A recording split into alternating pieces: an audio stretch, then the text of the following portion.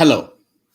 Yesterday, as he ended his 4-day state visit to Kenya, King Charles and Queen Camilla posed in Tuke Tuke, Kenya's equivalent of Nigeria's Keke na Pepe.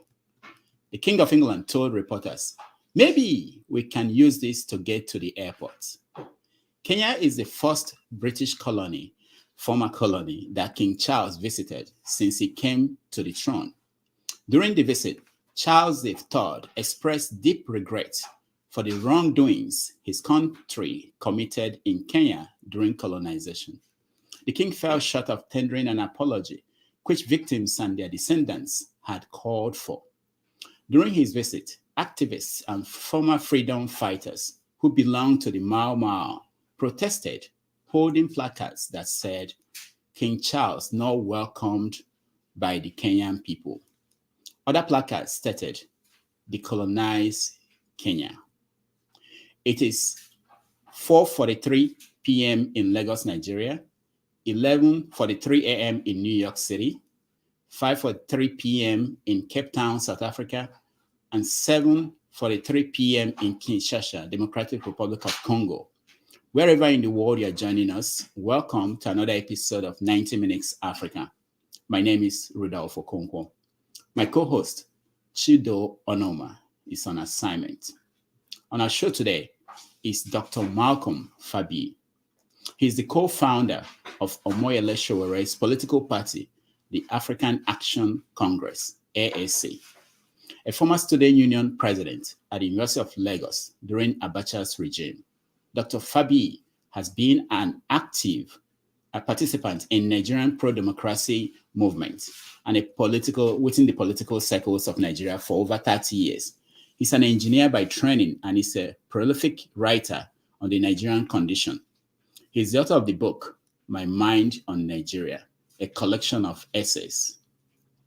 That Nigeria is at a crossroads has moved from a cliche to a frightening reality. What becomes of Nigeria depends on whom you ask.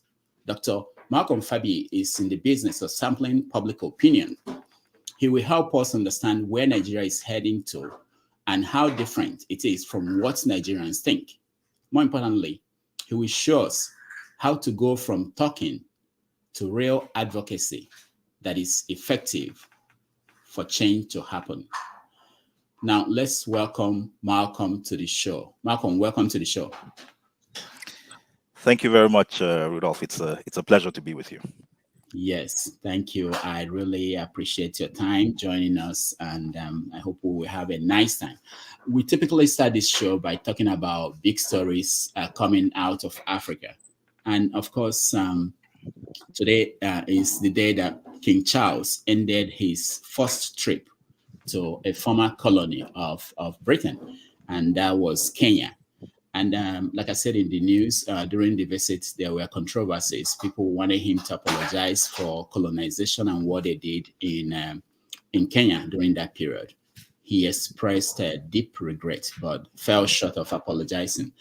So what do you make about relationships between African countries like Nigeria and their former colonial powers? Well, so I guess the first thing that I would say is apology is cheap. I think it has actually become even sexy, if you permit me to use that word, for people to go around apologizing for what it is that they've done historically. But then an apology, or in this case, as you've indicated, it fell short of an apology, express regret. Well, if regret is real, then we should see restitution. If restitution is real, then we should see reparations. So if the British royals, Charles and the rest of his people, are at a point now where they feel contrition for what they did in the colonies, then my expectation is hopefully over the next few years, the museums in England will be depopulated of all of the artifacts that were stolen from the peoples of Africa. The policies of the British will stop being discriminatory. They didn't need visas when they came to our continent. They didn't need visas when they took over our lands. They didn't need visas or any rules or laws when they appropriated everything that we have. And so, a real form of regret followed by contrition should also imply that we should begin to see concrete changes in the policy of these nations towards the nations they once colonized. Mm. Yeah, you mentioned visa and things like that. It reminded me of another story out of Africa this last week. The president of Rwanda, Paul Kagame, announced visa-free entrance to Rwanda to all Africans. And Rwanda now joins Kenya as the two countries that I know that have that policy. What do you make of that? I think it's progressive. But to be frank with you, I think it's going to be problematic. The reality is there's a reason why nations guard their borders. There's a reason why nations impose restrictions on movements in and out of their borders. And right now, I don't know what the situation is in Kenya, but Rwanda has a certain halo around it. Like Rwanda in the last 10 years has done some remarkable things in terms of economic growth, in terms of creating opportunities, in terms of holding itself up as a bastion and an example for how good governance can have an impact on a nation and its people. My expectation, in practical terms, is that many Africans will make their way to Rwanda.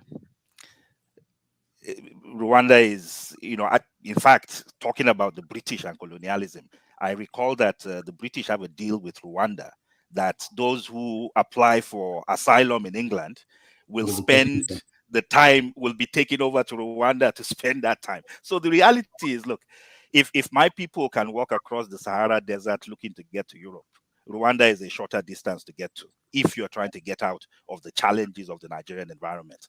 I hope they can maintain that policy. My expectation, though, is that they can expect to be inundated by a lot of Africans who are, quite frankly, desperate, whose nations are not offering them anything, and being able to go to a place that seems as if it has its act together, and that the economic opportunities will be where they would go to. So I do hope that what Rwanda has done will be sustainable.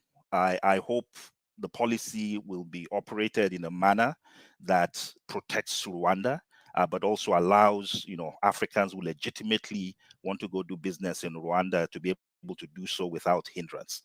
I think that should be the future.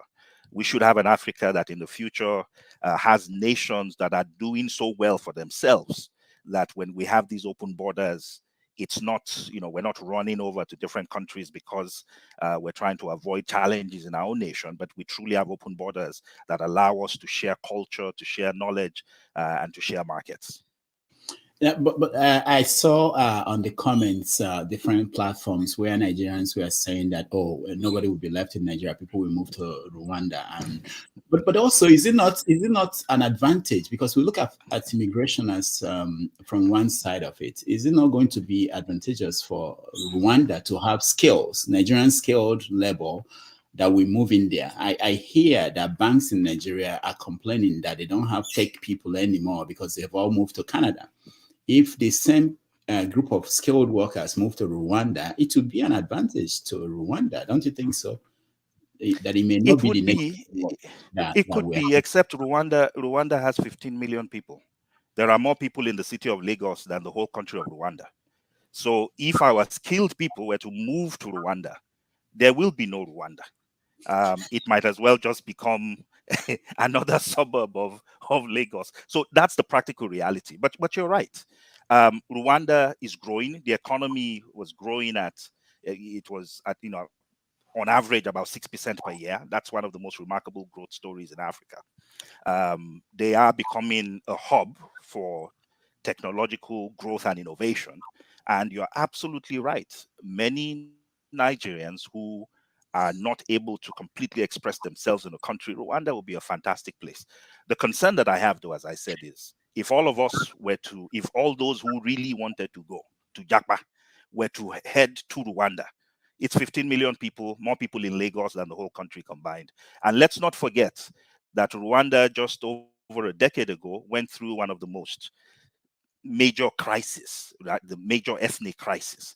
So what we don't want is, Rwanda already has the Hutu and the Tutsi. There are two major ethnic groups.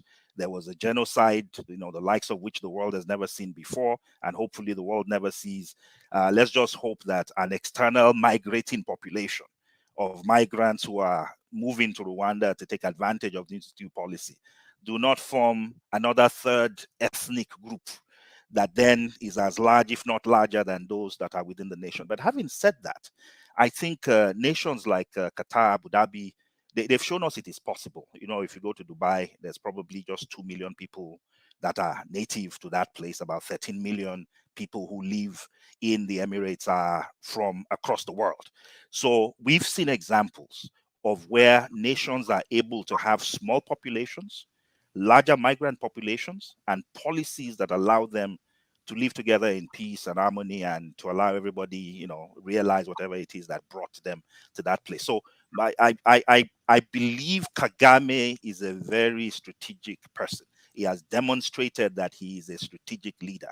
And so I am actually, I feel very confident that what Rwanda has done could potentially end up being, some type of model for how the rest of Africa can address this question of how do we open up our borders, allow for transcultural exchange, but at the same time also preserve the integrity of our security and our nations and our borders without causing crisis between those who exist in those nations and those who are coming in. Because think about it, one last question on this line. Think about it, if we open up, if more than, let's say, 10 countries do the same thing, yes, and people can move across, go there and come here, and Nigeria maybe joins, you may find a situation where it's not just about people moving, it's also about goods, about services. That's right. Mm-hmm. So you find out that companies in Nigeria can easily move to Rwanda. Not that they are not there, and I don't know how much they are there.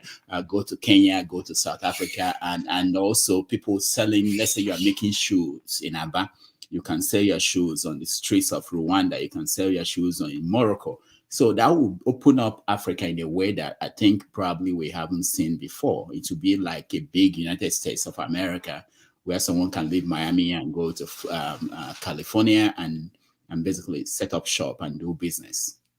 Don't you think?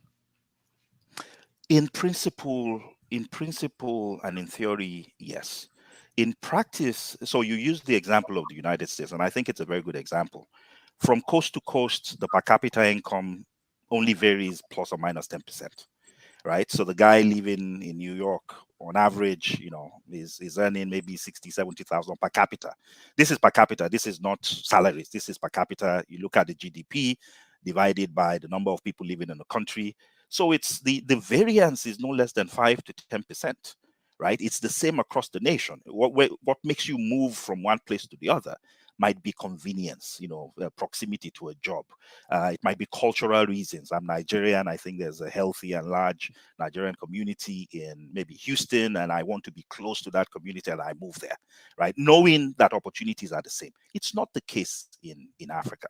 Our per capita income in Nigeria is about $2,000 per annum. Well, that was before the exchange rate dropped. It's probably about $1,500 per capita now. You go to a place like Gabon, it's about $250 per capita, right? So we have such, go to South Africa, it's close to more, closer to 5,000 than it is to 2,000. So the reality is that the disparities that we have in economic opportunities actually indicates that the first thing that should happen once borders become open is not the movement of goods, but the movement of people looking for places where they can express themselves, and then the goods follow. And what I hope will happen is that as we open up these borders, the big challenge, again, the big challenge that we're going to face is going to be this question of, how do we make sure that those coming in with technology, with their own, with the strength with the knowledge that they have, right, with the capabilities that they have, how do we make sure that that influx of persons and competency and capability does not begin to cause a friction with those who are local to that place? Because in the beginning, It is people that are moving and not so much goods and services. I think, some balancing act is needed. But as I said again, as I indicated before, we've seen this happen before. And my model would be what's going on in the Emirates. They've found a reasonable way of making sure that their very small population has been able to absorb much larger, the visitors in that area are more than 5 times the local population, 2 million people versus almost 13 million foreign nationals living within the Emirates, but being able to ply their trade, do their work, earn, and to, for all intents and purposes, and in all practical terms, actually live in a peaceful manner one with another. I was wondering, as you were speaking, if you think this will have an impact on ethnic tension within countries. So, for instance, a country like Nigeria, if there is an opening for Nigerians to move freely to other countries and come back home, and it may reduce the tension within Nigeria, within that space, don't you think? I think it would certainly make the hypocrisy of our ways clearer. So I don't know that it will reduce tensions, but it will certainly expose the reality, the stupidity of some of the things that we do. So, for example, I was born in Kaduna. I am geographically I'm from Kogi State, right? But I was born in Kaduna. I spent my entire life up until the time I went to university at University of Lagos in Kaduna. If you ask me where I'm from, before I remember that there's something that says it is where your father was born, even if you've never been to that place, that's the place that you must call your place of origin. In the past, I would have said Kaduna before I then catch myself and say, no, actually, my state of origin is Kogi, but I was born in Kaduna. It's ridiculous. We should not be in a nation where we have to be parsing origin. Your state of origin in a nation, or the place you belong to in a nation, should be where you are rooted. And where you're rooted is where's my placenta? My placenta is not in Kogi State. My placenta is somewhere in Kaduna. In fact, I know exactly where it is, right? So I think what things like this would do, if the Rwandans are opening their borders to us, if the Kenyans are opening their borders to us, yet it's difficult for me from the North Central to go to the Northeast, or for the Southeasterner to feel welcome in the North Central or in the Southwest. It just points out the fact that we still have a long way to go. And I think what it also does is it forces those conversations, those debates, those questions and those arguments. It forces it to the open in a good way, I think, because it begins to give us an indication and an example of how people who should not be opening their borders to anybody at all are opening those borders. If there are people who should be afraid of the other, it's the Rwandese. They fought a genocide. They had two ethnicities, and they fought one of the most pernicious genocidal wars that the world has ever seen, period. I told you their population now is about 14 million. They lost 1 million people to that genocide. It was crazy. Yet, it is interesting that they're the ones who are opening their borders. Why? Because they recognize that open borders can equal growth. They recognize that open borders equals an influx of capable people. It equals an influx of investment. It equals an influx of cultural exchange, right? That's what open borders can do. And I think, what Rwanda is doing, hopefully, will put into profile what we need to do in Nigeria, the work that needs to be done, and the hypocrisy that still, manages to permeate our political system. All right, let's come back home to Nigeria. You mentioned that you are from Kogi. I didn't know that. That's interesting. So next Saturday, there will be election in Kogi. Your Honorable Governor, Excellency Yaya Bello Hello. is leaving, and he Yes. might be replaced by Dino Melaye. which is a good transition. So what do you think about, what do you make of this upcoming election in Kogi and Imo and Bayelsa? So the first thing is I am not exactly very hopeful, and I'll tell you why. So I'm not exactly hopeful, but I also want to. There are certain things I want to encourage our people to do. So the first one is, if you look at what's happening in Imo and what's happening in Kogi, I mean in Kogi State, what we're seeing is democratic governments behaving in ways that even military dictatorships wouldn't.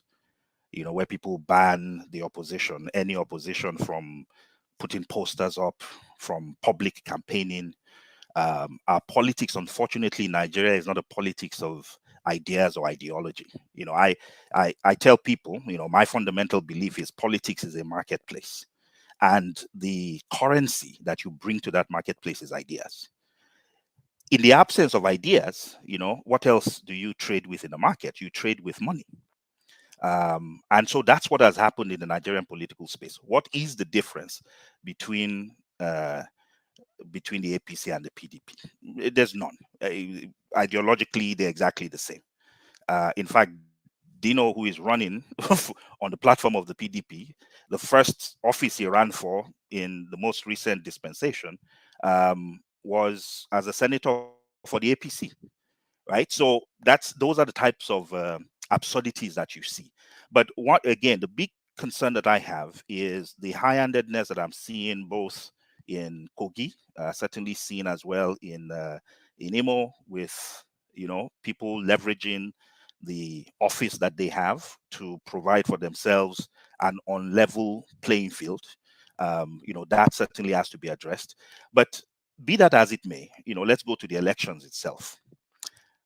Now, what we need to make these elections become. So if I think back to the presidential elections, the elections we just went through, one of the biggest challenges that we had with those elections was the question of how votes were reported out, right? It was the fundamental question of how the results from the elections, the results from the polling units, you know, the failure of the IRF platform, right? Whether failure, I put failure in quotes, whether it was a real failure or whether it was an induced failure.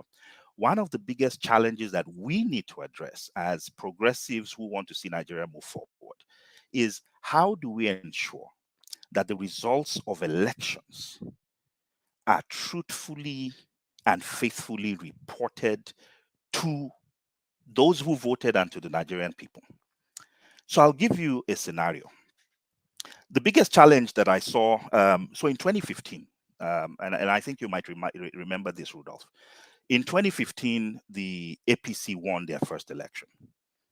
What you might, and I hope you remember that, one of the things the APC did then was, afraid that INEC might actually collude with the government in power, they joined a coalition with civil society organizations and some media outlets. And what they did was that, as the results were being announced in the individual polling units, the agents of parties who signed up to be part of this coalition, including the APC, were transmitting the results directly from the polling units to these media platforms that were announcing them in real time. Just after midnight, on the day of that election in 2015, over 94% of results from polling units, 180,000 polling units in Nigeria, had been announced. And so we knew who the winner of the election was. We've done this before. So it's why should we be expecting an INEC, whether it's the state INEC or the federal INEC, that has people selected to run them that are themselves partisan? Why would we expect non-partisan behavior from partisans? So the key question for me is, how do we ensure that regardless of what INEC does, we're able to both vote and protect our votes, not only by making sure that the votes are counted where within the polling unit itself, but that an accurate count goes out in real time. I am hoping that the future elections we will have before the next major election cycle in 2027, that we should be using these elections to actually test different models of ensuring that regardless of what INEC does, we can protect our votes and we can make sure that the outcomes of elections reflect the true desire of the Nigerian people. I have no idea what's going to happen in these elections. The outcome is going to depend on whether the federal government wants to get involved. It will depend on what side of the bed INEC wakes up on. But the key thing for me is, as we go forward, how do we make sure that we come up with strategies and models that ensure that that the outcomes of elections reflect the true views and the true voting patterns of the people themselves. That's what I'm concerned about. And that's one of the initiatives that I'm actually involved with GAIN. And I know we'll get to a point in this discussion where we'll talk a bit more about what GAIN is and what we're about.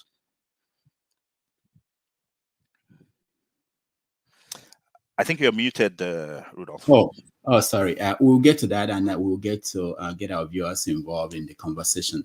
Let me ask you, based on the judiciary, what they've done in this last election, the rulings from the lower court to the Supreme Court, how do you think that will impact this coming election next Saturday? I don't think it will have any impact at all. I think what people can expect. So, what? Maybe you want to unpack. Yeah. What I mean, for instance, the political parties, what would they do now? Yes. What would they do differently from what they did in the presidential election or the gubernatorial election last time? If they're rigging, they'll make sure they rig well. They will make sure the rigging is legally unassailable. They will not do what happened in Kano. So, for example, in Kano, the elections were thrown out because INEC did not verify the ballot sheets. Is it the duty of the voter to determine that ballot sheets were verified? Because that's part of the process now, is you get a ballot sheet, but that ballot sheet has to be signed. So 65,000 votes were thrown out, and the guy who won the office in the beginning was the tribunal kicked him out. So what the parties will do now is perhaps they will make sure that all of these legalities, is the ballot signed, they will make sure they address those issues. They will make sure they don't run foul of the law. And if they're rigging, they will make sure their rigging is within the ambits that make it unassailable, right, for their lead or their votes to be invalidated. That's all that's going to happen. I don't expect anything beyond that to happen. Yeah, what about agents? Okay, what about the agents? Party agents, from my understanding of the judiciary and their rulings, they were expecting that the political parties, because they have their agents at every polling unit, they should have results from those polling units, and they should not. Maybe I hope I'm right. It should not depend on INEC to give them the results if they are going to challenge what was announced by INEC.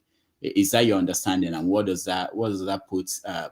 How much pressure does that have on the political parties now to be able to have complete results before they go to court? It makes it remarkably difficult. It makes it only the APC and the PDP can function in such an environment. So let me give you just a quick background. There are 180,000 polling units, 180,000 across the country. When you put an agent in a polling unit, forget rigging or anything. Normally what happens is you might actually give that agent about 1,000 naira or 2,000 naira because they're going to be there for the whole day. So it is either that agent is a volunteer who has volunteered to be there from the goodness of their heart, have absolutely no interest in receiving any monies or any type of support. But there are agents who actually expect to be paid to be agents. So think about this. Many parties do not have 180,000 members, much less 180,000 human beings that will be agents. Let me tell you something for a fact. The Labour Party in 2019, I was campaign manager for Showere's campaign, right? In 2019, the Labour Party got 5,000 votes nationwide in the presidential election. So it is remarkable, 5,000 votes, not in one polling unit, in the entire nation.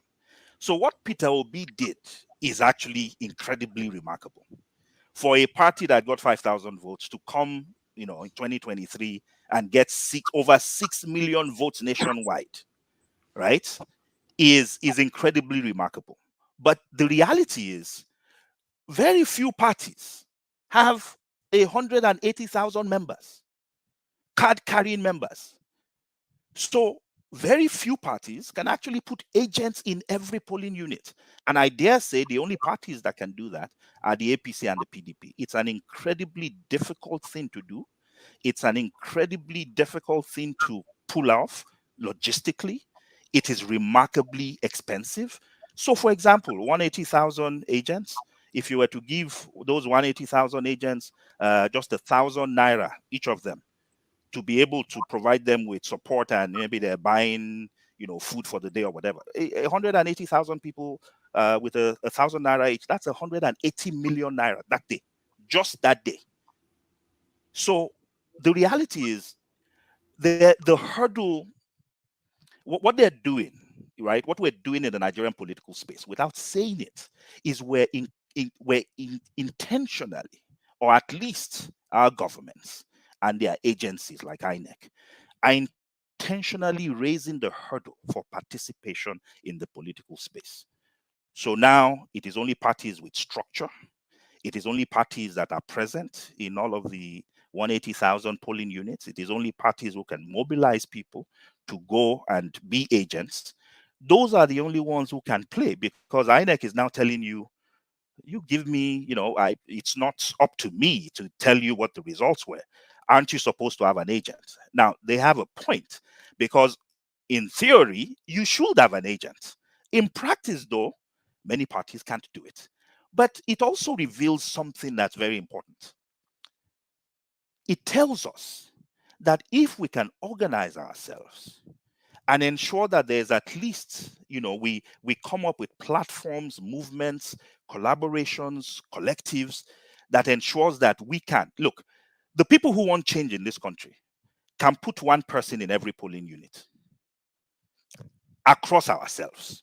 So if we can leverage platforms, find each other, whichever way we can, maybe through fora like this, by engaging on the ground through movements, right? Through associations, through engagement with the people, through grassroots organizations, if we can find ourselves and determine who is in which polling unit, and therefore utilize ourselves in some type of, connected way to form a network of agents. Even if we don't have agents, we can determine who is in this polling unit, and you today will serve as an agent for this collective.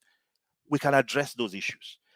But INEC is playing games. They know that there's no party, none, outside of the APC and the PDP that can pull off that feat.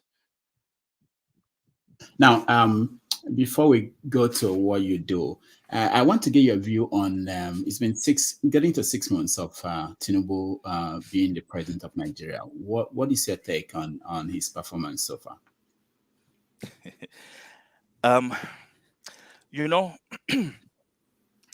I'll give you,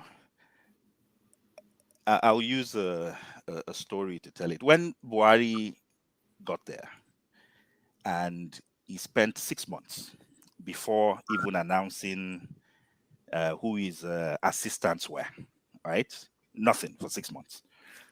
I think a lot of people were saying, what the heck is going on? This guy is too slow. Baba go slow, right? What we're seeing is the opposite of that. We're seeing action without direction, right? So you come in on day one and you say subsidy is gone. You free float the exchange rate. You come up with all types of policy initiatives, and then we're waiting. And then we're waiting to see the policies, right? The actual plan that supports these policies, and they are non-existent. So I think we've gone from, one of the challenges we have is this yo-yo, we've gone from absolutely nothing happening in terms of governance to now things happening that are not well thought through.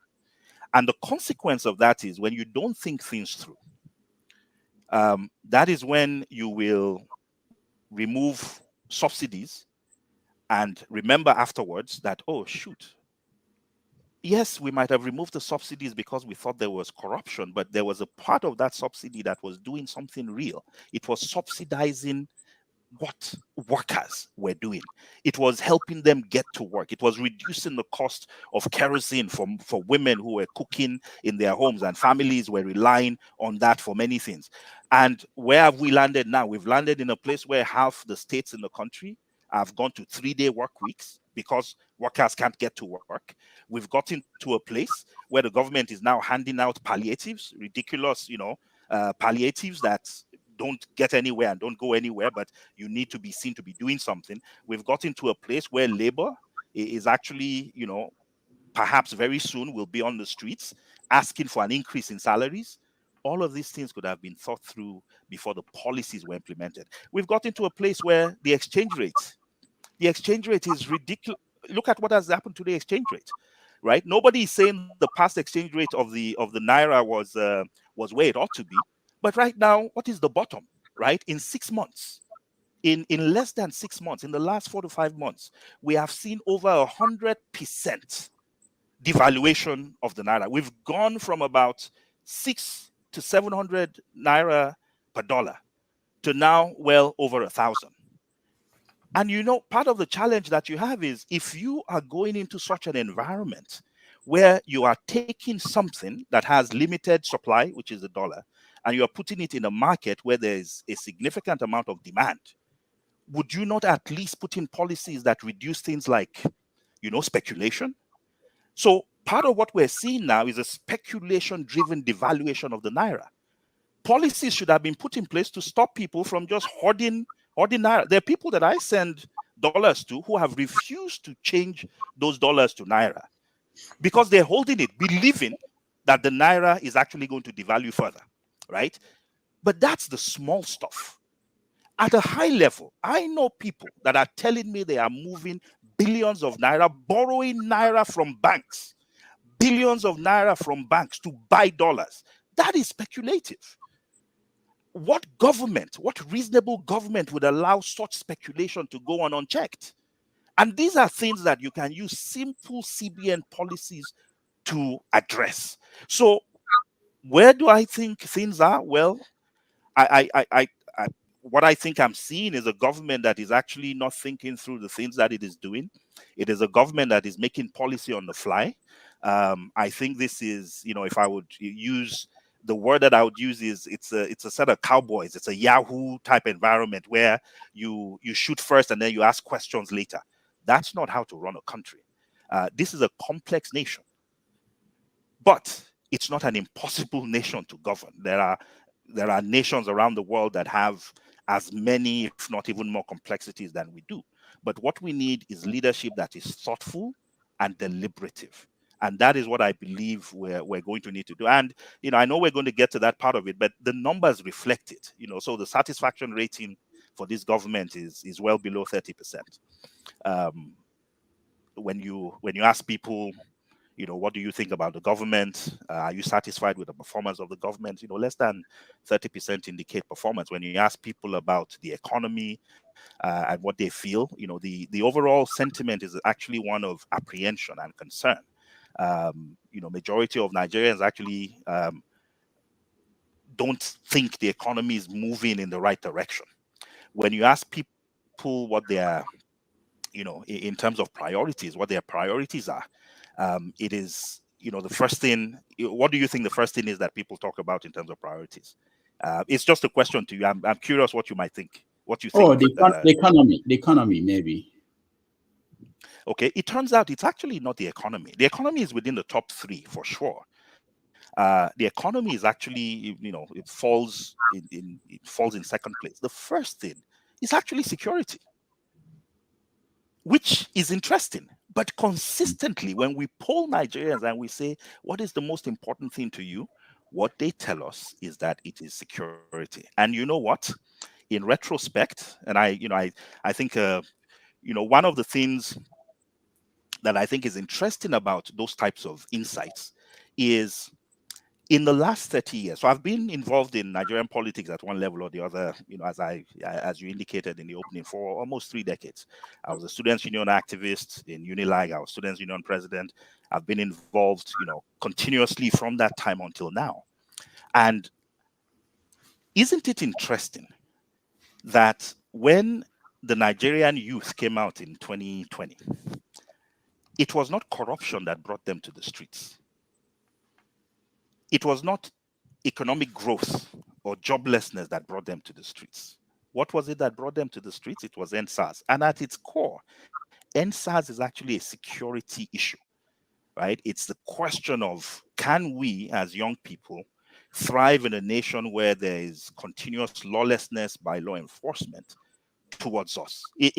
So the reality is, what I see, what I continue to see, and what I've seen over time is governance that is not based on facts, governance that is not based on policy, governance that is not based on a fundamental understanding of what the people want and what the people need.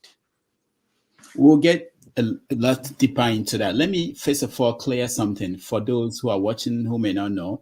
You were co-founder of African Action Congress, which is the party under which Omoyele Sowore has been running for office. Can you tell us a little bit about the formation of the party, and are you still part of the party? What do you think about Showore's run for president this time around? So I will talk about how the party was formed. I will keep away from from discussions about Showore's current run for office, if that is okay. It's over. It's over. So you can tell us what you think. So here's why we formed the party. I have actually known Sowore for as many years as I've been in politics, for 30 years. Sowore was the Students' Union president before I became president in Unilag. So as young activists, we knew each other. I knew Sowore when he was beardless and mustacheless. And I was the same, right? We knew each other when we were young, idealistic activists. And, I will tell you this, that man is one of the most principled persons that I know. The Sowore you see today was the Sowore that I knew 30 years ago, extremely principled. And when he decided to run for office, I was actually excited because before then, what had happened almost every 4 years is we would go on this scramble, those of us on the progressive side. There will be a scramble for who can we even support in this cycle, right? Since many of us were not interested in being involved directly. And when Sowore said he was going to run in about the end of 2017, a number of us were extremely excited. We jumped on the bandwagon.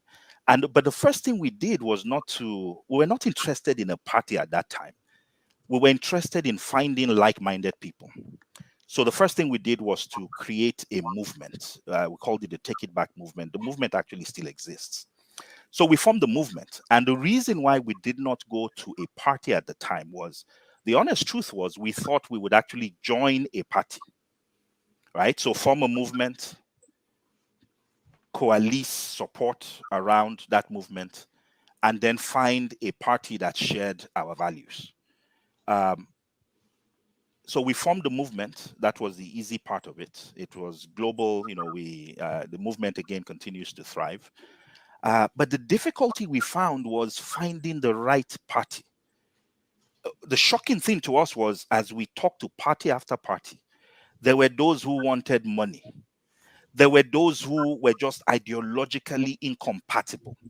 There were those who it became clear to us at a certain point that if we truly wanted to run and have a platform that we owned, right? Owned in parentheses, and have a platform that reflected our values, then what we might have to do was actually to form a party. And, one of the things that worked in our favor at the time was that because we had formed a movement, we were national. So one of the things you need to do to form a party is you need to be national. You need to have representation, nationwide offices all around the country. We were at that stage. We had nationwide coverage. It was easy for us to do. And so we decided, you know what? It's one of the things, it's looking to us like joining with an existing party is going to be more of a pain, because we can't control what happens within that party. What they were asking from us was completely against our ethics and beliefs. So we decided to go our own path and form a party. So that was the origin of the AAC. It was not our intention when we started to form a party. We formed a party because we felt it was actually necessary to do, because it preserved what we're looking for. Now, you asked the question of what about Showore's run? I think he's a very principled person. I think he has incredible leadership skills and capabilities. What I'd like to see going forward within the Nigerian political circle is that people who truly want to move Nigeria forward, the Peter Obis of the world, the Showores of the world, and perhaps others, I would like to see them work together. I would like to see a coming together of everybody, every force that wants to move Nigeria forward. At the point where we're at now, one of the things we've not yet learned politically in Nigeria is the politics of coalitions.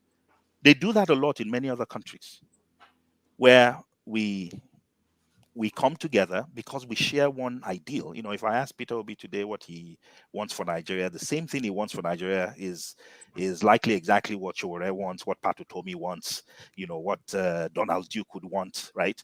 These are people who have a vision, who want to see Nigeria change. And what I would like to see in the future is that rather than fritter away our votes in 10, 15 different places, why don't we coalesce that support, coalesce that vision, and bring everybody that truly believes in moving this nation forward into one Camp Nigeria, regardless of what that is. So, if you ask me today, ideologically, what's the difference between a labor movement party and the Social Democratic Party, the party that exists, and the AAC? I'll tell you, quite frankly, ideologically, we're all very similar. So why fritter, why have this diffusion of powers when we can actually coalesce and move forward? So that's as much as I would say about that. All right, that's fair enough. But I know that there were efforts in the past to get to that kind of a coalition that you're talking about, but having the parties come together. And I know you were there when the last effort was made. Why did it fail? So here's the lesson or the learning for me. When you are forming coalitions or movements, don't do it when an election is 1 month away. Do it when it is 4 years away, 3 years away, because you need to understand who your partners are. There will be legitimate concerns and issues that you need to iron out. And that's one of the challenges of the prior effort that was made, was these discussions were taking place like just a month or 2 months before the elections. That's not when to do it.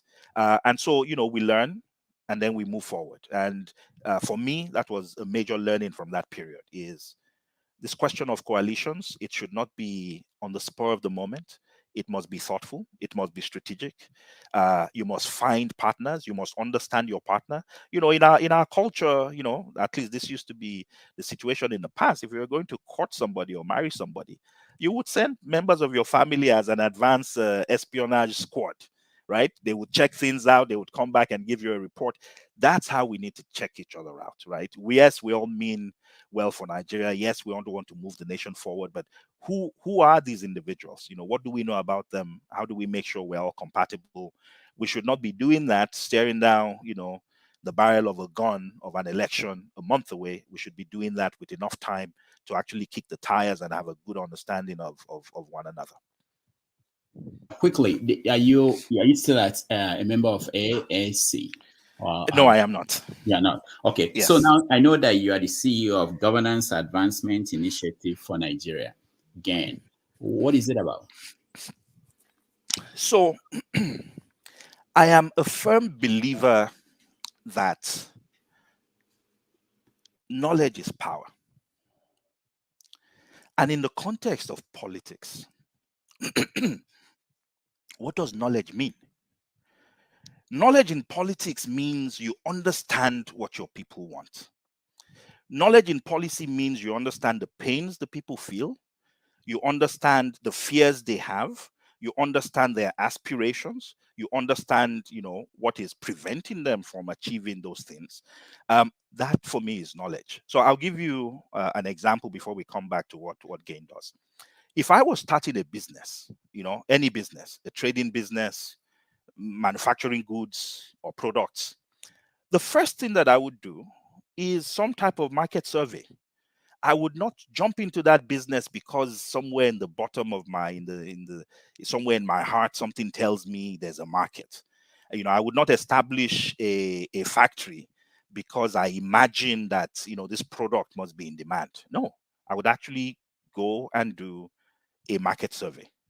I would find out what products currently exist. I would find out what the market gap is. I would find out what people are willing to pay. I would find out whether I would be able to staff that factory. That's exactly what I would do. And so, what GAIN does, Governance Advancement Initiative for Nigeria, what we believe in is that we should bring to government and governance the same type of discipline that we would bring to any serious venture we're involved in. That governance should be based on facts and figures. That governance, there should be benchmarks. How do I know that things are improving unless there's a benchmark that tells me this is how things used to be, and some way of tracking changes between when we did that benchmark or established that baseline and whatever period we're doing that monitoring for? How do we learn if we cannot take best practices from one place and take it to another place?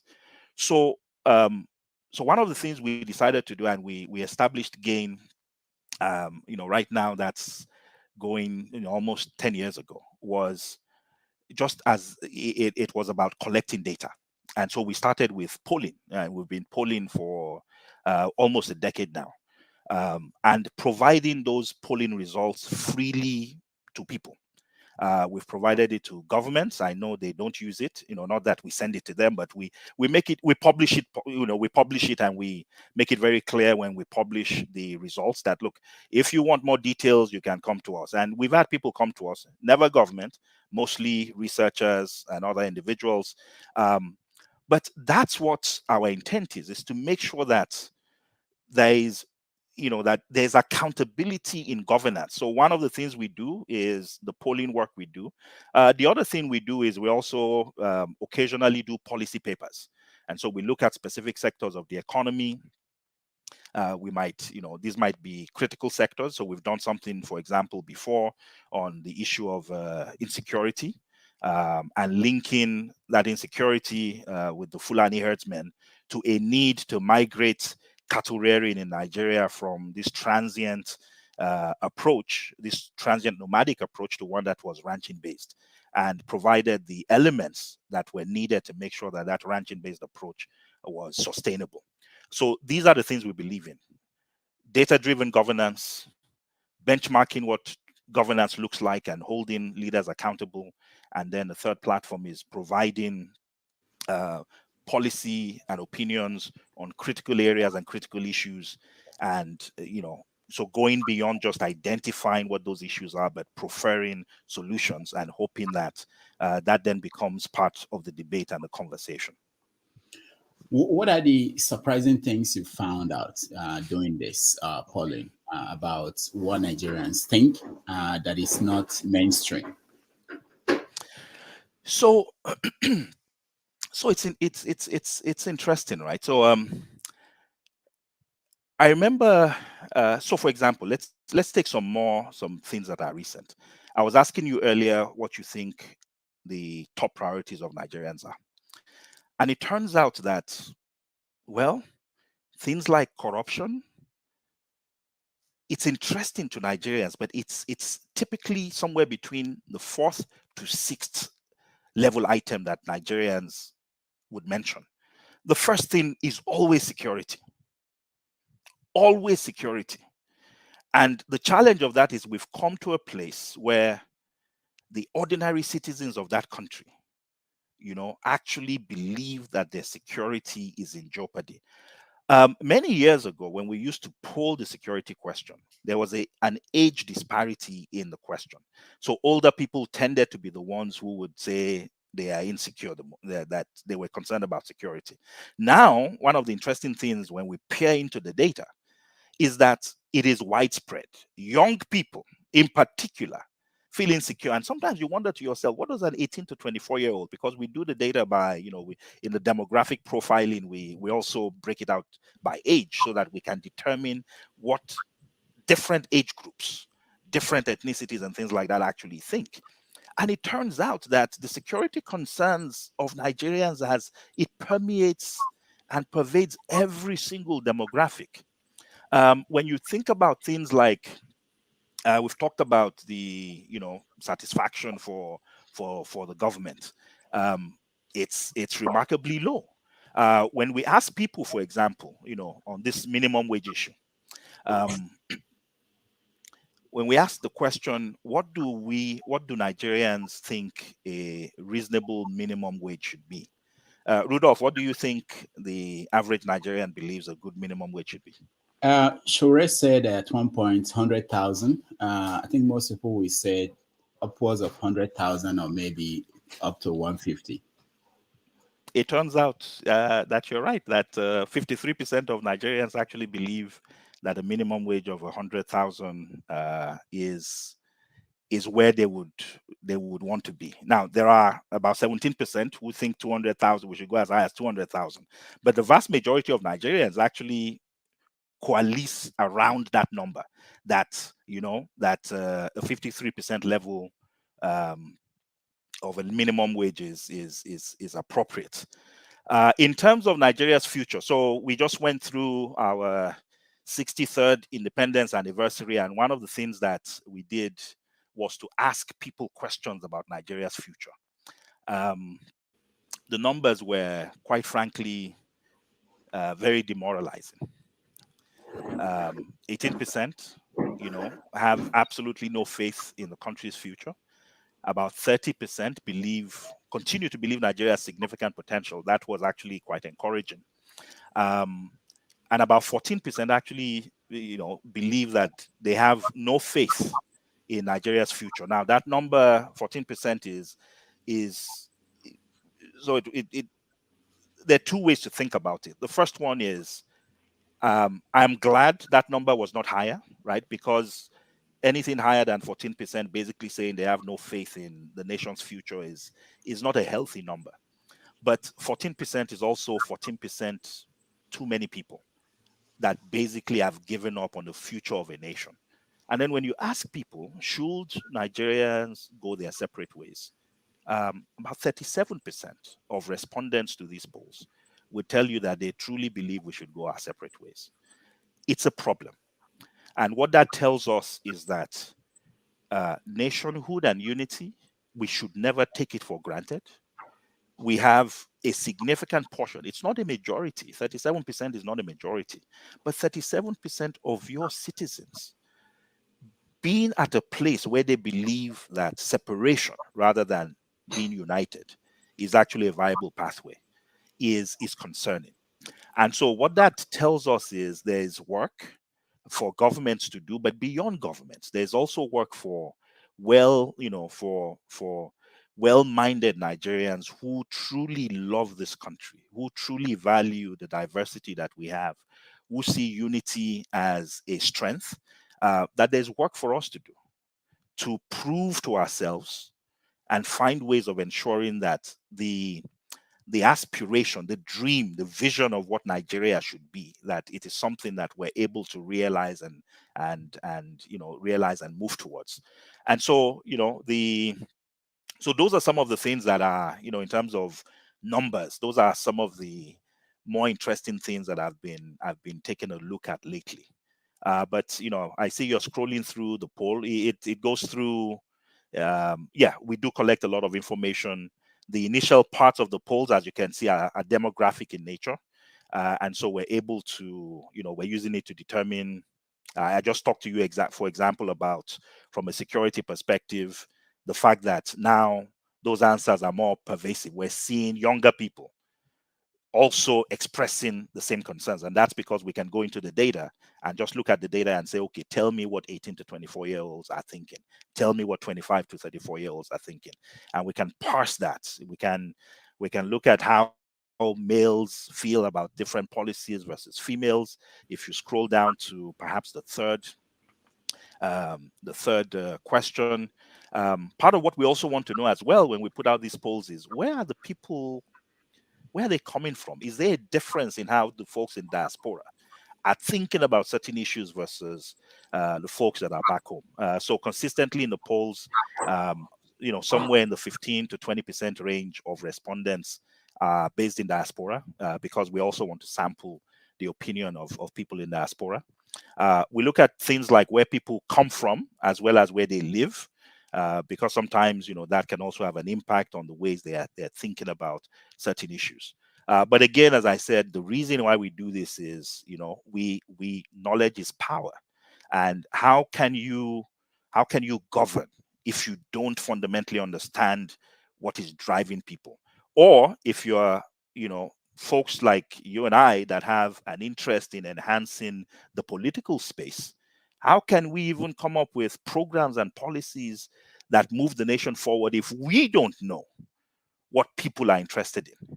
If we don't know the most critical things that will excite them? So, for example, in some of the polling we've done lately, 94% of Nigerians, I was asking you about minimum wage, 94% of Nigerians believe that that the minimum wage should be at that level, that it should increase. And what does that mean? It means if I'm a labor movement leader, I know that the vast majority of the Nigerian people will actually support me if I go to the streets in protest, if I have a government that's refusing to listen. And the other thing that I would know, so if I was a labor leader and I was planning any type of action, I know, one, that majority of the Nigerian people believe that, look, the minimum wage should not be 30,000 naira. It should be at least 100,000 naira. I know I have support for that. Why? Not because I sat in some pepper soup joint and we were discussing what an appropriate minimum wage is, but because we've actually done the polling to let us know that that's the number that people support. The second thing is, I know 94% of Nigerians support me. So when I go out and I have a real, authentic engagement with the government, and I tell them, look, we're not going to move from this position, and if you're not willing to engage with us, we are ready to move to the streets. I already know that majority of the Nigerian people support that position. It just puts you in an incredible position of power and insights. And so those are some of the things we're doing, and we regularly engage with some of these movements to let them know what the polling is telling us. What about sampling? How many people are part of this polling, and how do you do the sampling of the population? So we do this in several ways. We do it almost exclusively electronically. We use email, we use WhatsApp platforms, we have some partner media organizations, we use social media platforms like Facebook. So we buy ads, for example, and send these polls. So one of the things we do is, which is why we take the demographic data. As the results are coming in, if we see, for example, that there are, the respondents, there are like 60% men and 40% women, and you want to make up for, and you want to get to more women, because in Nigeria we have a roughly 50-50 split, right, between men and women. One thing you could do is you can actually go to a platform like Facebook and target ads using the survey link to women living in Nigeria that are Nigerians. you can get to that level of specificity. So we've actually developed over the years methods of actually doing this. In fact, one of the first tests we did for our sampling approach was to use the 2015 elections. We predicted the outcome of those elections. We actually published it, and I remember at the time there were a number of people telling me why was I taking such a risk, right? To publicly come out and say, look, this is what we thought the outcomes of the elections could be. But we were actually quite. So first, we thought that would be a good test of the appropriateness of the sampling methods, because one criticism for a social media or digital-based sampling approach is the question of, are you touching the grassroots? Right? Are you engaging with people at the grassroots? Are you missing out the market woman who is not going to Facebook and who is not on WhatsApp? Are you missing out on her? Are you missing out on the herdsman, right, who is taking his sheep, walking the country with his cattle, and you are completely missing his views? So that's always a risk. But what we found is that so several interesting things. The first one is that when you look at the demographics of people on Facebook or on social media, the reality is that it's actually very reflective of, so the market woman might not be responding to the poll, but her daughter, right, who feels the same economic pressures, is on Facebook, is on Instagram, is on all these different platforms. So what we've actually been able to find is that when we test the results we're getting on with these digitally different platforms from what we would get if we were doing an underground, engagement of people, let's say just randomly walking to bus stops and things like that, that there's a very strong correlation between the two. And as I said, the test case for us was, could we predict the outcomes of something that had a clear end and a clear outcome? There'll be a winner, there'll be a loser. We used the 2015 elections. We actually did the polling twice and published it on Sahara Reporters at the time. We did the polling twice because, if you recall, the elections were actually shifted by a month. So it was initially supposed to happen, earlier in the year, I think around March, February. Then it was shifted to March. So we did it twice, and both times, the outcomes that we predicted were the outcomes that eventually emerged, and we've used it. We've used this methodology over the past 10 years with good outcomes. What we're typically aiming for is about a 95% confidence level. So for a country like Nigeria, a 95% confidence level means you must have at least no less than about 550 respondents and above.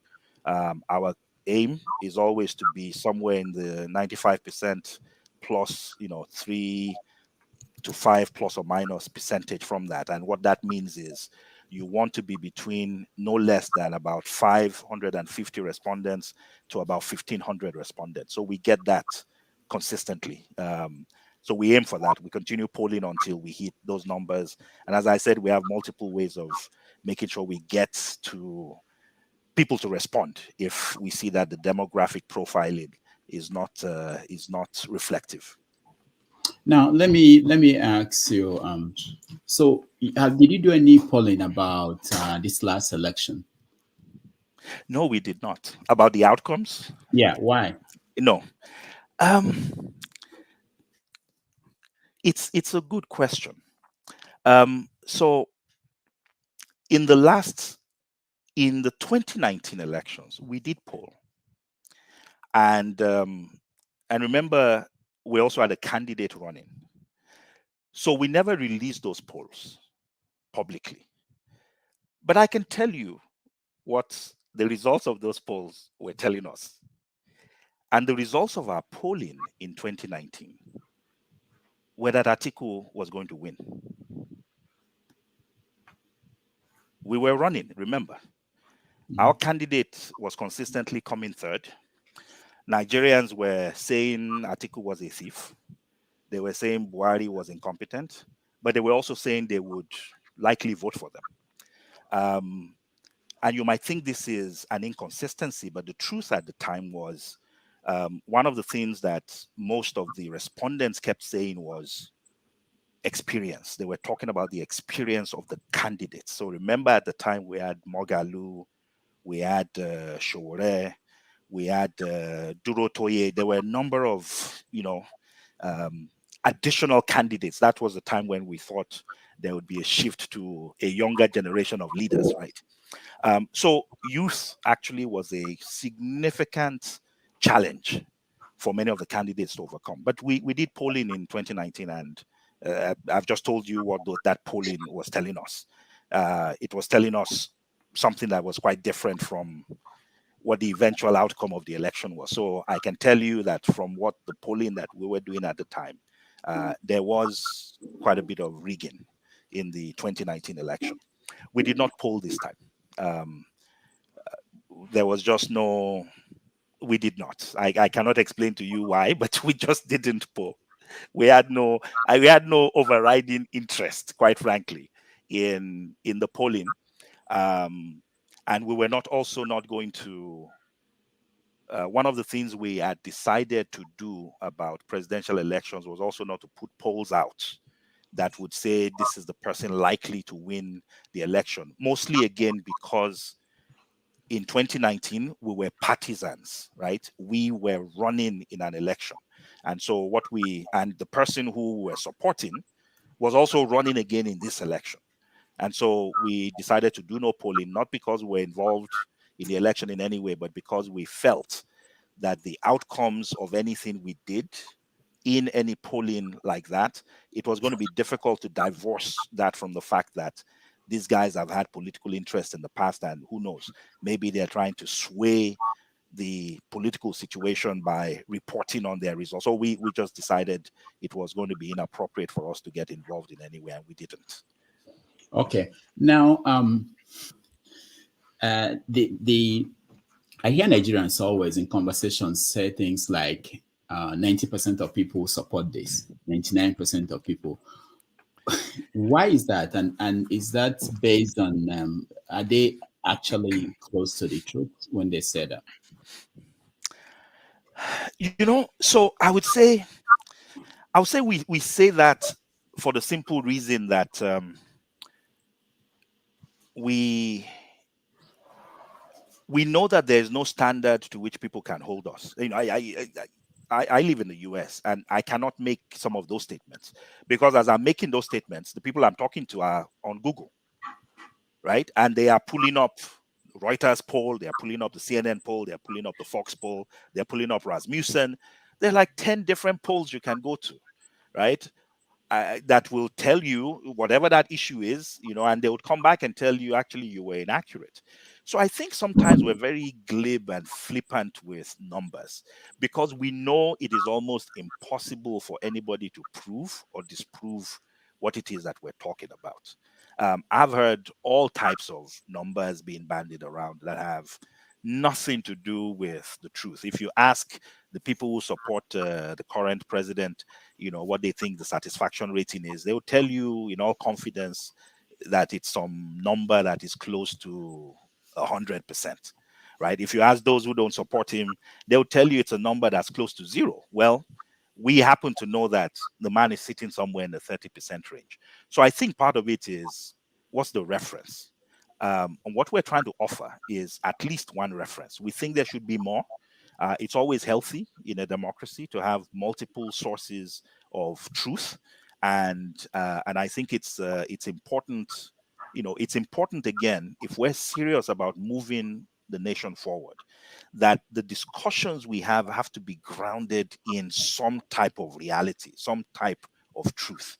So I think that's where we're coming from.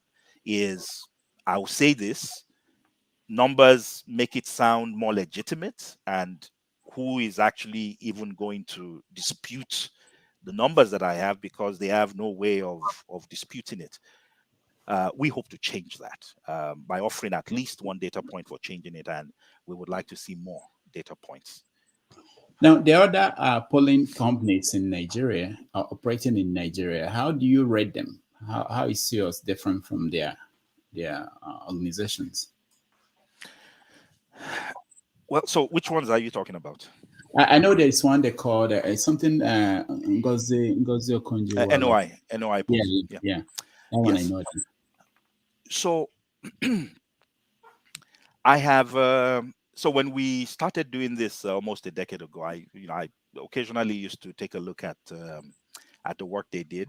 I think there was a lot of correspondence between what we were seeing in our results and what they were doing. Um, right now, I think they have more of an emphasis on paid research. So we don't have a paywall, right? For us, providing data is just it's a service. It's a service that we're doing because we think it's important for the country, because we think it helps. So we are not behind a paywall. We are, remember, a not-for-profit. They are not a not-for-profit. They need to make money. So when they do polls, those polls are typically on behalf of a client. And so if, for example, a political party commissions you to do some polling for them, you will do the polling and you will not report it or share it with anyone, because it was intended for whoever it was that commissioned you. So I think that's the issue. We do have market research companies. We have companies that poll, but majority of them, if not all of them, do it as a business. We don't do this as a business. We do it as a service to the nation. So I think that's the reason why we don't see more of these polls publicly. Okay. We are going to open up a conversation to our audience. So if you want to join us, click on the link and you can join the conversation. And so let me ask you about religion. Have you done any polling about religion in Nigeria and what it means for people or what impact it has? So so maybe that can actually be something we do in the future. But the polling we did on religion was somewhat of a political nature. This was during the Jonathan period. And it was part of the polling we did when we were trying to predict what the outcomes of the 2015 election would be. And it was this question of Northern Christians and what were they going to do politically, and why would they do it politically, right? Not just Northern Christians. So remember, in our polling, we were able to tell where you're from, because we ask you, we don't ask for your state, but we ask for your geopolitical zone, right? So are you North Central? So we ask for that. We don't ask for, in the one you just showed, we don't have religion there, because it's not relevant to some of the things we're doing now. But in 2015, religion was such a big factor, because you had somebody who historically had been viewed as one of the most fundamentalist persons to try to run for office, Buhari, who was running against Jonathan, who, for all intents and purposes, was the Christian candidate in the 2011 elections, right? And now they were running against each other in 2015. And the question was, would Christians eventually somehow break for Buhari? And what we found at the time was interesting. What we found was that, yes, Christians were actually breaking for Buhari. And interestingly, they were doing so because they were disappointed that the Jonathan government had not improved their security situation. I think you might remember at the time that Boko Haram was doing some serious damage to many communities, especially Christian communities, kind of in the northwest, sorry, in the northeast to the north central region. But it turns out, obviously, with what we've seen in the last 8 years, that was a gross miscalculation. That we're going to replace a Boko Haram insecurity with one that was perhaps even more dastardly, which was the militant headsmen problem that has now become even more pervasive. But it's not something we have looked into deliberately. But again, it might be something we look into. We actually encourage engagement from groups, that might have certain questions about certain things going on in the country. For example, this religion stuff that you brought up. So if there were some specific questions of interest, those are things that we like to incorporate at some level into the surveys to kind of pierce the veil, peel the onion and really understand what the governing issues are, on these matters. Okay, thank you. Now, for those in the studio, turn on your camera so that we can bring you up and you can ask your question. While I do that, Malcolm, can you tell us about student unionism when you were president at Unilag? Did you have special assistants, have police? What happened to, where are we? What is going on? No, we had no special assistants. we Did did our own. Did you see the video? I did. I saw that ridiculous video from Adamawa, where the young man had an orderly, or in fact maybe two, and had all types of aides and special assistants. It just tells you where the country has gone to. They are emulating what they see at the national level, right? So it's sad to see, but no. Is there any association of former student union leaders? Do you guys talk to the current ones? Is there any kind of mentorship, any kind of communication? What is going on? So there are platforms where, so we don't have formal platforms, sadly so. We do have groups, so on WhatsApp, for example, former NANS leaders, former students union presidents, we have all these groups. We talk, we bemoan the situation. But one of the things we're actually working on in GAIN is to begin a mentorship program with student leaders and just students in general. Because when I look back to when I was a students union leader, we did have mentors. We had people like the Falanos, we had the Ganifawa Emis, we had others, we had professors, we had people in ASU and others who were part of organized movements that we belonged to. There was the Sankara movement, and there were students who belonged to the Sankara movement. There was the Stalinist, Leninist movement. There was the Trotskyist movement, and all these movements I'm talking about actually had senior leaders, mentors, graduated people, professors, doctors, people who provided mentorship and guidance. I think we have lost that, and so it's a little difficult to say. So I find, and remember something. Remember that these young people are student leaders under an atmosphere that we never experienced. So when we were student leaders, we were dealing mostly with the military, right? We were adversarial, completely adversarial with the military. Here, these guys are student leaders in a political environment where politicians are throwing money at them, trying to use them or not use them, trying to either co-opt them or nullify or blunt their impact. And so there's way more money right now flowing around student circles and youth circles than was imagined.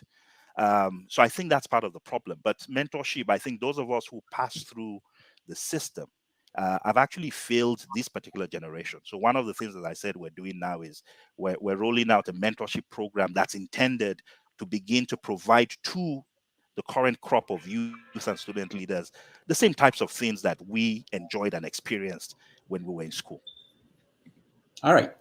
So let's go to the audience. X0 Mastro, welcome to the show. You are first. Any question for Dr. Malcolm Fabiyi? Yes. Good afternoon. I don't know. My network is breaking. If you don't hear me clearly, just let me know. So I will switch to my laptop inside my. You're very clear. Place. You're very clear. Okay, great. Okay, great. Dr. Malcolm Fabiyi, good afternoon. We are actually comrades during the Sowore campaign days. We were the ones that represented Sweden. So we were reporting to you. I don't know if you remember. Oh, fantastic. Yes, Yes, yes, yes. So yes. that was the period I knew about you, and I read a lot about you. And I think you've done a lot of fantastic things in the past. I learned you were a student union president, and you fought alongside with Sowore. I'm really, really glad that I met you today. So I say kudos to all those things that you've done for us, and then keep fighting the fight. My question, actually, you answered part of my questions when you said you left the Sowore group, but I still want to know why you left. Why exactly you left the Sowore movement? Because you were like the one everyone reported to. So after Sowore, then we were seeing you as next. So if you said you left, what then is left for us to believe in? Many of us expected somebody like Sowore to carry the fight. We were thinking if we had a person that had the bravery or the braveness of Sowore and the capacity of Obi put in one, by this time Nigeria will be boiling. Nigeria after that election would have hit the streets. Obi didn't have what Sowore had. Sowore, it turns out, didn't have the clout that Obi had. They were two people that needed to complement each other. So why exactly did you leave Sowore? Why? And you said you didn't fight. Why? Tell us, please. I'd like to know. Ex- No, no. So, Thank you. sorry, Rudolph, you want to say something? No, no, I just wanted to thank you for that question, because especially when you were next after Showere's presidency, you were the next. So, we Shore and I are very good friends. We talk. In fact, we spoke yesterday, and we continue to be very good friends. But here's you see, we had a difference in opinion, and so I'll be very straight with you. And here's what the difference in opinion was: when we were polling Nigerians, majority of Nigerians were saying they liked what you just said. They admired his courage, right? They admired the stance of anti-corruption. But what we also noticed was the same Nigerians that were saying Atiku was a thief and Buhari was useless were saying they would vote for him, that they would vote for them, right? It's almost difficult to compute that in your mind until you recognize that when you then ask Nigerians again, they would tell you it seems cynical, but it makes sense. The Nigerians were basically saying we prefer the devil we know to the angel we don't know, right? And on paper, all these guys that have ended up screwing up the country, have they not been student union leaders too? Was Ebenezer Babatokwe not one of the most respected student union leaders? If we say, oh, we're from diaspora, we have exposure, we're different, was Chimaroke Namani not based in the US? Was Bajabia Mila not based in the US? The reality is Nigerians were looking for something that, in my view, was, yes, we like what we're hearing, but how do we know that you are not different from the people you want to replace?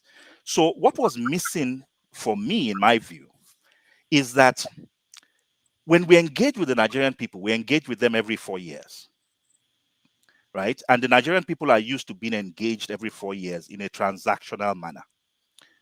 I believe that we need a grassroots engagement. We may lose the first election. So this was not the first time. I ran for office in 2010. I ran for Senate from Abuja. So I ran in the 2011 election. I was part of another small party at the time, National Transformation Party it was called. And I remember the people in the areas, and I ran from Abuja. And I remember people at the time, telling me that they hoped this would not be the last time they would see me, right? That if I lost the election, they were hoping I would not abandon them. They were hoping that what we were starting was something that would continue. Well, guess what? I lost the election. You know what the next thing was that happened? I abandoned them. Why? Because I had to go back to start working, because I'm not a professional politician. I had put my career on hold to run, right? So we do that consistently. We excite people, they come out, they support us, and then they don't hear from us. We're unable to transform the moment into a movement, right? We have moments where we excite people. They believe there's a change that's going to happen.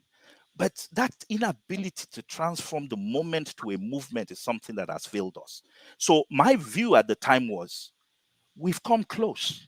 We have excited people. People can see it is real. In fact, I believe very strongly that Obi in this last election actually built significantly on the consciousness that had gone on before. You know, the idea that you can use a platform that has no structure, you know, the idea that you don't need to be APC or PDP to make an impact. That's part of, I think Nigerians in their consciousness over the years have seen people do this. And I think 2019 with Mogalu and Showore and Durotoye and others, it demonstrated to Nigerians that this was possible. And I agree with you, Maestro, that there was in 2023, there was a meeting of the moment and the man in Obi, right? That was able to answer some of these questions that we were not able to answer in 2019. The question of experience, you know, what's the pedigree? What have you done? So where did we differ? We differed in how do we move forward? My view was we need to engage the grassroots. We're doing astroturf politicking. Every 4 years you repair the turf. It was not grassroots. What is grassroots politics? Grassroots politics is there are 180,000 polling units in the country. Rudolph, we just had a conversation and I told you the only people that can put agents in 180,000 polling units are APC and PDP. If we want to change Nigeria, then we're not serious if we don't have a movement, if we are not able to engage with Nigerians nationwide in a way that lets us know that, look, oh, you know, do we have somebody in a polling unit in Newi? And it's not going to take us forever to just pull up a database and say, yeah, we have these people there. So are we engaged with the people? Are we working with them? These ideas for changing the nation that we have, is it only when we're in power that we can change the country? Can't we teach, you know, if we truly care about economic empowerment, can't we get ourselves together and do economic empowerment? Can't we show people how it is done? Can't they begin to see these ideas that we're talking about in practice so that when we say we're running for office, they can say, damn, if you see what those guys did in Abuja, or if you see what they did in this local government, practical things. If you go to buy something in the marketplace, won't you ask for a sample? We want people to vote for us and we have no samples. We just have platitudes. So for me, I just felt, you know what we need to do is grassroots. We need to go to the grassroots. The Nigerian people they are ready for change, but we still need to introduce ourselves to them. We need to take these ideas, we need to practicalize them. There was a feeling, the alternative idea was, maybe this is time for more engaged revolutionary action. Maybe it is time for, you know, for bravery, for courage, for protest movements. This is time to be in the face of the oppressor. Very different views. So one is, in the face of the oppressor, the people are ready. Once they see that the leadership is there, they'll follow. I just didn't think Nigerians were yet at a place where they were just ready to follow, that we needed to prove ourselves. So that was the parting of ways. It was a philosophical disagreement. And as I said, we're friends, but we just saw very different pathways to moving forward. So I hope I have, I know it was a long-winded response, Maestro, but that's what happened. That's the kind of response you needed to give, because you needed to explain yourself, you know. So I mean, my last comment on this is that before this election, everybody wanted Obi. After the election, we saw we needed the Showore braveness. We don't know how to merge the two. Showore doesn't seem to like all his comment about the guy, and Obi doesn't even need to talk about Showore because he feels he has all the clout. I just wish all the revolutionaries can come together. This is the time we need a wartime leader. Thank you very much. All right. Thank I you. agree with you. Yeah. Thank you so much. Let's go to Mazi Prince. Mazi Prince, welcome. Yeah, good morning, Dr. Rudolph, and good morning, Malcolm. My question goes like this. It says, show me your friend, and I will definitely tell you who you are. Why am I saying this? Showore, in a perspective, happened to be someone who presents himself as a, let's say, someone who is not corrupt. But knowing what I know now has shown that Shore kind of like deals and dines with corrupt persons. Start, for example, somebody in the person of Femi Falana, who happens to be his lawyer. Femi Falana years ago was the one who fought against Gani Fawemi in the case of Bola Tinubu, okay, who even helped in squashing the case when it was when Jennifer Wami was taking it up. Apart from that, you go to the case of Wike and Amechi. I was privileged some years ago to watch a video where Shaware had the opportunity to expose more about those two men, but he never did. Moving forward, I will come, in diaspora. And when you talk about Menendez, Senator Menendez, of course, you are very much aware that Senator Menendez is now indicted in corruption. And this is somebody who is very close to Shower. So when knowing all these men and their characters, what they've done and what they've exhibited, it goes a long way to say, I don't even trust Shower. I don't trust him. I'm sorry. All right, I don't know Mazi. if you have any answer to that. Thank you. Dr. Malcolm, Yeah. go So ahead. yes. So so here's what I would say. Um, I would not hold Shore responsible for example, for what Femi Falana, what cases Femi might choose to handle or not handle. And I'll tell you a personal story. Both Femi Falana and Fawemi are people that I know very well. They handled cases for me when I was in school, when I was rusticated, when I was arrested.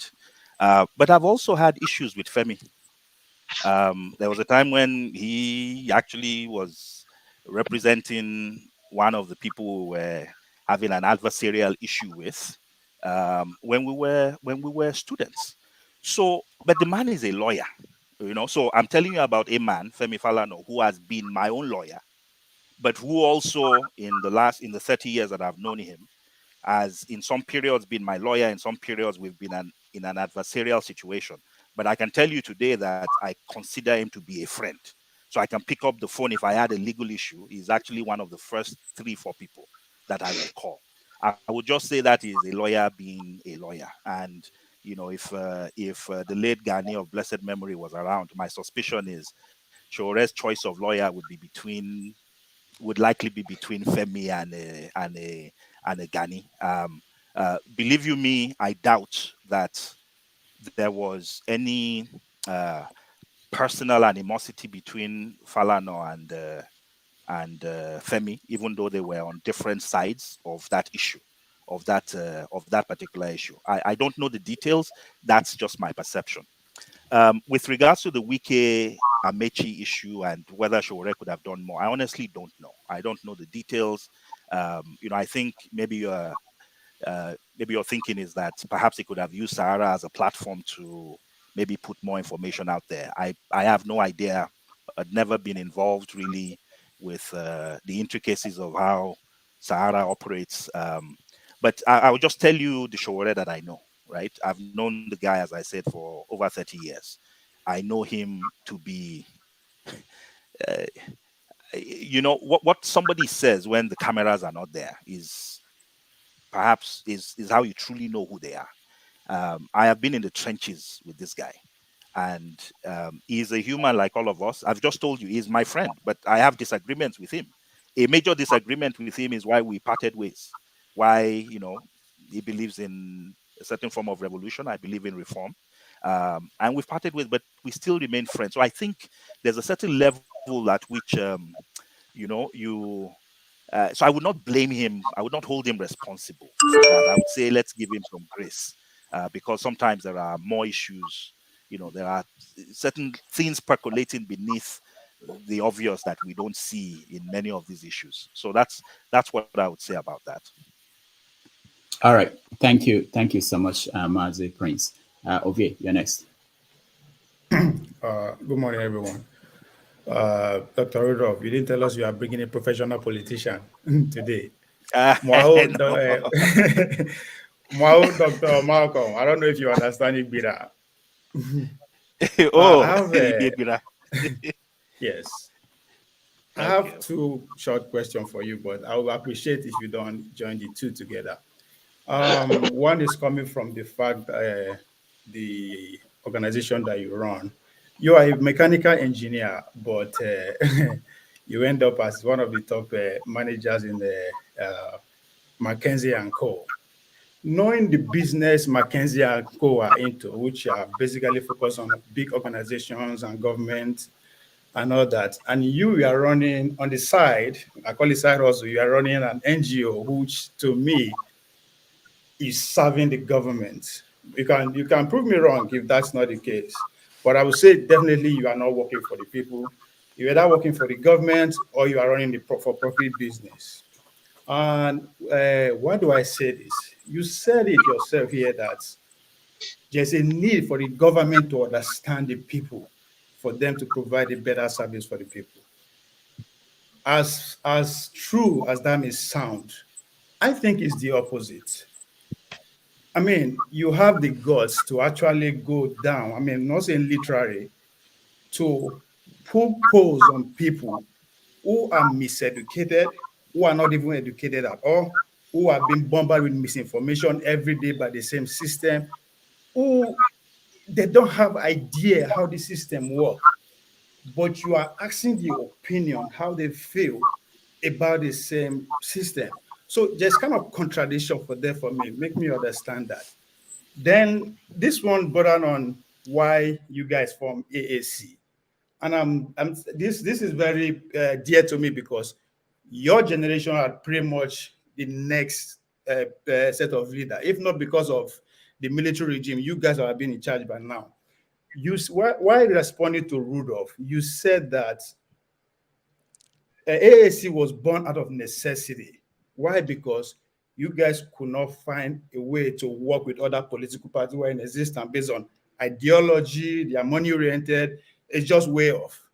One and change today, you are recommending, you are calling for coalition party with the same people you disagree with. By the way, even up to today, Showoresi COB as a stewage of the people that you fought against during your early days. So what change? Is this coming from the fact that the organization you are working for, that's the influence? Or so I'm confused, and I believe a lot of Nigerians are also confused. So these two questions, if you can give us a clarity of that, I appreciate it. Sure, thank you. So let me start from the first question. So in your first question, you question, I think there's a suggestion there that you have a sense that I might be working for the government. Yes. That if I'm doing things like these polls, then somebody must be gaining something.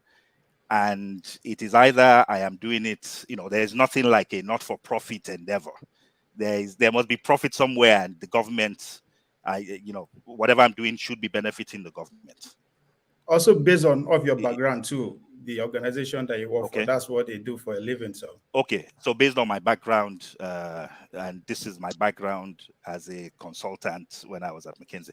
So let me say a few things about that.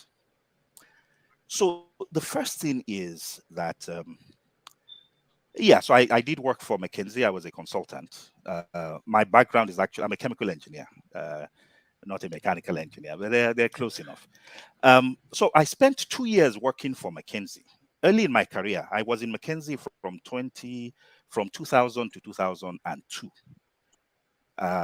as a consultant. I have not worked with McKinsey since then, but it was a useful learning for me. Because what it did was, up until that time, the only things I had done was politics and engineering, what McKinsey allowed me to do. And I lived in South Africa, so I worked in the McKinsey office in South Africa, was to understand business in a very different kind of way, from a consultant's perspective, right? Where you're able to see multiple companies within a short period of time. One of the things I learned, and I've had the good fortune of living. So I started out, I left Nigeria to go study in Cambridge, England. That's where I did my PhD. Then I lived in South Africa with McKinsey. Then I moved over to the US, where I have lived since, with some periods where I've been in Nigeria. And one of the things I've tried to do everywhere I've gone is to learn. I'm a student. I think the day we stop learning is the day we die. And I've tried to learn. And here's what I've learned.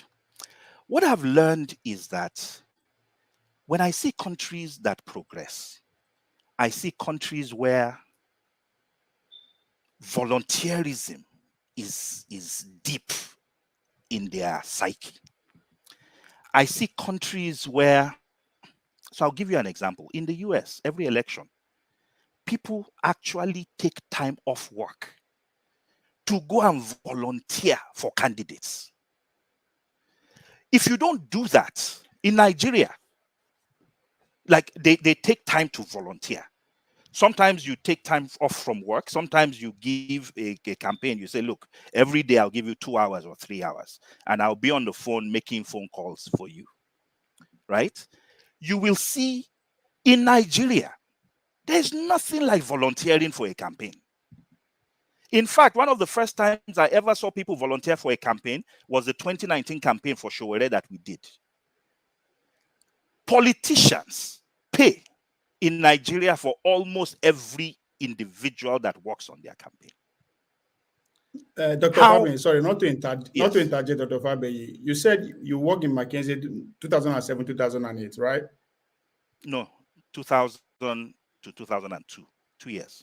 Because what you are actually saying contradicts exactly what your company was in South Africa to do. They were accused, even as we speak, there is a lawsuit against them for state capture, which is directly work against what you are preaching for, that organizing and all that. That's what the company you work for represents South Africa. I am not holding brief for McKinsey. I worked in McKinsey. I was a consultant. So if I'm just talking about what they stand for and what you stand for is pretty much two different things. But what do they stand for? It's a consulting company.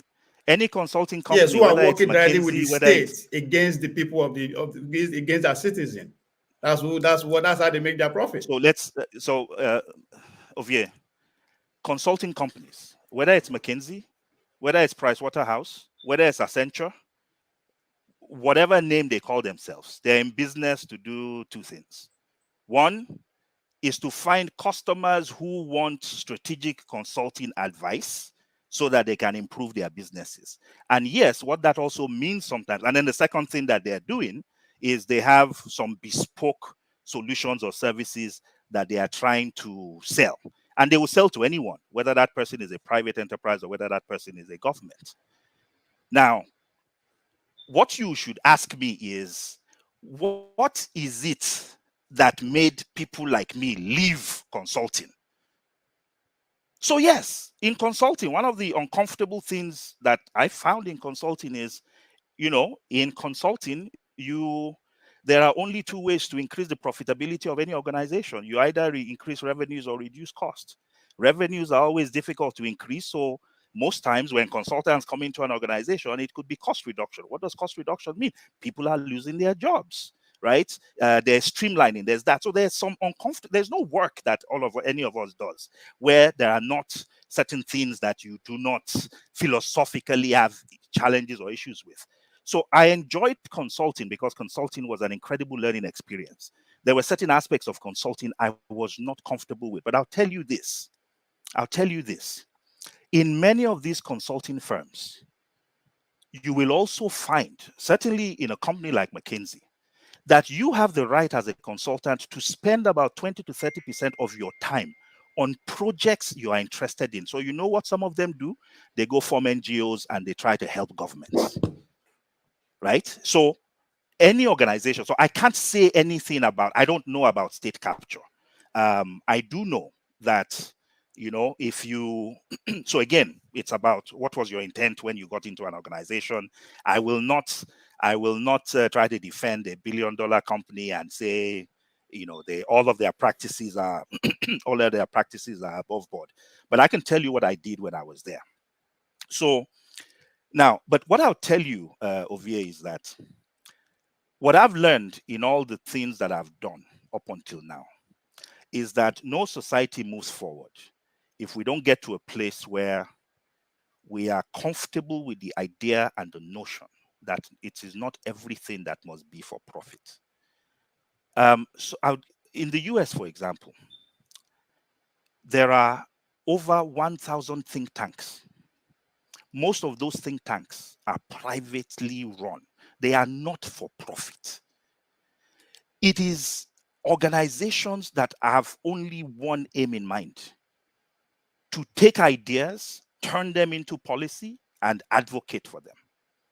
We don't have that in Nigeria, or we don't have enough of them, right? So I used to be a visiting professor at Lagos Business School. I'll give you a quick story. This was in the 2008-2009 period. So I remember being in a class. The class was for chief executives, or a chief executive program, a 6 months course. So I remember sitting in a class with these chief executives, and I asked them a question. I said, where do you think the best Nigerians are? They looked around the classroom. What are you talking about? The best Nigerians are, we're here, we're in the private sector. You know, we're hustling, we're making things happen. I said, where do you think the worst Nigerians are? Everybody laughed. They said they're in Abuja. Doing what? They're in politics. I said, do you talk to those best Nigerians? It was like, what the heck are you even talking about? Why would we even talk to them? But here's the reality. The best of us are running businesses. The worst of us are running the country. And yet, it is what the worst of us do that impacts all of the things and programs. You can have the best strategy in the world. One idiotic policy from some legislator who doesn't know what the heck he's doing ruins everything that you're doing. So how do we bridge that gap? So my fundamental belief has always been this, is that everywhere I have seen governments that work, I have seen three things. One, I have seen policy being developed by think tanks that have nothing to do with government. And most of them are doing this as a, so I would not say it is altruistic. They always have, you know, people have an interest. So you will see democratic think tanks that are pushing democratic policies. You will see conservative think tanks pushing conservative policies. But let's even have ideas. Let's somebody be developing those ideas, right? The other thing that I've always seen is I've seen advocacy. I have seen groups that do nothing other than to take policy positions that they believe can move their nation forward and push them aggressively, right? So you have people like dream.org, you have many of these different organizations. Some of them push right-wing policy, some of them push left-wing policy. But they push policy, they are advocates. They get involved in elections, they send volunteers to political campaigns, they harass legislators, they turn up at town hall meetings. Advocacy. Believe in something, support it. Even if it means it is your time and your dime that you are spending on it. And then the third one is movement. It's collaboration, where you have a network of organizations, understanding that you alone can't do this thing by yourself, that you might be good in something, you might have strength in a certain part of the country, you might have insights in a certain part of the economy, but you can't know it all, and that we must find ways to collaborate. Those things are the things that I've tried to learn. So I can tell you, for a fact that we've done this, and we've done it. In fact, I'll tell you something else. Since 2003, there has been no election that has held in Nigeria where I have not personally taken at least 3 to 4 months off work to go and participate, to find somebody I can support. And I do it for a simple reason. Angels are not going to change Nigeria. Human beings in Nigeria are going to change Nigeria. And so if we believe Nigeria must change, we must be able to do something about it.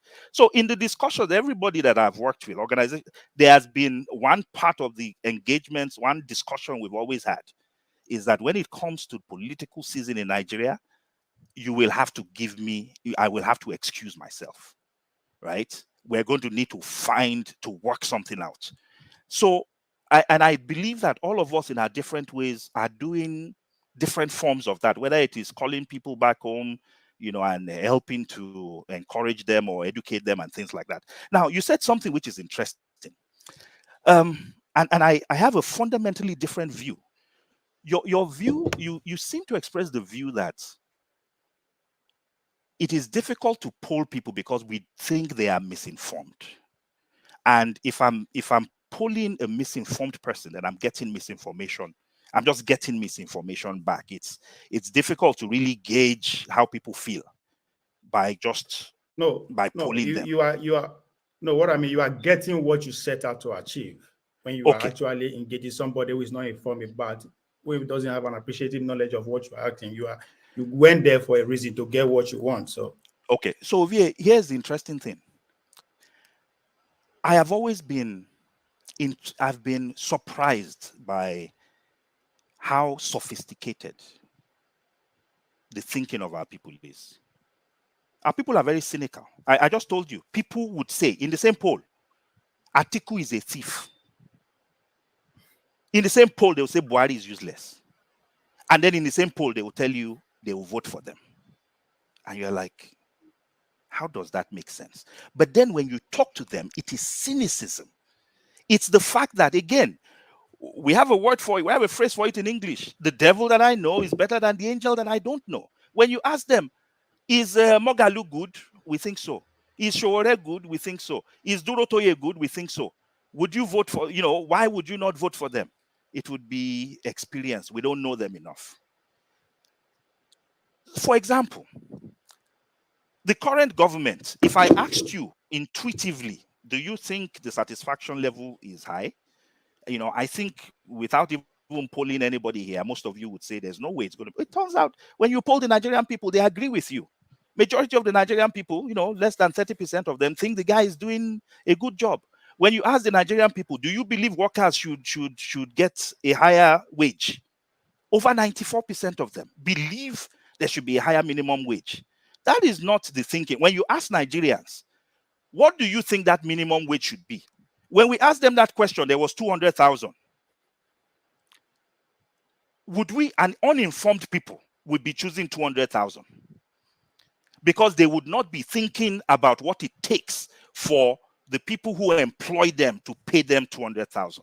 Many of them would not be thinking that the 200,000 is going to bankrupt their businesses. But guess what? Majority of Nigerians don't choose 200,000. Actually, a minority do. Majority of people coalesce around 100,000, between the 50,000 to 100,000 level. What that tells me is they are sophisticated. They are thinking through the options. They are thinking to themselves, do I want more money? Yes. But I also know it's not practical that I should ask somebody to give me 200,000. Like, how much are they even making in the business? So I actually believe that the Nigerian people, take opposition to Niger. The average Nigerian, there was 75% of them were opposed to us going to another country. Waiting concerned them with Niger. But they were thinking through it. So when you go down and you ask them, why are you opposed to going to Niger? And you give them polls, the same people will come back and tell you, we have not finished dealing with our own house. We want to go deal with somebody else's house. And then you start thinking to yourself, well, does that mean you favor, do you favor coups? Why do you favor coups? It turns out, no. It turns out that only 6% think that African nations have done better under military rule. So they say, don't go to Niger, not because they support coups, but because they want you to deal with your own house. And when you ask them, do you believe the military is better? Only 6% of them say, yes, African nations are fared better under military rule. 82% of them believe coups are punishment for bad governance. About 19% think, about 13% of them think that the military are more patriotic. What it tells us is that it is not, it's not, they're not saying we support coups by saying don't go to Niger. So what that is telling you is that, yes.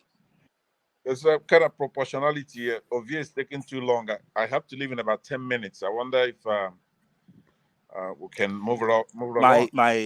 Okay. My apology there. So let me just quickly answer the last question. And I know I took too long on that first question of yours. Coalitions, what has changed?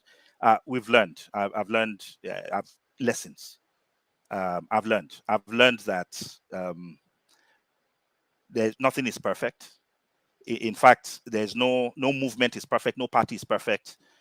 Every party should have its own wings. The Democrats have blue collar, black. There's conservative Democrat, there's progressive. There's nothing perfect. So what we need to do is we all need to learn from one another. We need to coalesce.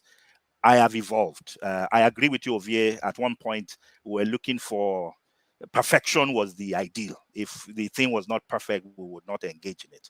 It turns out life is not perfect. So let's just find those that we share common ideals with and let's work together. All right. Thank you. I appreciate your response. Thank you. Thank you. Thanks. One Nigeria is a scam. Can you hold on a minute? Let me go to Concert. After that, I'll come back to you. Okay, Concert, go ahead. I really did. I do appreciate that, my brother, One Nigeria. Sir, this is my first time of listening to you extensively, and I was quite impressed with your and everything you've done so far. But let me just go straight and say what I'm going to be talking to you about is about judgment calls, right? When we have a candidate such as Showore, who we know also to be not a person, there's a lot of work with Sahara Reporters, and then he came home, he ran for office. But there seems to be a problem with him working with others, right? One time we had Okendibe come here who used to work with him. He came to Dr. Rudolph's show, and I asked him pointedly, do you think that Showore will make a good president? And he didn't answer in the affirmative. And then we see a lot of other progressives who've come up, younger people, and he doesn't work with them. But now we have Peter Obi, who came in, ignited a revolution, competed along with Showore up to the primary levels, and the people chose, whether for good or for bad, they chose Peter Obi to be the flag bearer for the new generation revolution, civil, whatever, electorally. But Showore did not go along, but he doesn't give a cogent reason. Yes, Peter Obi was in the PDP. He's older than Showore, relatively speaking, but he's younger than the other candidate.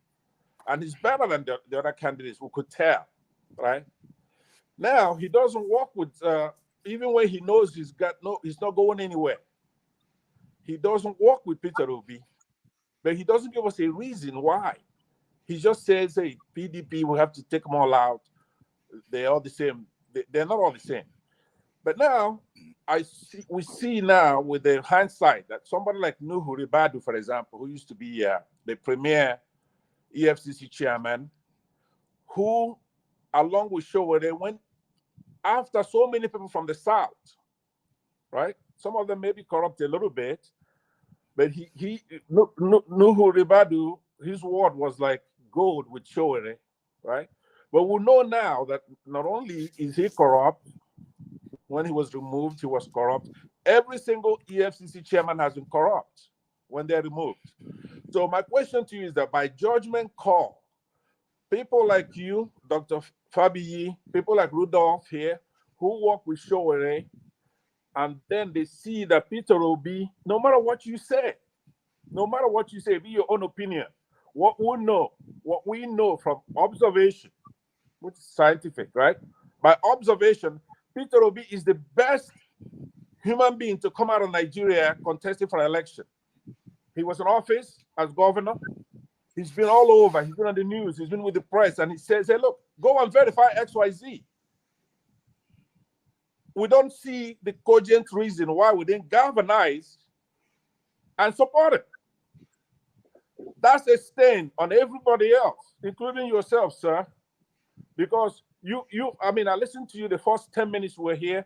Perfect. And I say that in the comment section. What a perfect guest. But then when it comes to judgment call, that's where it is, judgment call. Would you, sir, right now be like Okendibe and say categorically that Showore will not make a good president because he didn't learn from kindergarten that you have to work with others? That's the first thing you learn. You have to work with others as imperfect as they are, because it's costing us a lot. What Showore is doing, because we trust him, we know he's not corrupt, but then when it comes to the time to make a judgment call, to choose between, let me just say this, to choose between two camps. For example, if we're going to choose between, like in 2015, between Jonathan and Buhari, he says they're both the same. He went out there. Some say he supported Buhari. Let me be fair to him and say, okay, at the minimum, he says they're both the same. Buhari and Jonathan are not the same. Buhari was a military thug that ruled by decree, committed a coup d'etat.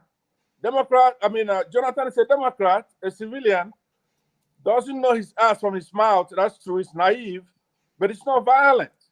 And you have freedom of speech. Yeah, so I want you now, in order for me to carry that aura, that you are one of those now that I should focus on, because you make a lot of sense, right? I want you to categorically admonish Showore on this show. I say, no, Showore, go and learn how to work with Dorothy or whoever is a progressive. They don't have to be perfect. You have to be able to make a judgment call between two camps that are not evenly yoked, right? So I'm listening. Thank you. I don't know if I'm a cutting here. I don't know if I'm a cutting here on what you just said. Dr. Fabiyi cannot speak for Showore. Mute yourself, please. Mute yourself. No, don't speak for our guest. Our guest is here. He can answer his question. Go ahead, Malcolm. So, I think Ola is actually right. I can't speak for Showore, but I'll tell you this, Mr. Pansat. You actually answered your own question when you said Showore didn't give you a reason except that Peter Obi was in PDP. Remember that in 2019, you know who we're competing against? We're competing against Atiku and Obi on one hand, and then we were competing against Osinbajo and Buhari on the other hand. And I think it's legitimate for Showore to believe and to hold the view that he wouldn't support somebody who thought he could be on the same ticket with an Atiku. I mean, Atiku right now can't even come to the US because he's indicted. So these people remember something. Somebody like Showore, I tell you this for a fact. The Showore I know today was the Showore that I knew 30 years ago. Now, we have, even I, who is his friend, sometimes we have issues. And you're right, sometimes, there are some people who, what endears them, their viewpoint is, look, life is black and white. There are no shades of gray. if it is black, and I that is the way I live, I make my bed and that is the way I lie on it. And what it means sometimes is, sometimes it might cost them, sometimes it might benefit them. And so far, this is the way Sowore has lived his life, and it's worked for him. It has also meant sometimes he has been willing to walk to a very narrow and very lonely road.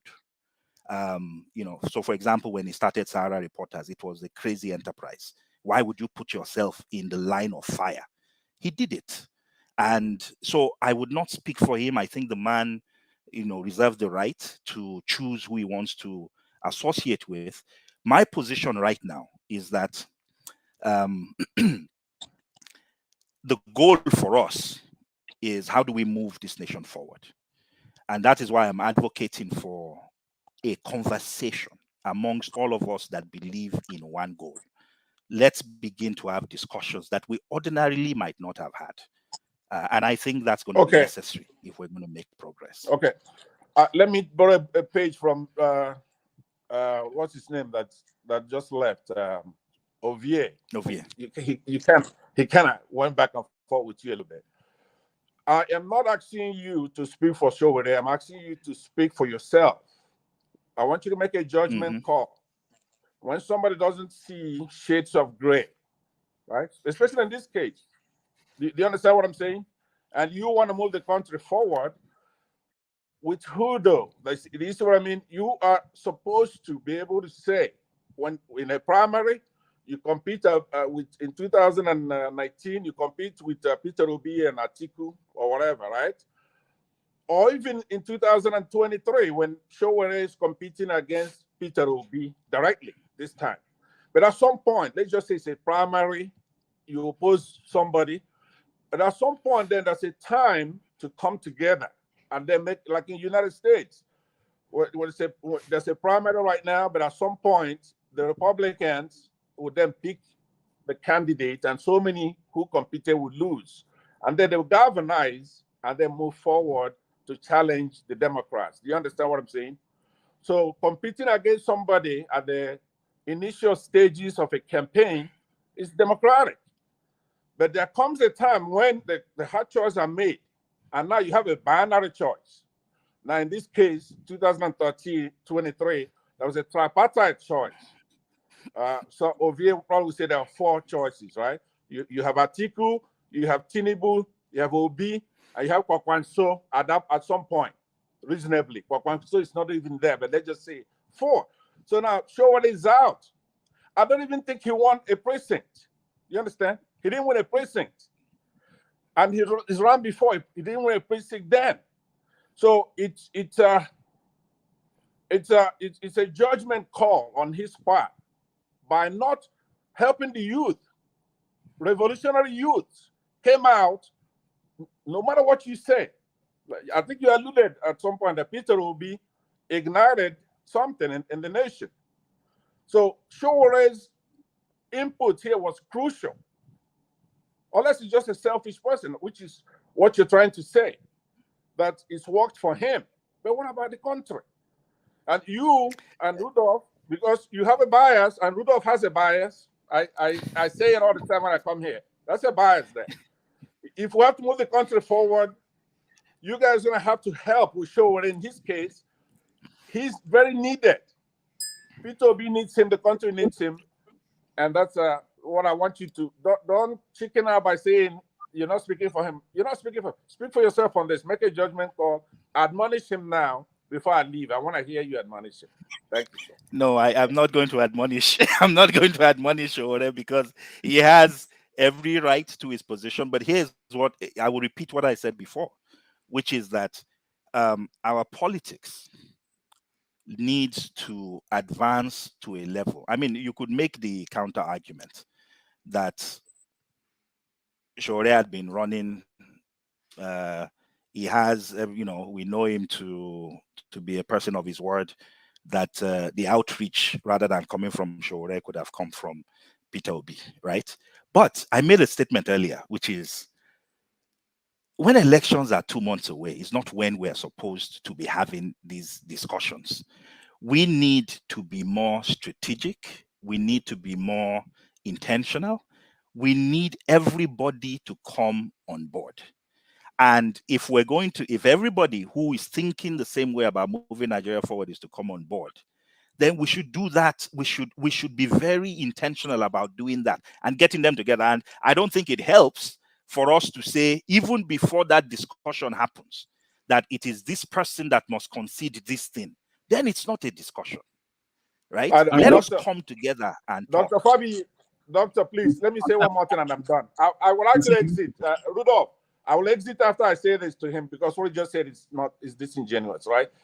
Peter Obi won, according to the rigged INEC results, he got 12 states, including Lagos and Abuja, and might have even have won the election, right? At least he got 6 million votes. There is no what you just said is disingenuous. Peter Obi and Sowore is not on the same platform. They're not the same, right? It's not even close. It's maddening to have what you just said. Peter Obi is older than Sowore. He's been a governor. He's a billionaire. He's not corruptible. Not just that he's not corrupt. He's incorruptible. So, Rudolph, please.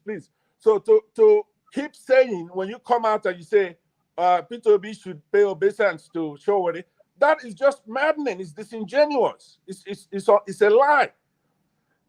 But still, he's a humble man and he has humility and he reached out to which I saw on television. Peter Obi is a humble man. He reached out to Sowore, but don't put the two in the same platform because Sowore cannot shine Peter Obi's shoes, for example, right? He can't. He didn't win a single precinct, and they ran on the same election. And the results are there for you to see. He won 12 states, including Abuja, and that's with the rigged election. So to say that he cannot come in here and join the people who they've chosen already, who more than likely won that election. I mean, he did it to Jonathan. He's done it to Peter Obi. And so at some point, we cannot be saying these kind of things and think we're going to move forward. How? Are you going to have a Jeffersonian president drop from the skies? We have to start from our strength. One of the big strengths we have right now is Peter Obi. And Sowore's help. Sorry, Pansat. I think you've overused your time. Can I ask my own question, please? I yield to you. Thank you very much. Pansat, thank you. Let's go to one Nigerian as calm. Go ahead. All right. Thank you, Rudolph, for giving me the opportunity. Dr. Fabiyi, I applaud your work and everything that you've done over the years. I've always read your articles most of the time that you wrote in Sahara Reporters, and I think you've done your best up to your best ability in trying to shape the political landscape of Nigeria. But I want to kind of digress a little bit. I want to come from this angle. So you mentioned grassroots education, enlightening the populace about making changes. So, but people like me who have been watching over the years, we believe that no matter what you do, apart from the fact that the two things bedeviling that nation right now, apart from the fraudulent constitution, the other thing that I think bedeviling the nation is the electioneering process. No matter what you do, no matter what enlightenment you carry out, there has never been the only person who peacefully transitioned power to another party, different from his own party, was Jonathan. And I think he did it. He probably did it. He probably wouldn't have even done it, but he was threatened. And then I think his government lost political will, both in and outside of the country. But right now, the people that we believe were progressives, like APC, Bola Tinubu, and the rest of them, seeing now what they've been doing and what they've done in power from Buhari's time all up until this moment, it's like the people are in the bind. You understand? From the way things are, there can never be a peaceful transition of power. So they are not ready to concede elections when they lose it. That is why they will shut the beavers down. So no matter what amount of grassroots you do, these people at the end of it all, it is the end point that matters.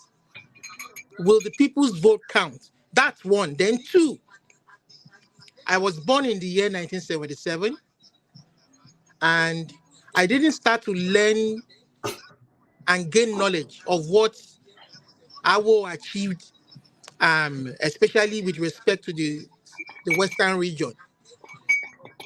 Now, I'm of the opinion that if Awo had continued on this trajectory up until this moment, Yoruba land would have been the hub and pride of the black race. And I believe Nigeria is a very complex society. Too many complexities that if we don't, what is your own view of the clamoring that perhaps the Yoruba should seek their own sovereign state to leave these complexities happening in Nigeria? You understand? And I know it's not just Yorubas, the Igbos, the Biafras, the Middle Belt. There's been some, but what is your own opinion regarding this clamor for a Yoruba sovereign state to discover our destiny, our potential? All right, thank you. Thank you so much, Olumide.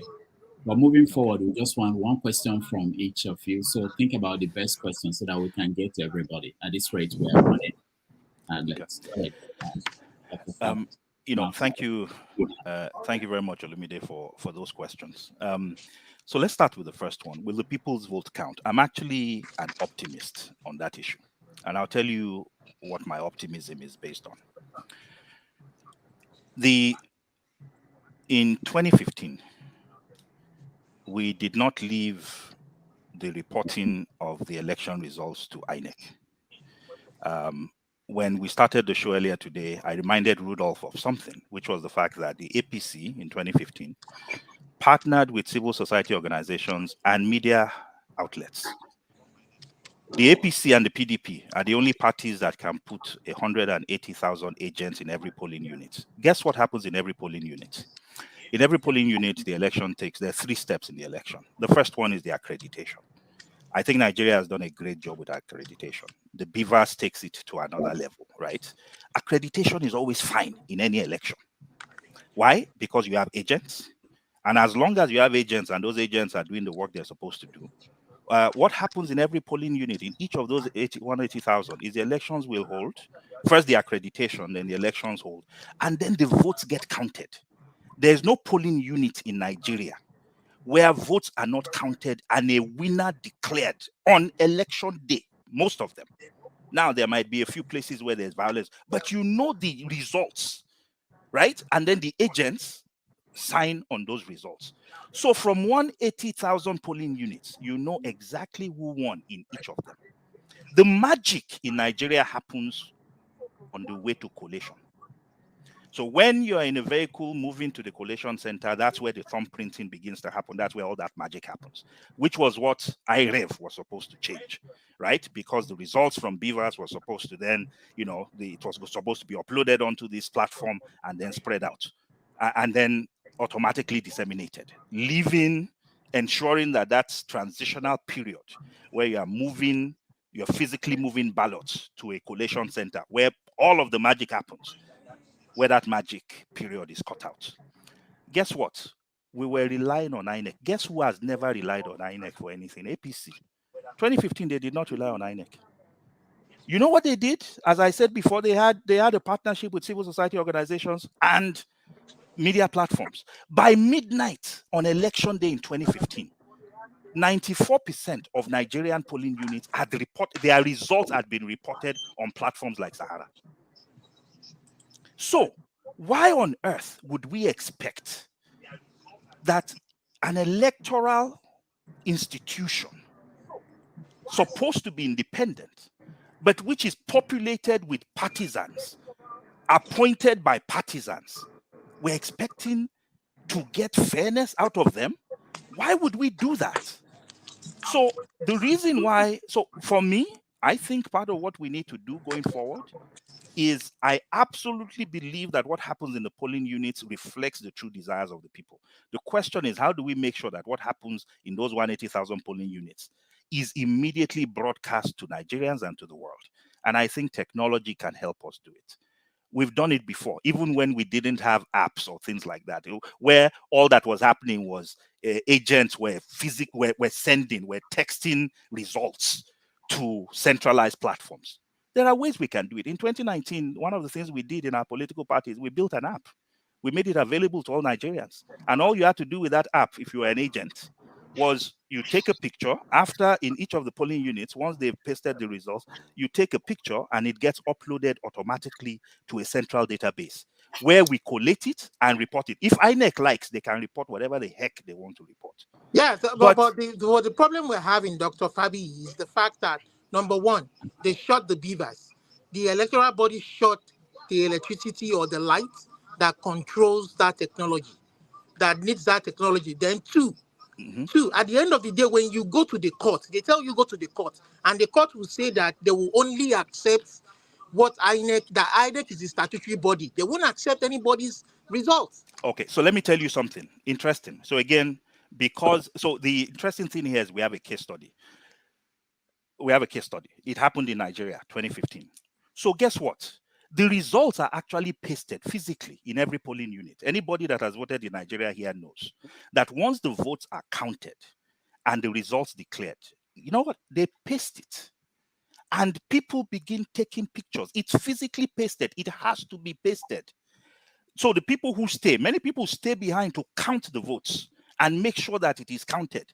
And they paste the results. So there's no polling unit where the results are not, there's not a physical copy of a validated result and outcomes. That result, before it enters into the beavers, that physical copy is what we're interested in. So they can do whatever they want with beavers. They can tell us stories that the beavers was not uploaded. I don't care.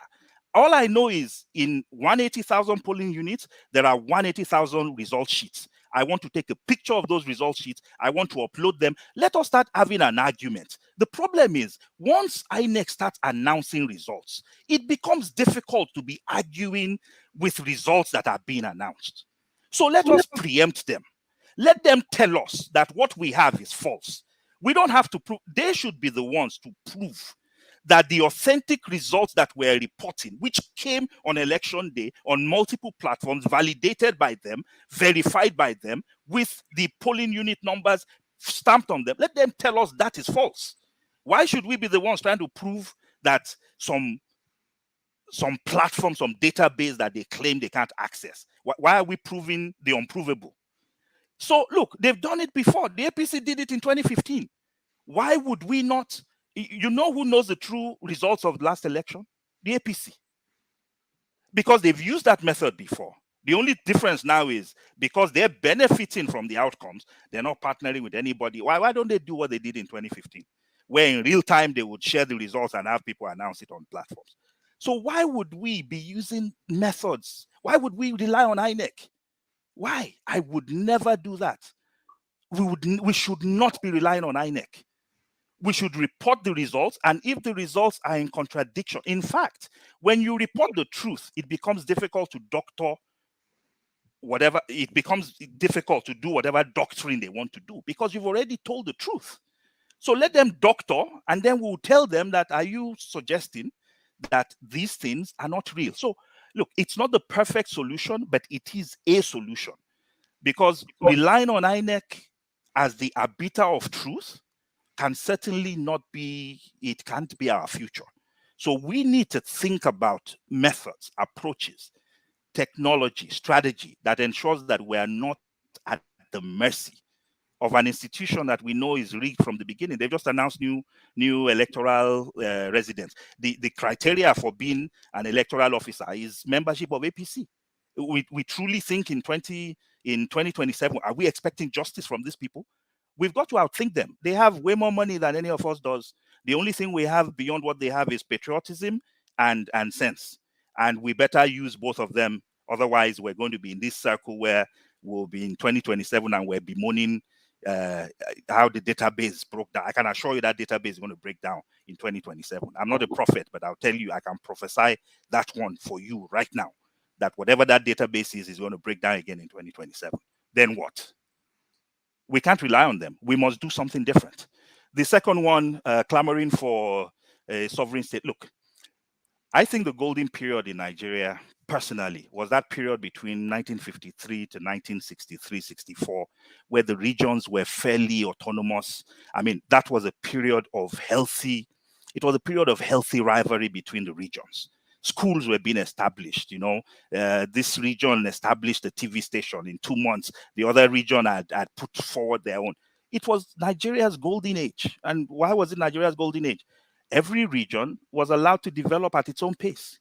It was the same Nigeria. So I think before I give up completely on the notion of Nigeria, I think that we have demonstrated that when we allow each region and the peoples of those regions to develop in an unfettered manner, that we have seen remarkable progress. I still think there's value to what we share as a country. I think there's value to the markets we have. But when you have markets and you have people and, there's the insecurity that you have, it does not even allow you, the insecurity, the inequities, right, do not even allow you to take advantage of what should be an advantage, then it becomes a problem. But if we have, we should go back to a place where the regions were so much more important that Sardauna, who was the leader of the MPC, chose to remain in his north than to be the prime minister, because development at the regional level was way more important than anything happening in the center. I think we need to get back to that place where the regions are the center of what's going on, where nobody cares who is the president, because the president does not impact our lives in any significant way. So that's my view, is we've seen it happen before. We've seen it happen in Nigeria. We've seen tremendous growth within a period, but that period also happens to be when regional autonomy was at its height. And I suspect that having some form of that return will actually, certainly be helpful, to us as a nation in terms of being able to advance and move forward. All right. Thank you. Thank you so much. CM, you're next. Okay. Thank you, Rudolph. I hope I'm coming out clearly. Thank you, Rudolph. Good evening from here, Dr. Malcolm Fabiyi. Welcome to our platform. Actually, you opened up, in your last question, you opened up a lot of vistas, but I know we are not debating one-on-one, because I would have taken you on, but I have to ask a question to give others the chance to contribute. What I want to say is this. I've listened to the proposals you have, very forward-looking, you are exposed, and I can understand that. In 2015, we left card reader because of so many drawbacks, but ended up with somebody who we claim to have school cert, which we later found out that there was no school cert. He hasn't got any school cert. He entered the military without school cert. 8 years later, Nigerians say, let's move on. We've moved on. In 2023, we ended up with a career criminal who forged his own certificate. This is no longer debatable. So what I want to ask you now is that, because you are giving people hope, where does this leave us as a country? Are we going forward or are we going backwards? Thank you. It's a mixed bag. I believe that Nigeria has evolved a system where the leadership we have does not match the aspirations of its people. And unfortunately, we also have a political system and a process where it is easy. Ask yourself, it's strange, of all the 200 and something million people in that country, why is it the ones that have question marks, that have issues, that have problems, that you cannot straightforward things about them or their intentions for the country. Why are those ones? Why are they the ones who bubble up to the top? But just at the time where you begin to think, where one begins to get a little despondent, there are also some things about what's going on in Nigeria that I find uplifting. One of the things I find uplifting is the fact that, imperfect as our democracy is, we have gone through. This is probably the third or fourth election that we've had back to back. Now, many of them have been flawed, yes, but we're also learning from all these flaws. I think one of the lessons that I'm taking away is what I shared before, which is you cannot rely on a fundamentally flawed referee to provide you with equity in a game. So how do you make sure that you have a VAR system, right? Now, because referees are fallible, what have we done in soccer? After 100 years of playing soccer without VAR, right? We now have virtual assistant referees that are allowed. So we have to up our game. We have to evolve. We have to find ways of. The people we are fighting against are very smart. They are evolving. We're not evolving. So those of us who want change must evolve. And the advantage we have is there's more of us. The other advantage we have is we know stuff, and we can, if we only leveraged and came together, there are things we can do to actually advance and move forward. One of the things that has also excited me is actually what Peter Obi was able to do in this election. Because up until now, those of us who have been towing this path of no APC, no PDP, how can we move this nation forward? This question of structure, if you are not APC or you're not PDP, nobody is going to be interested in you. It turns out it's a lie. It turns out the Nigerian people actually want change. It turns out if the Nigerian people see someone they can believe in, that they will damn structure, they will damn the size of the party, that they will go out. There was a time when we would be campaigning for votes and people would tell us they don't want to waste their votes. That's what they were telling us in 2019. They were telling us, I would rather vote for a bad person who will win than a good person who will not win because it's wasting my vote. Guess what? I saw people actually saying, if it is a waste of a vote, I would rather vote this guy.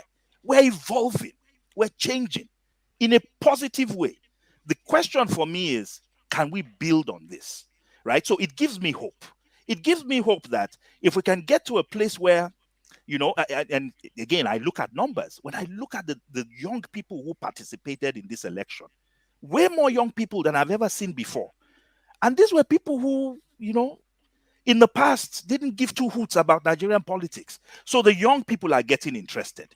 The notion that we will only vote for people who will win and therefore only PDP and APC matters, that's gone forever. We're now in a place where a party, Labour, when we ran against Labour, I said it earlier today, in 2019, Labour got 5,000 votes nationwide in the presidential election. 5,000.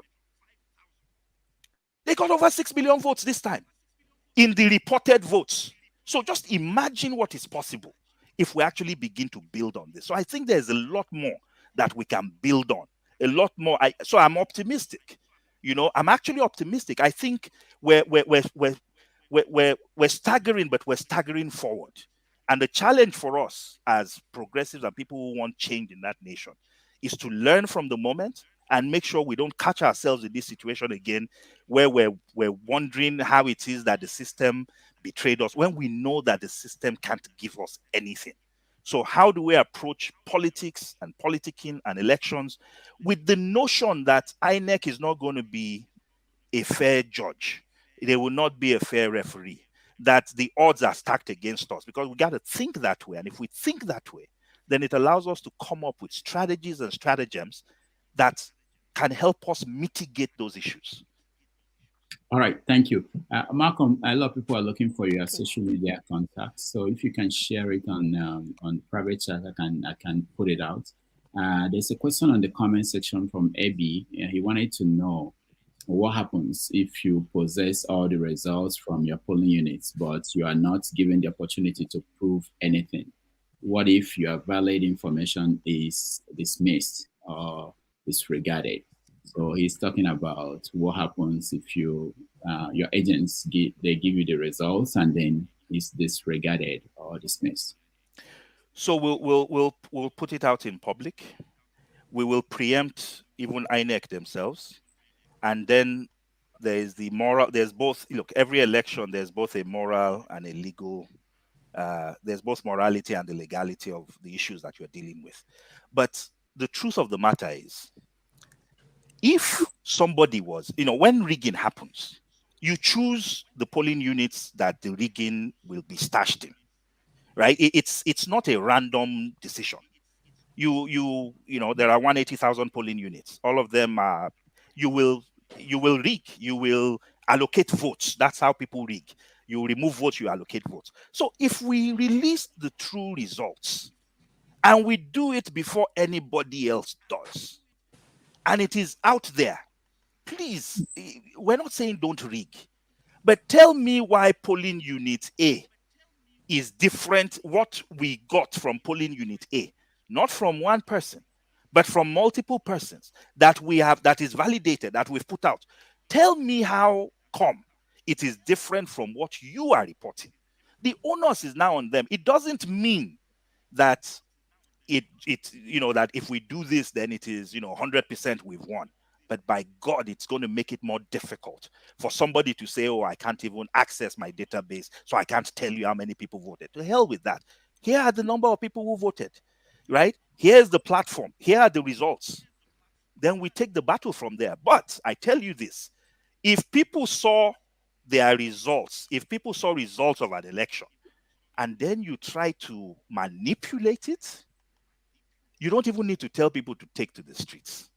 People spontaneously take to the street. And we've seen it happen again in Nigeria. We have so many case studies. 1983, what happened in the Western region? We didn't even have beavers. People just felt in their belly. They knew how they voted, and the results did not match the reality of what they knew. And guess what? Nobody told them to go to the streets.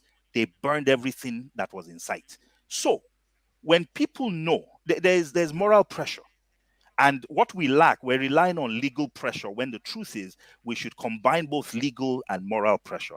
We cede the ground if we don't do things like this. Thank you, Malcolm. Let's go to Janaba. Janaba, you're next. Thank you, Dr. Rudy, for having me, and thank you, Dr. Malcolm, for coming. It's not personal, but since you're a public servant, what do you regret most in your professional and political career? Well, so in my political career, what I regret most is not coming to a realization earlier that the politics we have been playing has not really engaged the grassroots. That the politics that we have been playing has relied on arguments, it has relied on a view of the political process that has actually, even though we say we're working for the people, the truth is we have been disdainful of the people. We have not engaged them. Guess who respects the grassroots? It is these thieves who respect the grassroots, even though they only respect them once every 4 years. They go and buy them keke napep and buy them. But we who want to institute change, they don't know us. They don't engage with us. We have not been able to describe what it is we want to do. We have no models, no pilots of this, new nation that we're trying to create. It is that lack of understanding fundamentally of what we're dealing with and who we're fighting against. I wish I knew then when I started what I know now, because then my approach would have been very different. Trusting that the government would give out accurate results. I wish I knew 10, 15 years ago that would never be the case. I would have done things very differently. Nigerians, the same ones who were telling us before that they would not vote for a small party that had no structure. Well, why did they vote for Peter Obi? It means we were not engaging them the correct way. It means we were not putting the right people in front of them. It means we were disrespecting their interest in having both people who have a passion for the nation and then a track record that matches. We were not listening to them. So I hope, that's what I've learned. That's my regret. On the career side, I have no regrets. But on the political side, I do have all these regrets. I wish I knew many of these things now, then that I know now. All right. Thank you, Janaba. Henry, you're next. Yeah. Good evening, Mr. Rudolph. And good evening, Dr. Fabiyi. Thank you for coming. I would say, don't you think, I would say, should we miss this chance for collaborate with Labour Party? Labour Party, they said they don't have structure. But the Nigerian people were looking for somebody they would trust and people they would believe on. They decided to say, okay, Peter Obi said, go and verify anything I do. If I have any crime, anything negative, go and verify. If I have it, I will step down. The Nigerian people were looking for somebody they would at least trust. People they would communicate with, and they found Peter Obi. The structure they were saying, we don't have the structure, they don't have structure. But Peter Obi came in, there was structure there. The people were the structure. What do you think Shore miss this opportunity? I don't think we're going to have this opportunity again going to come because the judiciary system, the ANEC failed the people. Do you think we're going to have this opportunity again? All right. Thank you, Henry. I believe we should have this opportunity again.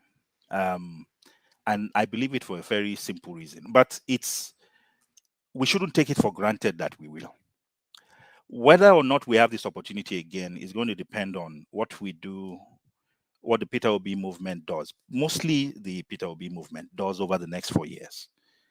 He has demonstrated that we can pull people away from cynicism into active participation. What we saw in 2023 demonstrated that. The question is, so we've gone from 5,000 votes to 6 million. I'm a mathematician and an engineer, so I'm already thinking, is this an arithmetic progression or is it a geometric progression? My expectation is if people are winning elections with 8, 10, 12 million votes, that if we build on this momentum, we should be on a path that can lead to victory in 2027. But 2 or 3 things must happen. The first one is we can't lose any part of this coalition. We must build on the coalition, right? We must build on those numbers. So how do we there were many people who voted for Peter Obi for different reasons. There were those who voted for him because, the man just demonstrated competence. There are those who voted for him because he was a former governor. There are those who voted for him because the man knew stuff. He knew numbers. He was talking a different type of politics, a politics that was based on data, right? People like that. There were some young people who just wanted a change, right? But the people who voted for him voted for different reasons. It means, so how do we make sure that we still, and I was very sad to see, for example, that within 2 weeks, I think within 2 weeks of Peter Obi's victory, that Labour lost Lagos, right? Because some of what made for that victory, we started seeing a peeling away, right? So ethnicity was brought into play, right? And so what you saw very quickly was that within a 2-week period, almost a million, what was almost a million votes became less than about 200,000 votes in the same city. Simply because we allowed a peeling away. It's a coalition. So what we must do is we must build on that coalition. We must turn what has begun into a movement that continues to grow, that continues to expand. And if we're able to do that, then by God, before 2019, everybody will even know that something is going to happen in 2027, sorry. That's what we need to do. it's not, we can't take it for granted, but the momentum is there. Can we continue with that momentum? All right, thank you. Thank you, No, Henry. Mr. Rodolph, give me 30 seconds, please. Do you think Showore is ready for something like that, what you said now?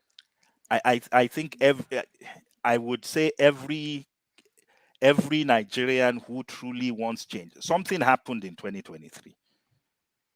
We didn't predict it. It was interesting. It was different. It was shocking.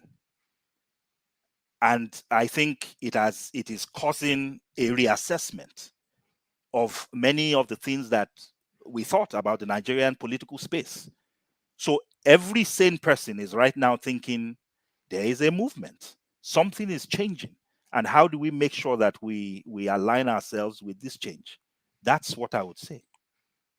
All right, thank you. Ola, the next. Thank you, Dr. Fabiyi, for coming to this program, and thank you, Rudolph, for giving me this opportunity to talk to Nigerians. First, I want to address the obedience.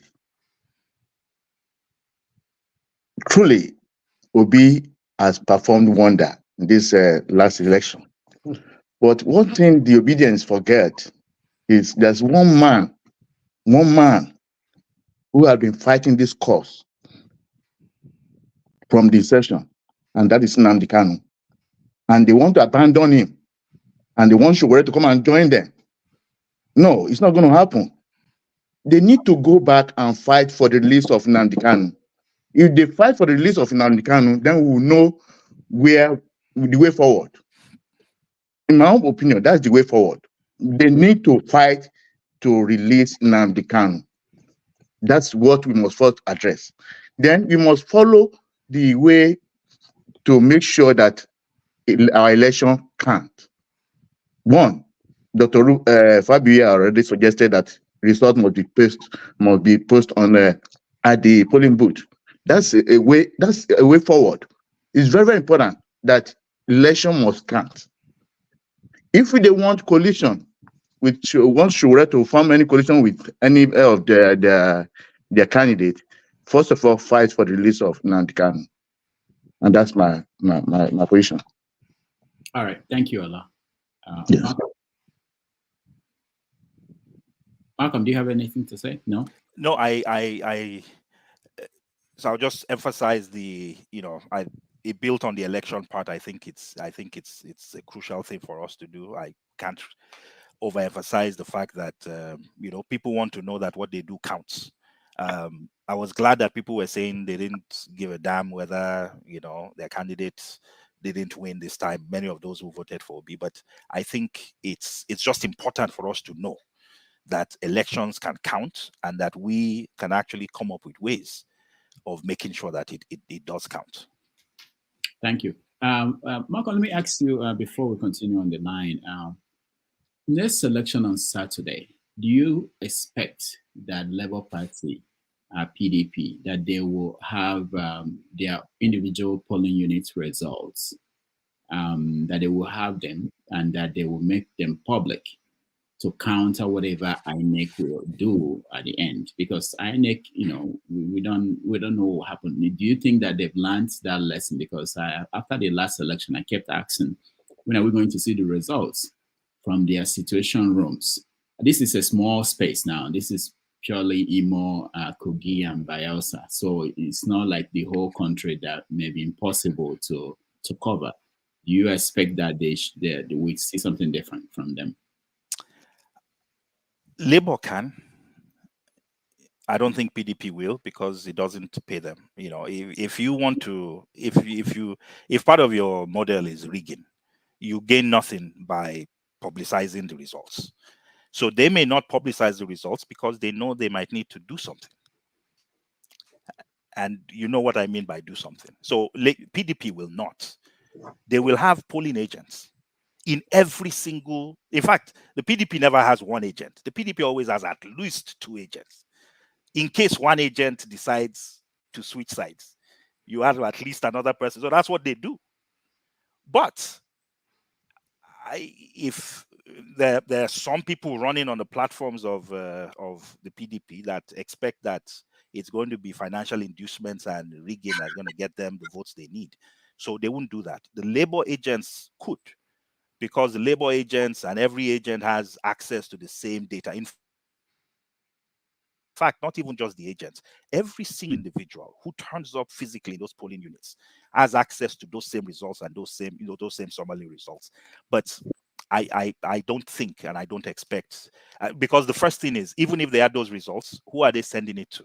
You need to have a database, you need to have a war room, you need to have somebody receiving the data, you need to have somebody taking that data and then converting it, maybe reading, either something, an optical scanning system that can look at the results and pull data out, or a team that is looking at the results and then they're translating the data, summing it up. It takes some effort. And I don't believe that there is anything in place to provide that logistical support for such an effort. If anybody's going to do it, it will be labor that stands to gain from doing that. All right, thank you. Dan, you're next. Yeah, greetings to everybody. Dr. Damages, Dr. Malcolm, and the brothers there. Bro, I want to go straight to the point, but I will just make a comment in 1 second. Do you think they are going to be voter apathy after what the shock and the blow they gave us in the presidential election? Because when you are talking of people still coming out to vote in that country, I doubt it so much. But let me go straight to my question. And okay, forget, I want to applaud Ola for mentioning the name of my hero, Nnamdi Kanu. I mean, most people have forgotten him, he's still suffering. But I hope Ola picking it up, it gives me a little, it woke me up, I was almost falling asleep. So you disagree with Shore, you said it in this program. Shore was on the side of revolution, which I agree 100%. Because the system in Nigeria, for example, we all know that the people in power, they've taken it. It's a do or die for them. They will never release this power. And we have tried all the means in our power. Go to the polls, do this, do that. We've done it. They say find a leader. We found P2B, which almost the whole Nigerians accepted. And after all doing these things, you still believe there's still going to be another way to solve Nigeria's problem apart from revolution. Thank you. That's a great point. So here's what I would say. I made the point before when Henry, I was talking to Henry, that responding to Henry, that I think we're struggling, but we're failing forward. I call it failing forward. We're staggering forward. Will there be apathy? I think we have awakened something in Nigerians.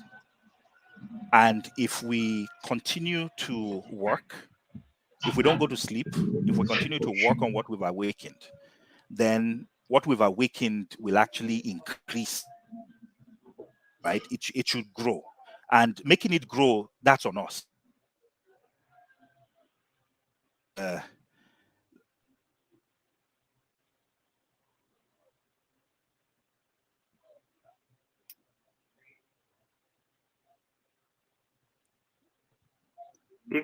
Rudolph, you are muted. Can you hear me? Yeah, go ahead. Sorry, I think I lost you. I think I lost you briefly there. So, so Dan, my sense is that's on us, right? It's our duty to make sure that this fire that we have lit, this thing that we saw happen with Peter Obi's candidacy, that was able to form a rather unusual coalition. It's the most unusual coalition, right? Young people, old people, students, youth, just people who desire change. It was a most unusual coalition from different parts of the country, the north, the south, the west.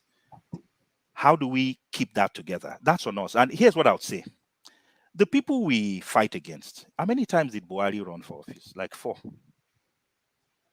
These guys never give up.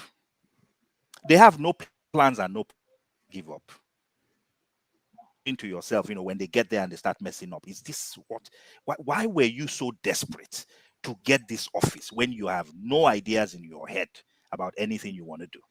So why should we give up? Why should we have one try and then decide that one time is enough? No, we must be unrelenting. We must learn the lessons. We know what the lessons are from this one.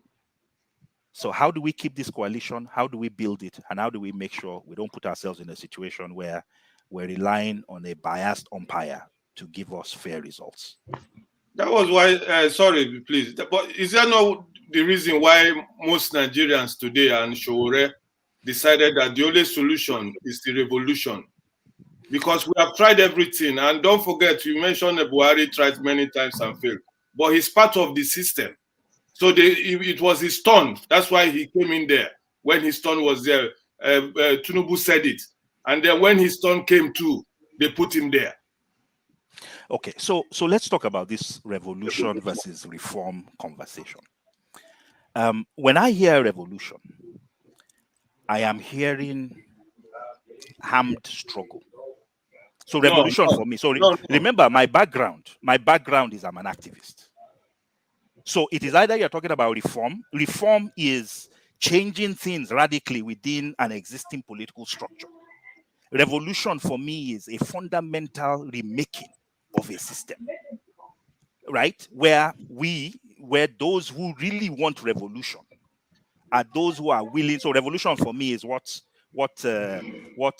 happened in Cuba, right? Where Castro, did what he did in Cuba. Revolution for me is what is what Kagame did in Rwanda after the genocide, and he came in with his Rwanda Patriotic Front and he did whatever he did there. That for me is revolution. Revolution is what Lenin did and the Bolsheviks in Russia. That's revolution. You carry weapons, you take weapons, you believe there is a direction that makes sense for what the of nation. revolution of the Arab Spring? What of that? The Arab Spring was reform. It wasn't revolution, because at the end of the day, the people who drove the revolution are not the people that are. So revolution, by definition, in my view, should lead to the leaders and the motivators of that revolution taking over government and governance and shaping government and governance in the image and vision of what it is that they envisaged. So that for me is just reform. Right? So there's a difference for me between reform and revolution.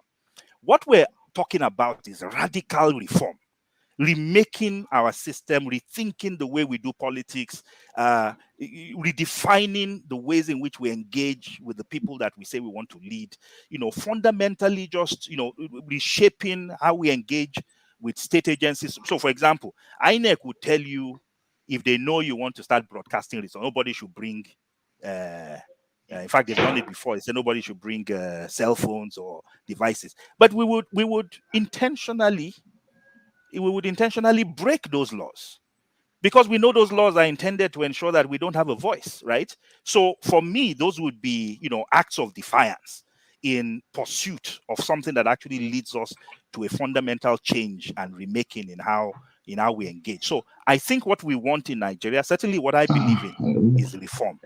Radical reform. Revolution is difficult, if not impossible.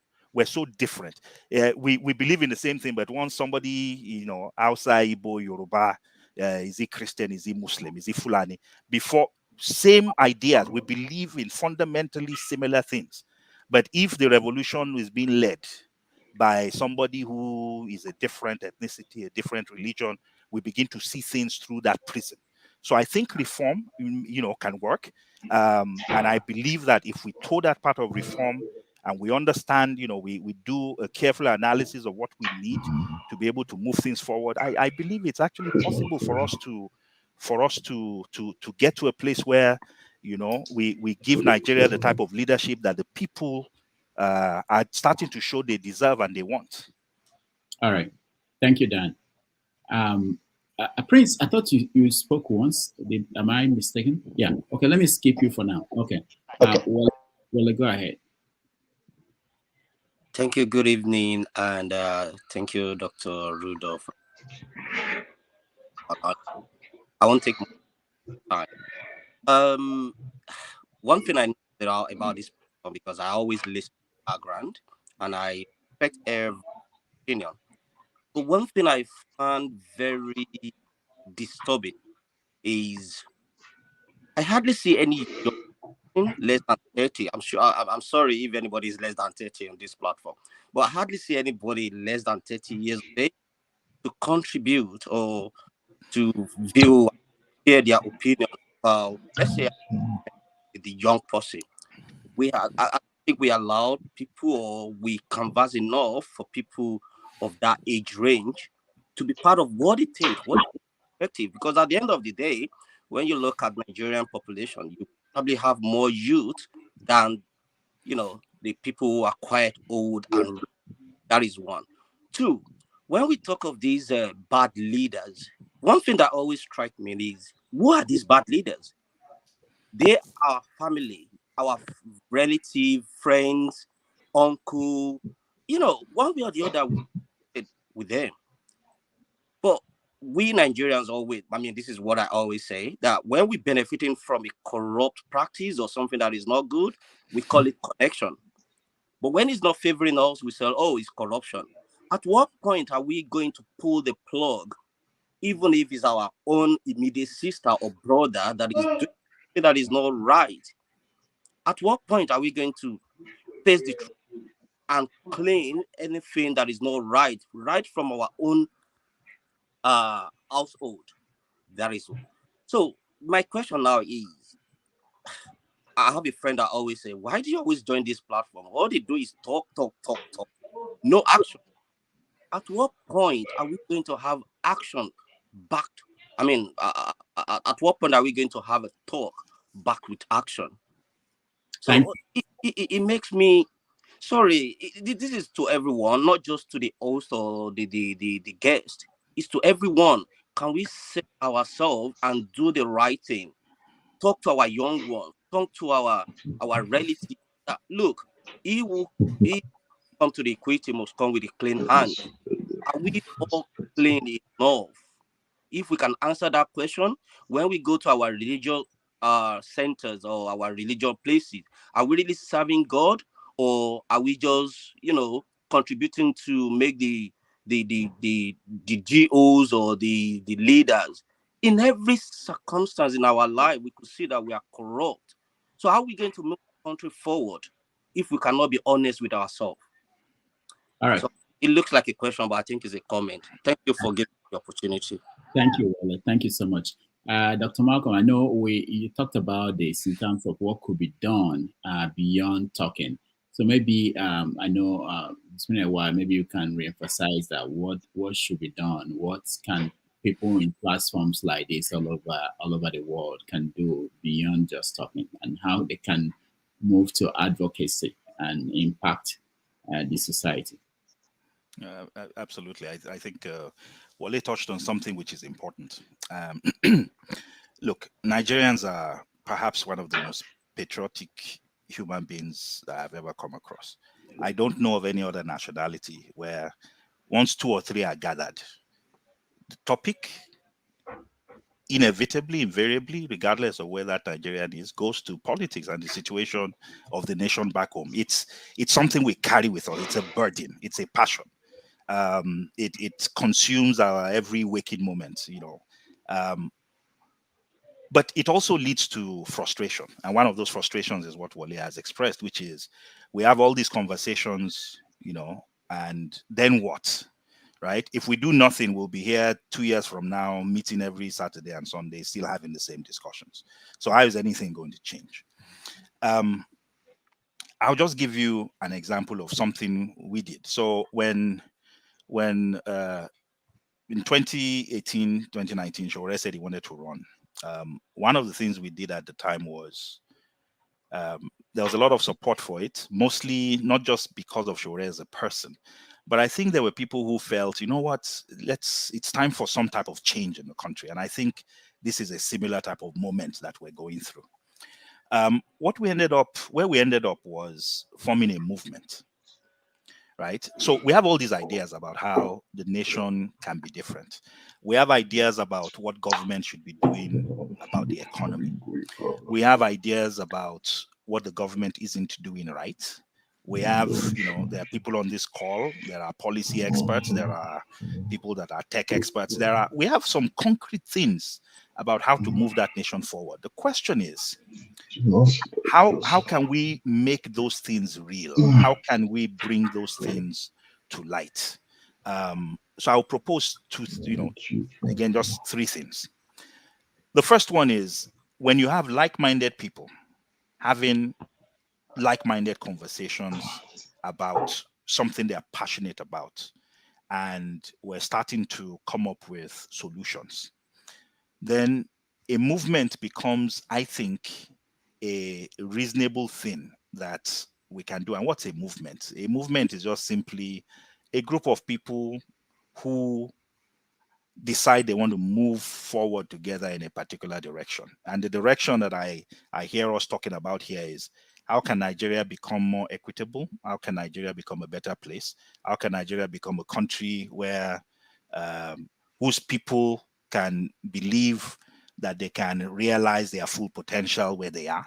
How can we become a nation of people where you don't have to be the child of where the child of nobody, as one of my friends would say, can become somebody, right? How can we be that nation that provides a platform, regardless of who you are and where you're from, for you to grow and realize your full potential? It could be a movement. And a movement, as I said, is simply we get together. There are probably hundreds of people, if not thousands, who follow this platform. And we can have some concrete things, right? We can make some concrete impact. We don't have to be in government to be able to provide employment opportunities. We don't have to be in government to be able to teach people, train people in trades. You don't have to be in government to have impact on communities that have been displaced or communities that are having challenges. These are things that, we can begin to do collectively. There are many ideas that I've listened to about the economy, about how to move things forward. Well, guess what? In other parts of the world, people write policy papers. But beyond writing those policy papers, they do advocacy, right? So you have, hundreds of people in the National Assembly.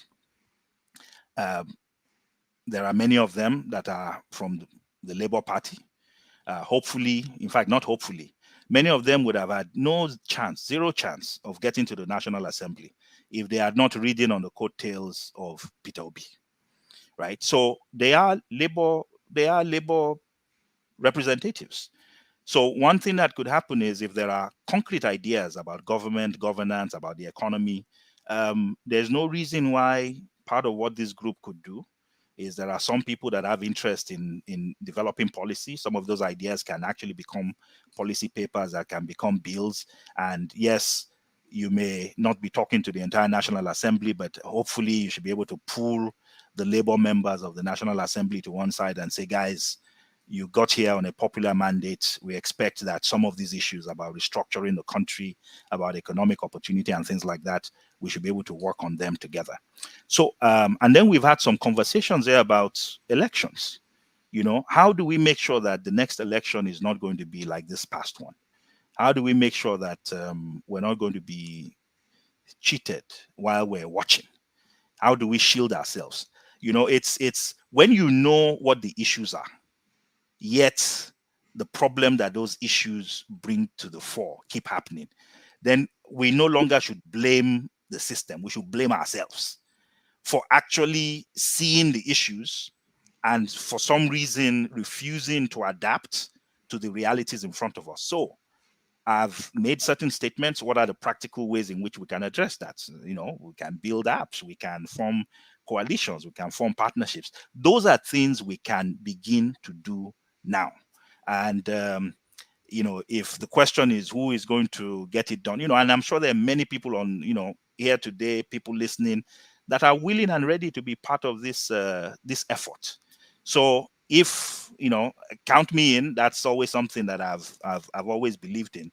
That if we want to get things done, I believe in action. I believe in. I don't believe in just talking. I believe that You know, it's easy to talk, you know, talk is cheap, but can we walk that walk? And it's time for us to walk the talk. And, you know, I completely, again, Wale was spot on.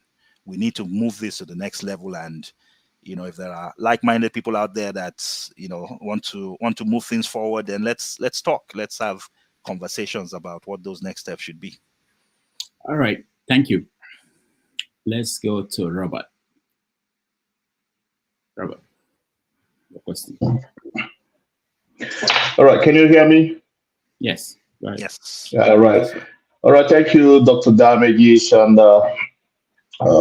Dr. Malcolm Fabiyi and all the people here on this platform. Yeah. So let me put it this way. When the political buccaneers who are now in control of Nigeria watch this conversation, they will just laugh because they know for a fact that we're not serious, we are docile, nothing is going to happen. You know, if you're a close watcher of the Nigerian politics or the political evolution, let me not go back from 1993 up to date, you will understand one thing, and that is the fact that they always change their strategy. See that the way we responded. I have a friend from the north, I know way back from 1997 when we did youth service in Delta State by name Abino. He said, as far as you, the Southerners, you, the Nyamanes, keep on confusing yourself with all these Turuchi, we'll keep on ruling you. You know, and mark this, by 2027, Shetima is going to take over. He's going to take over. So the only thing is this. You see, the only way to fight this bunkers, number one, is to agitate for the restructuring of the compromised institutions. You know, starting with the INEC.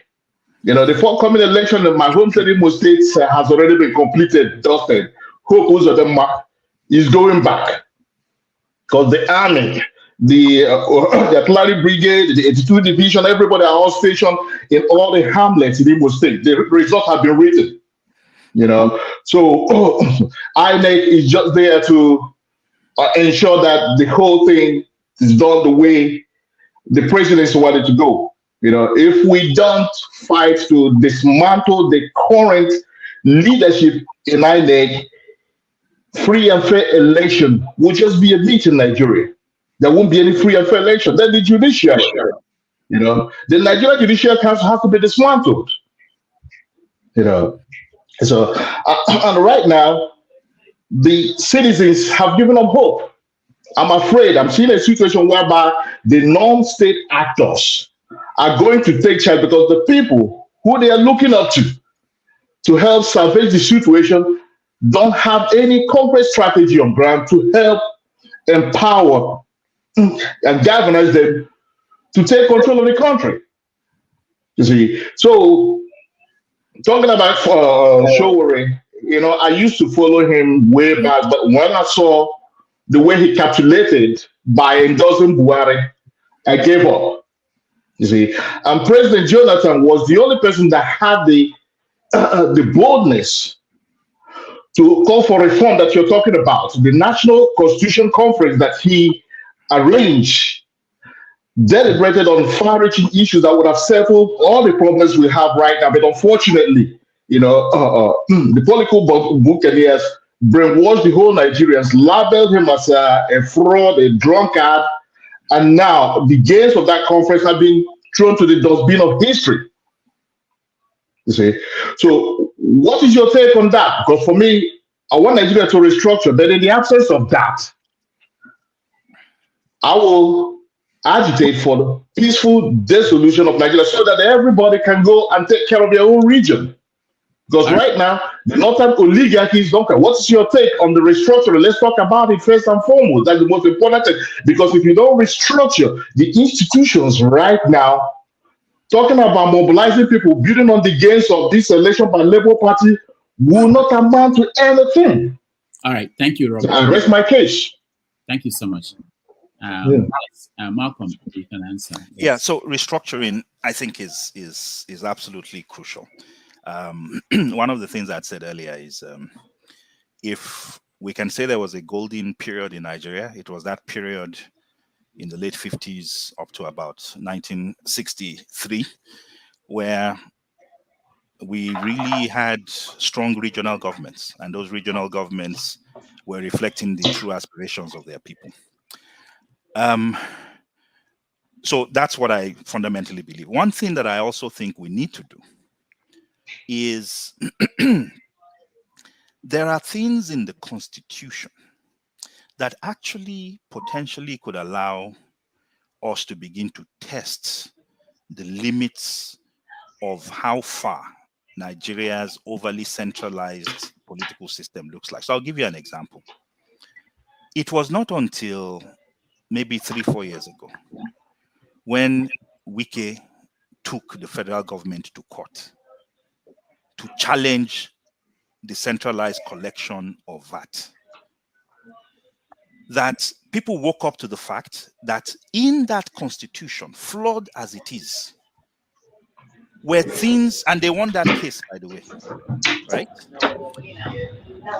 So one of the things we need to learn to do, that's something that I've learned from my period, from, the places that I've lived in, is that we as individuals, is it going to be easy to change the constitution? You made an important point, Robert, when you spoke just now, which is the fact that you need, many things need to align before the constitution can change. First, we need to put that change into law. Then that law must be passed by the National Assemblies. And if it's a fundamental constitutional change, then you need 2/3 of the state assemblies in the country to change it. That's a heavy lift.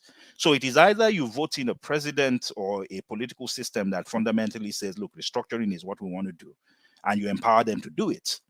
Or we begin to test the system legally. And I think one of the things that we activists have not yet done is to test the limits of the Nigerian constitutional system. So, for example, I gave the example of VAT, right? It took Wike, a self-interested party, to take the government to court and say, look, based on the constitution, there's no reason why VAT should be centrally collected. It should be a state function. It has always been a federal function, but right there in the constitution staring at us was the fact that it was a state function. We completely missed it. So one of the things we can do is constitutional advocacy. It is testing the limits of our constitution. It is looking at where we would want that nation to be in terms of rights that should be state and regional rights, and beginning to push, right? Beginning to push as far as we can on that. It's there, it is individuals can get that done. We don't need the government to do that. So we can do two things at the same time. Continue to drive for restructuring. Again, restructuring for me simply means let the regions determine how they move forward and progress. We should be in a country where each region should be able to decide what they want to do. If you want to run a sprint, run a sprint. If you want to run a marathon, run a marathon. And if you want to be, walking at the pace of cattle and animals, that's your choice, right? You walk and move at whatever pace you are interested in. That's, I think, is something that that would be desirable. But given the current realities that we have, we just got to be practical. That's not going to happen anytime soon. But in the meantime, what can we do? And I believe, my position, my thesis is that we have not yet fully exhausted testing and ensuring that this constitution actually reflects, in terms of how we run the Nigerian government, reflects all of the potential for regionalized and state government that it's implied in it. We've not yet fully tested that out. And I think that's something that we should consider as we think about next steps as well. Thank you so much. Let's go to BQB. Yeah, hello. Am I audible? Yes. Thank you very much, Dr. Damages, and also thank you for coming and giving us some good insight, Dr. Malcolm Fabiyi. Dr. Damage, for some of us, when our attention span is not that long, that when you're in this role for a very long time, you tend to lose some thoughts that you want to put in. But I will try as much as possible to put in some question to Dr. Fabi. So now, going back to the obedience space, Dr. Fabi, in the last, I wanted to also join your point made earlier that Peter Obi doesn't necessarily have to win the first attempt. He can as well try another attempt. I'm speaking as somebody that voted for him in the last election. He won my polling unit, although he didn't win the general, he didn't win the overall election. So having said that, then again, there is one other point which I know you've mentioned so many, you made so many points about this space. I know the situation room of APC was widely publicized during the last election. At least images were shown of some tech space that you see, Fashola especially. I'm not sure we saw something like that for PDP. And again, I was disappointed not to see something like that from Labour Party, especially knowing the fact that we have some young, vibrant tech guys and young people. So, and the number of feed marshal, also known as the polling agent that we have. So what was the reason, or was there any not to have a centralized platform to actually collect this result they see on the field and tabulate and really see, rather than just speculation? For instance, like they won Lagos by more votes, but it was cut to, so there was really no, apart from one research that was done about one local government in Rivers State, there was really no that well-detailed elaboration, which made some of us that were really on ground to be in a way to see. So I just really want you to touch on that. And again, for AAC, your own part, do you have something like that? So I think that's my question for. Yeah, no, thanks for those questions. So I can speak to so the APC. We did all physically, we saw, like you did, I saw those images of their war room. I've made the point before that they're actually the only party that has used that to win an election. Right? They're the only party that used that in 2015 to try to stave off having the other party, which was a stronger party, the PDP at the time, in their own view, manipulate elections. So it didn't surprise me. But what you didn't see from them was a release of what their own votes, what their own tally indicated, right? But we did see that they had one. I would imagine the PDP also has one. I don't, they didn't show it. It doesn't mean they don't. And Labour, I honestly have no idea what Labour did in terms of having a war room and being able to get in contemporaneously results from the field collated, and their capacity to be able to publish that. I think the fact that they didn't publish it probably means maybe they didn't have that structure in place to be able to do that. The AAC, I can tell you what we did in 2019. I was not involved in 2023. But in 2019, we had a war room. We built an app. We had lots of volunteers. They built an app. And that app allowed our agents. The app was on both PlayStation and Apple Store. We had both Android and iOS versions of it. It allowed agents to download the app, allowed them to take pictures of the final results from each polling unit, allowed that to be translated directly into a database, allowed us to download that in the control room. We had a team of people that were immediately taking that data and collating it. So we knew we didn't do very well, but we knew how badly we did within hours of the election. One of the things we had suggested at the time, we tried to encourage Nigerians, regardless of their political affiliation, to download the app and provide those results as well, because it would, for us, we felt it would be a good way to put some eyes on what INEC was doing, because the truth is there are no eyes on what INEC does, and INEC has made it even more opaque by hiding behind the database that they claim, just collapsed the IREV. So I think going forward, war rooms are going to be war rooms. War rooms are going to be more important. That's where the war is. That's where the election is won and lost.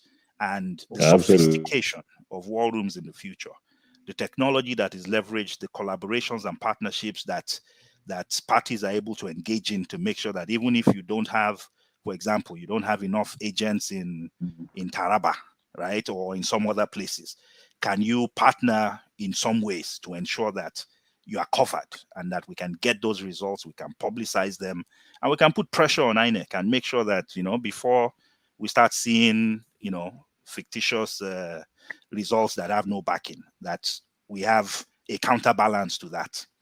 I think that's going to be very important in the future. All right. Thank you. Let's go to Lexi. I salute everyone, and I salute our guest speaker today, Dr. Malcolm Fabiyi. You are welcome. Thank you, sir. Actually, I got to know more about you while you were campaigning for Sowore. And Sowore happens to be someone I have great admiration for, and for his attempted ambition to win the election. And the person I saw in you then made me to see you as having a similar kind of interest for the country as Sowore had. The nation of Nigeria condones falsehood, and there's no doubt in my mind that most of the falsehood Nigeria condones is evil. As a result, we are getting the kind of result we are getting. And on top of that is their tolerance for corrupt judiciary, which has played out right before us. And any nation that has these two things in that way, I don't know where the future will lie. No wonder people are kidnapping people everywhere and terrible things are happening. And some of us who are in comfort zone still believe in what Nigeria will become, except those who are thinking. Now, there was something Mandela said, that anyone who is having a kind of hope to achieve a goal or a cause that the person is pursuing and easily changes his mind that that person is not fit to lead that movement or the cause. We have a lot of that happening amongst our people in Nigeria. I just pray that you are not one, because all I look for in people who are talking about our situation now, that's me. When I hear somebody tell me, wait for 2027, right there, that person is a suspect of either being sponsored by the current government, or they have a sentimental, maybe endorsement for the group that are now leading us. Unless some of the things I read is false. Again, I don't want to believe falsehood. Many of the people in power now are said to have been in trouble with the law here in America. If that is true, how do we feel having all these kind of individuals now deciding our case? It's something interesting you said, and that caught my attention, is that we have both the good and fit rulers, and as well as those who are probably not fit for where they are, and both groups are acting together. My question for you is, knowing all this, What makes you think that 2027 you will be smarter than this? You don't want to learn how to do terrible things. You don't want to be a crook. You don't want to be a forger. You don't want to push drug. These people will do these things, and we use their strength to block anything that will remove them. And you know what? America is happy that we have people like that because they have their report on them. If they do anything that such, let's say America has an interest in Nigeria, they don't care about your interest and my interest, they care about theirs.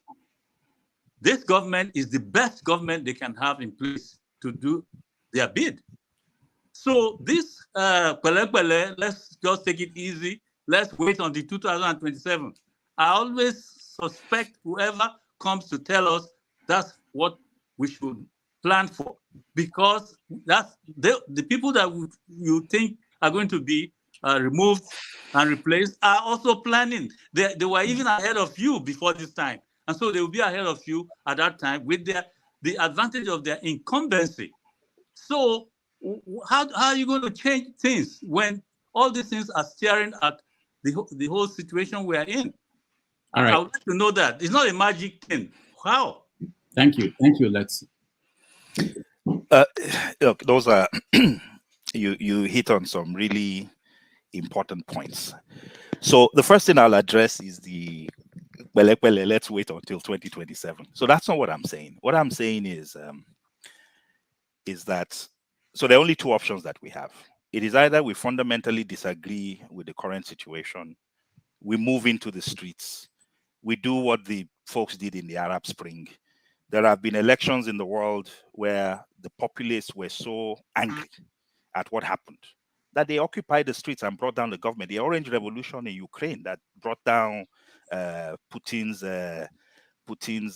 puppet and brought in a slew of democratic governments that were more reflective of the Ukrainian situation.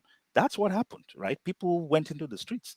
Before the current situation in Israel, where with the attack in Hamas and the challenges in the Gaza Strip, for the last 6 months, 100,000 people have been on the streets every day in Tel Aviv for 6 months, protesting against what Netanyahu wanted to do with the judiciary. So we only have 3 options. One option is revolution. You say, no, we don't believe in this stuff. We think Nigeria should have been moving in a fundamentally different way. Election was stolen from us, and we oppose it. That's one option, right? Violent engagement. The other option is protest. We can enter into the streets. Nothing stops us from entering into the streets and saying, look, we're going to occupy Nigeria we're going to take over the streets until there's fundamental change. The third option is to say options 1 and 2 are not viable, they're not feasible. And option 3 is our next chance is 2027. It's a practical option. All of them are available. But let me tell you what I know about Nigeria. I was an activist. I started as a students' union activist. I moved people to the streets. I fought against the military rule. What I know how to do is to bring people to the streets. And I'll tell you this. We don't have the capacity to move. We could move people to the streets. I mean, I'm sure if Peter Obi said tomorrow, if Peter Obi declared tomorrow, if he opened his mouth and he said, I want people to go protest in the streets, there would be many people who would respond to that call. Right? But would it be, so that's up to him to determine whether that's the path he wants to take. The fact that he hasn't taken that path tells me it's probably a path he doesn't want to take. And therefore, so we have to be realistic, right? There's something, we cannot cry more than the bereaved, right? So Peter Obi is the leader of the Obi movement. He is the person most impacted. Well, not him, because truly, there were millions of people who voted for him and put their trust, faith, and aspirations in him. But he has decided that, look, at this point in time, I have chosen not to go down this path. He knows that path. He could take that path if he wanted. He has chosen not to. So that's why I'm not even thinking of that path, because the man himself has decided not to move in that direction. Not by what he has said, but what he has not done. So what it leaves, in my view, is the third path.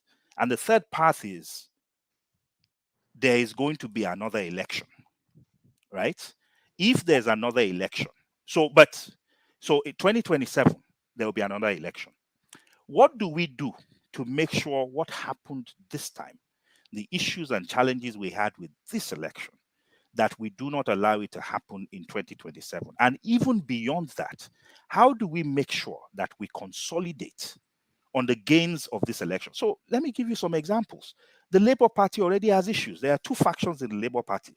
Is the Labour Party even going to continue to be a viable platform, right? If right now, there are challenges, there are issues. But what made Peter Obi win was not the Labour Party. What made Obi, get the vote that he got was driven by what he as a person projected and what he brought to the table. And I've made the point before and I'll make it again. The Labour Party, when we contested against them in 2019, by saying I supported Shore and party was the AAC. We beat the Labour Party. Labour Party got 5,000 votes nationwide. Labour Party had nothing to offer Peter Obi other than a platform, period. So we need to think beyond the Labour Party. Because quite frankly, if Peter Obi decided he wanted to go to a party called the Goat Elders Party of Nigeria, people would follow him there. It's not the party that matters. It's what the man embodies. And so it's a movement. So I think more in terms of movements than parties. The party is just a platform, especially in Nigeria where parties mean nothing, right? What's the difference between APC and PDP? They're exactly the same. There's no ideological difference between them. So when I say 2027, I say it in a pragmatic manner. I say it in the sense that, what else are we going to do? And if we choose, if 2027 is the next time we're going to be engaged in this battle for the heart and soul of the country, then we should not just wait until 2027. How do we build on the platform? How do we expand the coalition? How do we make sure that those who joined to support Obi, the young people, the old people, the Christians in the north, the just different, the different ethnicities, Westerners, Muslims, how do we keep that coalition together? And I made the point earlier that what we saw in Lagos was concerning, where within a space of 2 weeks, between two elections, we saw an over 60% erosion in the votes between the presidential election and the gubernatorial election, because we allowed sentiments, ethnicity, and just primordial sentiments to seep into what was a coalition that delivered for us something we'd never seen before. That's a lot of work. So in order to make sure, in fact, to even get 6 million votes in 2027, there's an incredible amount of work you need to do. To now get the 10 million, 12 million votes you need to win, there's a lot of work that has to be done to consolidate the gains that we have now and to make sure that more people, more progressives from across the spectrum are brought into the field. There's a lot of work that needs to be done. What if you are not able to accomplish that lot of work that needs to be done? And I can tell you one thing, just like you have seen Nigerians not being easily brought together for all kinds of reasons, that at that time, these guys will have worked even harder than this very time, and this thing has no end. There's one of our speakers here. One of the participants, Olumide. I listened to him carefully when he presented what he thought, and you answered him about that period you are talking about, that Nigeria made progress. I was a child then, but I could see very well the merits of that period. If we don't go back there, forget it. I'm telling you. All right. Going back. If we don't, and it's hard to go back because everybody's running away from bringing down this constitution that made things even worse. So why don't we just come together and decide on how peacefully you can do this thing peacefully? But everybody thinks it has to be a war. If the government is not responding to the people, let civil disobedience begin. You don't have to go out on the street to be shot. Stay home in your house and wait until this government resigns. or comes to a conference for something to be decided. It is possible, but many people don't want to think in that way. It's either this or that. People can stay back and say, until this guy is out of his seat, his stole, we are not going to be part of what is going on in his government. Civil disobedience, that's what it's called. Thank you, Lexi. We have to round up where we are really shooting 4 hours. So I'll give Righteous Man the chance to speak, and Abby will speak, and then so go ahead, Righteous Man. Yeah, Dr. Rudolph, good evening. Sorry you will not see me clearly. As usual, they have seen you light. very clearly, Righteous Man. The light showing on you is clear. Yeah, I'm using touchlight. I'm using my phone. Okay, yeah, it's working. There's no electricity here. So our guest, I appreciate you. You sound very, very knowledgeable, and I think you're one of the good Nigerians I've met in this platform. That really you have the pains of Nigerians at heart from what you have said and the works you have done. I appreciate you. The Almighty God will bless you. Thank you, sir. Sir, I have some doubts in me, and these doubts came as a result of my experiences in life as a Nigerian. Sir, the options you listed, I think for now, in today's Nigeria, it cannot work. It's not workable. It's not. Because the level of corruption that have eaten every part of this country, in fact, is pandemic. It's dangerous for human existence. And I don't think there is any platform today with the diversity of Nigeria that will be able to bring Nigerians together to form a common front to challenge the existing rule or existing politicians' structure, to collapse it.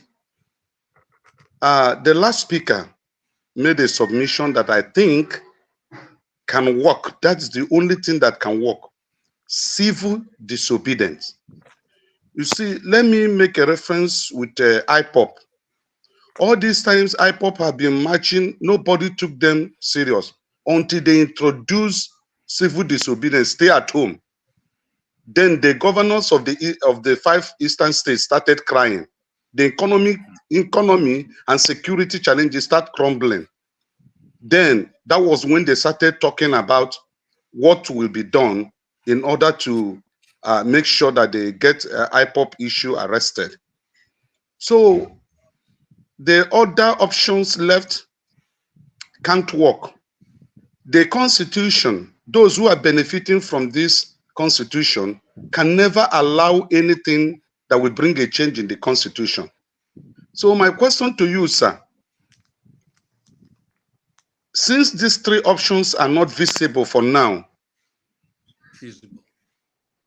they are not visible, that is, they are not workable because of the kind of society we run and what divides us. What is the next option outside these 3? Let's think outside the box. What is the next option? Thank you.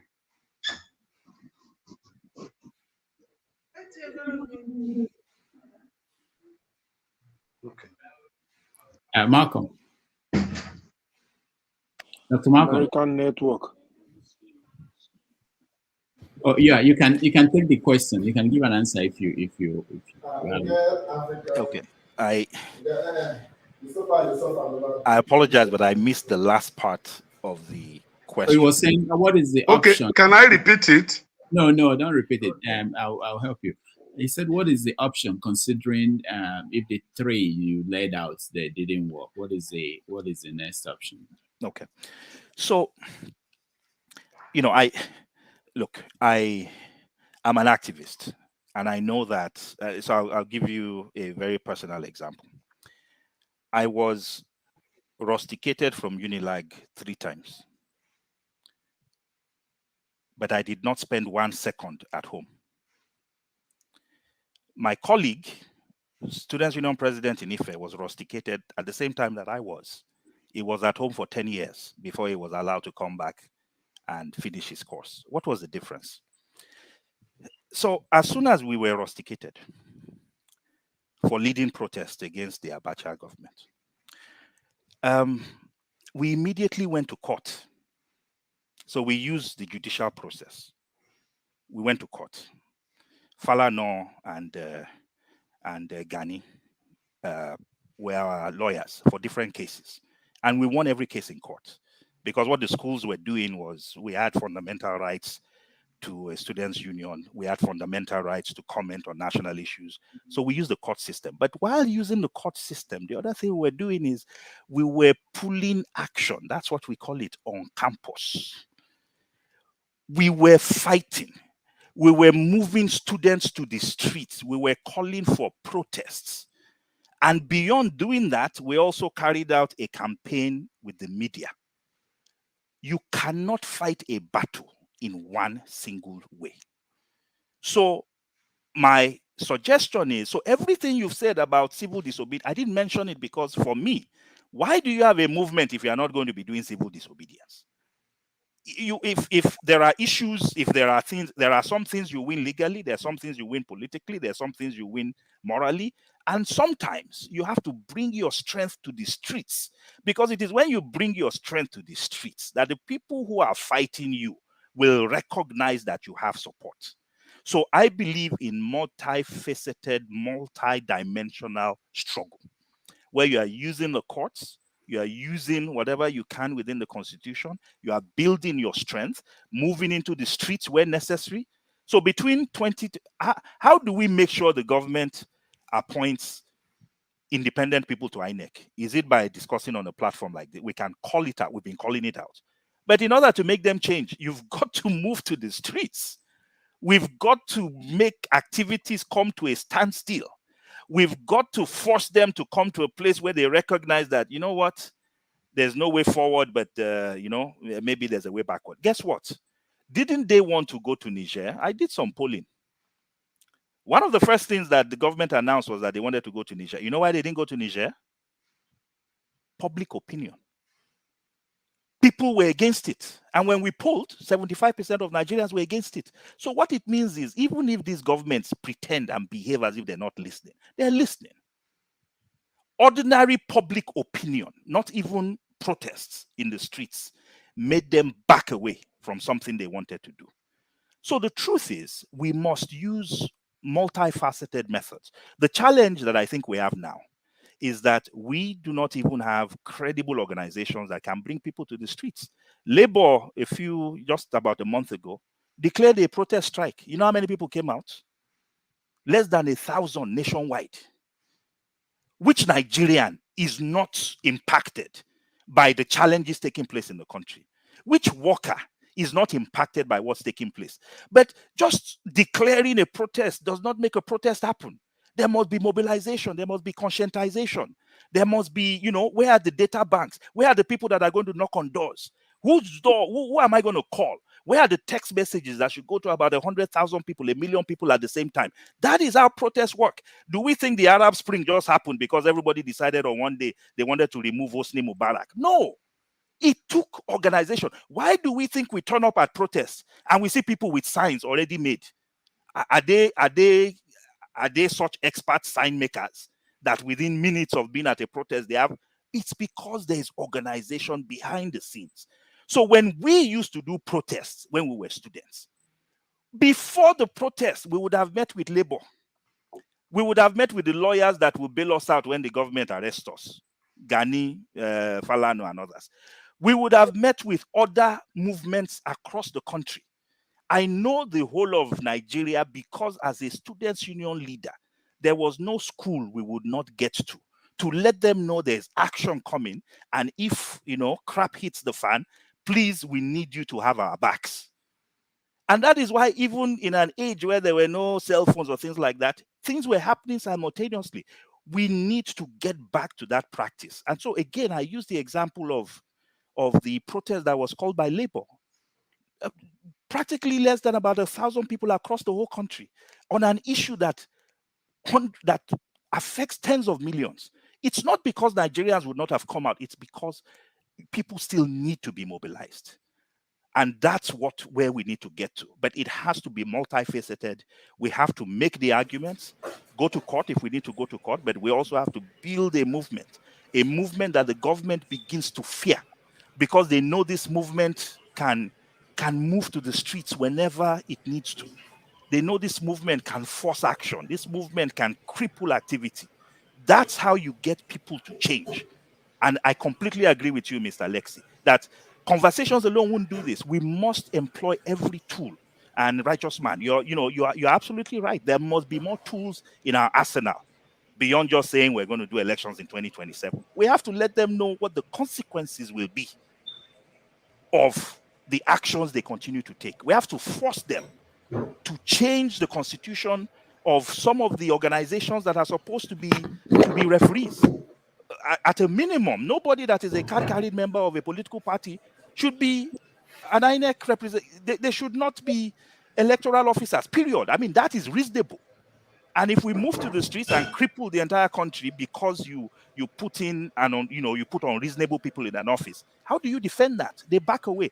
And we know they will keep backing away because we've seen them already back away from things they wanted to do simply based on public opinion, not even demonstrations, public opinion. It affects them. They're listening, they're watching, and we can impact and change the trajectory of what's going on by leveraging the strength and the power that we have. All right. Thank you so much. I'll come to you, forefathers, but let's go to Eddie first and then forefathers. Thank you, Dr. Njakiri Damages. By the way, I'm enjoying your Instagram post. Thank you. These days, and I've been in the background for many weeks. I read the comments and just enjoy. I've also been carried away by personal quests to be like Dr. Malcolm, so that I can put a DR to. But that's by the way. Some of my thoughts have been shared, especially by Righteous Man, Lex, everybody, and in fact, I've seen Dr. Malcolm deviated a little bit from what I wanted to nail him on and sort of put to the center to agree with my perspective. Dr. Malcolm, you may not know me, I know you well. I was also a Showore person. We were part of those who, joined him in Toronto when he started back then. And I also took the same stance as you to deviate in the last election, a kind of reality check. That's what I did. But I like him as a man. We've met physically and all that. Few things I want to say. I want to still come back to the idea of war room. By the way, the Labour Party or the Obedient Movement did have a war room. We had a war room, okay? What is the outcome of the war room? What is the purpose of a war room? What do you use with the data collected in a war room when it's useful for you, but it's not useful to take you to Aso Rock? You have talked about the judiciary being the last resort, right? And I don't think the judiciary is the last resort. I think you should put yourself in a place where you don't you try as much as possible to avoid having the judiciary be your last resort. Exactly. So this is where the reality comes. It's very difficult, Dr. Malcolm. It's very difficult. You have the war room. I saw your beautiful presentations in 2019 with Showore and all that, even the finance breakdown, everything. You did the right thing. You made me even want to, switch to data analyst, because I saw how you were crunching the data, making things nice and presentable. But of what use is data when you need comparison? If I ask you now, where are the discrete data to the polling unit that Yakubu used to declare Tinubu 4 a.m. on that morning. Where is the data? All right. And when you produce your own war room data, what are you going to do? How do you compare? Even when the court asked INEC to produce data for the petitioners, what happened? Where do you go from there? And which copy of the data is acceptable to the judiciary? Okay. Two, I'm not done, sir. I'm just gonna okay. And then two, why will we continue to have a system that is not working and our resources, how many billion was pumped into the IT infrastructure in order to provide real-time data during this last election? Why will we continue to not trust the system but try to walk around it? How long are we going to do? And this is what I'm surmising. I am surmising from what we have seen in this last election. And by the way, 1993, I was on the street as well. We were on the way to Abiola's house from, on Tony Street, when one, of my friend here got blown. And then I took Olowu Street and went back to Ogba, back home. I didn't get to, Abiola's house that day with them, sure. I am seeing now from my few decades as a Nigerian that we are in a real quagmire and in a vicious circle that can only be broken with a big bang. How that big bang come is what I don't know. Who organized and conscientized the people? If we go by your very technical, organized, research-based way of developing people, right? What happened to the Mozambique? Who organized in a twinkle of an eye? When it will happen in Nigeria, we will not need the research-based and project management-based norming, forming kind of team building. Thank you very much. Evie, you made some really those are very important points. So let's go to the first one, which is of what use is data if at the end of the day that data is not something we can present at the court of law, or it is not something that is recognized. So I'll give you again, I'll go to the one case study that I know, and I'll keep going back to 2015. 2015 was the first time in our country and in most African nations where an incumbent lost an election. It's not a small thing for an incumbent to lose an election. It's not a joke. It's the way Nigeria is structured. It is almost impossible for an incumbent president to lose an election. There's a caveat. There's a caveat to that, bro. No, yes. It's not impossible. It is impossible for an incumbent that is determined to hold on to power to be. That's what happened. Correct. So, but if hear me he's out. not ready to go, hear me out. Go. Hear me it out. is possible. Hear me out. Yeah. Hear me out. So it is.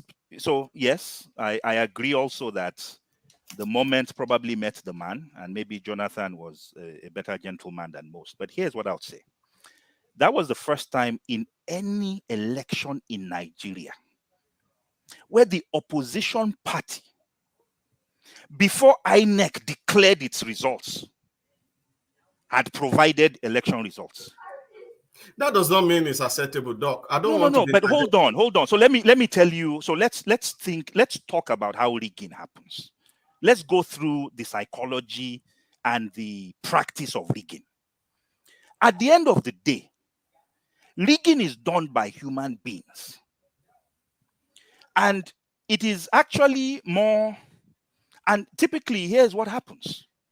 The election happens, and we begin to, and there's one thing that then begins to happen. So yes, almost every party, every major party has a war room. And every major party knows where they have failed. And as soon as they know that, the work begins. And what is that work? It is that work of where do we need to pad the votes? And that is why sometimes some states come out earlier than others, and others come out later. And the ones that come out later, you can bet that that is because something is being cooked up. Everything I'm saying doesn't mean, so for example, if you release the results, so let's say Labour Party had a war room, and the Labour Party war room, you know, Labour Party was able to get 100,000 polling agents across 180,000 polling agents across 180,000 polling units to provide the results they got that day. And the Labour Party put it out. And the Labour Party said, look, as of midnight on election day, this is the result we have. We have, so again, you don't need the hard copies. In every polling unit, there are 180,000 polling units. There were less than about 30,000 people who voted. So there are about 150, less than 150 people per polling unit. The votes got counted. They were counted by midnight, except for places that had problems. And in every polling unit, there is a physical sheet, one sheet of paper that contains the election results. That's what I'm interested in. Take a picture of that. So we can argue later. But at least I have put into the public domain an alternative story, which is the truth. The problem we have is if you are waiting for the first story to come out to be INEC's story, then we have a problem. Because that story is already a false narrative. So let that's the problem. But let the narratives battle themselves. The problem here is, Doc, I'm sorry, sir. Emma Beno. Despite this that was not done the way you think it should be done, the narrative about there. The moral. No, but where is it though? So if I ask you now, I can show you from 2015, as in, right just after midnight 2015, every 94% of the polling units had been reported online. If you go online now and you go to Sahara Reporters, you will see the election results from 94% of the polling units immediately after midnight on election day in 2015. If I ask you right now, so this is a criticism of all of us on the progressive side, is why are we relying on partial judges to give us impartial judgments? INEC is partisan. So Ebi, you are right that this doesn't guarantee success, but it at least guarantees debate. Dr. Malcolm, let me add something to this, because I was at Sahara at that point and we covered that election. Let me tell you what happened. We were live on that day. And of course, we're getting feeds from everywhere. People were trying to rig elections and they were deciding what to announce first and what not to announce. And we were getting the results and we were publishing it, even though the people in Nigeria could not. They were warning them, you know, you're still illegal to put out result before INEC. But we stopped them, ended up stopping them from rigging in so many places because they were embarrassed that these results are coming out from sources that they know is accurate and is being seen all over the world. They panicked and they gave up on rigging, which they will have done. So what I'm saying is that there is a way it could be of benefit and help. I'm not saying that it's going to stop, but I think it stopped so many of efforts to rig elections. And I don't know why it wasn't done. Even at what I had was initially was that, that the court will not accept it if it was put out there. Okay. But now that even the case is over, we need to see it. It's still not late to see what actually happened. If we have it, I want to see that. You know what I mean? Anyway, back to you, Malcolm. No, Rolf, thank you. I'm glad you clarified. So and I think what you just described is the fact that there's also a moral angle to this. You know, look, if somebody is asking me to rig, I don't want to rig so obviously that I'm putting myself in jeopardy, right? Even the people who rig, they'll tell you rig with sense. So if the results are already out, the platform is credible, yes, I may still decide to go do it. But one of the first things I'll go tell my superior is, you don't see waiting their release for, have you seen what's out? Do you still want us to do this thing? Because what rigging presumes is that there is an opacity, right? Rigging thrives when things are opaque.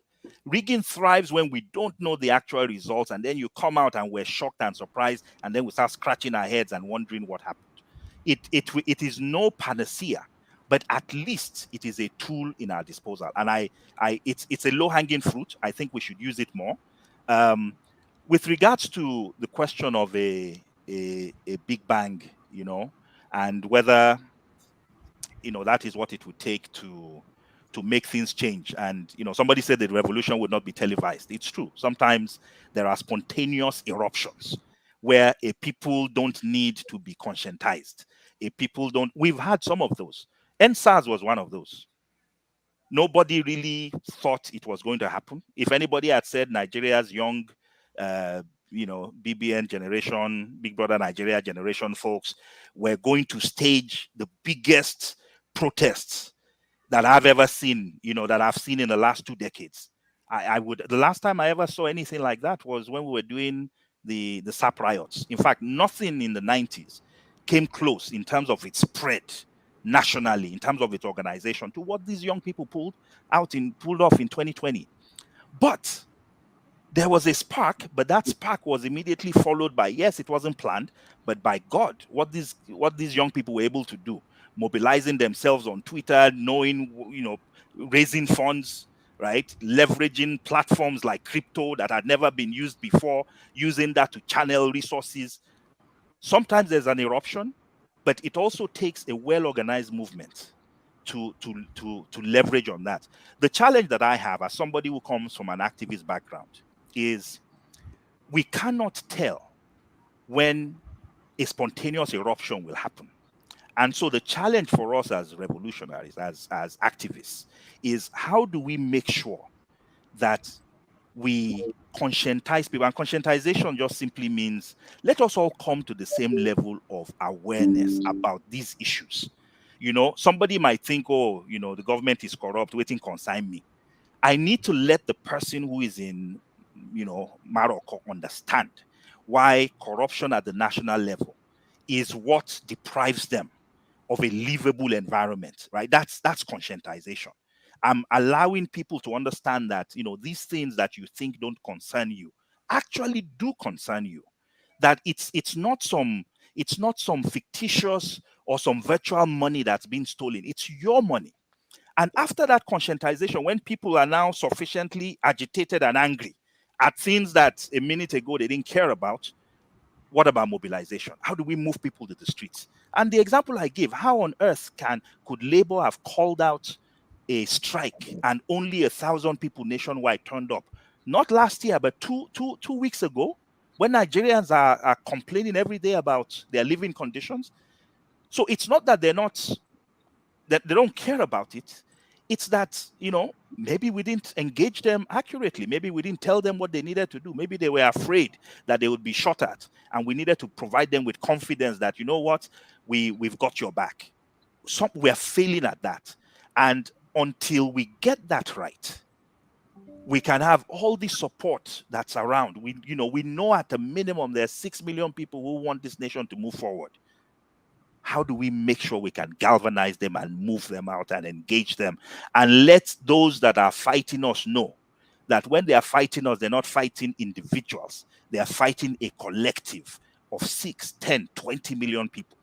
That's where we need to get to. And it takes a lot of work to get there. All right. Thanks, Doc. I'm going to step away. Thanks, everyone. I will be listening in the background. Thank you, Obi. Thank you so much. Forefathers.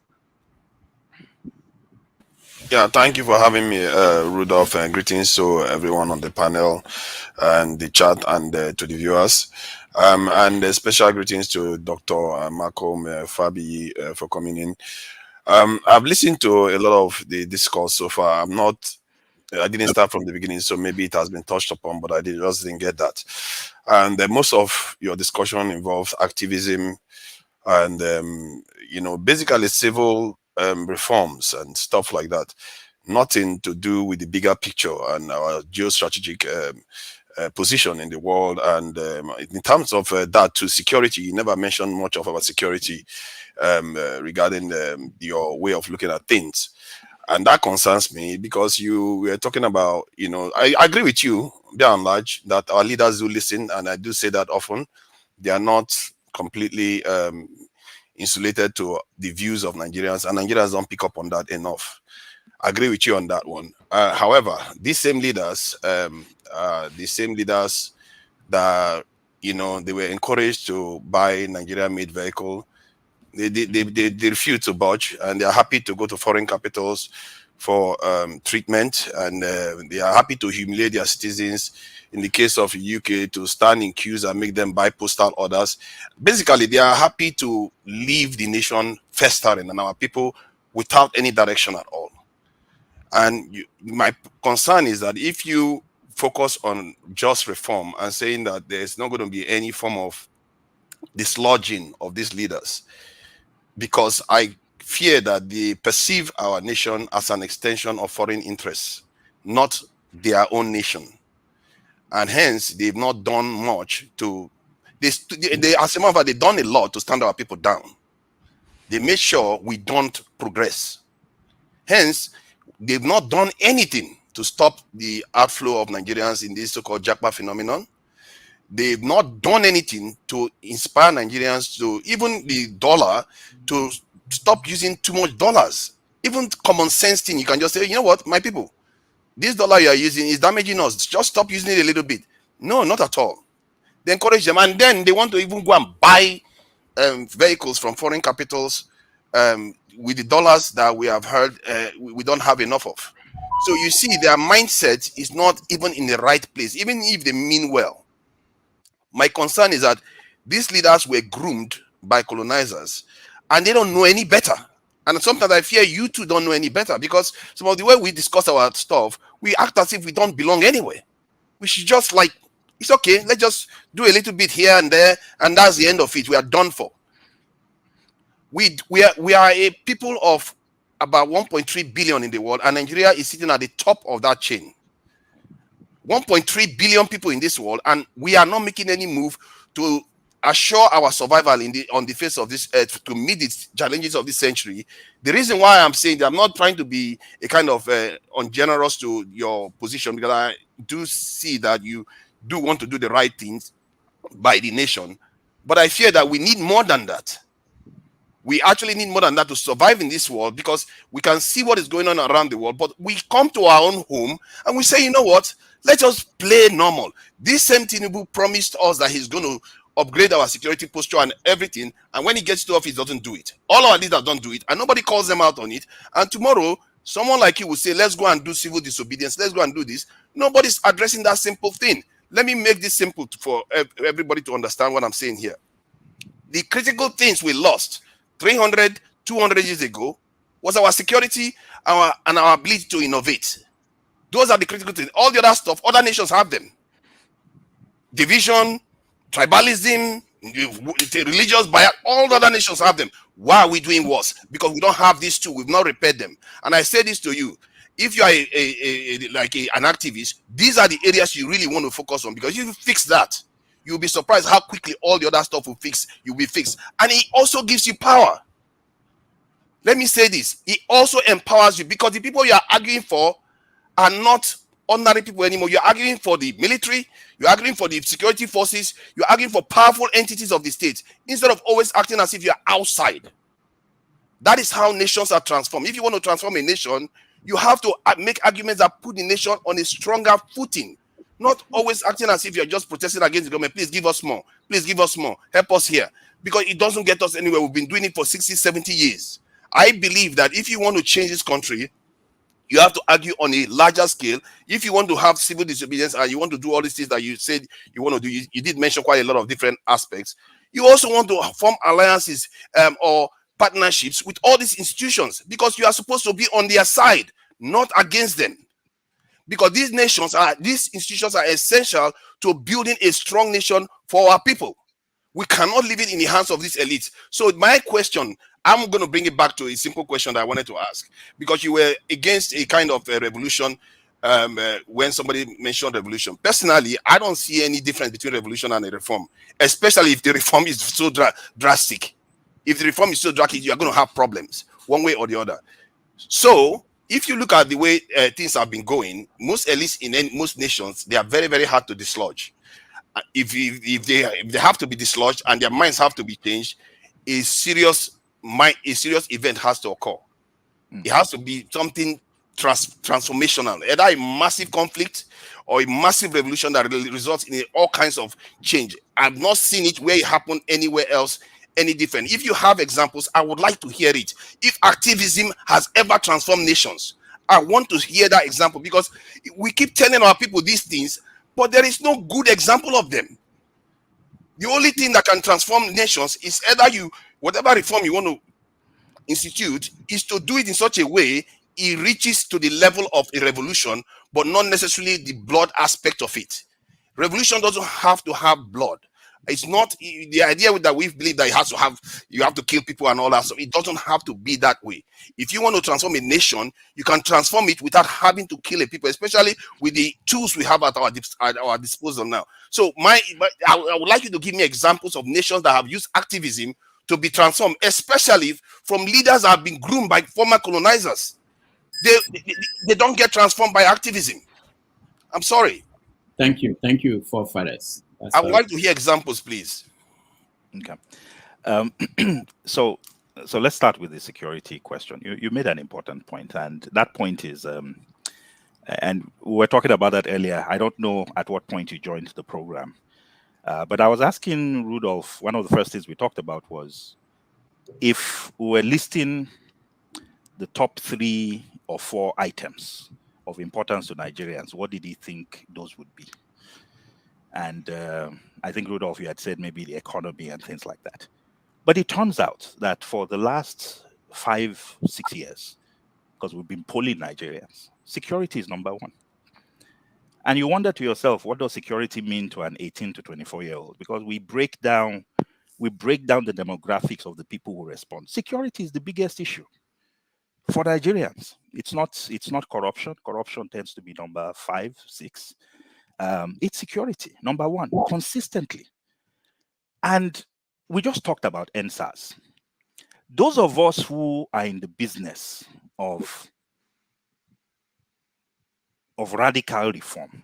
So again, I think revolution, I don't see revolution without a gun.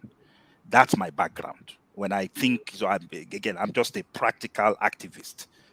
And it's not that these are things that we have not considered in the past. I have belonged to tendencies that have thought about every possible angle for Nigeria. And we've settled on the fact that reform is what would make sense for us. So I find it, again, it might just be just a mindset I'm unable to break away from. Is I see revolution as something very different. I know that you can have a system emerge that looks so radically different from where you started that it's almost as if a revolution happened. But I talk about reform only in the sense that we're relying on mass action. We're relying on people. We're relying on mass support. I can stage a revolution with a minority. So, for example, when Castro was doing everything he was doing in Cuba, from beginning to end, when he attacked Moncada barracks, when he was exiled to Mexico, by the time he came back, went through Sierra Maestra, went to Havana, won the revolution, there were no more than 3,000 people with Castro in a nation of millions. So for me, revolution just means, look, we have an idea. I don't care about the masses or numbers. Whether it's 10 of us, 100 of us, 1,000 of us, if we are committed and dedicated, we do what needs to be done, we take over the damn place and we move forward. That for me is revolution. The numbers don't matter. As long as the numbers matter, as long as we're talking about the masses, as long as we want to have elections where we have 51% and therefore win the right to stamp our views and ideas on a people and on a nation, then I think we're talking reform, maybe radical reform. But security, so we talked about NSAS. And, one of the things I was mentioning to Rudolph was, before NSAS happened, a lot of people thought what would bring people to the streets was corruption, anti-corruption. Oh, they are stealing all our money, we should be angry. It turned out none of those things interested people. Oh, the economy is in the gutter. Didn't bring people to the streets. Housing is in shambles. Transportation is terrible. PIM, what moved people to the streets? Security. The behavior of security personnel to young people. For them, that is what security means. For the man who is farming and cannot go to his farm because of militant headsmen, that's what security, that's what insecurity means. For people who can't travel to their villages because they're going to be kidnapped or because, you know, they're going to be taken for ransom, that's what security means. And it turned out that security was what made tens of millions of Nigerian young people move into the streets. The reason why I bring that example is to say that we need to understand what it is that actually that energizes our people. What is that thing that they are the most concerned about? If any, none of us, I certainly didn't predict NSAS. It came as a shock and a surprise.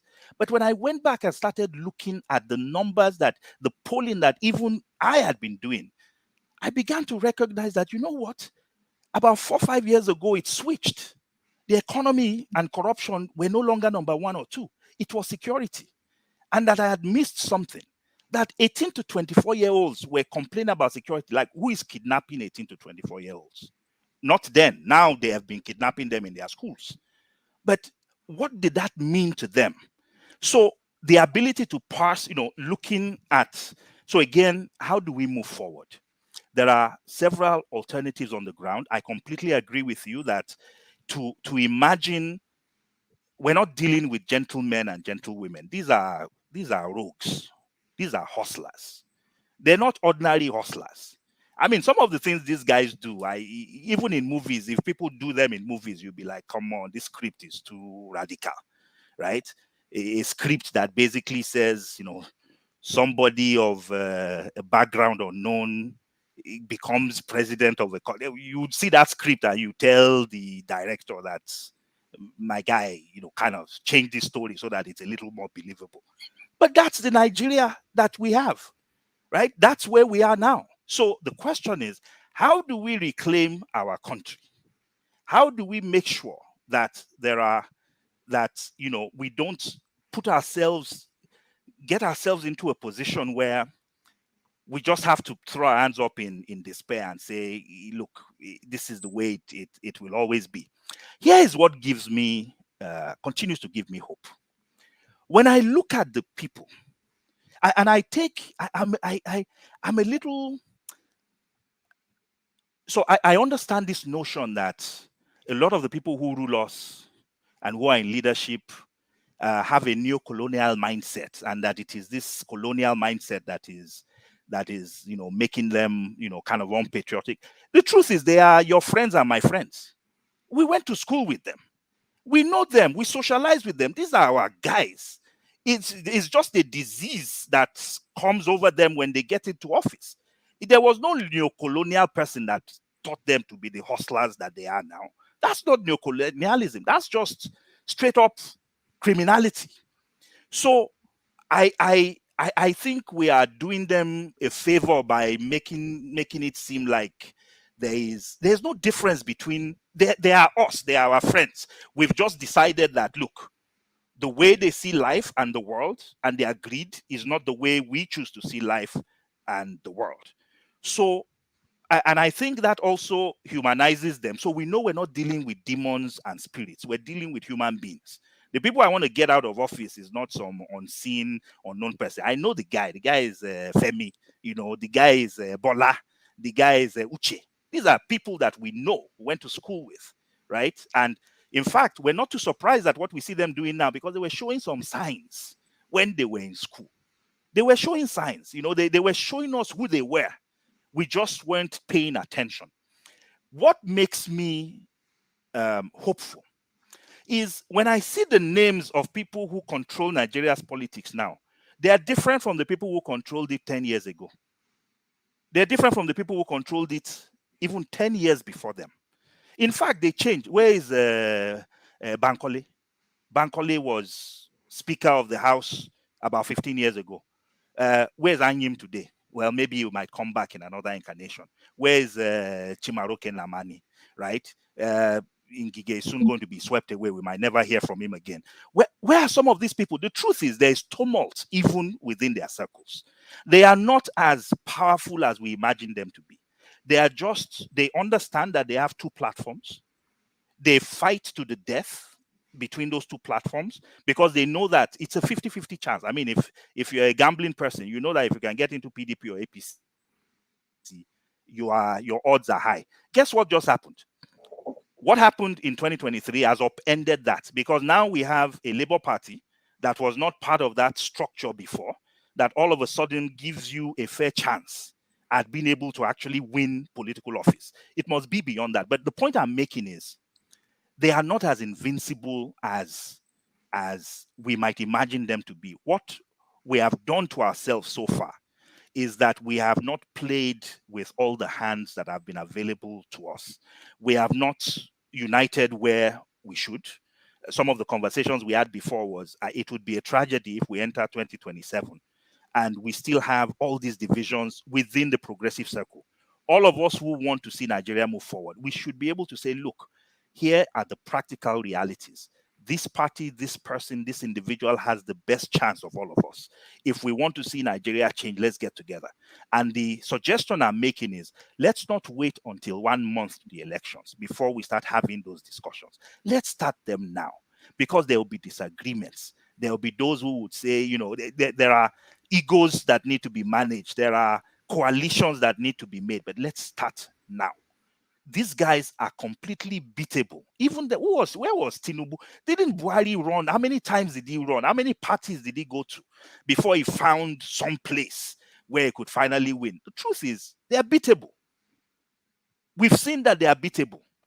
My biggest concern had always been the fact that, you know, Nigerians would say, I don't want to vote for a party that would lose. I don't want to waste my vote. I saw, and I discussed this earlier today, I saw people proudly say, I want to waste my vote. I had never heard that before. I remember seeing a video of students from University of Ibadan when they were counting the Labour Party votes. And with each vote that was being counted, they were screaming, no structure, no structure. And all the votes were going for Labour. So it turned into, you know, the things I saw in 2023 were things that I thought would still take us like 10 years to get to. We're fast tracking.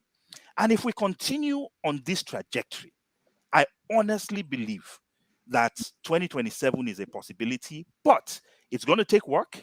It's going to take activism. It's going to take agitation. It's going to take protest. It's going to take sit-ins. It's going to take demonstrations, you know, in order for us to get something that looks even close to a level playing field.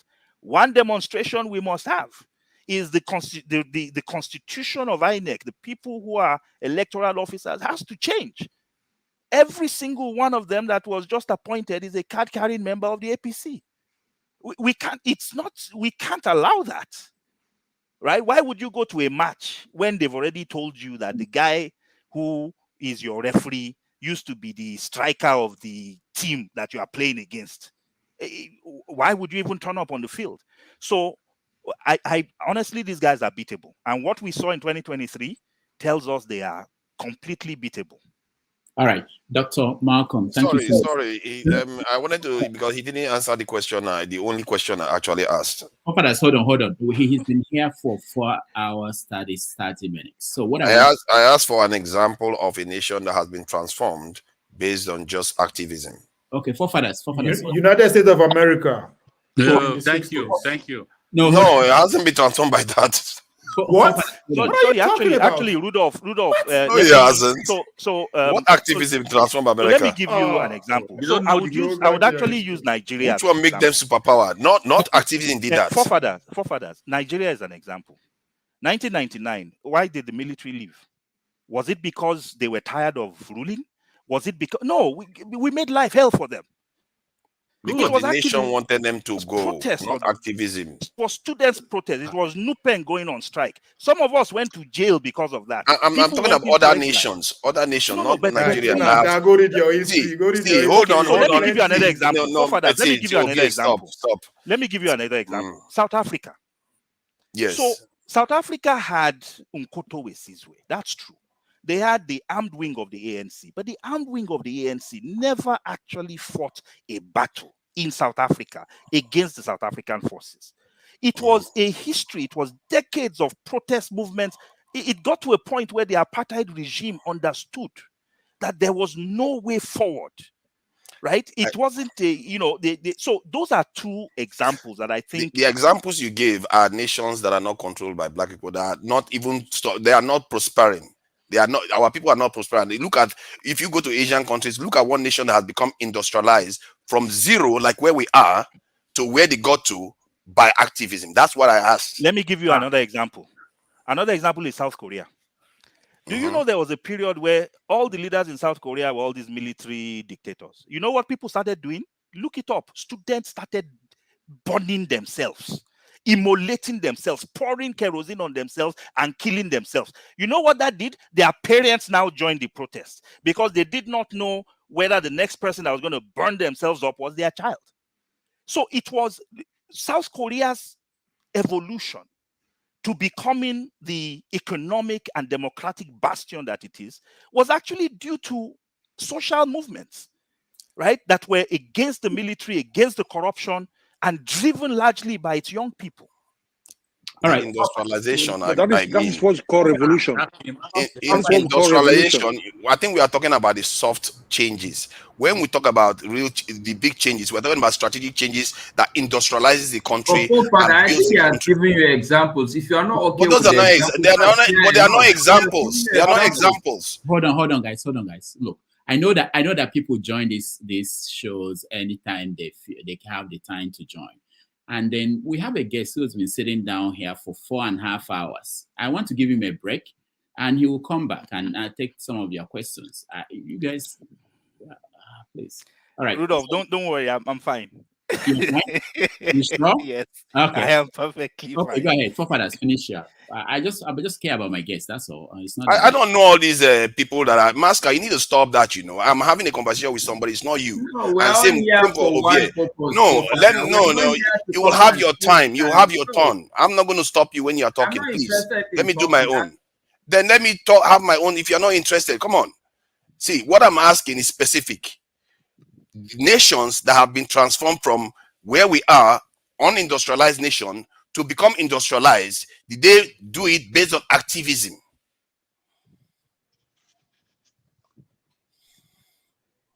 It's a simple question. Malcolm, are you there? Yes, I am. So I would argue that when South Korea went through its transformation, it was not the technological powerhouse that it is today, right? We've seen that transformation happen over the last few decades. So it's that's all I can offer, quite frankly. In terms of societal change, again, it is either and even what the South Koreans did, it was crazy, right? People who believed in something enough that they were ready to die for it. It's for me that is even more than a revolution, right? A revolution is I have a gun and I have an equal chance of taking somebody's life as they do my life. Here, this is people saying to themselves, I choose to take my life because I care for this country. That's not what we need to do as Nigerians, but I think it is our duty to get our countrymen. There are people who would argue that, are we crying more than they believed? The Nigerians we say we are fighting for, and I've gone through that as an activist before, where it's almost as if you are speaking to where the people that you are trying to fight for, it's almost as if they don't even want to fight for themselves. And sometimes people give up and say, you know what, if you don't care about your own situation enough, there's no way I should care about it more than you do. But again, from the tradition of activism that I come from, when we see that, it tells us there's a failure in conscientization. It tells us there's work to be done. It tells us, look, there's a level of depravity, there's a level of oppression that a people experience, that it becomes normal for them. they normalize it. I remember when NEPA, when light would come back and everybody would shout, "Up NEPA," as if having power was actually some benefit, and it was not a right. But I also remember a time when I was much younger, when as soon as the lights went off, my mother would jump into a car, she would put all the children in the car and we would drive to the closest NEPA station. And we would tell the NEPA station that we live at so and so place and our lights just went off. I saw that happen, where when lights went out, it was outrage. How dare they do this? And we would drive down and my mother would talk to a point where 10 years later, the same me, lights will come back and I would almost be raising my hands with everybody else saying, "Up NEPA." It's how did that happen? It's because sometimes it is possible for you to actually begin to normalize what is not normal. And part of what has happened in our country is we're normalizing what's not normal because of the pain that people have gone through. You see, that's the beauty of technology these days. You can find this information fast. You see, the protest that you're referring to in South Korea happened in the 2000s. Well, while industrialization, can I? Okay, which one are you talking about? When did it happen? Go to their history. Go and study history of I've South just Korea. told you. If you have the correct answer, give me the answer now. Before then, this is what you're doing. Give me the answer. If you want to give me the answer, let me give you my own answer, please. You see, what you are doing now, you are stunting people's discussion and you are stunting our people's knowledge. Because if you have the answer, give me the answer. I'm not fighting you. Give me the answer. Because people need to get the right information. That's important for our people. You have to wait. Wait for another round. Wait for another round. Wait for another round tonight. We are waiting patiently. We are waiting patiently. Wait for another round. If you have the answer, give me the answer. Wait for the next round. Wait for the next round. Let me talk. We are all waiting. Okay, hold on. So, forefathers, what all this is referring to is that I allow people to ask only one question, and I don't encourage this back and forth with the guests, so that other people will get a chance. So you've had, I'll give you one more chance to frame your question, whatever, so that he will respond to you finally, and then we go to other person. Sorry, it won't be one-on-one between you and the guests. There are other people who've been waiting for a long time. So that's the point I think he's trying to make. So my hope is that if he wants to stay longer, because this is beyond the time we initially agreed to, we can get a chance for people to ask second questions or third questions. But I want us to get to everybody for the first time. Yeah. So very quickly, Rudolph. So forefathers, this was the period. So look in the period between 79 and 80, 85, 86. That's when this protest that I'm talking about, that's when they took place. They became industrialized before then. All right. So let's go to Mask. No, Lexi, no. Are you? I just want to share my connection with that South Korea he's talking about. I was the officer in the federal government who was assigned to the Korean embassy to hold meetings in what they were then terming getting close to Nigeria. I was to produce 20 engineers for their auto industry. They wanted to train those people and return them to Nigeria so that when they bring their cars to Nigeria, these engineers would be able to do the maintenance and sustenance of their market in Nigeria. So nobody's coming here to lie to me about South Korea because I was involved and I did travel with that. Now, sorry, what year was this so people know? So that's not the important thing now. I know what I'm telling you. It wasn't what you are saying that it was in 2000 that this happened. It's not true. In fact, it happened before those 70s that was even indicated here. I know when they started their 10-year plan to become industrialized, 10 years, and they used it. The ambassador told me, he said, look, it took us 10 years for this that we are doing now. And so it must have happened in the early 70s, before the 80s, that revolution took place. All right, thank you, Alexi. Let's go to Masker. Rudolph is me before Masker. I've been here waiting before Masker. Ike, I'm following the lineup. I know you came in and you went out. You're following the line. I'm here too. Because it's okay, Mr. Rudolph. Ike can go before me. I'll go after Ike. Let me go after Ike. It's okay. We don't talking is not. My brother Maska, go, please. Sorry. No, Ike, go ahead. No, it's okay. It's okay. Go. All right, thank you, sir. I was about to All go. right, thank you, Mr. Rudolph. Okay. I really want to start by commending you. I really am convinced that you're doing a very difficult job. And I believe and I hope and I pray that you would reap whatever result you're hoping. And I'm convinced that it's for the betterment of the country. I know how difficult this is. I know me and you wanted to bring somebody, and I know how it ended. It's difficult getting people to come. So I appreciate all the effort that every week there's people talking to us. All right. Having said that, I also want to thank the doctor. Actually, I felt it's really a breath of fresh air. I like the perspective he brings because it tends to tally a lot with my convictions also. And I think you brought a perspective that I would call an on-the-ground perspective. You were there in 2015. I am convinced that it was a landmark election for our country. If we are really serious people, the way to solve your problem is to retrace your steps and go back and look at what are the things that have happened before now. Where did we miss it? Where did we tend to get it right or wrong? I'm convinced 2015 was a landmark election. And I think looking at that and the events around that election will help us a lot as a people to move forward.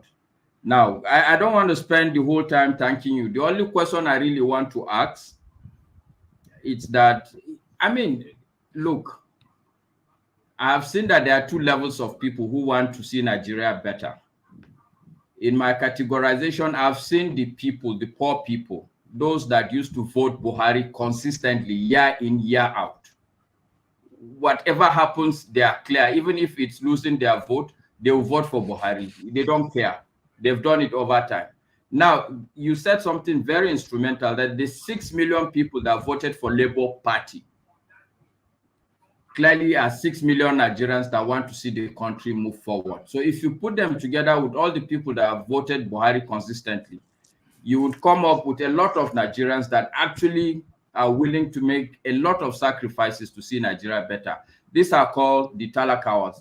And surprisingly for me, people like you are a lot. The challenge for me, really, why is it that people at your level have refused to come together? Why is it so difficult? Maybe you need to share light for me personally on why is it so difficult. I know a lot of people who are activists at senior levels today. One of them that I know is, I don't know if you know this, Salihu Lukman. He was very senior in APC. I know he was an activist. And people like you, people like Shaw. Why is it that people at that senior level, they don't want to work together? What is the challenge? So here's what I'll tell you. And I'm glad before I answer that, that you brought up the issue of the Talakawa. I think it is something that a lot of us so I grew up in Kaduna. I was born in Kaduna. I grew up knowing what the Almajiri educational system looks like and what the Talakawa, the Talakawa of Nigeria and the challenges that they go through. But let's leave that aside for now. Let's go to this question. This very germane question you asked.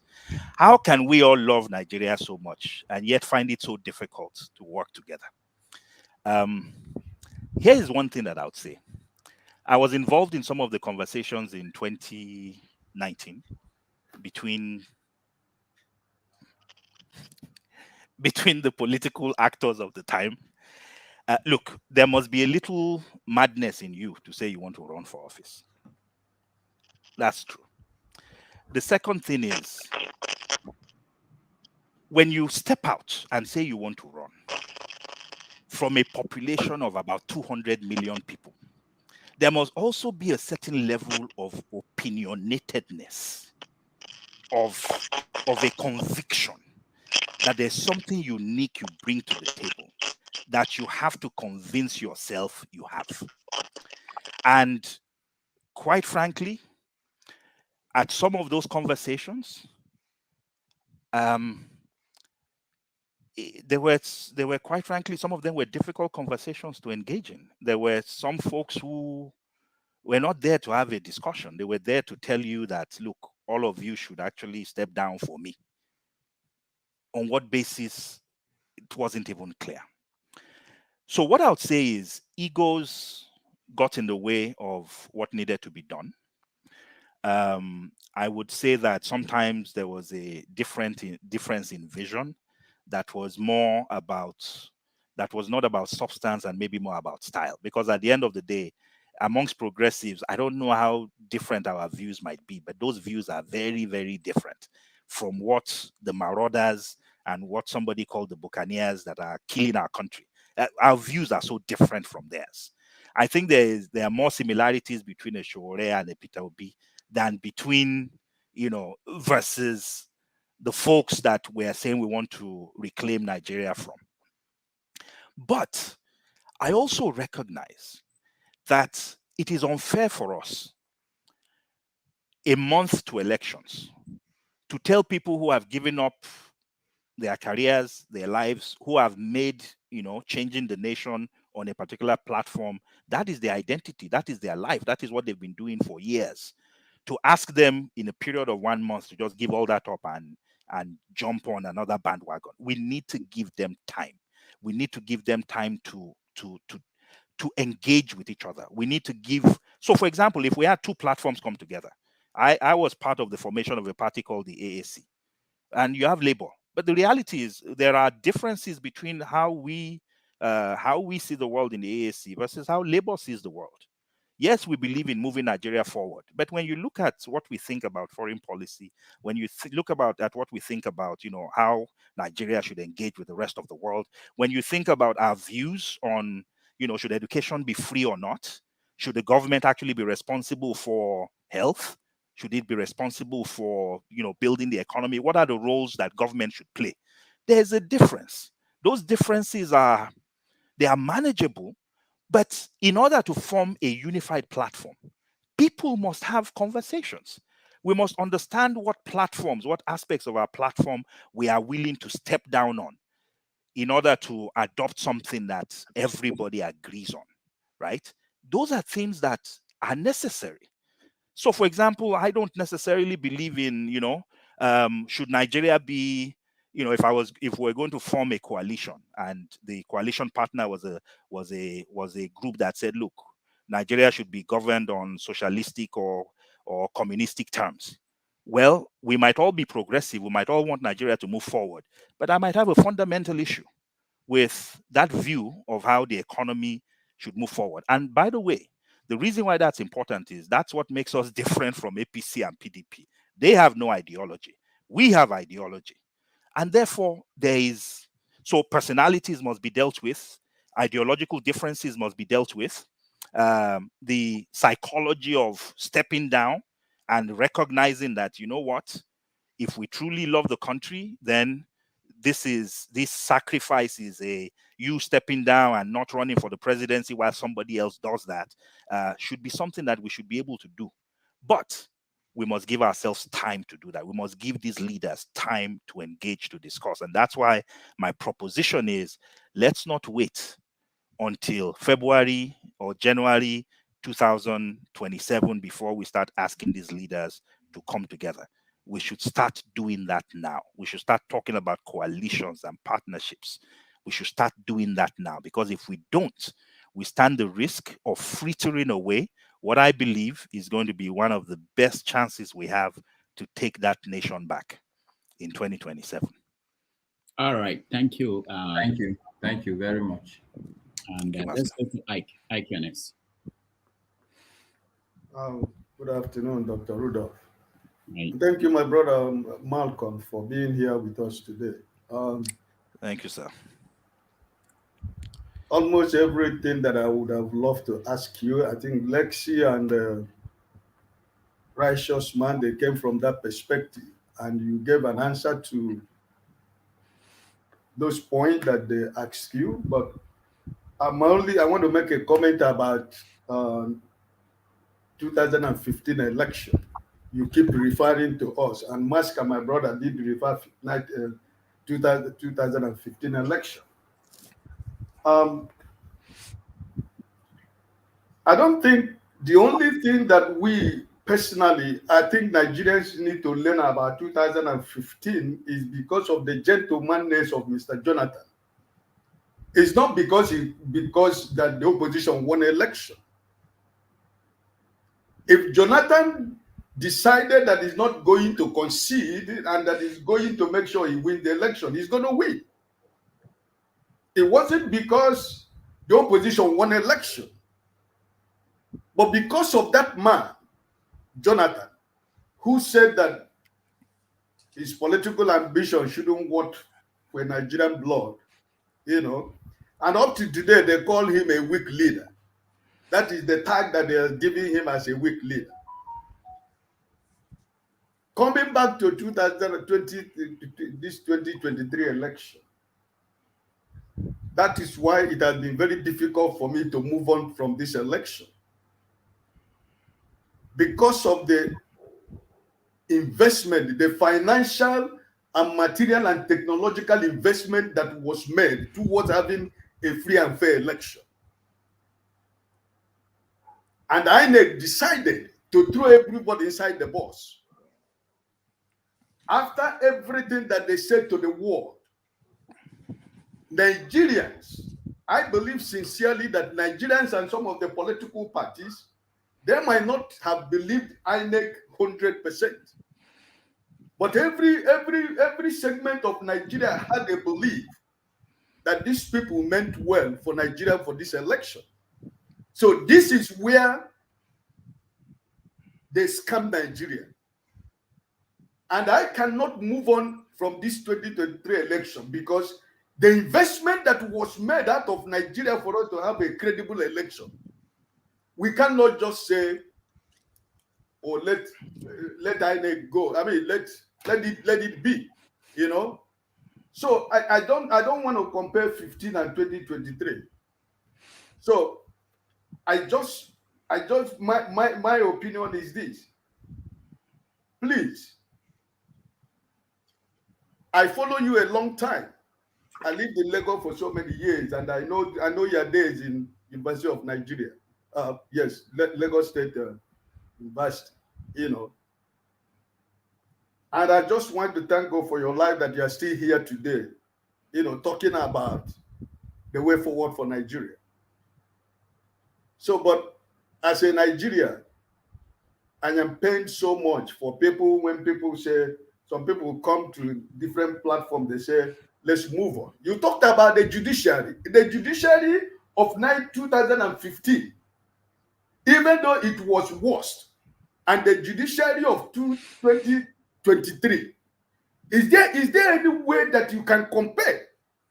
Which judiciary are you going to go to in the present day Nigeria? Which judiciary? There is a state capture of everything. So I think that everything you have said here is true. But the kind of revolution and demonstration and the sit at home or whatever we want to do, it has to be spontaneous. We listen. The revelation of 2023, Peter Obi, you just said it quite a few minutes ago.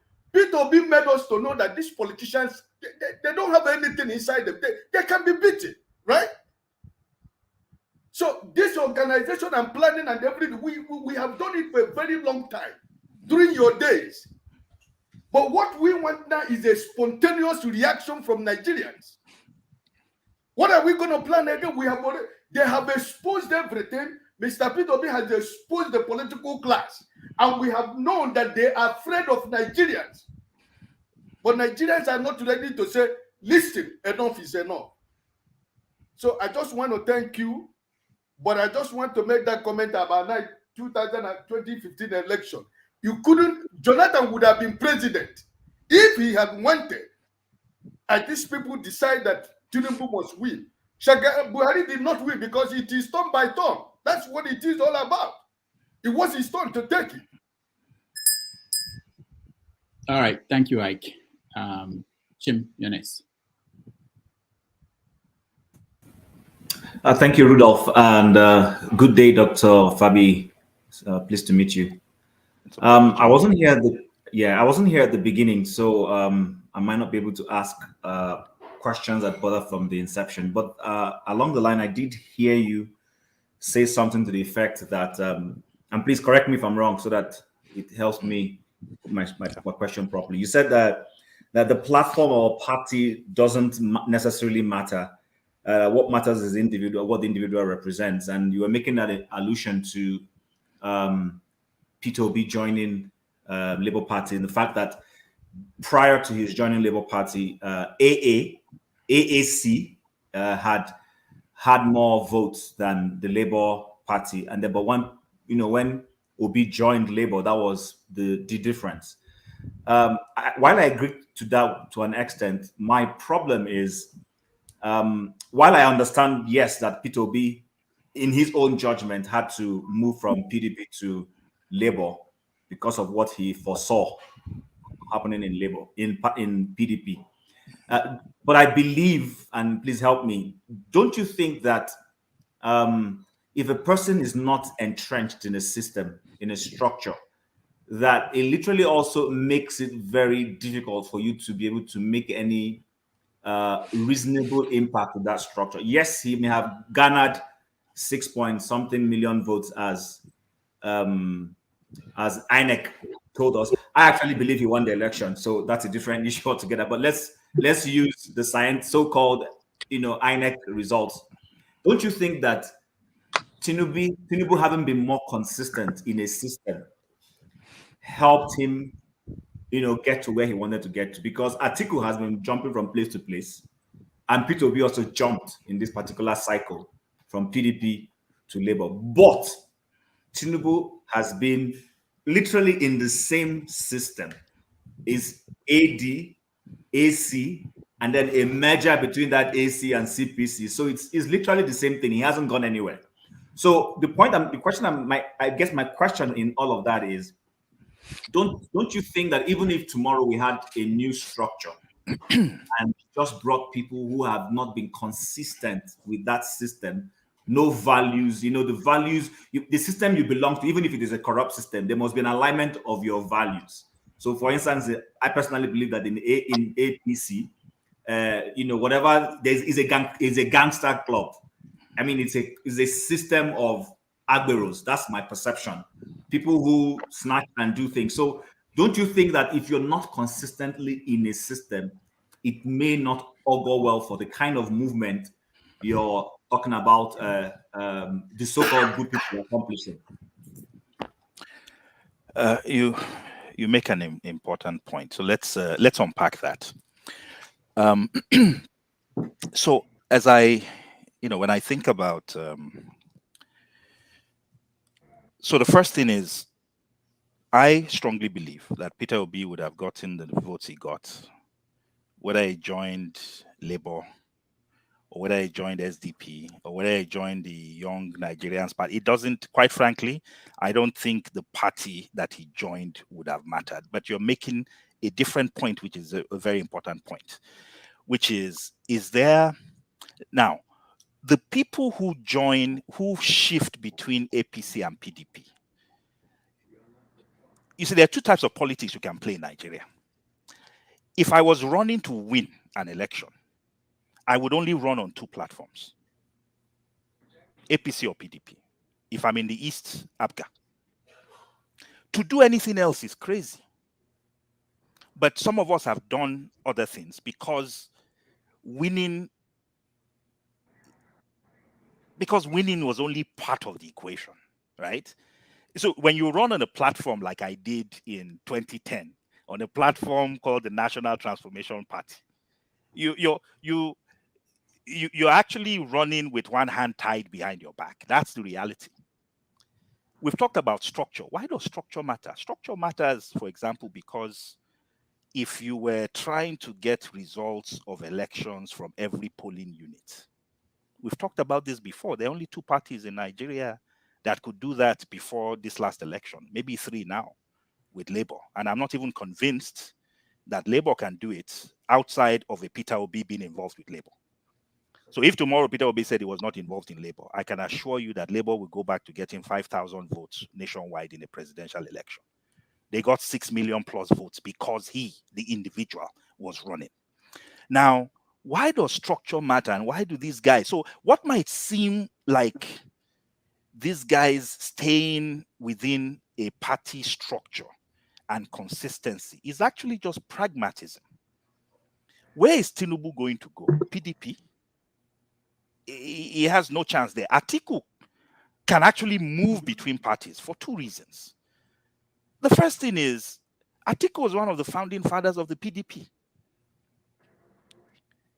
right? And what makes Atiku an interesting person politically in Nigeria, which is also problematic, is that, and I will go back in history, when the PDP was formed, obviously 1999, probably just, early 1999.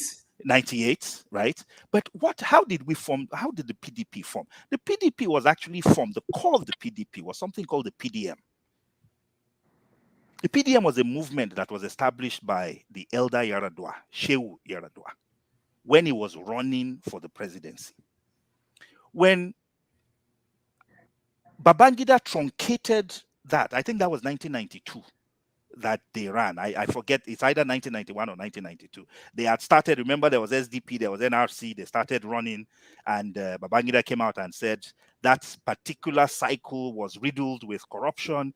He cancelled it. But what Shehu Yaradua had done is he had a national movement. The PDM was the only organization in Nigeria that had members in every single ward in the country. Every 9 to 10 polling units make up a ward. There are about 20,000 wards in the country, 18,000 wards in the country, sorry. Those 18,000 wards, right, are the units of political activity in the country. If you want to run for, if you have a political party, so for example, when you're doing primaries, the people who turn up, the delegates who turn up at primaries for these big parties come from wards. So a party that has representation at the ward level, or a movement that has representation at the ward level, was always guaranteed, regardless of what the party was, to be able to determine what was happening within those parties, right? That's so Atiku, when Shehu Yaradua died, his movement, the PDM, went to two people. The northern PDM went to Atiku. The southern PDM went to a guy called Tony Aneni. Right? So the PDM split. Those were the two leaders of the PDM. You will remember that in 1999, when the PDP was formed, Atiku had already won office as governor of Adamawa before he was now called to be Obasanjo's deputy. The reason was simple. The PDM was instrumental in making Obasanjo the candidate of the PDP because they were the only movement that was nationwide, and they went into the PDP. So that is Atiku's base. And wherever he goes, I presume, I know the PDM has lost, membership over time, but that's why those guys, regardless of where he might move, he's not moving with the PDP. He knows that what makes him relevant in the PDP is actually the PDM that he controls. Now, Tinubu's base is southern. The AD was a purely southwestern party. That's what Tinubu has used as leveraged over time as a base. ACN, was exactly the same. It was a mostly southern party trying to have, slight tentacles in it. So the reality is that what has kept Tinubu in the parties he has stayed in was just pragmatism. He removed from the things he had tried to build in the Southwest. What could he do? What movement does he have that would make him relevant in a party like the PDP? So the truth is, my sense, just looking at the histories of the parties, how the parties have evolved, CPC, in Buhari's case, Buhari was the movement. It was one man. And as Maska was indicating before, there were, it was just devotion. A lot of people were just devoted to the man, regardless of what party he was in. So whether it was in CPC, whether it was in AMPP, it didn't matter.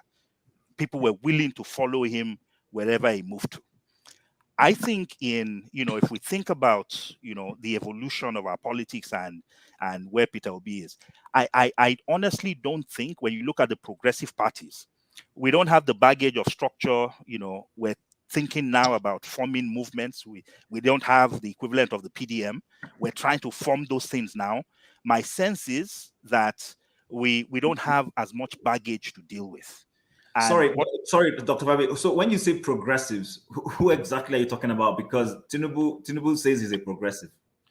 So I'm talking about true progressives. Let me use the word true progressives. People who want Nigeria to move forward and who believe and who completely in what they advocate for, in their style, in their comportment, in their history.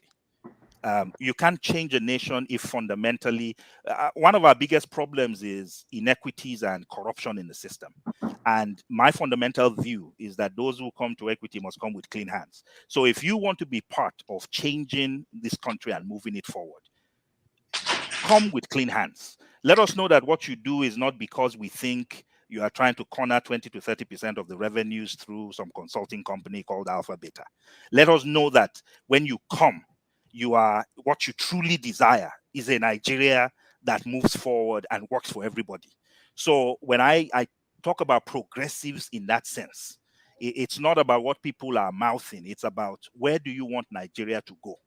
And, I think anybody who is progressive is anybody who understands that the structures that we have had, the political structure that we've had in the last 20 years hasn't worked for us, right? Where's our economy gone? We've stagnated. We keep saying we have, look at what's happening in terms of the economy. Multidimensional poverty in Nigeria. We have over 100 million people that are multidimensionally poor. Our young people, education is in shambles. The educational system that all of us here enjoyed, public schools, you wouldn't even send your enemy to a Nigerian public school right now. I went to FGC Kaduna. I would not send anybody to FGC Kaduna right now. It's pathetic what the nation has become, right? So anybody who has been part of that rot cannot say they are progressive. So a progressive for me is somebody who fundamentally recognizes that what we've been doing so far hasn't worked and realizes that, look, leadership must become more accountable. And we have to come with an intention to move that nation forward. And anybody interested in enriching themselves or has enriched themselves at the expense of the Nigerian people cannot be a progressive. You just can't. So that's my view. And I think, so I don't think, I think what I think is important is a movement is necessary. And what I mean by a movement is, let's not burden ourselves now with, is it a political party or is it not? I don't even want us to be, again, the Labour Party. They are in court. They are fighting each other. But should we wait until the two factions finish their fight before we determine how we move forward? The people who supported Obi, again, I would insist, did not support him because they did not say, oh, what is his, which party? If his Labour Party is running on, then I'll support him. No, they supported the guy. He told them he was in Labour and they followed him there. So let's consolidate this movement. There are people, millions of them, now we know, that have come out and said, look, whether the party has structure or not, whether it's small or not, we don't care about that. We want to move forward. How do we take that coalition? How do we make it cohesive? And how do we make sure that as we progress, that if we're having this conversation again in 2024, we're not talking about 6 million supporters, we're talking about 7 million.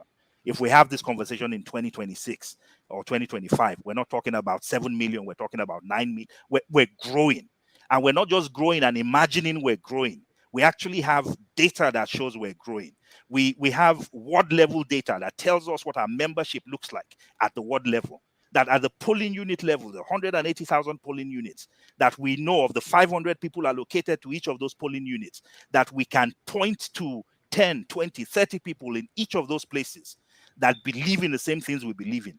If you're not able to do that as a political party or as a movement, then you're not serious. Because that's how elections are won and lost. And the people we're fighting against, guess what? If you go to the APC today and you tell them, give me 10 names from any polling unit in Nigeria, they will give you 10 names. when do we get there? We have the means to get there because we know we got, those, if you count all the collective progressive votes, across all the parties, majority of them coming from Labour, we know we're widespread. But can we even today, if we asked the people who are tending to our membership, if we ask them, can we point to the 10 people who come from this particular polling unit? We probably don't. We need to get to that level. And that's why when we talk about protests are easy. If I can actually sit down today, take a database and text to 6 million people and say, you know what, tomorrow we need to move into the streets. Maybe only 10% turns out, but by God, 600,000 people on the streets, even if only 1% turned up, 60,000, that's massive. So until we put ourselves in that situation, all we're doing is we're talking. We have support, but we're not cohesing that support.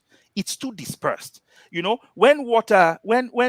we have a flood, it just takes buildings and breaks them down. But if we channel a flood, it can actually generate power.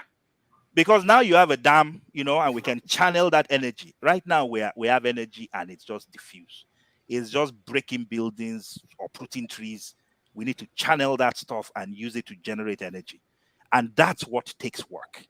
And that thing we call spontaneous protest, I've never, it may seem spontaneous, but when you have this type of movement, you have this type of data, the people that they'll just wake up one day and see everybody on the streets and they'll say, oh, wow, it was spontaneous. No, there was a lot of work that was being done behind the scenes to make sure we get ourselves to a place where we can actually move support, bring support to the fore. I've seen it happen before. We used to do it about 30 years ago. I've not seen it happen lately, but we have to go back to those fundamentals of how you build movements, run movements, conscientize, mobilize people. Wow, thank you. Emiloko. Thank you so much. So you have done 5 hours. I don't know how much you want to do, but let me give just for my own and 3 people chance to ask follow-up questions. Obia Yanes. Thank you, Doctor, for actually breaking down what organizing means. Anytime I say organizing, it seems as if I'm speaking Chinese. That I don't even believe that there's anything like spontaneous revolution. It takes a lot of planning. Thank you for shedding light on that. But my question is from Sahara Reporter, September 26, 2020. You wrote an article, you titled it 4 Reasons Why Nigerians Americans Must Get Involved in the 2020 Presidential Election. You give reason. You said Nigerians America call America as their second home. 1, participation politically in America can enhance Nigerian democracy and strengthen the rule of law. You said we must do it for our children because we can make a difference in determining American future direction. The first question is, the Nigerians who are in America, who are in diasporas, what do you think we can do concretely to achieve something within the political scene in Nigeria, just as you pointed out what we can do for America with the Nigerian American? Second is also another article on the same Sahara Reporter, which is this year, June 18, 2023. The article you wrote was Strategic Move or Shooting from the Hip. You on the second paragraph on that article, you said his inaugural address was no ordinary solution to the citizenry. He came out gun blazing. By the time he was done introducing himself to the Nigerian as their new commander-in-chief, he has outlined 4 major market shift policy. So fast forward to 3 months now. Do you think it's a strategic move or go down in the article and read the conclusion of the article? So my conclusion in that article was that he was shooting from the hips. That what we need is not somebody who comes out just announcing policy willy-nilly. Did you think through those policies? You remove fuel subsidy. What comes next? Where are we now? We're in a situation where half the states have 3-day work weeks. You've killed productivity.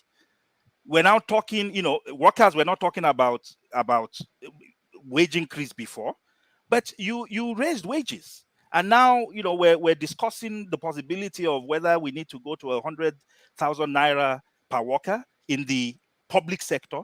But public sector increase in wages is going to have pressures on private sector employers. So you're just shooting from the hips, throwing policy all over the place. You took exchange rates. You removed the dualization. You removed support for the exchange rate. You floated the exchange rate. But look at where we are. How do you float exchange rates when you have limited demand and the supply, limited supply, but the demand is infinite? And you're allowing speculators that have no use for the dollar to be buying dollar, using it as a store of value and keeping it, reducing the limited demand that you already have. So my conclusion in that article, when you go down, was that these guys were shooting from the hip. What was more important was coming out blazing. On day one, I revoked this, I instituted this. But what next? Let's think about what next before we start making policies. Now, to the first thing you said, which was about Nigerian Americans and participating in politics. It's something I've been thinking about for a very long time. There was a time when, if you ask the average Nigerian, if the average Nigerian in the US told you they were running for office, you don't even need to ask them the question. What they mean is that they're going back to Otukpo, or they are going back to Ilesha, or they are going back to Lagos or Abuja or Kano to go run for office in Nigeria. And my sense was that, look, why would we be in this country for 10, 15, 20, 30 years and we would have absolutely no influence? Zero influence. We would not be able to, we can't. So guess what? Everybody who steals money in Nigeria, where do they take the money to? They bring it here. Their children come here to school. They buy houses. Nobody can stop them from taking all that stolen wealth and pulling it here. Well, guess what? What if we actually had the ability to influence government policy in this country? What if we could actually say, look, if you are a demonstrated election crook, how about you can't come, how about asking the same way we treat terrorist funds here? And by here, I mean in the US. Why don't we treat stolen wealth that way as well? Because if you can track terrorist funds that are going through, different cycles, you certainly can track when somebody who had no account in your country one day suddenly emerges with millions of dollars in his account. Why don't we treat it that way? But in order for it to be treated that way, we must be in a political position where we are influencing policy. And my concern was, all of us were in this country, say, oh, Nigerians are one of the most educated folks, we're doing reasonably well, but politically, absolutely nothing. You look at Somalis in this country, you look at Ethiopians in this country, you look at, you look at what they've achieved politically. They have members, representatives in the assembly. Right now there's a Palestinian legislator that is actually one of the lone voices speaking up, right? But it's important. It's important to have representation. And for me, it was, look, there are things we can do to influence policy here, and not being involved in the politics of the nations that we're in. I just felt that was a disadvantage. And what I'm glad for is that I've seen a lot of Nigerians actually step out here politically to run for office. There are mayors, there are city council members. We even have a member of the US Congress, although he represents DC and doesn't have voting rights yet. But I'm seeing more engagement and more involvement, and hopefully that will begin to translate into political action. All right. Thank you. Thank you. Let's see. Dr. Malcolm, how much time do you have? You want to take 2 more? Sure. Okay. All right. Let's do. How do we pick someone? Let me see. I'll pick forefathers as one. Who else wants to ask a question? Who else? Me again. Since nobody wants. No, they are all there. They are scared. Okay. Forefathers, let's and Doctor, how can you jump in me? No, I'm not going line by line anymore because we don't have that time. So I just wanted to know people who are enthusiastic about their question. It's because you are obedient. Simple. Okay, Prince, go ahead. You know what? I made a decision now based on something else. Okay, go ahead, Prince. You are very close to the guest. Go ahead. Go ahead. He will take all the questions, but what I will do is all the questions and then answer them at once. I wasn't sure Prince was.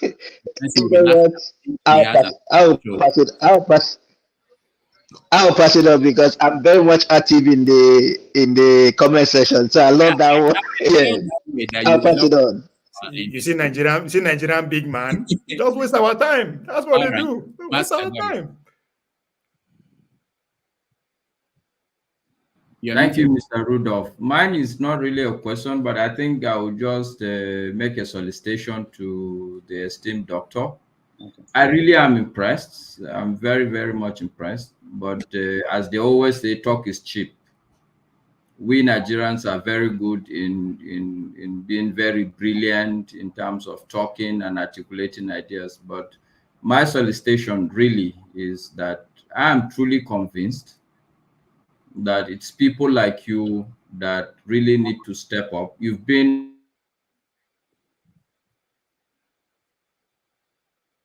we can't hear you, Master. To Nigeria, you are free to go. Go to Nigeria. We know that you want to take 2 hours. Go. All right. Yeah, regarding what we're discussing before, it's clear that even South Korea wasn't the case. The activists were not the one that transformed the nation. It was leaders that made plans to transform the nation. And South Korea experienced technically a dictatorship since from the 1960s to the late 1980s. That's what they experienced. And those dictators founded that nation. They made the nation what the nation was. That's why I asked, what nation was built by activism?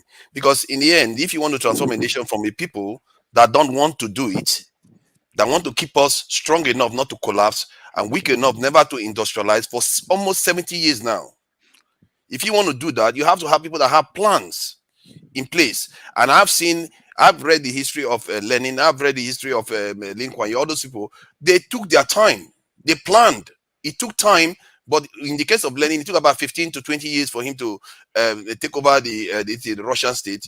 And in the case of Lin Kuan Yew, a lot shorter. In the case of the leader of the Park guy in South Korea, it was a lot shorter because he made plans. Within 3 months, he saw that the democratic government were not very stable.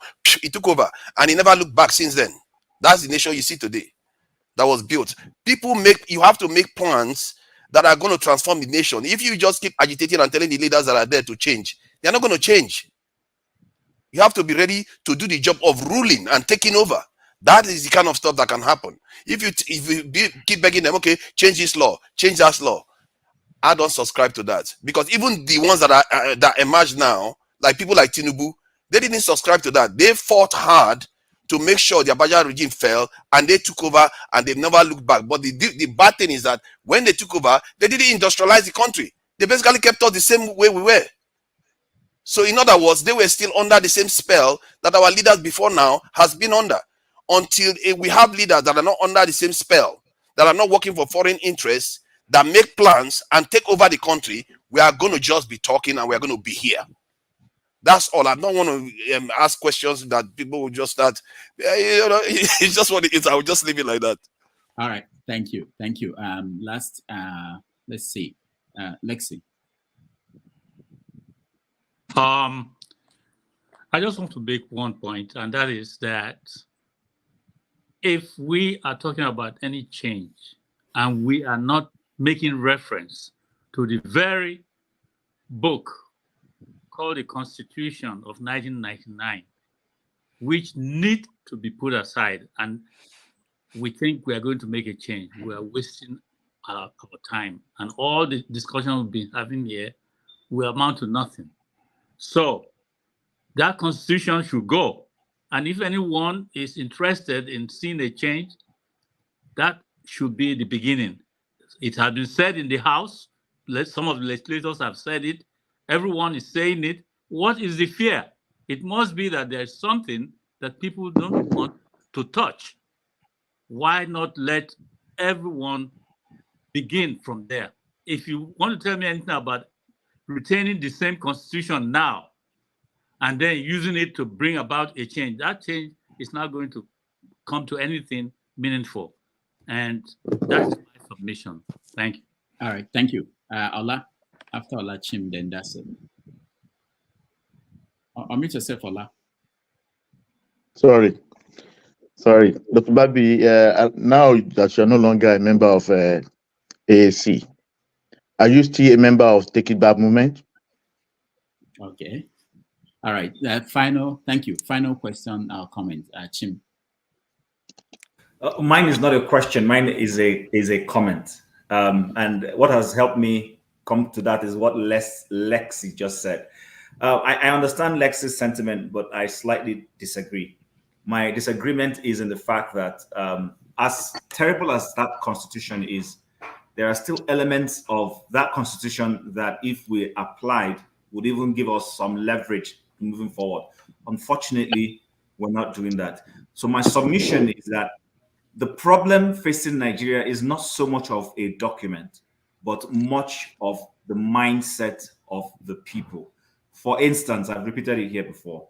We have an opposition party in the current legislative assembly, and people are not standing up to say, let things be done right, or holding the government accountable. We had a judiciary that just passed certain judgments and has been passing judgments that are quite, frightening and clearly outside of what the Constitution says. So it is not so much of the document, but so much of the people. The people who are running the system is where our problem lies. One is people need to start scrutinizing the people they vote for and make sure they are voting people who at least have a measure of sanity in their brains and want to do what is right. And then, secondly, maybe by the time we start doing that, then we can start coming to say, okay, what are the elements or aspects of that constitution that we need to change? Or to begin to say we are waiting for a constitution to get changed. Let's say I doubt we might ever have that opportunity. Our people need to change the way they think. That's where I stand. All right. Thank you. Thank you, guys. Malcolm, have your final say, and then we'll take a break. And go ahead, Malcolm. Yeah, sure. So I will I'll ask the question. Yes, I'm still a member of the Take It Back movement. Thank you. Thank you. So thanks. I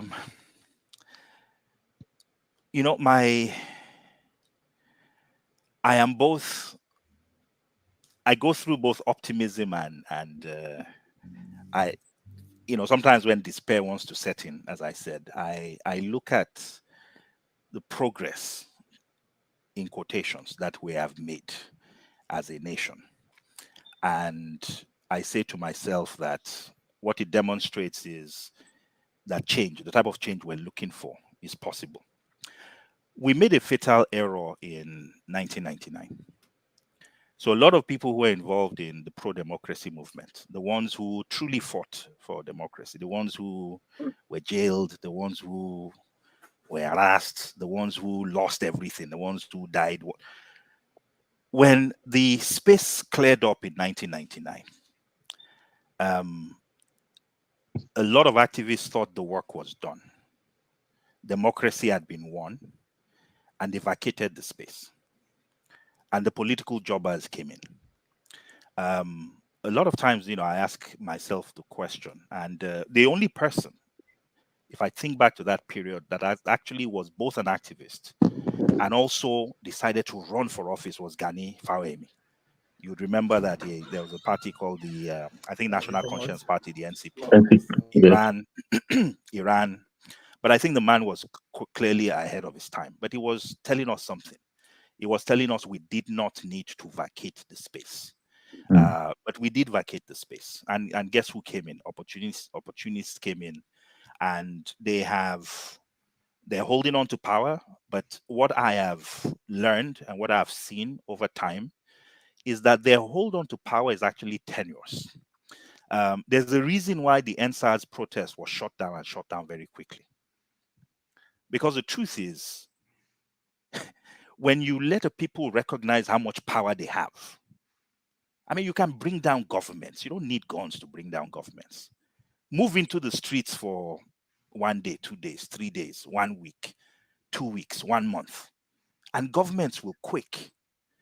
You know, we were students, ordinary students, teenagers, some of us, when, you know, and we were making military governments shake.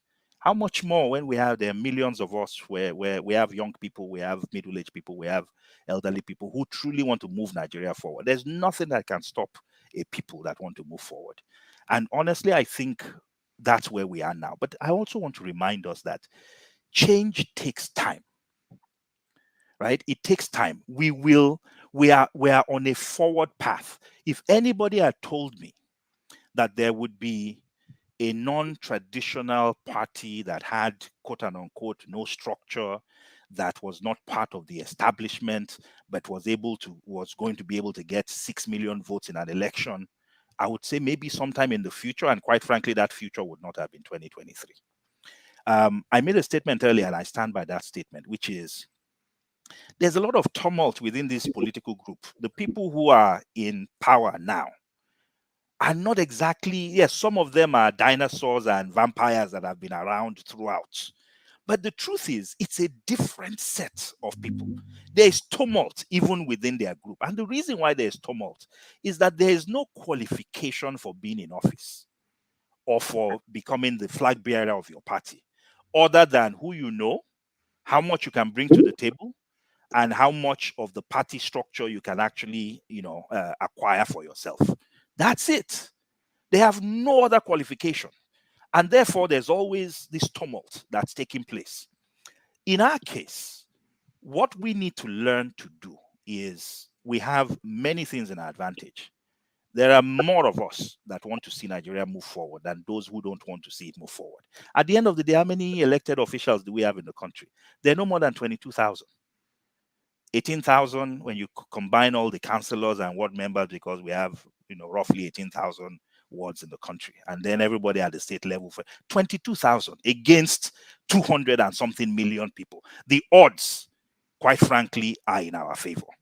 So, look, we talked earlier about the fact that before the things that happened in Israel happened, for 6 months, 100,000 people had been on the streets every single day to protest the judicial reforms that Netanyahu was instituting. Do we have the discipline to put 100,000 people on the streets every day? Would we walk away after 1 week if the change we're looking for doesn't happen? It takes time. When I think about what happened in the US, Rosa Parks, was she the first person to be told to go to the back of a bus? She wasn't. But she did at one day, decide that, look, I'm not going to go to the back of the bus. I'm going to sit wherever the heck I want to sit. But guess what? In that place, in I believe that was Montgomery, Alabama, they spent 1 year. They had a protest because of Rosa Parks when she was arrested. And the black people in that city decided that they would not use any of the buses until that policy was revoked. You know how long it took them? 1 year. 1 year where no black person in the entire city got in a bus. In winter, they were walking. In summer, they were walking. In spring, they were walking. In autumn, they were walking. Do we have that discipline? Change takes time. It also takes discipline. So if it doesn't happen overnight, it doesn't mean we have failed. It just means we need to keep doing the work. And honestly, we are closer to success than we can ever imagine. Again, there are many things I'm seeing now that I did not think I would see in this period in our history. So we're failing forward. Nigeria is not where we want it to be. But I strongly believe that if we take this passion that we have for the country, form true coalitions, understand that it's going to take time, recognize that we have to conscientize and mobilize our people, realize that we are going to need to get to the grassroots. We're going to need to know our people. We're going to need to come to their level. We're going to need to have people recognize that what they've normalized should not be normal, that we should not be thankful when our rights are given to us, that a quality education is a right, a quality healthcare system is a right. We need to let our people recognize that because they haven't seen it. And so we need to begin to do that program of re-education. It is our duty to do that. So I am very hopeful. Yes, there are challenging things. There's a lot of disappointment, but I am honestly very hopeful that if we do what we need to get done, that we are going to be close to realizing that Nigeria of our dreams. That's my fundamental belief. All right. Dr. Malcolm, thank you so much for joining us. Thank you so much. Thank you. Thank you, everybody. All right. Thank you. We're going to take a break, and when we come back, we will do a review. Thank you guys for hanging in here.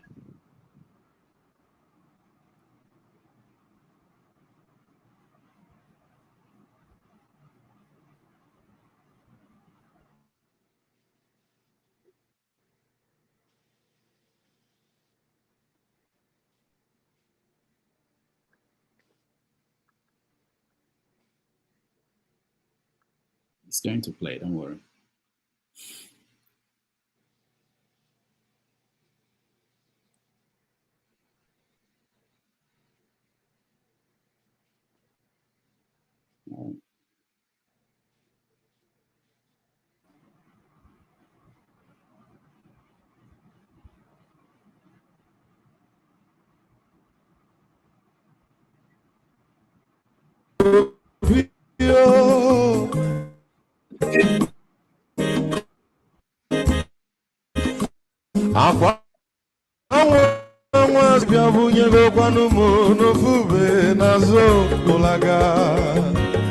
Olagani piazugo Mmanwu ulagadoni piazugo Agbanwe mwilochi biko rapuzoro Kona bazia Onyo mazoro biko Abamba wazoro dasari Ibia wunyani gwana Ulagadoni piazugo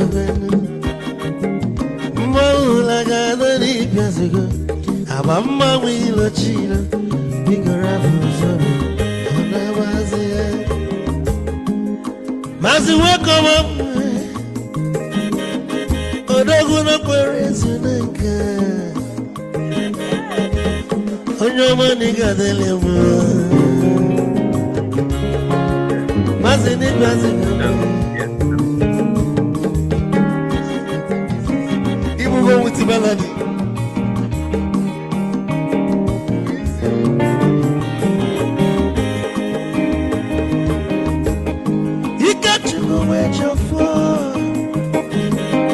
Odogu na chala noka Ezi wane mliga delemo Olagado ni piazugo Olagado ni piazugo Amama mwilo chilo Bikura fuzo Anabazi Say Onyama zoro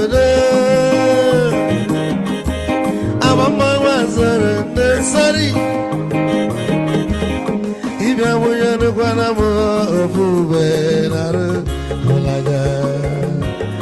Olaga, don't be a sugar, Nazaboy, Molaga, don't be a sugar. I'm a Milo Chilo, Biko Rapuzoro, Anavazi, Ice. But don't never be catching for. Ama kwa mnika kugogia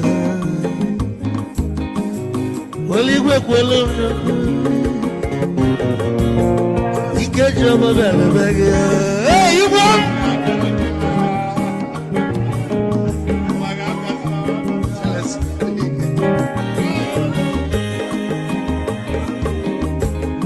Eku kampune kene Ama gondin so Chukwe mekalumo chukwu n'ịgaji esi nwanne m ekene dị ịlapụlụ ife niile na-eme wee bịa nke gosili na anyị na gị bụ nwanne wisdom ịgaji ka nne gị maịkị ka ogobanya bụ egwu isili mmaksi ọ bụ na-etiri egwu a malụkwa malụ n'imego m ife ọjọọ wee sị gị nwanne m ife ọkụ na ịchọlụ na ngeme wisdom onume ekene gị gbamanwụ iyo iyo biko lapụ nabasị zoro zoro zoro zoro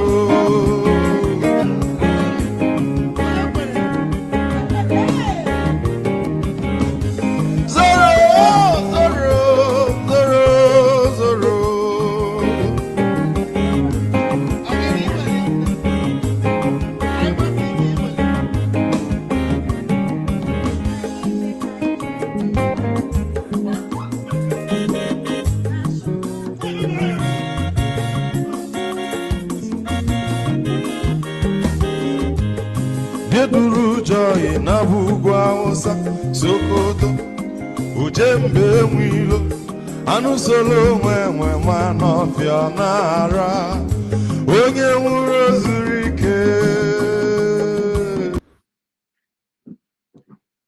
All right, welcome back everybody, and thank you so much for being with us today. I did a calculation while we were on break. If there were 100,000 Israelis who were on the streets protesting for against Netanyahu's reforms in the judiciary, and they were there for months in a country of 10 million, about 10 million people. If you do the calculation, the equivalent in Nigeria will be having 2 million people in the streets for that long. So, what's your take on our guest, everybody? Start, Lexi, go ahead. Let's start from Lexi, go up. Yeah. Yes, he's a gentleman, and I see in him what I saw in him when he was with Omoyele, one of intelligence and very rational in his points. The last point he made that I took with me is in that boycott of the bus in America, the people continued. He said it for 1 year. I didn't quite know it was for that long, but that may well be the truth. So when you have seen a reason for doing something right in that way, what is there is to sustain it. And I'm calling on all people in Biafra land to take this example with the sit at home, just 1 day in a week, Monday, until Nnamdi Kanu is released from that jailhouse. Let us endure it. These people endured riding the bus. They walked in the snow, in the summer, in the winter, and until they were able to put their point across that made a change. My people are Nnamdi Kanu being in jail is something people don't even talk about it on this platform. Nobody wants to hear it because 95% of the people who come on this stage don't care whether Nnamdi Kanu dies or not. But I'm using that example he left with us to say that nobody should continue to criticize our people who know what they want, and there has to be fairness. That this young man was released by the court, and the people refused to let him go. So Monday sits at home. I will support my people to fill that gap on Mondays so that they can eat. Monday sits at home. We should prepare for it and continue until Nnamdi Kanu is released. And if any other group wants to use that to get done what they need to be done in the country, let them practice it. Thank you. That's I'm calling on all Biafrans all over the country. possibly, to sit at home every Monday. All right, thank you, Lexi. Chim. Yeah, even though I came in late, from the little I was able to listen through, he's quite intellectual, and not just intellectual, he's practically intellectual, both intellectual and practical. I struggled to find any points of disagreement. And I just want to say, I agree with him on the South Korean issue. I've gone to look through it. South Korea has had the first, second, third, fourth, fifth, then their sixth republic. They've had series of turmoils, and most of those turmoils, have been dealt with in very civil, through civil disobedience and all that. In fact, the last one, the one that in the 60s that triggered, it was the students that started it, and then when they found a floating body in the water, that enraged the entire country, and parents and other parts of civil society got involved, and those things have helped propel South Korea to where it is.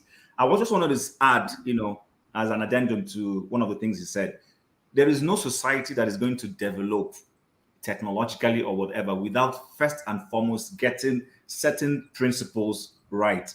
The political structure has to be gotten right. When there is stability, when there is that cohesion from a political perspective, that's when people can begin to join hands together to build a society. That's what is going to propel the and unleash, the technology and innovation. And right now, those things are there.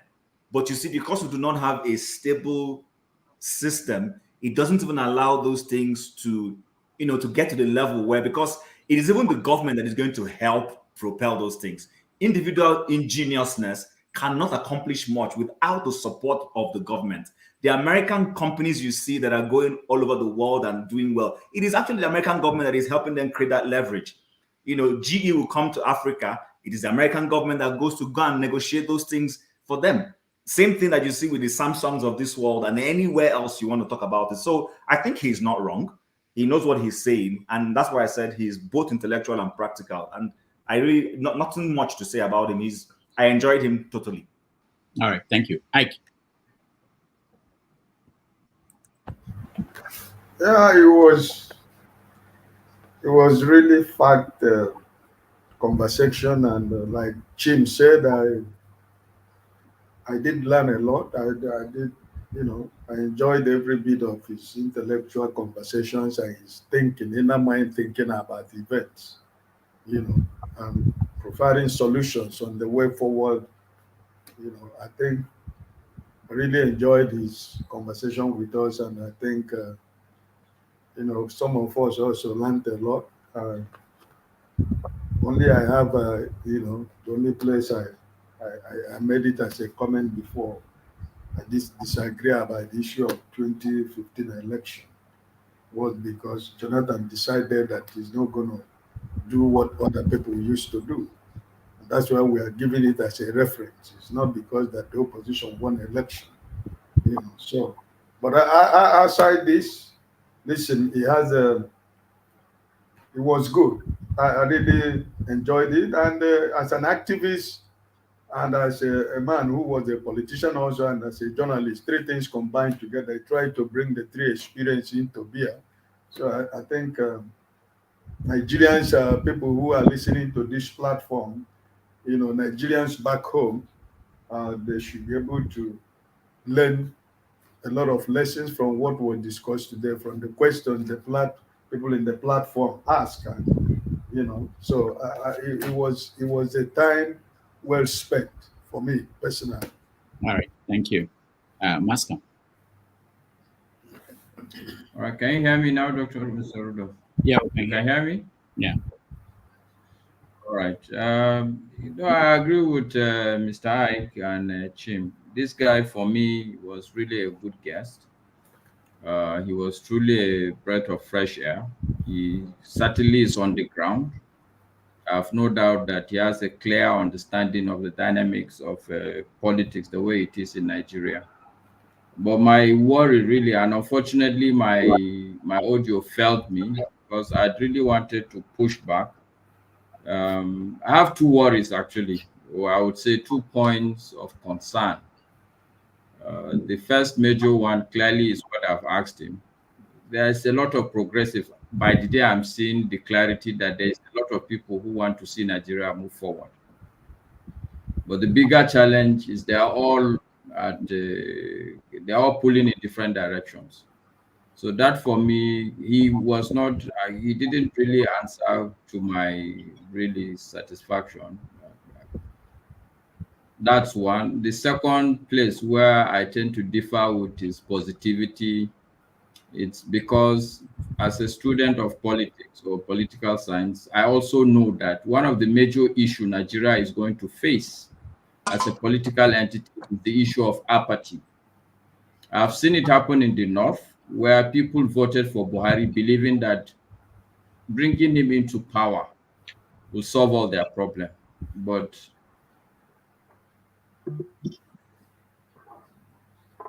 okay, Masker, we lost you again.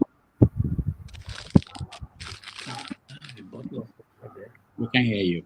Maybe you can log out and join again, and we'll come back to you. Forefathers.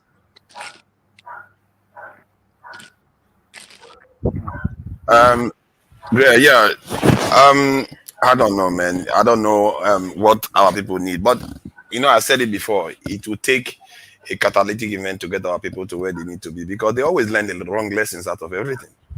Everything they look at, you guys, you just said something about South Korea. The protest is not what transformed the nation. I don't know why people keep thinking that. How many million people protested in the UK for the war in Iraq not to go ahead? It went ahead. When the leaders mean to go ahead, they will go ahead. Do you have any plans to stop them? No, you don't. If you don't, forget it. You're not going to get anywhere with it. Nigerians voted for Abiola, and the one leader decided that, you know what, I don't feel like it. Cancel it. Did we get Abiola? No, we didn't. So if you don't have alternative plan, you are looking at the events. What I talked about was what actually transformed the nation. Is it based on just people protesting or leaders having plans and they executed them and put them in place? Not because those who were protesting, because those leaders mean well for their people. You have to have those type of leaders that are prepared to do the right things by their people. If you look at all the nations that were transformed, many of them were not even democratic at all.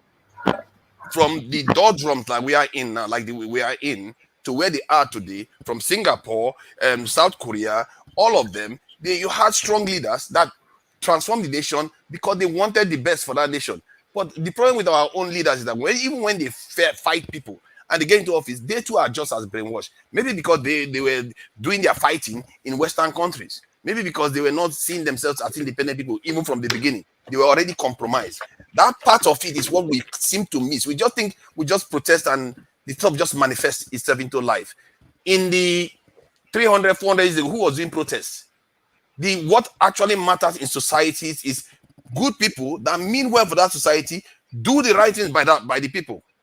That is what matters. You can do your human rights protest and all that stuff all you want. The leaders are actually doing what they need to do to get into power, and they are doing it. That is the secret you need to learn yourself. Strategize, plan what you need to plan, make your alliances, and take over from them. If you have something better to offer, they will run out of steam by the time you show up. That's what tends to happen, because they will not have anything to offer people. If you have to convince our leaders to tell them to buy national vehicles, it tells you where the mind of these people are. In 1960 in South Korea, they were already telling their people, don't buy foreign stuff. Buy only South Korea stuff. That wasn't enough. Then they started manufacturing.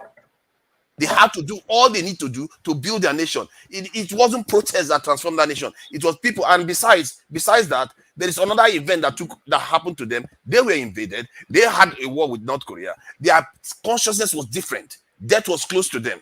They didn't. Their focus was very, very high on what matters. This is why our people, we think we are like them. We are not like them. There's a reason why NSAS happened, because young men were facing all kinds of nonsense on the street from NSAS police, and their lives were being threatened. They felt like they were under threat themselves. That's why they came out. If election doesn't threaten them, why would they come out? They don't feel threatened physically. What tends to make people do what they need to do is when it threatens them physically. That's when they really come out and say, you know what, we are going to fight for anything. But if some other person gets kidnapped, it's not necessarily them. They hear it on the news, or that they get used to it. And so if you look at even NSAS, the way Nigerians responded, it was because they knew it was affecting them individually. Almost everybody, they know somebody that is affected. So they went out on the street. Did you see that in the north? No, because NSAS wasn't there affecting them. And it has to be deeper. Just poverty is not enough. Our consciousness has to be deeper. This is why every time we do analysis, we don't go to the fundamentals, the basics of things. We always look at things from a surface level. Let's just do the democracy better. Let's just do this one better. How about the core things that you need? You need security. You need development. You need industrialization. Those are the core things that will build the nation so that you can be able to export and actually earn a living and be able to defend that wealth. Those are the core things. Other nations, that's what they did. Even South Korea, what we are talking about, look at it. That's what they did. And they did it under authoritarian rule. Thank you. All right, thank you for that. Let's. Rudolph, can I respond, please? Hold on. Can I respond to tonight? Hold on. Let Masker finish up, and then Go ahead, Masker. You can hear me? Mm-hmm. Yeah, we can hear you. Okay, good. So the point I was trying, the second point I was making, besides the fact that my worry is the fact that all these progressives, they don't seem to understand that they need to come together. Besides that, the second issue I see, I'd wanted to point it out to him, and I hope he's listening, is the fact that they need to also take into account apathy. See, when people make an effort to bring a change and it doesn't happen, one out of two things happen. Chances are that people will then give up and decide, oh no, whatever I do doesn't really matter. And this exactly is what has happened to the revolutionary, the Nigerian students. So I am thinking that they really need, these progressives, they really need to be mindful of the fact that they should not take for granted that the country will make progress. People also are losing hope by the day. There's a high level of apathy. The reality is, if you check the number of people who came out to vote, you compare them to the total number of Nigerians, that should tell you a big story, that the average Nigerian has, technically speaking, lost hope that he can bring any change. And that is what the progressives need to really understand and make sure that action needs to be taken quickly, or else all these stories we're telling is only going to be stories. The people that will make things matter are by the day losing hope. Thank you. All right, thank you. Okay. Yeah, thank you, Tunaja. I think for the past 1 year that you have been pushing, you have been making the point about security and the need for us to have nuclear weapon and all that. Today, this last point you just make is the very first time that make me say, okay, it's like, okay, this guy actually have idea what every other person is talking about. You said that it is the leaders, right? So where you are getting it is wrong, that you are not studying our leaders, so you don't understand it.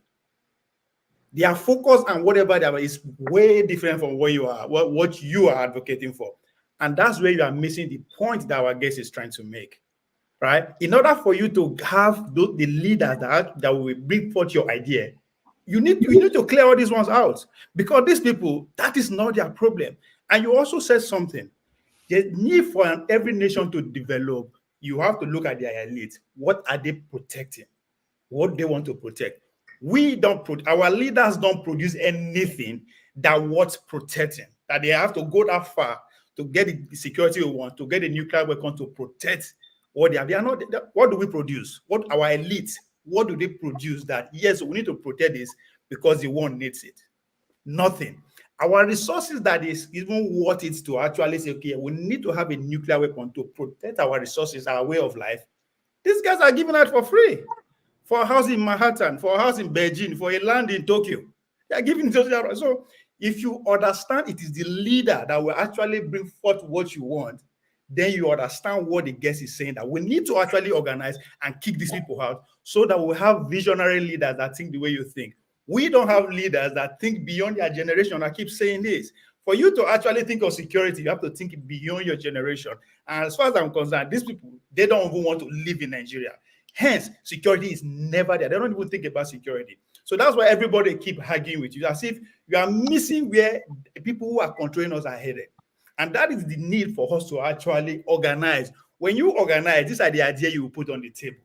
These leaders, as far as I'm concerned, every one of us that is alive today, don't think beyond the next generation. Nobody think beyond 50 years. Nobody thinking beyond 100 years. Those guys that you are talking about, that is their leaders, especially South Korea, they did not think about them. They foresee 100 years from now that if they don't do what they have to do, Japan will come and colonize them again. Because that's the point you also make it. They were colony of Japan. That's their neighboring country. So if you follow the history why they even divide, why we are South Korea and North Korea, you will understand that it is that fear that our leaders don't have. And they don't have that fear because they have second home, right? They don't have vision for where we are. So we need to organize and kick them out. So that's why he's giving example with the boss that it takes, when you take a decision, you have to be there all through. That's why I actually like the recommendation that Lexi is making. Lexi, to take you back, I never forget Nnamdi Kanu. Hence, you see Mazi Nnamdi. Who do I disagree with him calling us zoo? I still don't agree that it's still there. You are right. Nobody is talking about it because nobody really cares. Even the high pop leadership, I challenge them. They are doing that not because they like the fact that Nnamdi Kanu is there. So yes, I agree with it at home, but it has to. There should be an end point. There should be another thing, which is the organizer. When there's a power refuse to leave the bus, it didn't just narrow to that point. A lot of things goes into place, and that's why I pointed to Niger. Go study American 60s revolution. You think it didn't change anything? It put America on the map that we are seeing today. The first revolution that gave America independence started by protest. They were protesting the fact that they can no longer pay tithes to the Queen. Fast forward to the Civil War of 1863. Why? It's just because some group of elites in the northern part of America say, you know what, no more slaveocracy, which ended up bringing Abraham Lincoln to power. So there's a need for you to organize and protest. It brings changes that you can never imagine. If we actually keen to what the guest is saying, we should stick to our guns. If we come out the street, we should stay there. These leaders will run away. And if we plan very well, we will have leaders that actually have the vision that you are thinking about. Because June 12th, when we run the military hard, what happened? The people who actually stood their ground, the life of Genifa and the rest, they didn't believe that the democracy will stay. They stay off. And guess what? The military come back again. So that's where organizing and projecting what you want is very important. Yes, I agree with you. Our leader don't have the foresight. Hence, the way you are attacking us here with your military, it's not that we don't get it. We know that we need security. But the people who are in charge of it, don't see it. So what do? You organize and plan. However, it's going to take you. So that's where that's why it's okay. I actually see where you are coming from, but you are just directing your question and anger to the wrong people. Trust me, all of us want security. If nobody don't want that, but when you have a leadership who are secure outside the shores of their country, we are in trouble. And that's why I was really disturbed yesterday that the country overnight is becoming one system, one political system. And there's nothing wrong with that if we have leaders who have vision beyond themselves. China, I use China as an example. But when we have leaders who think about themselves alone and we now have a one country where all the elites are in one accord, then we're in trouble. So we have no choice. That you all say, no, fuck it. We have to chase them out. However we want, however we deem fit. But that's where we are now. We have leaders who don't care about support. How do we get them out? All right. Thank you, Obia.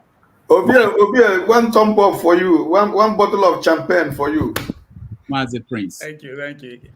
You're nice. Yes, Doctor, thank you so much. Yeah, about the guest, he was very much positive engagement, something I would call, positive engagement.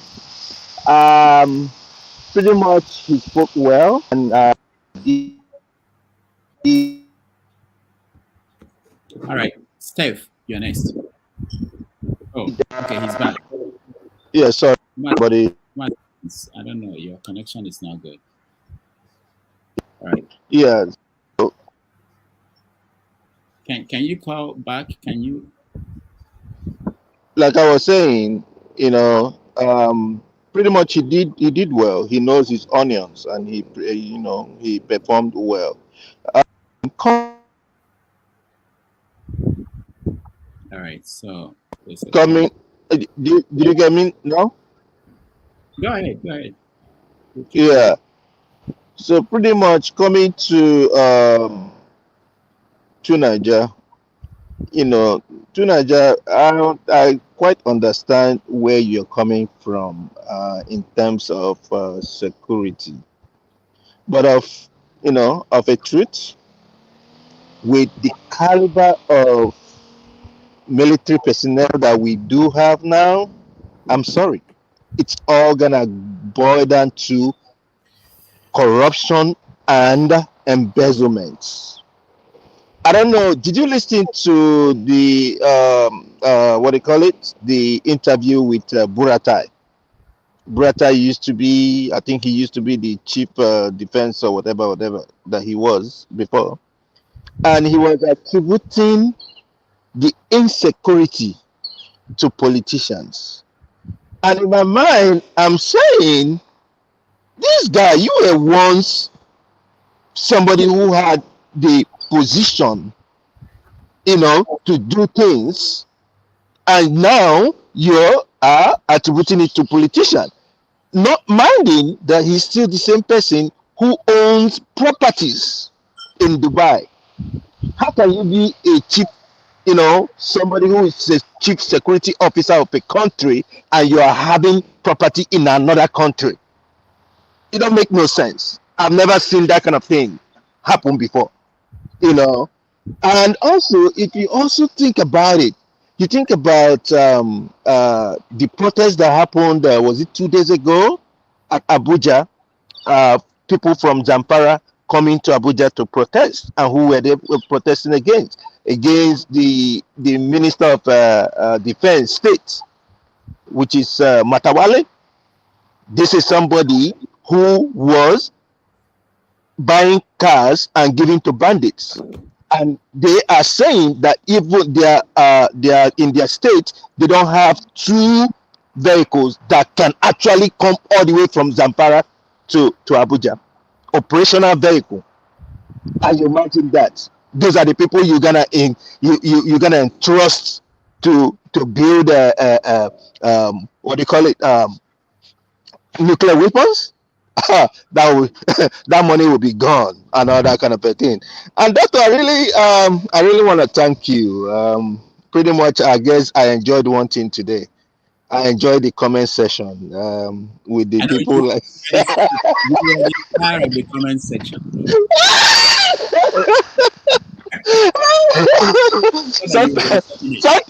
Sometimes it's good to loosen up, it's good to loosen up, and you engage such people, let them give it to you, bash boss. It's all good as long as it's civil bash boss. It's okay. All right. It's allowed. It makes the program, go well. So thank you for that. Thank you so much. Steph, you're next. Welcome to the show. Good evening, fellow Nigerians. I can see that evening shift they are coming in, so I want to hear from Steph from NANS ATA. Am I audible at all? Yeah, good. We can hear you. Yeah. Today is my first day, though I've been following you guys with keen interest, and I've also been. More present, Ashu. You are welcome. I've also been a follower of Dr. Damage's show. Thank you.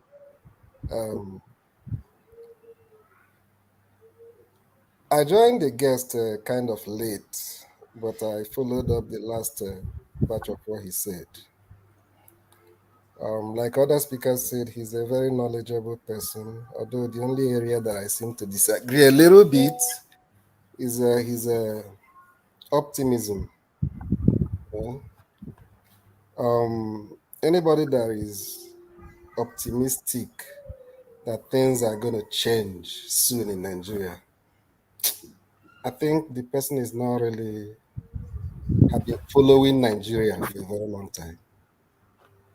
You see, the people, the political class, they're not going to lose it. They're not going to leave it on time. It's not going to be an easy fight. So it's not something that's going to happen anytime soon. As you are planning and hoping that change will come, their interest is even succession, how their children can take over from them. The states have been captured. Unfortunately, they are not patriotic. And that is what baffles me. For the love of the country, patriotism ends only when there is something to share. It's unfortunate. So if we that are committed to see that country change, probably because most of us are not part of the system and some of us are not in the country, and as they used to say, the chicken have come home to roast. Some of us can't even go back again. That's even the worst. So you see that we are in a very terrible mess. It is. And I listened to what Lexi said. I think the most important thing is that the followership are not even. What's the name of that philosopher that said that when the students are ready, the teacher will appear? Socrates. I'm not The sure. students are not even ready. The followership are not even ready for a change. That's the problem. Because it doesn't matter which party that is in power. If the members of that party can even hold the leader accountable, that's the problem. It doesn't matter. If whoever comes up to lead the country, whether he's in party A or party B, can do good, the party members will benefit, right? As the party members are benefiting, other Nigerians will also benefit. But the party members are not even ready to hold the leaders accountable. So we are doomed. And we are here, I mean, not in this forum, defending illegality, defending stupidity, defending waste of our national resources. Good, score this goal in this dying minute. It doesn't make sense. I don't know how many of those luxurious SUVs that are being shared to the party members. No, it's still the same problem. When Lexi talked about, if we love ourselves even as followers, we know that, somebody made mention of Nnamdi Kanu. I disagree with Nnamdi Kanu on so many issues, but I love his movement because his movement is a Nigerian movement. It's a Nigerian problem. Whatever he's asking is because whatever Nnamdi Kanu was doing that was generating heat in the country came into being because the political class enabled it. Have you been the political class have been able to answer the question of citizenship, the question of Nigerian unity, the question of one Nigeria? Why would any tribe come up and say we don't want to belong again? Is it done?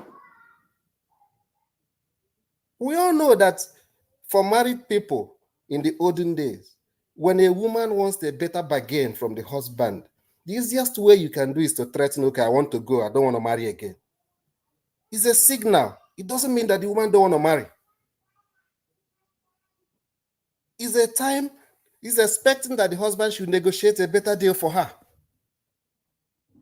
So when any tribe, whether it's Sunday or whatever, is saying we don't want to be part of Nigeria again, Nnamdi Kanu say we don't, it doesn't mean that they don't want to be part of Nigeria. It's a question, citizenship question, Nigerian unity question.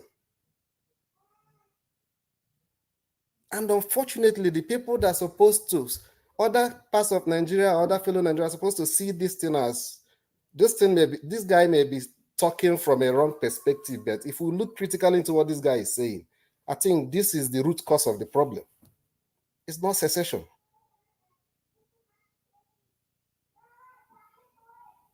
We all know that is not, if you conduct a referendum today, and even if there are people that said, okay, we don't want to, it's because there are issues they are addressing. If you touch on that issue, if you touch on issue of restructuring in Nigeria today, there's no tribe that want to be alone. There's strength in unity. But is there that unity presently? Are we benefiting anything out of it? No. So it's a question of, instead of us to fail together, I'd rather be on my own. Because There are so many things in your hand today you believe that if we do, Nigeria will be better. But there are some people that said, no, we can't do those things. It's a question of the proverbial, okay, there's a narrow road. Pass, let me pass. No. You block the road. You refuse to pass. And you don't want another person to pass. You don't want the country to progress by your actions. And you don't want the other person to say, okay, let me go and progress on my own. That's the problem. I love Nigeria. I love Nigeria. I want Nigeria to be one. Nigerian population is about 250 or 230, as they say. Who knows? I want Nigeria to be like a 500 million people population. There's benefit in it. We're talking about African integration of African Economic Zone. And we are saying that a population that is about 230 million is not good. It is good. But if it is hampering our progress, what do we do? And that is the only thing that can bring the political class and put them on their toes. And that's the reason why they oppose it vehemently. In the East, the political class don't want you to talk about secession. Why? Because they are the stakeholder in that rot. In the West, when Igboho said it, the political class gathered against him. Why? Because they are beneficiaries of that rot, that injustice.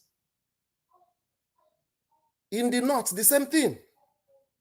They are the common enemies. One Nigeria thrives when there is injustice. As far as they are concerned, they'll be singing one Nigeria, but they cannot, do stuff that shows that actually they want one Nigeria. And who are suffering? All the ethnic groups, the downtrodden. They are the ones suffering it. And the political class are busy enjoying themselves. They can't lose it. They can't leave it. They can't relinquish power easily. Anybody that think that is going to be, as one popular politician said, power is not served a la carte. It's not. And they can't leave it. They will do whatever it will take until when the majority of the mass is ready for that Messiah to come. What happened to Sowore when he started revolution now? How many people joined him? Is he not charismatic enough? Is he not making sense? So unfortunately, it's going to take a long time. The pain is going to increase until that point where it will begin to touch everybody in that country. For now, I don't believe we are just trying to maybe warm up, but I don't think that the real people in the country, the common man on the streets, no matter how they are suffering, they are not ready for the change. All right. Thank you. Thank you. Thank you so much, Steph. Welcome. Mazi TA. Thank you, Dr. Damages. It's good to see. Sorry, guys, I'm trying to mute this. There we go. Sorry. Yeah, it's good to be on your show once again, and I want to thank you for one thing I respect about you guys is that you're not biased. You always want people to come on, speak their opinion. So I'm gonna say it the way it is, First of all, I'm a fan of Sowore. I mean, since day back, I was part of student union government. Back then, I was, in one of the schools. And if you've been through Aluta, you've seen people being murdered, where bullet is, passing through your air and people being killed by your side, you think otherwise. A lot of people are clamoring for revolution. I totally agree with the speaker you brought in, the doctor, where he was talking about that. Look, the best way forward is about integration of people, to let people know what you're doing. Now, a lady politician tried, even he was on this show, that I heard about Natasha Akpoti, that she did a road, you know, she went into the community, did the road. She fought against the governor and she won. She never gave up. I saw an interview on the channels with Sean, you know. So what I'm trying to say there is that, look, a lot of people want that country to be born upside down, which I totally disagree. If you want to make a change, go back there and make a change. If you can't do it, sponsor someone and make a change. Not come in here and start, you know, talking about revolution where you cannot even stand it. Go down there and do revolution. Let them lock you up for just one week in the cell. You know, we like clamoring revolution, revolution, revolution. If you know, and that's why when the guy said, look, when you talking revolution, this is what is coming to the back of my head. Now look, it's about burning the old place upside down. Now, those people that are clamoring for revolution, it's your choice. You know, if you want to do it, please gather yourself together, go down there, you know, make a point, do your revolution, and let's see what's going to happen. At least I remember in Tiananmen Square, Dr. Damages, you're a journalist. I know you remember what you scored the June 4th incident. You know, the students came out in mass, over 1 million people in the street of China. They tried to dialogue, but the government was not budging. And the government came out with martial law. They wiped them out. You understand? So they gave their life, you know, for the revolution, but they were killed. And that's it. And China is where it is today. So we need people like you that want to sacrifice, you know, revolution. Please lead it. Go to Nigeria. Don't be doing revolution on the line. You know, I believe in something, and that's why I won't lie about it. I'm a fan of forefathers, because the way the guy thinks here is because of this guy that came to this show. Because sometimes when he speaks, a lot of people disagree with him. Now look at Pakistan. Can any Western country go to Pakistan and invade Pakistan? Hell no. No way. Nobody dare do it. You know, this guy is making sense. But majority, let me tell you one thing again. If Showore had been from the East, he would gather a lot of votes. That is the Messiah of our time. We love playing this division game. Biafra. Somebody come in here and start talking. See, look, I'm not against Nnamdi Kanu. You understand? Whatever Nnamdi Kanu is fighting for, you understand? It's his right. You understand? And being locked up as well, I feel for him. And I wish that, look, if the court said the guy should be released, it should be released. But I'm not going to come here and back someone that want to burn Lagos down, because that's where I grew up. You want to burn my house down? Hell no, I won't support that. If you want to burn the East down, then go for it. Now, somebody mentioned about what's it called? What's this guy's name?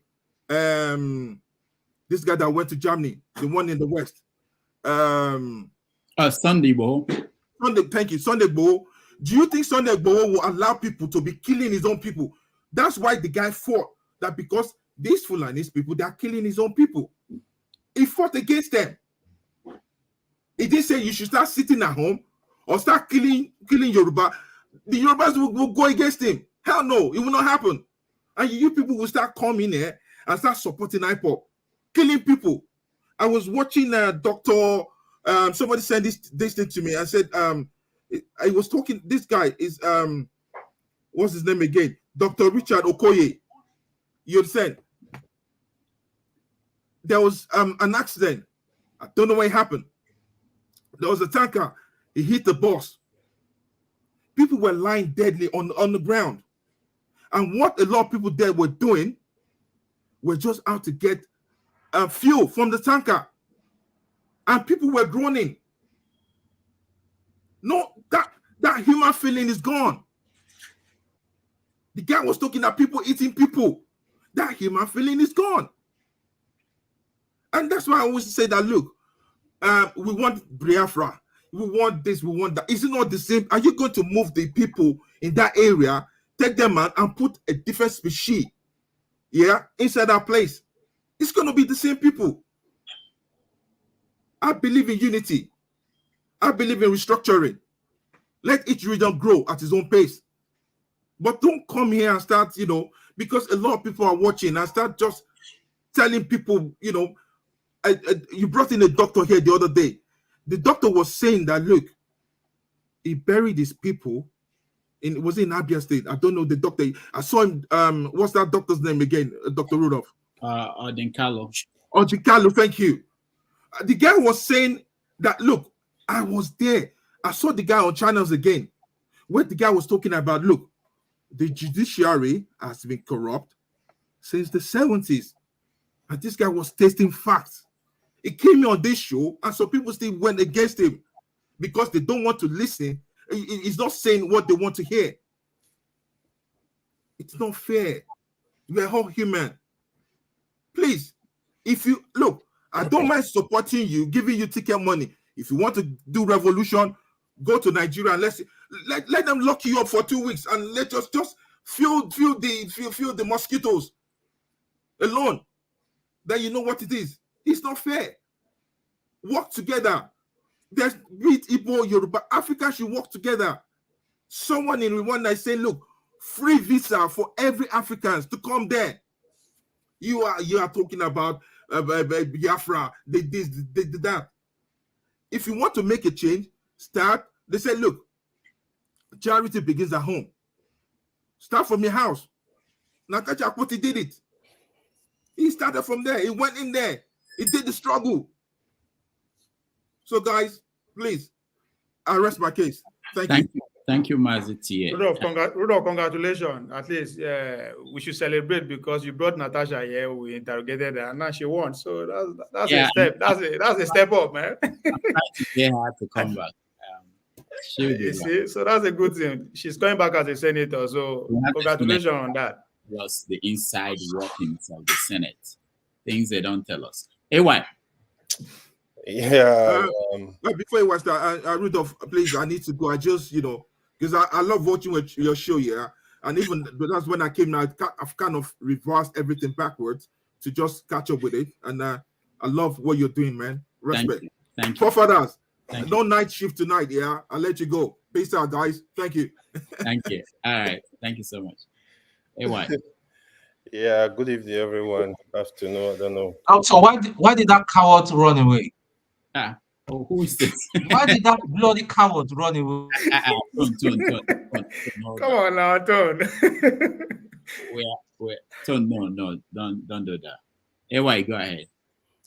Yeah. I mean, I listened to the guest speaker today. It was quite very positive about Nigeria. It was quite knowledgeable on issues, right? I think sometimes what Mr. T is saying, right? I kind of disagree with a lot of stuff he said. I think when you look at people like Showore, I think Showore, people like Rudolph, Adiola, and the Sahara team, they are not getting enough credit. They actually brought a lot of education to Nigeria in terms of politics. When you follow Showore and the team, right from when President Yaradua was sick, these guys, they were there, popping out, fighting left and right. You don't have to carry a gun before you fight, in my opinion. And because of that, Goodluck was able to be, even when they tried to resist, not install Goodluck as president, he came on, he fought for Goodluck. When Goodluck got into power, he started fighting. They were kind of like educating the people. This is what is going on, putting out information out there. The governors, the same thing. They did a lot, to be honest. And the Showore himself, he left America, went to Nigeria to even try and, how he can be on ground to help. He contested for election, nothing happened twice. Yeah, he might have is so far, but to be honest, I think they are not getting enough credit. I think somebody like Showore, even the Nnamdi Kanu they measure, Nnamdi Kanu is very knowledgeable. I usually feel side. I say, why did you go the route of Biafra, want to fight for a section of a country? If Nnamdi Kanu had used his energy to organize a political party in the East, by now I'm sure he would have captured up to 3-4 states, telling the government, like, you got to work for your people. Just like what Julius Malema is doing in South Africa. He said, look, well, people will listen to him. Just imagine we have 6 of Nnamdi Kanu all over the country. You know, they will be able, the revolution they're talking about, especially Showore revolution, I know, Showore is not telling anybody to carry gun. He's telling people revolution now he's talking about, let there be change in the country, work for the people. It's not telling anybody carry gun. You know, so I don't see anything he's doing that he's doing wrong. Even the other time we were having discussion about Peter Obi. Peter Obi want to be president. Peter Obi cannot go and sit down. Forget issue of, oh, he will be arrested. He needs to fight on. Forget about it. You want to be a Nigeria president, you have to keep fighting. Politicians, the Tinubu we call it today. Tinubu did not just wake up and pick president from the ground. Whatever you're going to say, even if he use all his, plant his men, use everything, try to capture the whole country, he did it. Now he's the president. So even if it's illegal, we have to look at it as they is still a politicians, and a lot of them are politicians.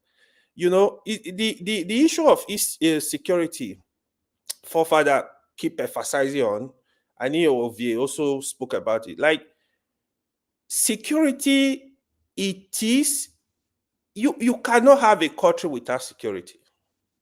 Somebody just asked, will the West go to Pakistan and play with them? Will they go to North Korea and play around? Look at Iraq. They pointed at Iraq. Iraq have nuclear weapon. Of course, they know they don't. They went to Iraq, invaded the country, destroy everything. Nothing happened. If Iraq have nuclear weapons, what you think they will go there? No. North Korea is throwing, what's it called? It's testing what's it called? Missile every time. Nothing happened. But they know he really have nuclear weapon. They're not going to play with him. We are not saying we have to be this, but building our country, security is part of it. Today, we all depend on the West for a lot of things. They are scared. Just imagine NSA was discussing with foreigners, begging them like a baby that is asking for sweet. What are you talking? Are you guys kidding me? Like, why don't you build your whole security and negotiate and talk to these people like a man? It's just like allow people to come to your house to dictate for you what you're gonna do with your what you're gonna eat in the morning, what you're gonna do with your family. What like is this is a country of 200 million people. African black people, they're looking up to Nigeria even till today. When you hear them speak, they're looking up to Nigeria, but we fail them, we fail ourselves. All they do is politics, how they want to buy SUVs. They don't think more than this. They don't think more than getting new SUVs, you know, getting, let people worship them. They don't think more than this. Loot how they want to. Look at Sani Abacha. They still returning 150 million after how many years? Me, I'm thinking like, what is going on? Like you wanted to destroy what is going on? You will see some people will come and say, no, he actually kept the money for Nigeria. He kept what for Nigeria, for God's sake? Like it's too much. For me, if they can discover this amount of money, I don't think they've discovered up to 30%. It's crazy. I can't even, what do you want to do with all this money? What do you want to do with it? You know, and it's not only him because he's not alive. I believe these military dictators, a lot of them, they did the same thing. Because today you can't go meet there. Are you going to go to meet IBB today and say, hey, we discovered so. He has a network. Talk to that guy to go and sit down. They will even, of course, they go to Mina to worship here. Anybody that want to contest, they'll go and need that for him. Oh, Mr. Bullshit. Let them put them in their place and build our country. This country is bigger than anybody. We have to, hopefully we get the right person that will lead Nigeria. Like we need to, the money, they don't need this money. Like people are hungry today. You talk to people every day. A lot is good. Things are going bad, worse. Like, I don't know what to call it. It's too much. Hopefully we get it right. Thank you. All right. Thank you so much. Righteous man. Yeah, Dr. Damages. It's like every of your panelists is an activist, whether they were locked up in the secondary school or university. Oh yeah, Milano, as Yoruba will say, it tire me. You see, Dr. Damages, as much as we love what you are doing, you should also, because you owns this platform, and as a journalist, there's some information given out that are not correct. As people are having their say, it also should be your responsibility to kind of correct some information given out there. The man that said IPOP killed, there is no court of law in Nigeria that has convicted any IPOP member for murder. It's not on record. You can go and check, Google it. All the accusations that they are killers, they did this, at the end of the day, court frees these people and found them not to be guilty. So if somebody comes to a global platform here to indict people that have not been convicted by the law as murderers, I mean, sir, with all due respect, you own us the responsibility to say this thing is not correct. That's number one. Number two, there can never be justice. I mean, there can never be unity where there is no justice. It is not possible. If you rob me to pay another person, definitely I may be laughing with you, but I'm not going to be happy with you. So anyone campaigning for unity of Nigeria should also campaign for justice. Let every part of this country, no matter how small the tribe is, they must partake in everything that have to do with Nigeria as a nation, as a country. You can't tell me that for over 50-something years now, one of the biggest tribes in Nigeria have been robbed to lead this country. And now you are blaming Nnamdi Kanu for saying that, oh, we are tired. The composition of Nigeria as a nation politically does not benefit an Igbo man. It does not, because the presidency controls everything. And every program of the federal government go to the east. There is no federal presence. That's why the other day I was asking, how many of you abroad have come home in the last 10 years? There is no federal government presence in the southeast.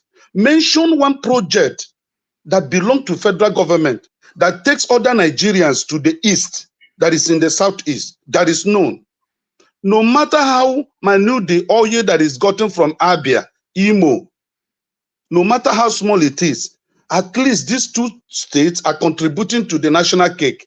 But yet we have nothing to show for it. And when somebody is telling you he is marginalized, you say, why will he cry? Is he the only one marginalized? If your people feel that they are marginalized, they should cry out. You shouldn't stop me from crying out if I feel that I'm not being treated well.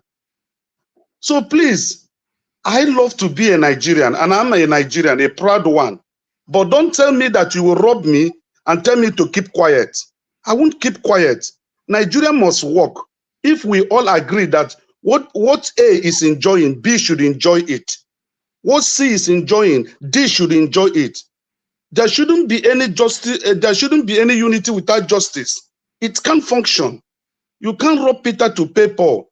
You can't preach about unity of Nigeria when the other part of Nigerians are suffering. Look at what is happening in the Middle Belt. Some other group have taken over their land. And tomorrow, if somebody rises there, you say, no, let's preach about unity. So that's all I have to contribute now. Thank you. All right, Righteous Man, thank you so much. About fact checking, we are trying what we can do. It's quite difficult. Most media organizations, they have a team that we do that while you're live. It's just like what you just said now. There were more than 5 things that were wrong in what you said. So if I have to fact check you based on what I know, I will basically stop you every sentence. So sometimes it's difficult to do that. So that's why, but we are working on what we can do, especially the big ones. You know. But doctor, you can, if I make any statement you know is wrong, like federal government project in the East, you mention it. There's no problem. Is it the River Niger? Is that a project that I'm paying for? No, do you know that the Igbos that uses that second Niger bridge, they're paying? Why hold on, sir.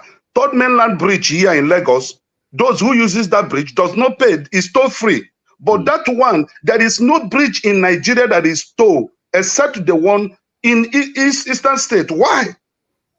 And you are telling me I shouldn't speak up? So if you're checking me, tell me the things I've said that are contradicting. No, what I'm saying is that it's difficult to do that live as we go on, because even what you said, I saw more than 5 things I could stop you and say this is wrong, and then that conversation will not flow at all. But we are going to find a way to deal with that. It's not just you, everybody, you know, even myself. So, Tone. And the other thing I wanted to say is also that that's why you are here too. So you have the chance to correct what you think is wrong, you know, when you get a chance to speak. And that's why everybody, you know, we all have the right to do that. Go ahead, Tom. Hi, good evening, everybody. I've been listening majorly from the background today. And the speaker has been excellent as usual. And in the midst of it, and you still find some unserious people that are just wasting their life. They come here, you don't agree with the obedience, you call them bingos, you call them name. Even when I wasn't here, I didn't even comment nobody. Some abuses were just flying here and there and all that. It just shows you how useless their life is. Anyway, that being said, TA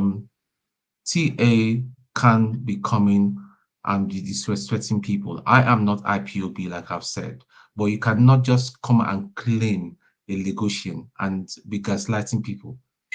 When did the IPOB threaten or attempt to burn down Lagos? See, this is one of the problems that just crawls under my skin. Mischievous people all over the country. We're dealing with mischievous politicians, and we're dealing with innately mischievous and stupid people. You know, because we're trying to change the mindset of people, and yet you've got idiots like TA and some individuals and all that, you know, spreading wrong and stupid narrative. How are we going to go forward? Forefathers will talk about security and all that. Some people will be calling him names and all that, and they'll be making fun as if it's something to joke and play about. Chim will say some certain things, people will be abusing him. Ovia will say some certain things, some people will be abusing him. When are we going to grow up as people? And I wouldn't go to a platform and spend 1 hour, 2, 3 hours of my time, even 5 hours, and talking pure rubbish just to troll people. Are you not ashamed of yourselves? So other than that, I mean, I've enjoyed the session today. He touched on some very, very important things. The way he answered, he's well-rounded, and hopefully we pray for these stupid ones that one day make them get sense. Thank you.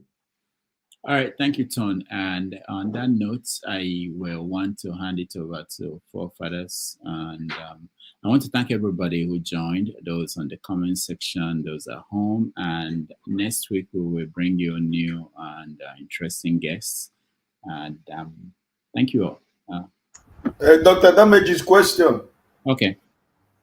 How about your conversation and arrangement with Mr. Peter? What is the latest? Nothing yet.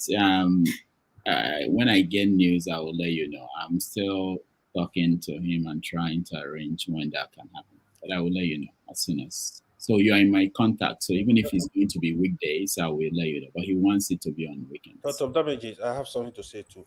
Okay. Dr. Damages, I think we should make attempt to invite even the people in government. If they are House of Rep members, senators, anybody we can. We should not allow them to go. We should question them respectfully. I don't want anybody that is coming here. We don't have to insult them, so they can be coming. Let them give us information what is really going on. Anybody we can talk to in the government. I disagree with you. So no, hold on, John, hold on. He was talking to me after. So AY, that's good. I appreciate that. I am reaching out to everybody. See the way we mentioned new senator, Natasha. Natasha. Yeah, I'll invite her. She will come. She's been here before. Yeah. I'm talking to senators. You don't know how many people I'm talking to. No, I know you're trying. So and I can't force them to come here if they don't want to come. But it's also important. Anytime they are coming, it's important that this is what we're going to do. Can someone meet him? Somebody is, yeah, okay. So anytime they are going to come, we have those kind of guests, even P2B. We have to talk about how we have conversation with them. I don't want to restrict anybody from asking any question, but there's something about insult. Yeah, it has to be not just insult. It has to be respectable. Yeah. You're not going to remember the reason why you don't see them on channels, or not that you don't see them on channels. You don't Arise, open up.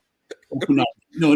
What I mean is, why most platforms will not open it up for people to ask questions to these people is because most of our people don't know that it's a privilege. So when you see someone like us, bring them on and try to talk to them. It's not that we can say we are mad at you, you are stupid, you are, we can do that, but that's not why you brought them. That's not a conversation. That I'm not going to show them that I'm angry because of doesn't serve the purpose. We let them know how the people are feeling. Like, hold on, Tony, I'll come to you. There are ways that you can, but when that happens, I know that sometimes I bring some guests here and some people go over what I consider overboard. I'm not saying it's not a question. There's no question that should be off limits, but it's about how you ask that question. Agreed. These people are not people that when you see them on the street, you stop them and say you are stupid, you are an idiot. You can't do that. So if you can do that when you see them, there's no reason why on a platform, because you have this opportunity, you do that. As if because you are disrespecting the platform itself, you are, because I wouldn't do that. And I don't think you would do that if this person walks into your house, you will talk to the person that way. Anyway, we'll talk about that but I think it's something that I think it's important to remember all the time. Go ahead, Tom. So Damages, I may sound like a broken record, but you don't understand where I'm coming from. And you did address this about 2 weeks ago or 3 weeks ago, if I remember clearly. You did say about personal insults. This has gotten to another level. I know one or two of your moderators have been keeping an eye, and whilst others just look at this thing and they think it's something to laugh about. Now, why Dr. Damages? I want you to know that you are a brand. Your channel is a brand, and that's what brings people in. You cannot afford for these denigrates to water down your brand. If I'm in government, if you ask me to come and all that, I will come and see what is happening. If I see these sort of things, I'll be reading these sort of comments on the side and all that. People cursing people out, even when they are not here. This can't just continue to happen. So Ton, I'm not taking a snap at any. I don't want to say, I've done some screenshots which I sent to you personally, and yet you have a moderator in the comment section that is joking with these people, and They don't want to just do anything. You can't be cussing people out personally. The day Obi will come, it's going to be an embarrassment to you. I'm telling you, Dr. Damages. I'm sorry, I have to be very, very very plain with you.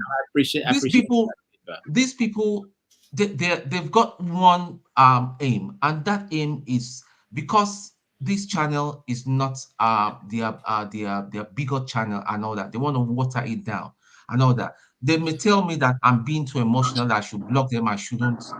It doesn't bother me. Listen, if you know me outside, you know that. Dr. It doesn't David, bother me. But this is not just. Excuse me, Olubide, can I finish? Don't. Can I finish, please? Can I? If you I'm do sorry. not Can I just chip see, in?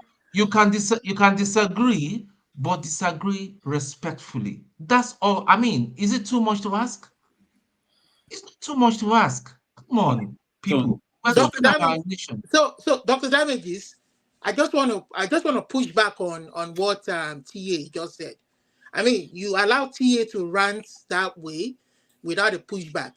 I mean, I'm a Yoruba person, and for me, what he just did, the statement he made, he didn't even wait to defend them. He just, I mean, it feels like it's what someone important, or I mean, all he just said were just agberu. Those are kind of agberu mentality talk. I mean, you can tell that it comes from the skin of Tinubu, their president. That's agberu mentality talk. You don't tell the people on their own land, in their own country, to just, I mean, to just agree to anything and forget the fact that they are marginalized and just shape up and agree to. And then it was using Showore as an example too. Is he okay? So should what happened to Showore happen to anybody in a free country, in a normal civilized society? And he's telling us to come, daring us to come back home. Come back home and do what? Is he okay? Why is he there? He supports the government. Why is he living abroad? Why does he not go back home and move back home and help them go and fix the government? The shit hole country. They call it country. He's out of his senses, that guy. I mean, he just comes here and rants and denigrates a whole ethnic group in Nigeria. Is he okay? Okay, Olumide, let me contribute to bits, if you don't mind. All right, so Dr. Damages, for me, I don't care what anybody is writing on the what is it called, on the popular side. People, it shows the level of where they are. I'm not bored. I won't engage any of those people. Anybody who's civil, I will engage you. If you don't want to be civil, I'll shut you off. It's not a must that I must come here and relate with you. But that being said, I know that some platforms, even the regular ones, you will see that if they're having shows and they're broadcasting it on YouTube, they shut down that comment section while the show is on live. When they are done, they open it up, people can make their comments.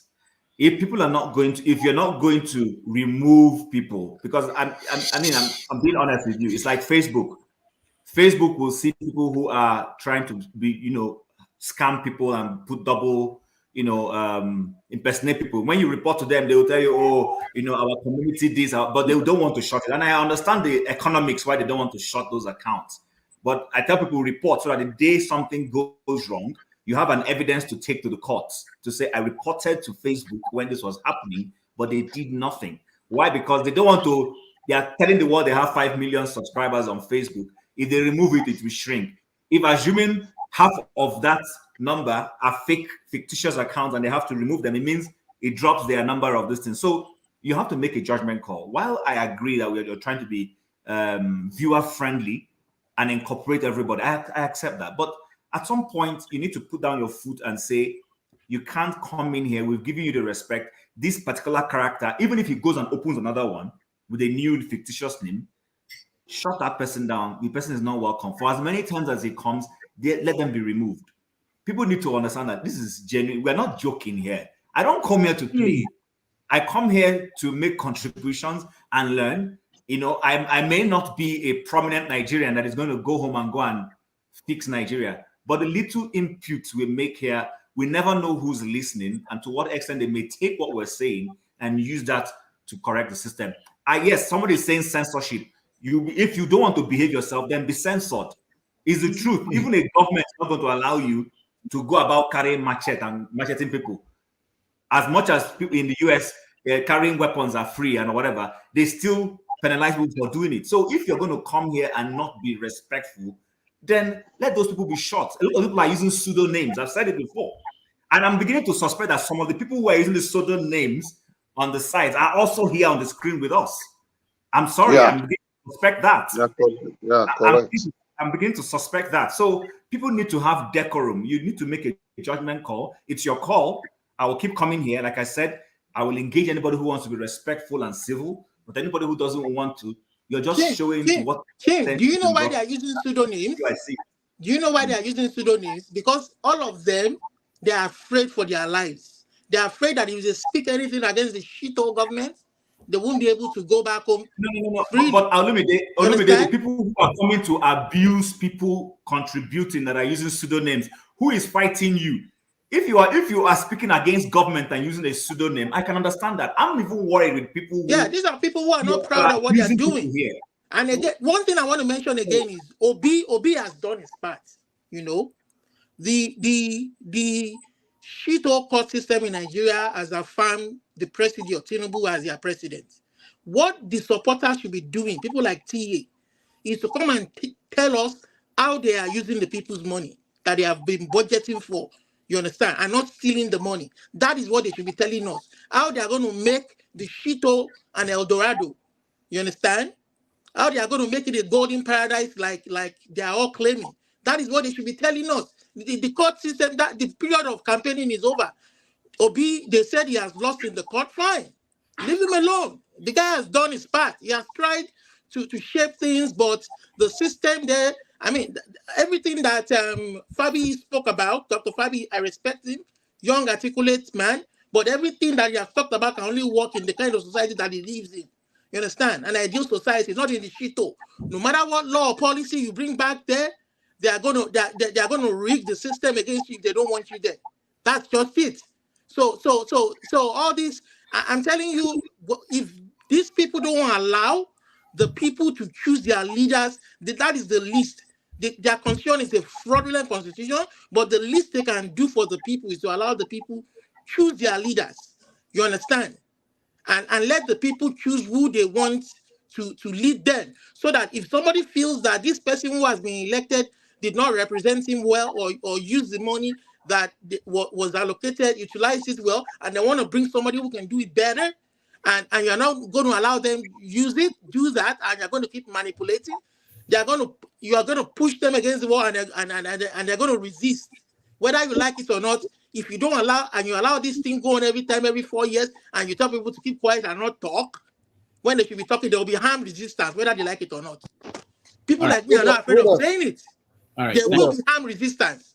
If you're those people, they've destroyed the country. The country is just nothing but a shit old jungle. Olumide, thank you. Rudolph, sorry, I just want to give this reaction, then I will leave and go to work. I'm working this evening. It's unfortunate that this my brother TA have left.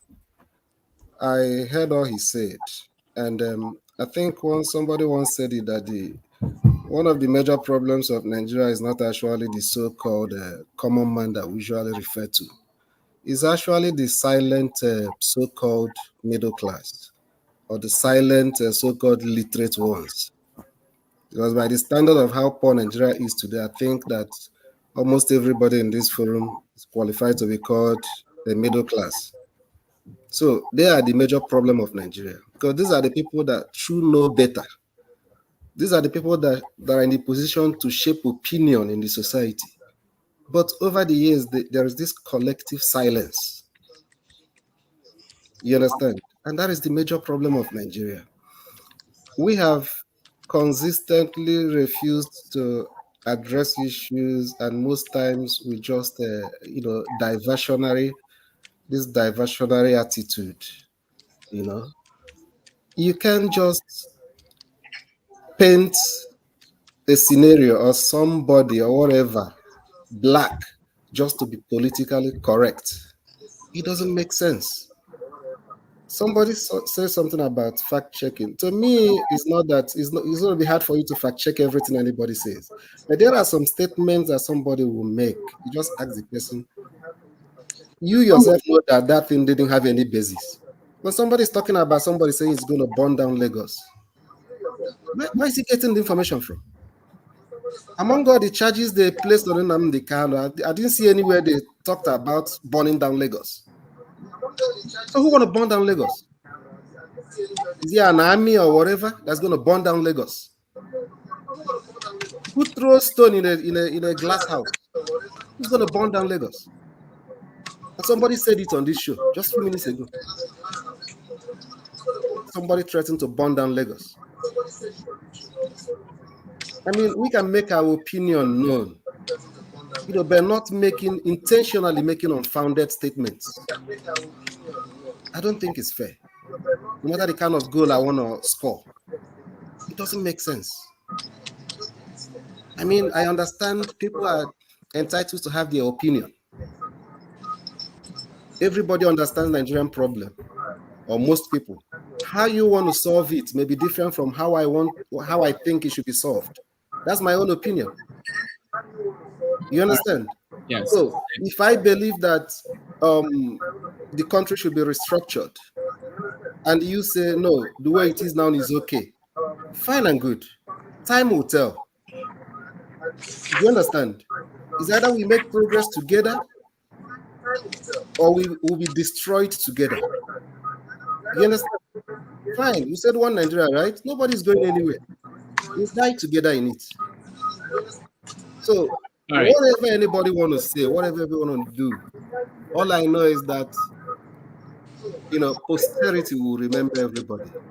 Anybody who think that the way Nigeria is today, that is okay because you feel that you are getting what you want, and I don't even think anybody is getting what he wants in that country. But that is just my own. Let's always try to put the record straight. I am not a fan of Nnamdi Kanu, but I identify what he's fighting for. To me, I believe he's fighting for the progress of Nigeria. His approach may be wrong, but like I said, if the political class have gotten the Nigerian question right, there will be no Nnamdi Kanu. If they got that question right, there will be no Nnamdi Kanu. But they've not gotten it right, and they're not going to get it right, at least for today. As for Peter Obi, Nigeria lost opportunity to develop or to make progress during the military. Because when I was in university, we had that seminar. It takes a benevolent dictator that loves the country. Most times, it takes such a person to put the country in a path of growth. But we lost that opportunity. It's always difficult for it's a democracy, a country that is starting from democracy, to experience that kind of change that you need in a society that is going to, make the country to, progress, be this, be that. But that having been said, what I want to bring to some knowledge of some people is that Peter Obi is no longer under the scrutiny. We have a government in place. So this idea of Peter Obi should do this or do that, he's an ordinary citizen like me and you presently. We have a government in place that we should hold accountable.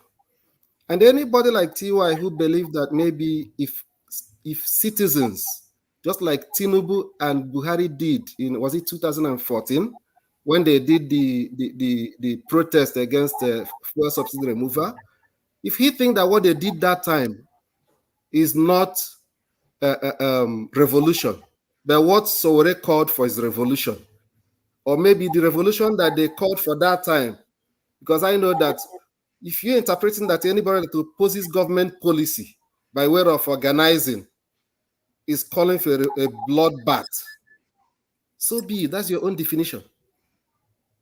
But if it is good for you that time, you shouldn't criminalize anybody that is opposing government policy that is affecting the masses presently. So that is people should rethink the word there, because some the Nigerian State Security Service have decided to take a myopic view or interpretation of a particular word and use it to persecute a young man that meant well for his country. That shouldn't mean that any other reasonable human being should not understand what Sowore was talking about when he was talking about revolution. He made his all the demands that he was calling the government to address. He laid it there on the floor. I don't think there was anywhere in it where he called for anybody to carry arms against the government.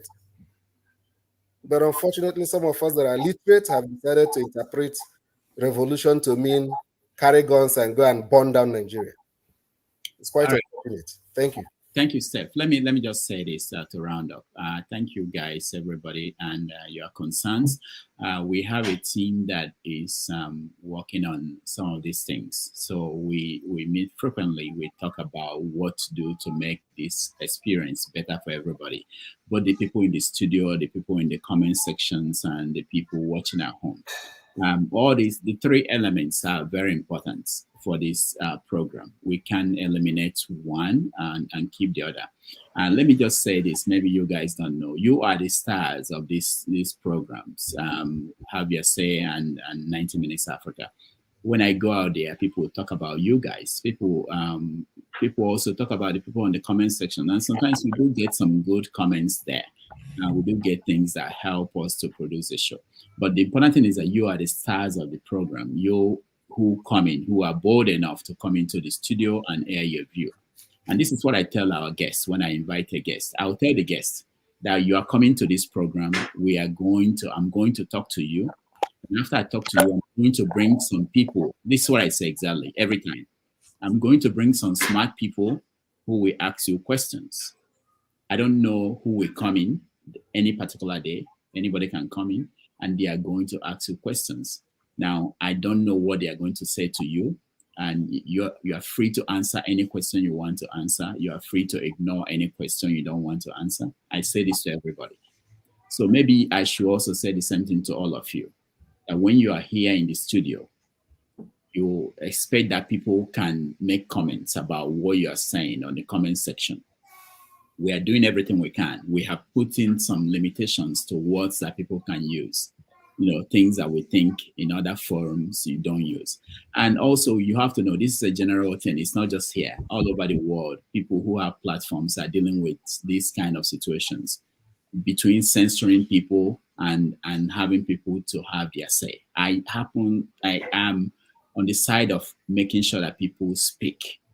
It's very important to me. The problem with that, with controlling speech, is that eventually it might come to your own speech and you won't want it. I'm not saying that we should allow people to abuse people or speak in offensive ways, but my fear about control, total control, like turning off the comment section, I don't want to turn it off. I get abused there every time. I get people say anything about me, but I don't want to turn it off, because to stop even one person from speaking because some people are saying things that are wrong, it's offensive to me. So I want to make sure that as much as possible we make it healthy. We try to control as much as possible things that we shouldn't be said there, and we're doing some things. So I will leave it to the team that are working on that. We will keep reforming things, and eventually we'll get it right. But I thank you guys for being here. Just know that you are the star of the show. And then this is something else I tell some people who come here. I say to them, don't read the comments. There are some guests I will say to them, you know what? There's a comment section. Don't just face me. Let's talk. We are talking. Ignore them. Later on, if you want to read them, read what they're saying. But then, especially when I know the opinion is not a popular opinion, I will say, let's have a conversation. Talk to people that will talk to you. Don't, So that's all I can say.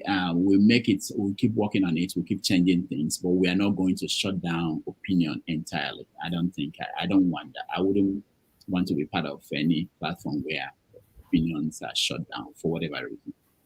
But it should be respectful.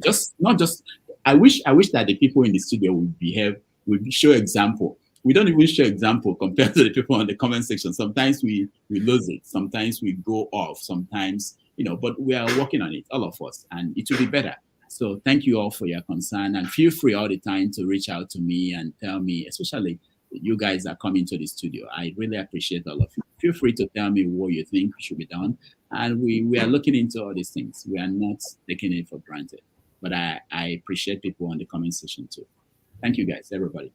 Thank you, Rodolphe. Nice. Hello, Rodolphe. Before you go, I just want to say personally that I think your channel kind of holds traction, and that is why they come here to kind of cause confusion and kind of sway the minds of people. You know, they know that your channel has that, you know, unlike some people's channel, like one man went full of poop. You only have 20 viewers there. Please. Let me say this. Let me say this. I think I've said it before. You know the Reverend James Eze. James Eze. Do you guys know him? Every morning he talks in the morning on YouTube. He has about 170 something thousand people watching every month. Jerry Eze. Jerry, yeah, Eze, yeah. Wonderful guy. So all the channels we have on YouTube, put it together, we don't even have 1/10 of how people watching every time. If you add it together.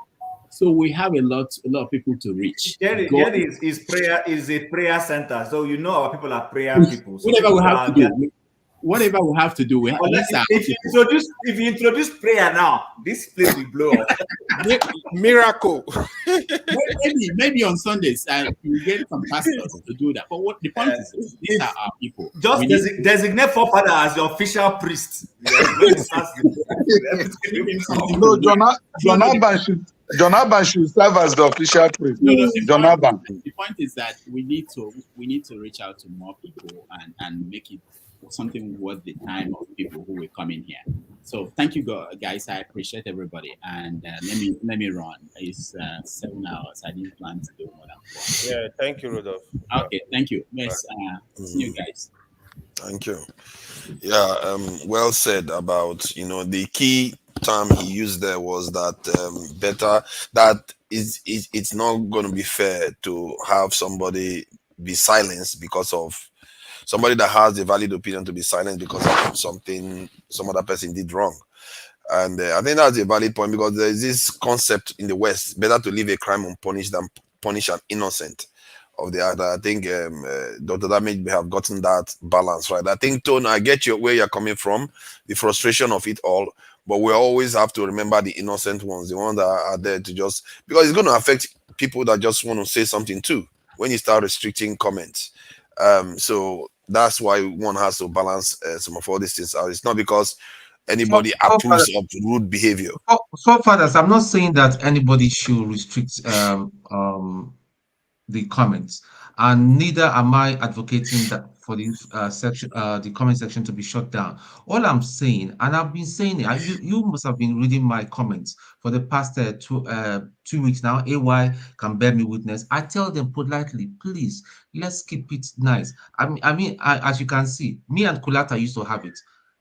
Yesterday, I greeted Kulata. We engaged. He greeted me back. That's the way it should be. He disagrees. He supports. He's an ardent supporter of Tinubu. I don't have any problem with it. I know that he stands his ground. I respect the man for the ground, even though I think he's wrong.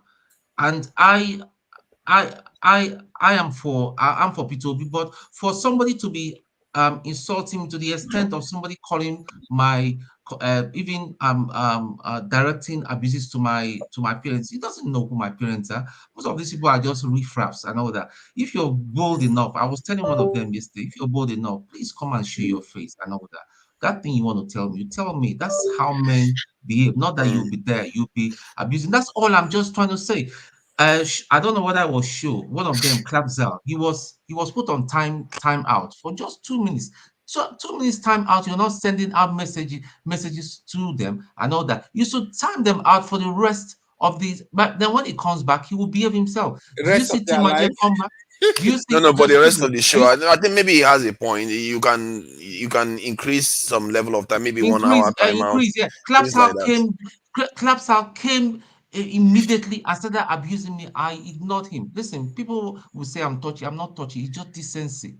Listen, we come here, we not come here to just a gist, not a beer parlor. We've come to say serious things. There has to be a balance though, because sometimes when I go to other channels and you have that kind of stuff, it can get very maybe this is an interesting discussion we need to probably have where yeah, go ahead. Wait, I want to ask you a question. Wait, please. I'm not finished. Even one of them is saying he's going to wait for me to your in your channel. That when I come, listen, guys. Let me just tell you, I'm a trader. Yeah, I'm a financial trader. Most of you in your lives, in your all your generation, you will never see the kind of money I handle. Please don't do no, that. wait. I need to address this. No, I need you are making it too personal. I don't have the time during the week. Don't do that. We'll be jumping. You are better than this. You are better than this. You don't have to respond to all this. You're better than that. Don't leave that. I always say you should keep your eyes on the innocent ones that just want to have their say. I don't like channels where they restrict people's comments. Go ahead. Go ahead. Yeah. Just ignore these people. Have your say. Does it include one calling somebody a thief, a criminal? Is it part of have your say? No, it doesn't. It doesn't. Making false statement, it doesn't. However, we still have people making unsubstantiated comments. The point is that not to sanction others too. That's what we have to be careful about. If have your say does not include insult and abuse, then those who engage in it should be disciplined. Simple. That's what we're asking for. I guess there's some truth. And I didn't disagree with that. To be fair, I didn't disagree. I have a lot of my friends, both home and abroad, that listening to this platform, and they keep complaining this thing that the platform is not actually advancing in terms of the management ability. How will somebody in the comment section continuously using derogatory words, calling somebody a thief? All kinds of names, insulting somebody's parental background when you don't even have anything in common, just because we came into a platform. All day today, I've not been on the. Right. Nobody is saying that delete anybody. But if somebody is being one at a time, please, one at a time. See, whatever happens, and I can assure you that the damage is not going to want to censor people. And personally, I support him on that, and I think most people will support him on that. If it becomes too much of a problem for somebody to manage, like in the case of Tony, if you feel like, because I know you're a decent person, if it becomes too much of a problem, then you can, avoid the comment section, or you just step out of the panel itself. Because the idea behind it is that there are people out there that want to have their say, and I support you that if somebody says something wrong, like insult your parents or something like that, you can put them on timeout throughout the show. That will teach them. And maybe it's a good thing, because sometimes it will give them time to calm down and reflect on what they've just said. That is not good behavior. But there is this chilling effect that comes from when people feel, because it can become subjective. What is an insult? It can become subjective, and it chills people's ability to comment freely. And I think comments are comments, and they are not, like when somebody is threatening with DSS, that's a serious one. There are certain things people say, but if somebody is saying your mama and all the rest of it, it's not necessarily something that you want to worry too much and make it look like it's some kind of serious issue that results in bans and stuff like that. But it's just my own opinion, and I think that Dr. Damaji is not going to ban people like that. I get, like, if P2B comes here, I think P2B takes insults too. Like when he went to AY, people didn't agree with him. Some people didn't agree with him, but he was just chewing granite and just talking, and because he understands these things. So any leader that doesn't want to show up here, you can turn this place to a place where if you can come through here as a politician or as an individual in Nigeria, it could be a kind of blessing, really. It shows that you can stand the heat of Nigerians, because after all, whom are you dealing with? Nigerians. Forefather. If you cannot stand the heat, then why are you looking the people? Can we forget about this matter and make progress? Forefather, when you refer to P2B, during the last election, when they had a debate, that it came to a stage he couldn't take it any longer. He has to react against Dino Melaye, because Dino Melaye was after him. So we are human. Let's not take that aspect of our humanity away. There's something you will continuously say about an individual. He will react We're not wood. Okay, this platform should be able to put people on check. If something is going wrong, somebody will come to the comment section and you pick up an individual, you call him a thief, you call him an armed robber, you say some certain dirty things about him, and then the platform allows it because you are not censoring anybody. Have you said does not include you insulting somebody. It doesn't. It doesn't. The problem is the sanctions, and I think we have to use that very judiciously in a way that doesn't chill people from being able to speak freely. And I think that is something I'm just saying, because not everybody is mature enough. Some of them are 21 years. The way they talk is a little bit different from the way other people talk. They might just mean in the comment, you think they are grown up, but they are not. They'll just say soft stuff off the cuff. So we have to monitor it and know how to do it without chilling. Because I don't like when I go to channels and every little thing is an insult. Just bad you, and especially if they believe in something and you disagree with them, everything is an insult from that point of view. So, and that's something we have to watch out for. So let's see whether we can move on to something else. What were we on?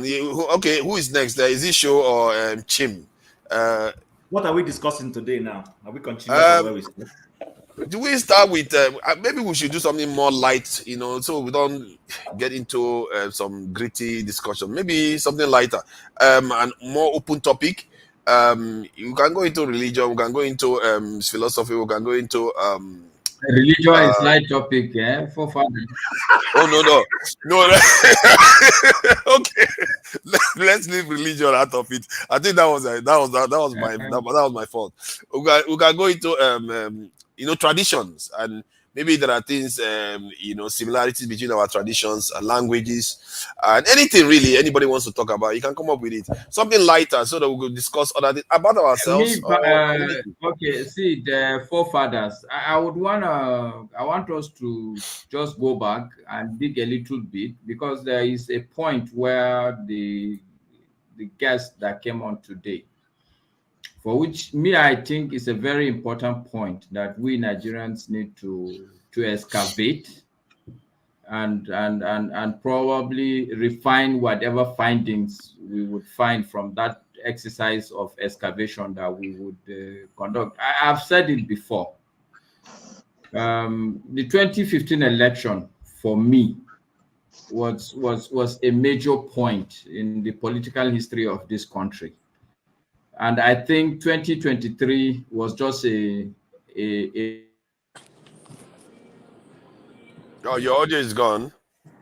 So forefathers, I was even going to tell Masca before his audio went away that he should please, for people, somebody like me, he shouldn't mention 2015 election, because there has been no real election in that shito place, that shito jungle. Can we stop with the language? We are talking about comment Don't people. tell You are anybody here what talking to like say. this. You don't tell people what to say. I'm just saying that. Yeah, come on, man. I'm not telling you what to say. I'm just saying minimize the language. Yes. Who is talking? John Abba, can you please keep quiet there, please? This is your problem. You have no right to tell me to keep quiet. When I'm talking, I think something is Jonaba come for trouble today. This is how you're going to find a Jonaba, calm down. Jonaba, oh my God! You just gave me Jonaba. What is this now? Jonaba, hold on. Very quickly. From the people dying in Denmark. Can you guys hear me? It's all smiles. Yeah, we can hear you now. What is the difference between you and the people dying? You are a dead man in your own cabinet there. Can we leave it? Okay, let's calm down. Let's allow Masca to carry on. He was talking. Okay. Please go ahead. Yes, I was saying that 2015 is supposed to be an eye-opener for Nigerians. The point I'm making is that there's a crop of people. Nigerians want change. And I think we need to sit down as the enlightened people and people who we should, I don't know how to put it. I mean, the generality of Nigerians today are bogged down by daily living, what to eat and medical issues and stuff. So they don't have enough time to sit down and think through and articulate anything. I believe we are the crop of people who probably have the benefit of seeing what is obtaining in other environments, who also have at least 2-3 days or 2 months feed, we should be able to spend some time to think through and say, okay, what is happening? How do we articulate things? 2015, people voted for Buhari because they wanted change. Buhari was not a mainstream politician. He was exactly like Peter Obi. People would not want to hear it. Too bad. But that's from my perspective, that's the reality. And the good thing is I've been here since 2008. Okay? I may But not have Master, participated. in 2019, did people vote for Buhari in 2019? Please, I am not coming here to finish with you. Let him finish. Please go ahead. All right. So I'm saying that 2015 and 2023 showed me that there is a lot of will among Nigerians to go against mainstream. Forget about people saying that if you give Nigeria... Your audio is gone again. It's a bit of a shame, this is your audio. Yeah, because you have a good points to make, but the audio, you can go and come back again or just wait, it's going to restore itself. Chim. Forefathers. Oh, let me hold on. You can't Chim, please go ahead. I'm not talking. I'm just saying that when you're not talking, but you are actually talking. I don't know, man. You can't just say you're not talking. See, hold on. Come on, please. Don't do that, Olumide. Master, you Chim, back? please go ahead. Can you guys hear me? Yes, he's back. Yeah, we can hear you. Okay. All right. Yeah, so yeah. I'll make it very quick. I think we need to begin to look at how... Oh, it's gone again. It's gonna be back the moment you start talking, and that's the thing. And okay, whoever wants to chime in, I think they can. Okay, I think he's gone. He's gonna go. Forefathers, can I say something? Oh yeah, Samuel Nnamdi, please go ahead. You haven't said anything for a long time. Yes, I've not said anything today, but you were talking about light topic and what we could discuss, and I began to think about everybody both on the platform and in the comment box, and business. I believe there are business people here. Business as a topic. I believe there are people that can talk about business. Financial management, how to help people scale up. On their business or their endeavor, how to help people start. So. I wanted to suggest, what do you think about that? Business as a discussion. I think that's quite an interesting one. There's nothing wrong with that. I think maybe our diasporans can share some ideas about some of ideas for businesses in Nigeria, because there are Nigerians that are going to be watching, and they'll watch it tomorrow too, and maybe some, especially in tech, in technology and agriculture, and you did say your own sectors you want to talk about. What I tend to find is that many of our Nigerians overseas tend to be into technology or some form of engineering, and those are areas. So I guess that's an interesting one. We can go into any areas anyone wants to talk about, really. Masker, check your mic again. Let's see whether we can hear you. I think I've given up, even if you can hear me. Don't give up. I honestly, I'm actually. There's no giving up. Yeah, there's no giving up. End of where you are going, please. Honestly. Yeah, okay, please go ahead. Right. So the point I'm trying to make is that I have seen evidence that Nigerians are yearning for change. They're yearning for good leadership, and in their heart, they're willing to do what is required. And I'm saying that I think we need to start thinking in terms of scenario. What should actually happen? What should people like me and you begin to do? Because there's a pool of people that are looking up to us. Or let's say there are a pool of people. Okay. What demon is this? It's okay. We get the gist of what he's saying now. He's saying that we should, actually, that Nigerians are ready for the kind of change that what are we supposed to be doing to, I guess that's the line of thinking that he's heading for. And I must say he's right. And even the guest that came on today, he's also right. It's just his scope, the way he's looking at it. I think he's very optimistic. This plan is very optimistic. That's why it looks like I was being a little bit skeptical of where he's coming from. And it's always been like that with our leader. They always we want to improve the country, but the scope is just minimal. So, Chim, if you want to go ahead, you can go ahead. Yeah, if you want to talk about business, I actually anything. wanted to continue on his topic, and that's why I wanted to hear him out. But at least we have an idea of where he's heading to. I agree with him. You know, my only concern is, yes, in 2015, people voted for Buhari because there was an expectation of a change. That's the honest truth. I know it's tough to admit that, but that's the truth. There were people who voted for Buhari because they were saying, let's get this PDP. PDP had been in office for 16 years. Let's not forget that. That's up until that time. And as much as maybe it's only now that if we compare PDP and APC, we may say PDP seems to have been better. I would say that, even though I gave APC some hope. But my problem with us as a people is our staying ability. Now, I know politicians rig elections. I know that. People are going to say votes don't count. But our speaker rightly says something that is true. If we prepare and do the right things, like, you know, you are a party, you know that your opponent has a capacity to rig, and you put in place checks to be able to get those results and all those things. You know, one of my views is that people rig easily when there is apathy. If in a place where we have, say, registered 16 million, let's say 10,000 people on a registered sheet to vote in a particular unit, and out of that 10,000 that has been identified are capable of voting there, and only 2,000 show up. Even if the 2,000 vote for one candidate, the other candidate, if they have the capacity to rig, can reclaim the remaining 8,000 votes if they have bought the right people. We've seen this happen. So what I keep telling our people is, let's get more politically aware, more involved. You know, let's ask the right questions. Let's do the proper things. When I was back home in Nigeria, there was no election. Since I have been old enough to vote, I have not voted. I have tried to tell people why it is necessary to vote. I may have sounded like a broken horse. I may have sounded very unnecessarily optimistic and all that, but I did. I included my wife that is not very politically involved. She may not even know what is going on, and I influence her to vote who I want her to vote for, right?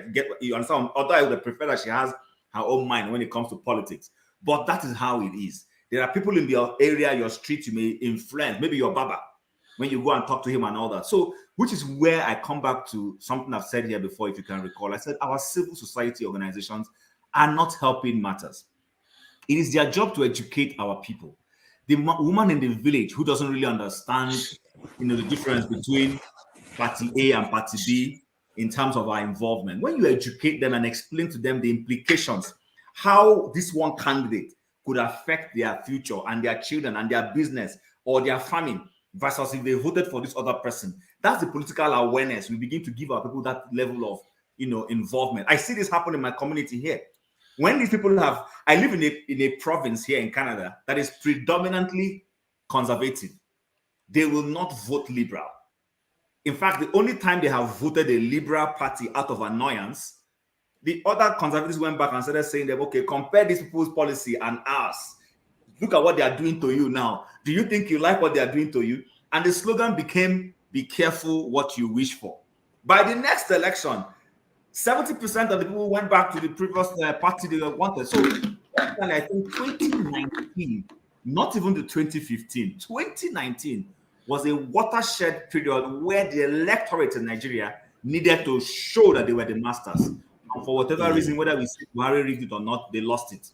Because if you ask me, if Nigerians really wanted to throw APC out, throw them out in 2019, not in 2023. By 2023, they had already consolidated strong enough, you know, to be able to hold on to power. If they had thrown them out in 2019, that would have been a message to PDP, be a message to them that by the time you are coming to 2023, even the person you have put in there will be careful. So what we're doing is that right now, our political class is taking people for, they just believe they can do anything and get there. And when they get there, it has ended. And it's already playing out with the way the Labour Party people are already behaving themselves in the Senate and the House. That's the only place they have. So I think I agree with him to that degree. You know, that's just the point I wanted to make. I agree with you. And is it that? Let me ask this. Let me just ask this question, then you can go. That so everybody can answer too. Is it that it's because the reason why our political system is the way it is, we don't have any particular ideology behind them. There's even a proper nationalistic ideology. There are some of them that try to do that. I think the one Mustafa was into was nationalistic to an extent, but we don't seem to have. If you ask me what PDP and APC stands for, PDP will say I'm for business, but I think APC too is still the same. It's not that dissimilar. So there is no real ideology that demarcates them. And I don't think you said something about Chim. You said something about sensitization. I think to sensitize people, in reality, what people look out for are signals. You can't educate them too much. They don't have the energy to listen. Like, somebody said, people have their lives. They want to see signals from anybody they want to support that you are for them. So if you have like other countries, when you have nationalistic parties show up, like Trump now, you notice that Trump didn't spend a lot of money for advertisement because he was sending heavy signals of what he represented. The media is the one carrying all the news, and the people knew everything he stood for. People that he supporters about. So, I agree with you, but you know that we must bring it in context of our literacy level, our society where we are. So, yes, in the American level, the electorate is probably highly informed and involved. In America, you are either a Democrat or a Republican. And then, of course, there's a middle course. There are people who are neither both, and they are bold enough to tell you, I'm neither those ones. Those are the places where you talk about the swing states and all those, and the swing voters.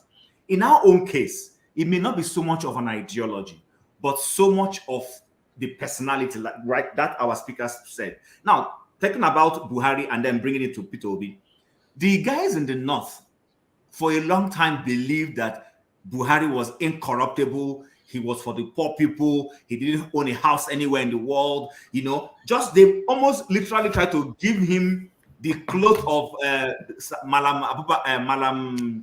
What's the Kanu politician? Masker, please remind me. The Aminu Kanu. They made him look like the modern day Aminu Kanu, and everybody followed him. If you bring it down to 2022-23, that's what the obedience tried to do for Peter Obi. Everywhere those who understood, they will go and tell you, you don't know this man, the one where rule when no steal any money, they give shishi. So they began to sell that personality. So it may not be so much of an ideology in our own case. For now, maybe we may develop and become ideological later on. But right now, what we're looking for is, I used the word Voltron yesterday, and I want to repeat it again. Nigerians are looking for a messiah. That's the truth. No matter what you say, they are looking for somebody who will come and show example. If the person shows the example, I think it will start changing the system. He may not be perfect, you understand, but just show some measure of example, and then people are going to follow you. Yeah, and I hope Righteous Man is hearing some of this stuff, Masker, and you have just said about Buhari. Buhari didn't have properties overseas, and most of his record before he became president in this democratic dispensation were relatively good. When Idiabo was in office, people felt like things were happening in the country. So he looked like he had everything going for him. And he tried 3 times and failed. The North did not explode. So when you think that Nigeria hates you because they rejected the P2B once, it's not necessarily accurate. Forefathers, can I add an answer? Can I add my own answer to your question? About the issue of ideology. See, there's no politics of ideology in Nigeria. What you have is politics of greedology, or whatever you want to call it. There's no the only time they ever had politics of ideology was during the regional system, when Awo had his own ideology of what his party should do for the people, like free education, free healthcare, and what have you. You understand? So the only thing that will drive ideology in democracy, what drives ideology? Ideology thrives on an honest, free and fair election. That is why you see these politicians crisscrossing parties, because all they care about is winning and stealing money and not doing anything for the people. When we do a free and fair election and allow people to choose their leaders freely, the leaders will go out and argue before the people and convince the people what they want to do and how they want to do, how they will achieve that goal. What is it that they want to do? Is it that they're going to raise taxes? Is it that they are going to create policies that would encourage investment? So that is what democracy thrives on. We have not started doing all that. When you rig election, it makes them lazy. They don't care. When they get there, all they want to do is, because they came in there not of the people's votes and volition. They came in there through stealing.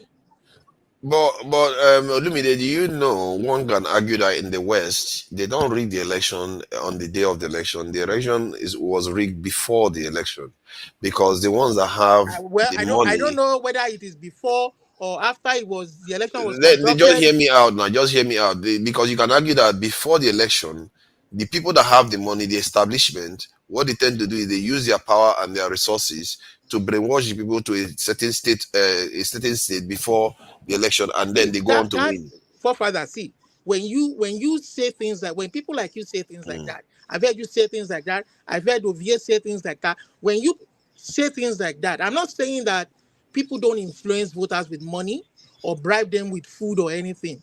I'm not saying that doesn't happen, but allow a free and fair election and let the votes count.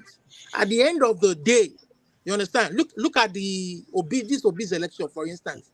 It wasn't that APC wasn't bribing people or giving them money at the election place or whatever you call it, the polling units. You understand? But the majority of people who still voted and wanted the actual person to lead them to win still voted, and it still made them pull down the beavers. That is the same story they peddled all these years. Oh, the North is more populous. They will vote more. They will do this. And still, yes, you close the beavers. I think my concern is that you will be chasing the moving target, and sooner or later you find that the reason why I call it the moving target, you have a free and fair election, but you will conclude, even you yourself will conclude, that the best person didn't win the election still. No. At least let us have it up to the point. See, when they conduct elections in the US, it is not 100% free and fair. But what they say is that the amount of fraud that occurs is very, very negligible. It doesn't affect the results at the end of the day. There are still some minor infractions. Some people want to stuff ballots, but by the time they calculate it, you understand, they do a real digging and calculate it. It is very negligible. It doesn't affect the result. But at least let us see the real result. You understand? Okay. For instance, this election that occurred now, we don't even know the actual number. You haven't reviewed, even if there was error on the day of the election. What stops you from still releasing the Beavers results to know how many people were accredited and how many people voted? I think they released and that. Then you will be quoting those statistics they haven't released anything. Mazi wants to say something. You will be quoting statistics for me every day. Olumide, let Mazi say something now. Let Mazi say something. He has his hand up. Sure. Olumide, you are in Canada. Don't bring your Canadian whatever you guys do in Canada and say US this, US that. Eh? You are not in US. You've not voted in US. I thought he was in the US, you know. No. I will push back on that. No, I don't agree with that. The reason why I mentioned US is because what I'm saying is when you talk about one at a time. Olumide, can I talk? Okay, so when you talk about rigging, okay, it's not rigging. There's no way that in US that they just you just go and rig election like that. The first thing Nigeria needs to do at this time is to kind of like have a way of checkmating the system. Okay? Checkmating the system. If you don't have a system, how do you checkmate the system? Tell us. Okay, to checkmate the system, number one, right? The election board, every county have their election commission in US. Okay, and then And every state have their, they call them what do you call it? You know, they just kind of like from the state, another kind of thing that controls the county. Now, in the county, they have people who report to the state. In every electoral booth, they have the officers who are there. Number one, it's not even the day. It's not even the day of voting that we know who will win or who will not win. We get to know who will win because their votes is allowed. And when they are telling those things, you are seeing them. Nobody is hiding anything. You are seeing them. So even if at all they want to read, you will know. That is why you see Trump something about the fact that on the day that they were counting, then some buses start appearing from nowhere, which is all lies. Which is all lies. Because he was relying on the fact that they were only gonna, you know, his people were gonna turn up on the day. And he got disappointed. These people did not turn up for him. Yeah, but you know that even in the West, we all know that the media and the elites have control in terms of funding political parties Mazi to Prince, win. you haven't So said the anything. problem. So hold on. I think didn't get what you said. this question. The question is about. I talked about ideology and I also talked about the idea that just because you have a free and fair election doesn't mean the election wasn't rigged. I am here in the UK where a leader that was supposed to be a good leader, Jeremy Corbyn, that was supposed to be an okay leader, was turned into an anti-Semite and somebody that wants to destroy the people, and he lost that election woefully because the media is controlled by a certain group of people that have a lot of money at their disposal. So it means when you're in the capitalist system, people that have money, that's what I mean. That's why I think you're going to be chasing a moving target because people that have money will always have advantage in changing the outcome. Is that one rigging? Because what you're saying is what you know is like so. You know that. Sorry, and KJ, sorry, I'll just make the point. Is like in every electoral system there are interests. So you find people who will go and help you. They give you money during the election. They help you try to influence people that will vote for you because of the interest they are seeking when you get into office. That happens even in Nigeria. That happens even in Nigeria. You understand what I'm saying? You go and meet. That's why you go and meet specific interest groups to help you lobby their members. It could be National Union of Teachers.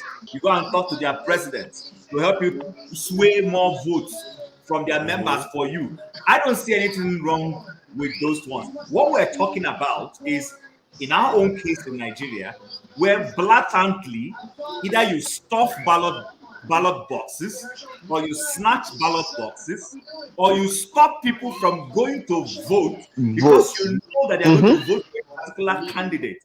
That's the problem I have with our system. And that's why I'm saying our civil society organizations need to start helping. You know, so you will be okay. You will be okay. Let me ask. So you will be okay if somebody comes because they have more money. Let's say Tinubu has 10 times more money than Peter Obi, and or APPC even have 20 times more. Then they use all their money to blacken Peter Obi's name and make Peter Obi look like he is the head of IPOB. And then by the time you go and vote, then he loses. Would you consider that a free and fair election? That's a free and fair election. That is see. Okay. I understand you. I understand you. I get you. But you know what? What you have done is psychology. You've played a psychological game against him. So it's a game. You understand? As much as I am, but in reality, the best person didn't win. In reality, that's what is still happening. But guess what? If that was how Nigeria's election was run, many of us won't even complain. So Mazi Prince, I still haven't heard your I'm not finished. I'm not finished. You guys have just taken the word from me. That somebody else will not talk. Okay, so basically, please make it brief so that John Abba can say something and KJ wants to know. Sure. Okay, forefathers. Basically, here, it's not how much you have that determines if you're gonna win or not. There is something that is called fundraising. Okay. So, Now, are there members of Master Prince, sorry, see, you are all over the place. See, Olumide, let him finish, members? please. See, Jonaba has to say something. Olumide, come on, man. You can't be doing this. No, Other people he's have all to. over the place. Is he talking about I'll fundraising or get taxation? I'll get to what you are saying. Just give me a second. Now, like I was saying, okay, there's fund and we do it on quarterly basis. And whatever that is being raised is being reported. If they find out that there are certain money that you raised that you did not report it, it's a violation. And you might even go to jail for it. That's why since Jesse Jackson's son went to jail because he misused campaign funds. Apart from that, every state have their leanings. As they have their leaning, so also the media have their leaning. Most Republicans like watching Fox News. Okay? Most of the Democrats watch MSNBC. And then they have other local stations in their states and counties and all that kind of a Master thing. Prince, I You beg. don't See, I know the solution for what you Try to talk. keep it brief now. Try We to keep say it brief. make I agree with both what you are count. saying. We dey talk Olumide, it's not your judicial. turn. It's not your turn. Olumide constitution. Can You you know say finish, Master constitution Prince? Can you full. finish your point? Olumide constitution full your head. I'm trying to tell you that the rigging you're talking about, it's minimal. You say it's minimal. It's not actually rigging. But the thing is that if you Forget the have a US. How good can we have a system, free and fair election in okay, Nigeria? if you nice, it's saying Nigeria again. What you were talking about Nigeria US, now for you Okay, talk. talk. okay. Let's allow I mean, Jonathan to say Jonathan something. talk. Yeah, please go ahead. Good evening, everybody. Yeah, they give me Welcome. they give me US story. We dey talk We Nigeria. cannot have. It's a long walk to freedom when we have a faces like Olamide here. There's no way we are going. A man that want to have a Dudua have no temperament. He jump into. He cannot even wait for someone to finish their comment. Jonaba, you better speak your point now Let's leave before I the descend Oduduwa on out you. of it, You please. cannot decide Let's leave whatever they will Oduduwa out of go it. you. Whatever they Can we will leave go you Oduduwa take out in of your this? Don't let it descend on whatever you. they will go you take over there. You cannot descend. What is the population of Idoma? Jonaba, what's got into you? Jonaba is always looking for trouble You these won't days. die with one Nigeria. What is your Listen, give this guy. You see, this is the problem. It's a long walk. Jonaba. We cannot. Jonaba. Who is calling? Did you hear what happened in if you don't Otupolo? want a country of your own, righteous man, maintain your peace. Maintain your peace. I'm proud to have one. Let me Yoruba man. Can you mean this? Can we? Yeah, carry on. If you do not meet him, take him off. Because you cannot just come here and run your mouth and Speak your points. But don't bring. But Jonaba, you are bringing Oduduwa into it. You know you are going to get him to start talking now. You see, this is a collection. Don't worry. When Fulani of finish, a state capture mind. This all when Fulani finish in all those talk of we want this. It's a sectarian, demonic affair to dominate people that have nothing to offer them whatsoever. And if we're going to move forward in this country we all call one, whatever you are agitating for with your face representing, if sure even come and say, let's talk about Dudua. You don't know that you don't have Can you remove this guy? So if we're going to have a collective zone that we're going to talk about, what is your if we're going to talk about, you won't let anybody say anything. Sorry, please go ahead. So we're going to work together to improve the standard of the Nigerian, whether it's election, whether it's a cultural behavior, whether it's a way forward that we're going to come together as a people. We cannot have all over this thing because end of the day, if you are even agitating for whether you say Biafra, Oduduwa, or Arewa, completely, none of them I'm going to follow. Personally, Nigerian work better for my own interest. I'm a minority. I'm not going to become another minority of another man chasing my life that I'm seeing here. And if I have opportunity That's to say, another. if I have opportunity to ring election, even if people like so many faces like Olami, they win any election, I will ring it because I know this is a detector. It's not going anywhere. I will ring it and I'll tell you, Nigeria, I ring because you guys are see evil coming and you do not see. That is the power of a leader. If I have that, because you cannot just say, if you say that somebody should not vote, that if they don't vote your candidate, they have to be booed. Then what is democracy? In general, it's okay for people to vote and realize their own mistake. Nigerians voted for Buhari 2015 overwhelmingly because they think that is their messiah, and unfortunately it doesn't turn out to be. Let the people take the responsibility, and that is the system we are saying that let us build a system that at least if that system is there, whether it's to be or anybody else that come and do not do well, we can vote the person out. All right. That is what we are talking about. Not this, I'm here and there. I'm going to go because this guy is here again. We'll be talking. I don't want to have a bad evening. No, you will be covered, John Abba. Don't worry. I never knew you had 1 million until today. Jonathan, I never knew you had 1 million until today. I really give you thumbs up for that. Since yesterday, I don't know, man. This evening, nice session has turned him into something else. Since yesterday, he's been making trouble. Tell about Okay, Tinubu because you want to eat a good yam from Benue. He doesn't care about Benue.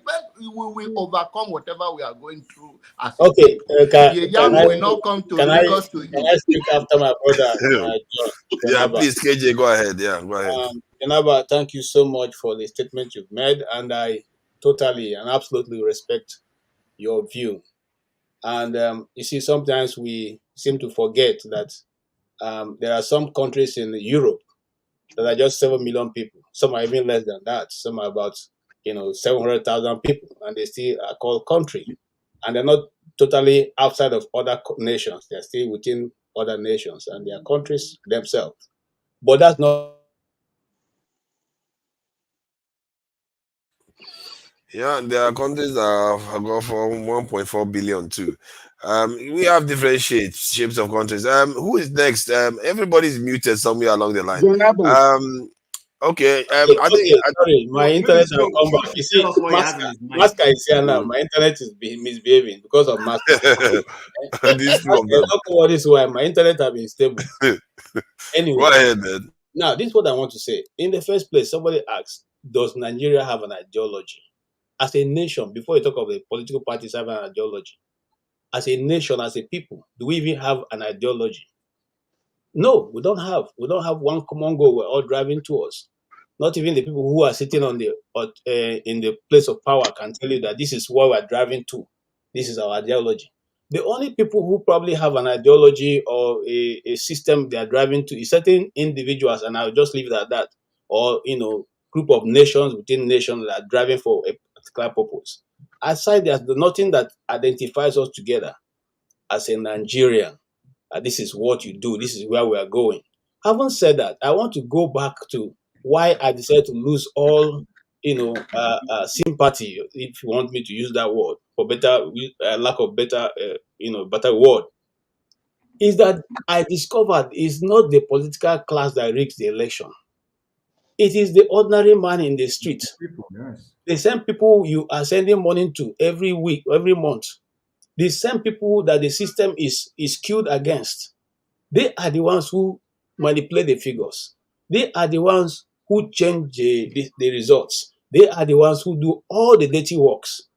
The ones who snatch the ballot boxes are the wretched of the eggs. If you want you may want to sit up before you start sleeping on national or internet station. Okay, let him go and sleep then. Let him go and sleep. Yeah. The ones who do all the dirty jobs are the ordinary people in the streets of Nigeria.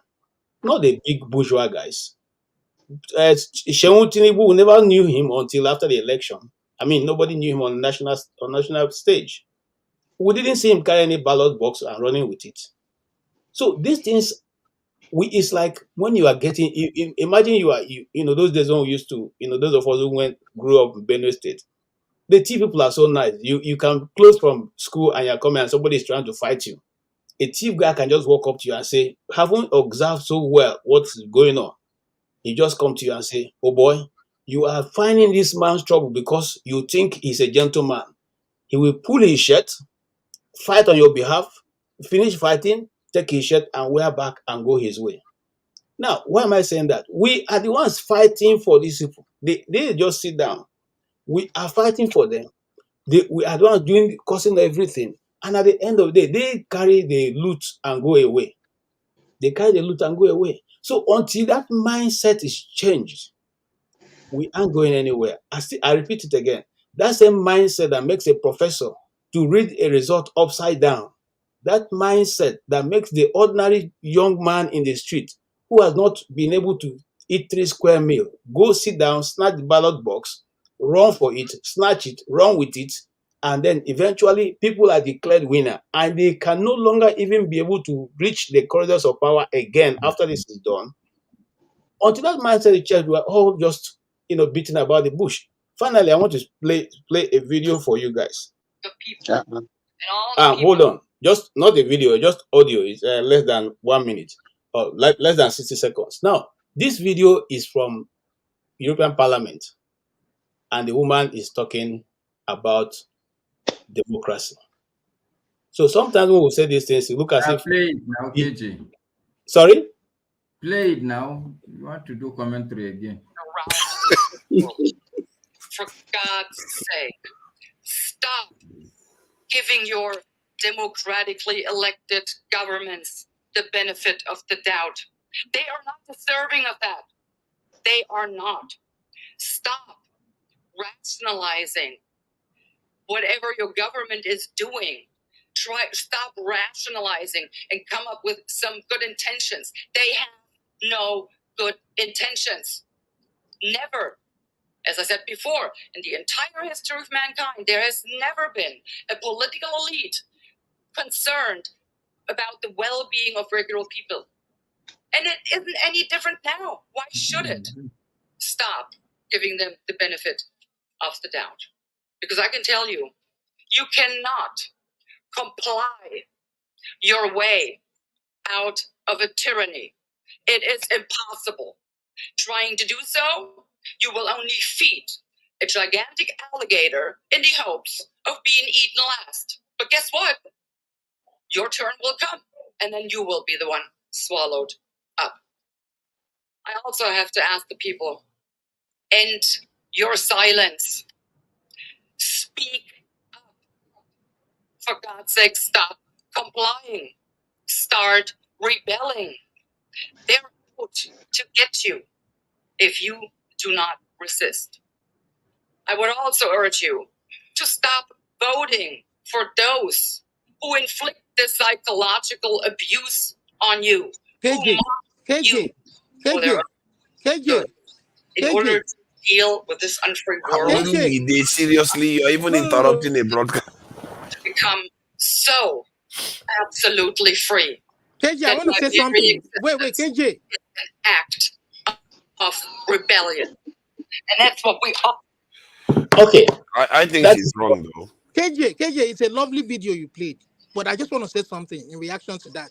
See, each time, the country, every time, there's always an opportunity, to start to lay a good foundation. You understand? You cannot like what forefather said, you cannot totally eliminate corruption or fraud during election, but you can always lay a good foundation. 2023 was supposed to be the time that foundation should have been laid. If INEC, if the institution in Nigeria had allowed the true winner to emerge, over time, people will now begin to know that it doesn't pay to let me say, on this platform. You understand? Okay. It's not the first time or the second time Nigeria has come to almost getting it right. Do you remember any guy called Humphrey Nwosu? That is why I'm saying this is institutional. I'm coming. Hold on. Wait now. I agree with you, but hey, come on, guys, man. No, don't give up, KJ. Don't give up. Don't give up. Don't give up. At that time, we said, "Oh, this one we just missed it by little. The next election, we're going to get it perfectly." Okay. The next election came in the worst. Go look at the history. See what Then I'm we saying, manage it KJ, you Allow are him to placing finish the now, blame. You Olumide. are placing the blame in the wrong Olumide, place. allow See, what I'm everybody to saying, finish what he's saying. what I'm saying is that, see, I'm not saying that we got it right. What I'm saying, there was an opportunity to get it right. You understand? Despite the fact that people read. We have never lacked opportunity to You get it understand? right. We have So never. We look we right see from 1960. We have never lacked. see, Oh let me God. tell you, we got it right. Like what see, this is Nigeria is the only country where I'm sure in US they've always used the same method. In UK, they've always used the same method. Nigeria is the only country where you guys did option A4, you guys did option A3, you guys did IRF, you guys did Beavers. Which one won't work? Tell me, which one won't work? You see, Olumide, that's why you're making as for somebody who is a political watcher, what Mazi was trying to say was not totally correct. There's rigging in the US. And I have a video I can show him. Some of them are captured where people are stuffing the boxes. Okay, there are videos. You know, the thing about the US is that when you get to the street in one city, most times much more than 1, 2, 3 cameras to capture your activities. Unless you remain in your house, that nobody will see you. So KJ,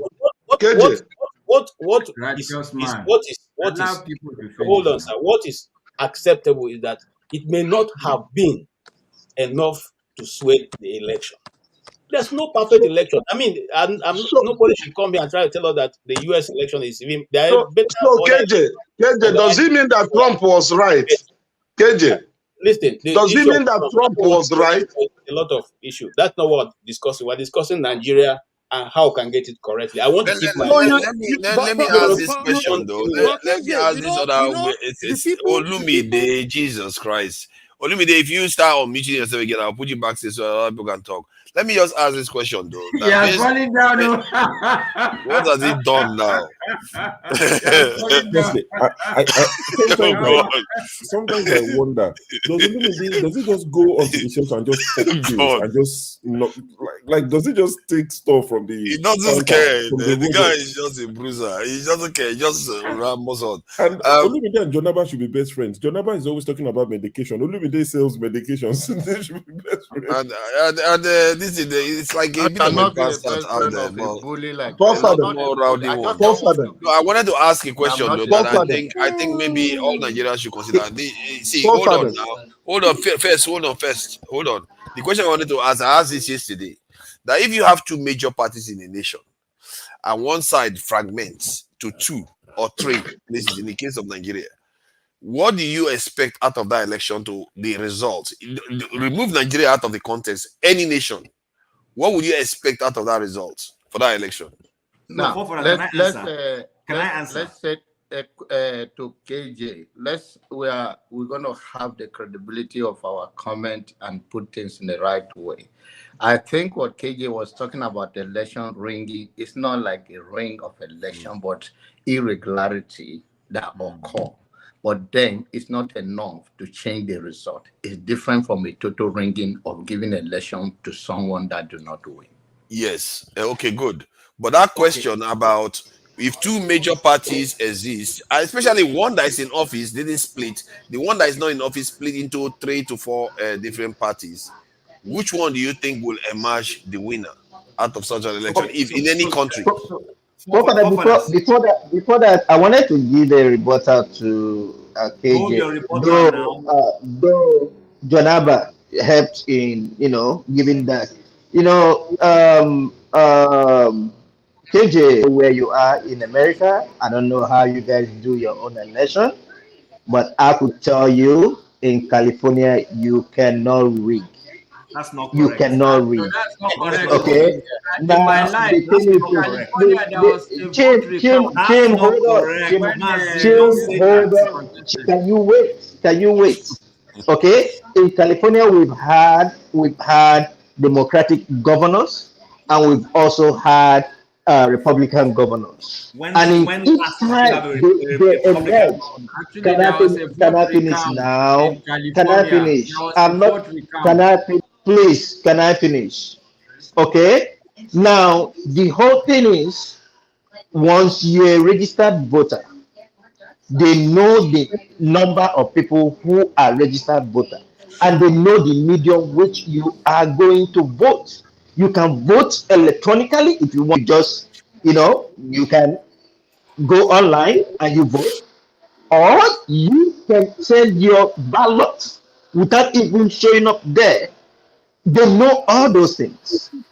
And those numbers, if anything, if there's any problem, they know how to address. When we keep putting in people's head and start saying, oh, rigging, I'm not saying it's perfect, but with the state I am Can we in, we are just wasting we don't time. do that. Honestly, We sorry. don't do that. Sorry, forefathers. Before I make my contribution, I might not live in the US, but I follow American politics. In fact, I read more American politics and American news than I even touch The Canadian righteous news. man has been quite quiet. Has he said much? Please, I beg you, so I don't lose the train of thought. Then I will come back to you. He's waiting for the yarn from Benway. See, Mazi, if there are any places where elections are rigged in the US, it's actually the bigger cities like California. Number one, a state that talks about sanctuary states. Do you know why? And I'm not talking about as a Republican or anything. A state that allows people to move from Mexico and go. All this allowing undocumented immigrants to come into those places. What do you think the Democrats are trying to do with them? Is to get eligible people who will vote for them. And some of these people actually vote illegally during elections. Forget what you say. Listen, the Western world is good at branding itself to be accurate. That part I can say Nigeria does not know how to do. South Africa does it well too. Many nations brand themselves very well and show you the beautiful places until you go there. Then you now go and start saying that these people have slums, California and co. But I'm not talking about slums, I'm talking about elections. So please, I might not live in California, but I know that California is one of the highest places where rigging in American election happens. Nobody can tell me otherwise. I know that. I follow elections there. So, but coming to your question, forefathers, about when you have two parties and they split, do you think the votes? I know where you're going with that. If one side, two major parties that win almost approximately 50% of the vote, and one of the parties goes on to split. Okay, so forefathers, your hypothesis is suggesting that exactly that there are no people in that country who vote and don't belong to any of those groups. In that it's not. I'm just saying the odds of winning the election when you are broken apart. What are the likelihood of the outcome of that election? And I don't think that's correct. That's what I'm going to. So in case of PDP didn't split. What happens is that, take for instance, Labour Party. Labour Party has always been in existence. It's the same voters who choose to either vote PDP or vote APC, depending on where they find a candidate they like. Yeah, but you know that PDP split because most of PDP's votes that are from the south went to Labour. That is what APC would want you to believe. But if it's not a fact, just because it's the reality too. You know that's what happened in reality. In 2023, majority of people did not vote party. They voted individuals they wanted to vote for. Shame. I think we can look at forefathers' point in a different way, and this is the point I've been trying to make. Okay. The reality of life. Oh no. Forefather. Your phone is trying to do him in, man. Yeah, go ahead. Yeah, go ahead. Yeah, I really want to ask a question. Maybe you can try answering the question that I asked. I really would like your opinion. Since you are the honorable Nigerian, the one in Nigeria here. The question I asked is that if you have two parties that generally get about 50% of the vote, and one of the parties goes on to break up into 2 to 3 segments, what is the likelihood of an election if they go to that election? Yeah, if one of the breakaway has a credible candidate, about 70 or 80% of the voters will go with that person. And that was what happened in the last election. The larger population of Nigeria voted for Peter Obi. Yeah, hold on. Did you say that if you have two parties, both of them get on average 50% of the vote, then one of them that is not even in office breaks up into two, then that the pieces that comes out of there will go on to consume 70% of the vote of the entire vote. No. This is what I'm trying to say. If the political party in power had performed very well, exceptionally well, they will still retain the power, no matter what happened in the other party. But if that party has not performed well and the people are yearning for a change, even if the other party split into 6 and one out of the split group presents a reliable candidate, definitely the masses will go with that. And that was what happened in 2020. But what are the odds? What are the odds that if that happens 10 times in a situation, what is more likely to be the outcome? If the outcome is that the outcome is that, look, election is being determined on the basis of the economy security. So if a party splits up to 10 in 20 years, it keeps splitting, and the ruling party is not getting these things done well, they are not exceptionally good economically and security wise. Even if a particular party splits into 10, the people will go for a change. That's what I'm telling you. But history doesn't bear that out. Even in the context of Nigeria, you see that the vote split in half.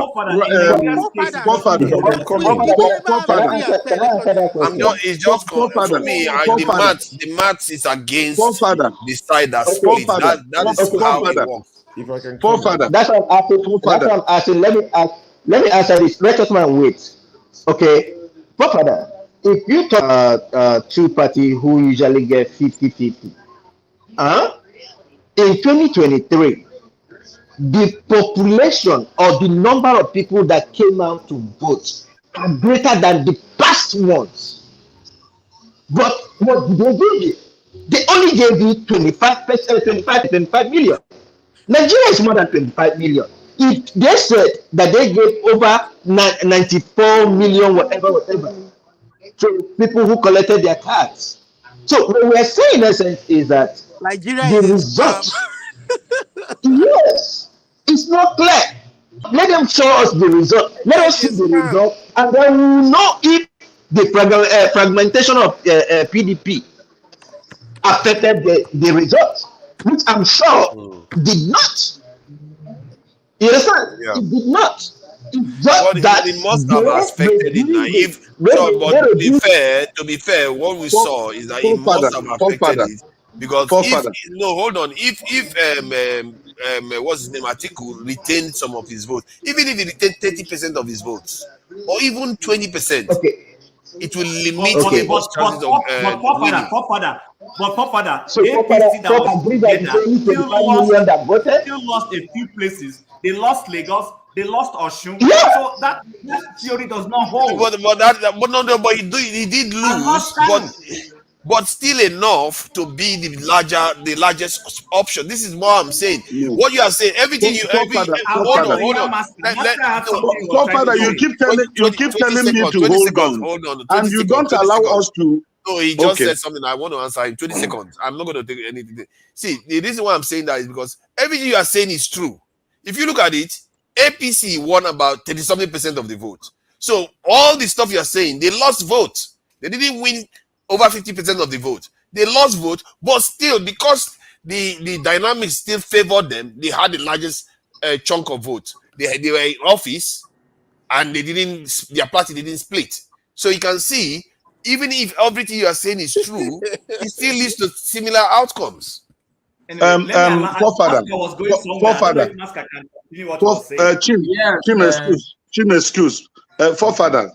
did APC win Rivers State? The answer is no.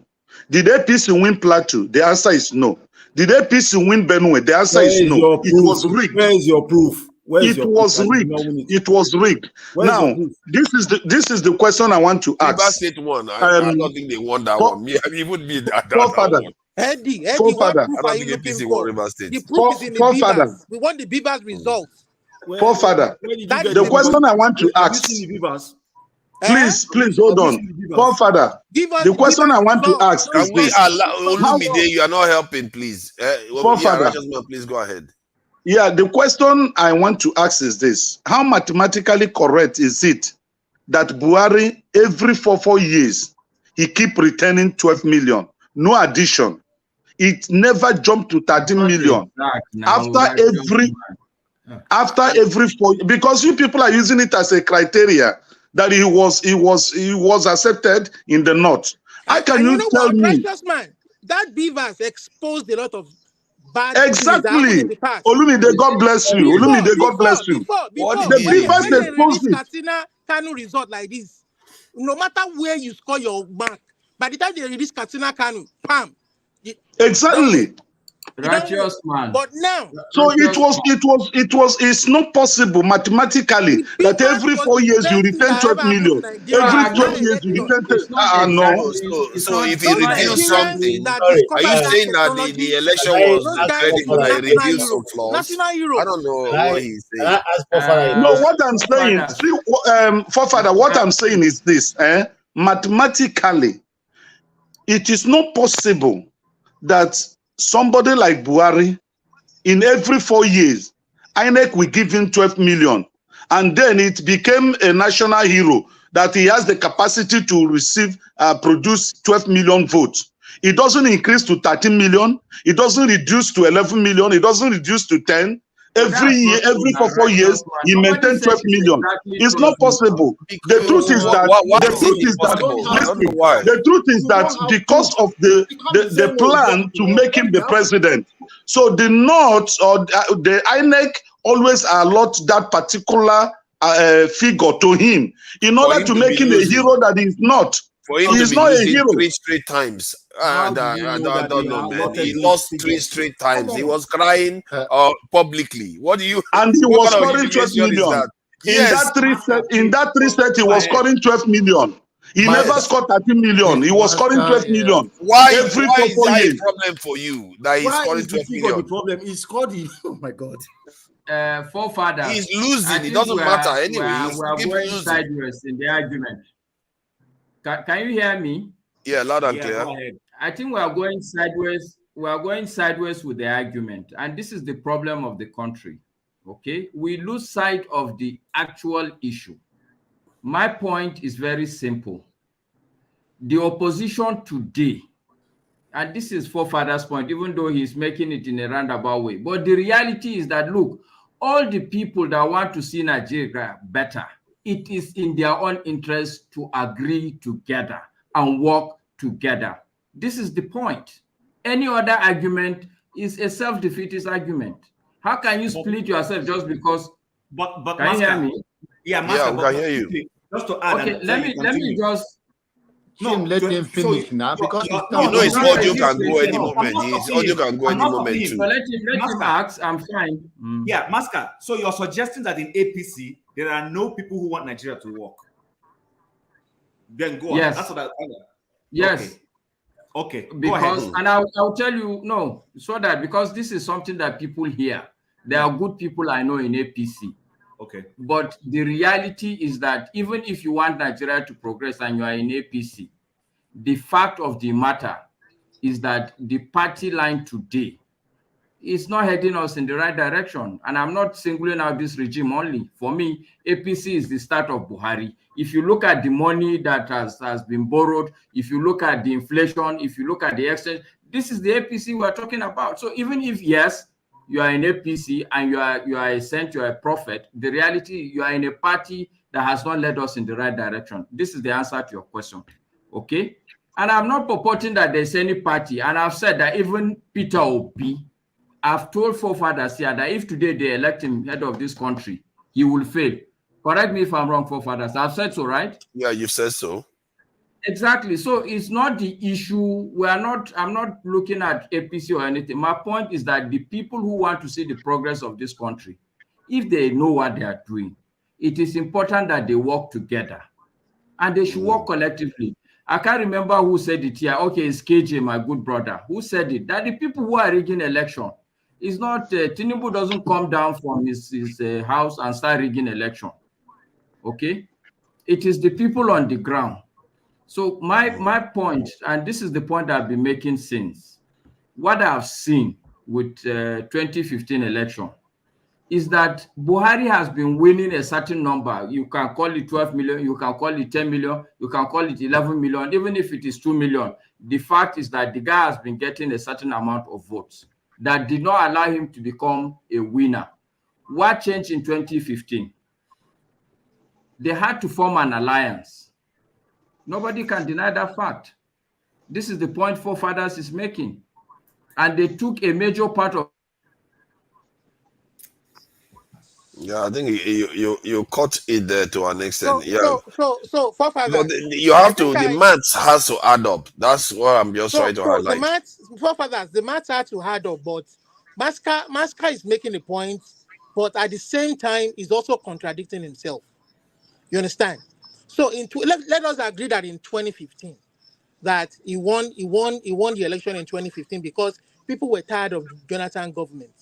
And people honestly thought that no. That's not. Let me. No. You don't. What are you going to finish? My own point. You want to finish my own point? What kind of thing is this? Okay. Where are you from? Okay, finish your point. My own point. I didn't cause problem for your network. By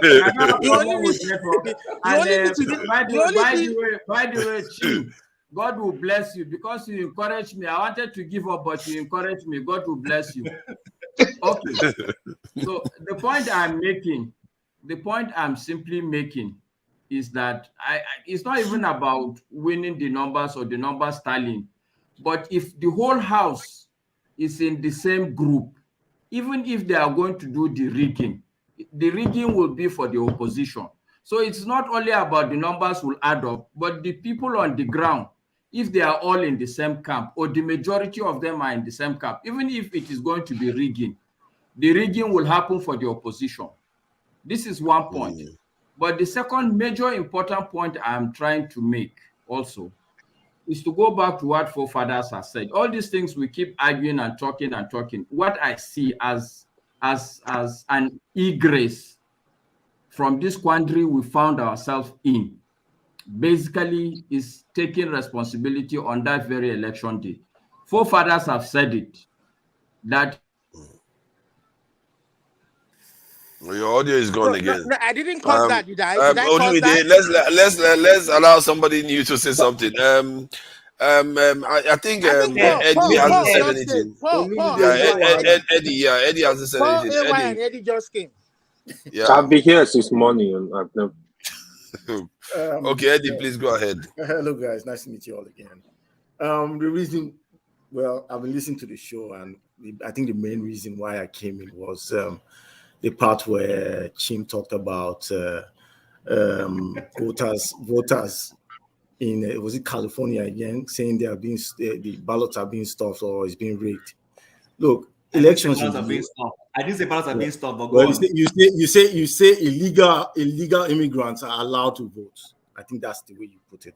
Yes, I said elections in the US, you cannot go and vote if you're not verified. Even if you send it is. Even if you send in your ballot, they still verify it before they count it. You don't just, okay, this is a ballot from Mr. X, put it in there. No, you have to verify. Thank you, Eddie. That is the essence of Beaver Shao. Thank you. Beavers, no be this is I'm to leave Beavers, that Beavers na scam to me. I don't believe it. 400 billion naira was spent. 400 billion. It's a way of them to just steal money. And they want to buy acts or necessarily say that the Beavers performed fine. It's just the period between the publication of the result and where they are carrying the DC to headquarters. That's where all the scam happened. The Beaver performs fine. It's not the Beavers' fault. For the Beavers, they put out those contracts. Buy these machines. At the end of the day, once we do the election, whoever will call wins the election, the Beavers they put it aside. You will see the next election. They will bring something else. It's just the way. But it's in the law. It's in the Electoral Law, Electoral Act. I think there was not enough vigilance on the opposition party, because if you felt that they were doing forefather, don't say something that that. Forefather. hold on. If I you felt was that on ground. they were doing Listen, something that please don't they give could use to play information you you, cannot you should have you queried cannot it. defend. No, the point I'm Forefather, making is that don't give information you cannot defend. no, We are were you on not the one ground saying that here. they rigged the election You now? were not there. You don't know what happened. What happened then? Were you in Nigeria? Were you Were not you the here? one you are the one that is saying that they rigged the election? I'm saying that if they were You able say to rig the election, why didn't you complain about the possibility that they could rig the election? So and so didn't happen. You said we were not vigilant. We were vigilant, but you can't fight the state. You can't. Maybe that's a bit of a harsh language, but my point is that before the election, they should have complained that there's a space for rigging there. Before I leave. Yeah. Paul, I'm sure Paul will say something profound. Okay, thank you. I thought Eddie is on the floor. Eddie is talking. Eddie is talking, and he has finished. He has finished. It's about California election now. Yeah, it's about the Just support to It's still his turn. Do you want to? Sorry. Okay. Let him just say this. Okay. Just to support the word he said. Eddie, allow him to say something, please. Chin. Oh, I thought they said he's finished. No. Yeah. Okay. Chin. When they say that immigrants are coming, immigrants do not only come to California; they also come to Texas. Okay. And the reason why those people come is because California is the fifth economy, and we thrive in different aspects, especially in agriculture. Okay, those people you see are very hardworking, and I don't see any immigrant, knowing fully well their status, will come out of the shell to go and vote. It doesn't happen. Yes. It doesn't happen. So, before you go ahead, remember, I'm an immigrant. Yes, you're an immigrant. Okay. You went and vote legally. Okay, for them to send you, for them to send you for the ballot, you must have a social security. Right. Okay, you must have a social security, and they track that. If are you gonna say, okay, you're gonna vote by, if you're gonna vote by voting, fine, they will still track it. If you are not supposed to vote and you vote, the law will take its course. Yeah, they will come after. So let's get it straight. Thank you. Thank you. Okay, can I please continue now, because it looked like right now we're talking about America. If you have your residency, which is pathway to citizen, and you fill any form in any job, remember government collect everything. Every week they tell you how much jobs that they get in the whole country. You mistakenly apply for any job as a green card holder, what we call residency, and you mistakenly put that you are a citizen. You're in trouble. They hold that document. After 5 years, you are applying to become a citizen. You're in trouble. That can stop you from becoming a citizen. That is how heavy it is. So, Kim, you are completely ignorant with what you said. You may know California for their Hollywood. You may know California for their Silicon Valley in terms of tech. But California make a lot of money when it comes to agriculture. I can confidently tell you that California, 70% of California agriculture is feeding 50 states in America, plus feeding Canada. Right. Just to let you know, plus also feeding Canada. So these immigrants, that's why they put it like that. These immigration don't even go there to go and check them. You know why? Don't say, can you leave it? Come on, we are having our say. That's how we learn. We learn from somewhere to carry. Or you both bring education that you and I have today. So let's not leave it like no. It's not true. Oyibo did not bring education. No. Well, you might say Oyibo did not bring education. Everybody bring education. That does not say we don't have education. But the education that we're having, is it your forefather or my forefather that bring this computer that bring us together? Let's We have say the truth. forefather here, man. We have forefather here. Is it your grandparent or my grandparent that brought all of us together in this forum? So let's not abridge. So you live, you learn. So that tell you that you can learn from different aspects of life. So what I'm telling you, if you mistakenly put that just mistake that you take that form as a residency, 5 years you are becoming a citizen, that can make you find a lawyer. That can cost you a lot of money because of one small mistake. Right. So that part that you are talking about, you get it wrong. Then Democrats bringing these immigrants into this country is also a strategy for them, that if they help these people, when these people got their papers years to come, they have that allegiance to the people who pay them. Right. But you know the funny part, for the past 20 years, statistics has been proving it, bringing the Hispanic people, when they get their level together, they never vote for Democrats. They vote for Republican. Right. Go and look at Florida, look everywhere, look at Texas. This is the home of Hispanic people. Look at Arizona, they are all red states. That you see a lot of the Hispanic people that you are talking about, they don't even vote for Democrats. You understand? It is we, the Africans and Asians, To be fair, they do vote more for Democrats, but not as much Forefather, as don't black say people. to be fair. The home of Hispanic people is California, is Texas, is Florida. Yeah, but California is very red states. democratic now. California is very democratic. I don't know what I you're saying. agree to God to Paul. California is extremely democratic. California Like, that you are talking about, we have a lot of Republicans that rule that part. Then when you talk about California, we are talking about Century State. People who we call undocumented immigrants, they don't go get paper till their kingdom come. These are the people that we are telling you. These are people that will not have paper. Forefather, I come in as a visitor in America. I have pathway to get paper. I can marry, I can seek asylum, I can claim refugee, I can do so many things. Because I come in as a visitor, it's still a pathway. But when you jump the fence and come, it's not a pathway at all. If you like, have 21 children, all citizens, it's not a pathway. Yeah. So these are the guys that work in the farm. That is only where they belong. You understand? So these are not people that we're talking pathway. So when we are talking pathway, we're talking about those ones that may come in a different way. That is pathway. They come in as a visitor. They come in to come work as part-time farmers. You understand? Any Hispanic person that is doing business, they follow the Republican ideology. They don't want to pay more taxes. Right. So because of that, all of them don't vote for Democrats. Oh, you understand?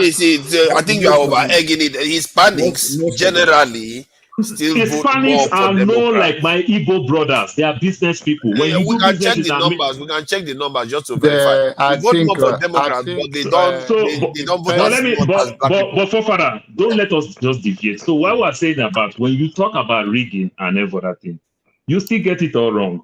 Teams still get it all wrong. When you talk rigging is extremely hard.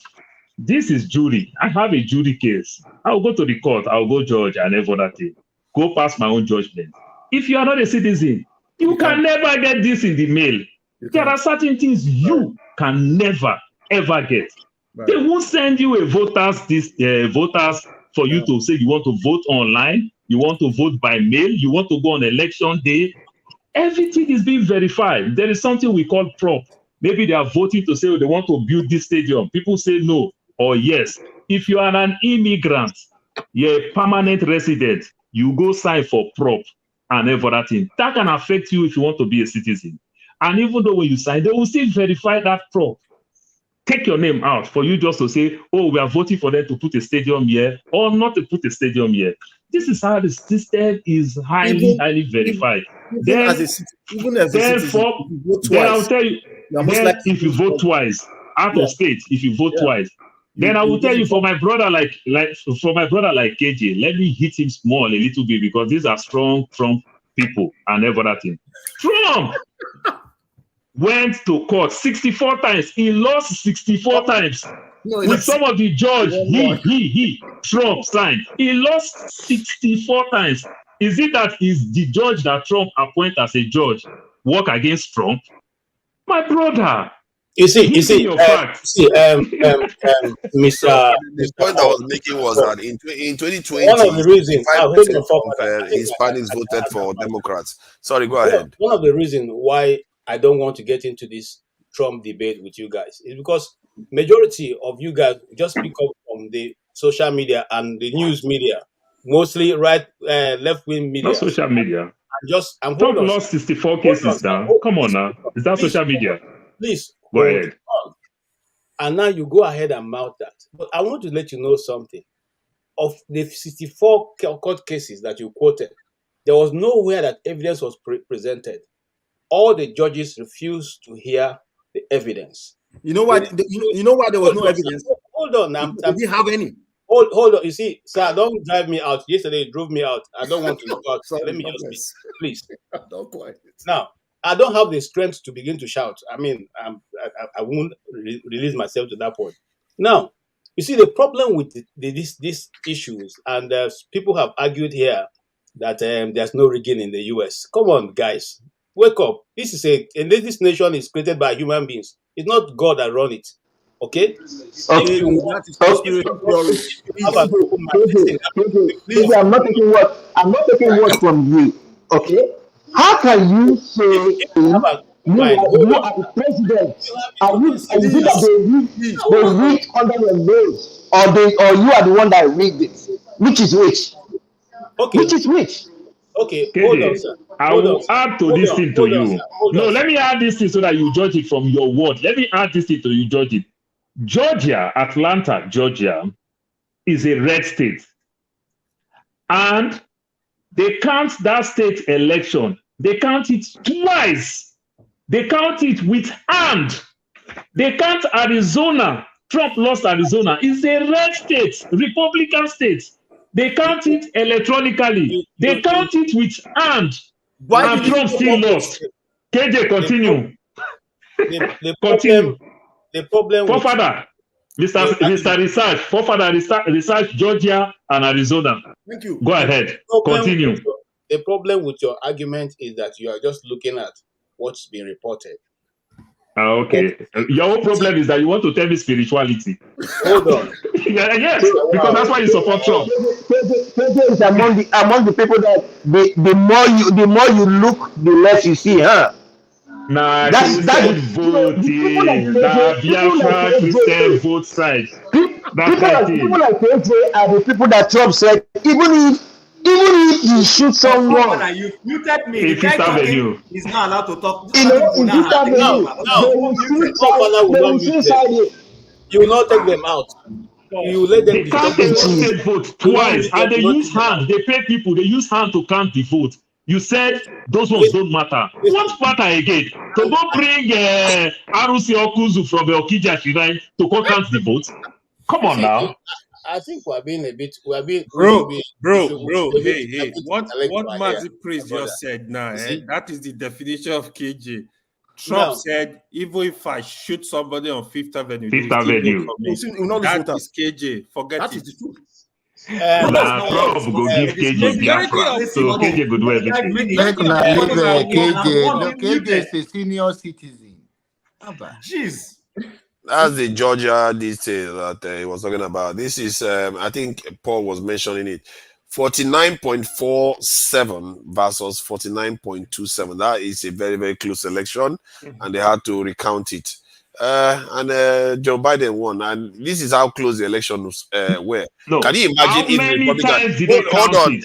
I want to go back to my original narrative. You already I think said that. it's once. See, if you allow me, can you imagine if the Republican Party went and split in half now, given this election result? Forefather, you don't deviate. Forefather, you don't deviate. To be fair, the reason why I'm saying is because you actually deviated from the original question. Well, that was the main issue. Context of Nigeria. I come into the platform because I came into the platform because of rigging. That's why I came in. Before people who have all-knowing AY and the rest of them begin to talk, can I just conclude? Now, there are people who have taken their time to research on these issues, and they have gone ahead with the research. One of the films made out of this thing is called 2000 Moles. It's spelled MULES. You could go look it up and watch it. That's one. Two, some of these results that you just quoted now have KJ, my brother, you are lost. Jesus they are lying to you. That's why they pay 700 million. They are lying. That's the problem. You see, the problem is that those who are in the know are a little bit smaller than those who do not know. Okay, so those who know now, see, they're making fun of themselves because I'm not following them. Okay, KJ, can I say something to you? KJ, can I say something to you? KJ, can I say something to you? KJ, can I say something to you? No, besides, no, hold on now. Besides election, when I came to America, that was about 23 years ago, right? Now, I was watching TV, and who came on? Trump, whatever. He came on. What he was saying then, what he was saying was selling how he will make you rich. And how would he make you rich? He will teach you real estate and all that. All you have to do is pay for this, pay for that, pay for that. And he was going to different states. And in that program, he was coming to California. Then I was with my elder sister, and I went to my elder sister and I said, man, I want to be rich. I want to be like this man. And my sister said, do not buy that. I said, what is my sister talking? I said, what are you talking? No sense. And guess what? I bought that form, did everything that I was supposed to do, and guess what? He never came. He never showed up. I was, ripped of my money. So, and you tell me that person is not a person? Mazi, the biggest mistake Tinubu made, Tinubu would have gone to Trump University because he would have had certificates. Yeah. You remember Trump University? Trump Airline. Mazi Prince, because you are telling me what Trump did to you, and you, the same person who is sitting here in Nigeria, has a certificate forger as your president. You have not defended that, but you are telling me what Trump did. Let me tell you, since you are talking about. I'm not Bulgaria now. I'm not Bulgaria. I allowed you to talk. Allow me to talk. You have quoted how you encountered Trump, but I want to also tell you how I encountered Trump. I encountered Trump as one of the American dream. He was being used as an example of what success means in America. Only for him to walk down the escalator and he became the worst person in worse than Satan in America. The same American who paraded him in FLP presentations as the American dream. The same American who paraded him as the one who changed the skyline of New York. Do you see what's going on in court with this company? That is what you want. It's okay. Do you see what is going on in court with this company? I didn't come to this platform to discuss. I am here to discuss Nigeria. I want to ask you one question. I'm sorry, KJ. Let me ask you one question. Let me ask you, where do you follow your news? I'm just KJ said, you see, now be the news. It will be shown, whatever. Let me ask this question. Where do you follow your news? I just want to know where you follow your news. KJ is the news. Hit on you like this. Where do you get your news from? Because Trump filed bankruptcy 7 times. Trump lost Trump Airline. Trump lost Trump University. Everything Trump put his hand. The real estate that you're talking is an inheritance from his father. Yeah, let's even leave what he has lost. That means, Marka, do you hear my line of argument? That means that the American system of law is apt, is corrupt. Since he did all these things, and he's not able to go to prison even till this moment, and he's able to come and be a president. Excuse me, that means there's something wrong with the system. Excuse me. Hold on. The justice system has a process, and that is what he's going through right now. Okay, if they say okay because they found him, say he has stolen this money and throw him into prison, they will say okay, they are practicing, they are being dictatorial. My brother, you are even wrong. You see, let me educate you. Excuse me. Let me educate you. Please, I let you talk now. Let me educate you. Let me finish. All the case that Trump has now, especially the one that's making headline, which is the Letitia James own. It's even a civil case which was brought against him, not by people who felt defrauded, by a woman who had campaigned and said, "I will get Trump." Do you know how? Okay, hold on. Excuse me. Wait, let me talk now. Claiming that Trump defrauded some companies and banks to make his money. Those banks said, "You didn't defraud us. We got paid. Our monies were paid back. We are paid on time." None of those. That is a lie, KJ. KJ, don't look us in our face and tell lie like this now. KJ, that is a lie. Let me talk. Now, you say that's why I asked you this question. Where are you getting your news from? Because most of the things you are saying here are not based on facts. The person it's false news. I bet you. It's false news. The person who bought out Trump. What do you mean not based on facts? Hold on. What do you mean not based on facts? They are not based on facts. Show me your own because I can show you my own. Show me your own. Hold on. KJ, I am telling you my own. Get your news the size of Trump building, is he expanding and reducing? Say you collect loan. KJ, it's a perjury for you to lie. You collect loan for a property of 5,000 square foot. Then 1 minute you say the property is 7,000 square foot. Then another minute the same property becomes 5,000 square foot. Whether you pay the loan, you don't pay the loan, you just break the law of the state. Now, KJ, let me tell you something. Who made the government aware of what Trump is doing is his lawyer, not Letitia James. You need to get that clear. Michael Cohen. Michael Cohen, who has been sent to jail in Congress. That's why you're using to quote. In Congress. So why are you accusing Letitia James? KJ is just an unrepentant follower. KJ is an unrepentant follower. There is nothing you guys will do that will convince this. You know, Mr. Mazi, I stand on the part of truth. Irrespective of who is involved, I stand on the part of truth. I don't you stand in the part of Trump, not truth. The part of Trump, not truth. Yeah, exactly. There's no facts. Who brought your team? You're standing for somebody who's acting as Secretary of State to change, to just get some votes. 11,451 votes. Manufacture votes. Forefather, please, I beg to be protected from these guys. I beg. Because you guys should take it easy now. Okay, let's be respectful. I will do that. Please go ahead. Excuse myself. My wife is don't worry, I will do that. Go ahead. This is where I will rest my case on Trump.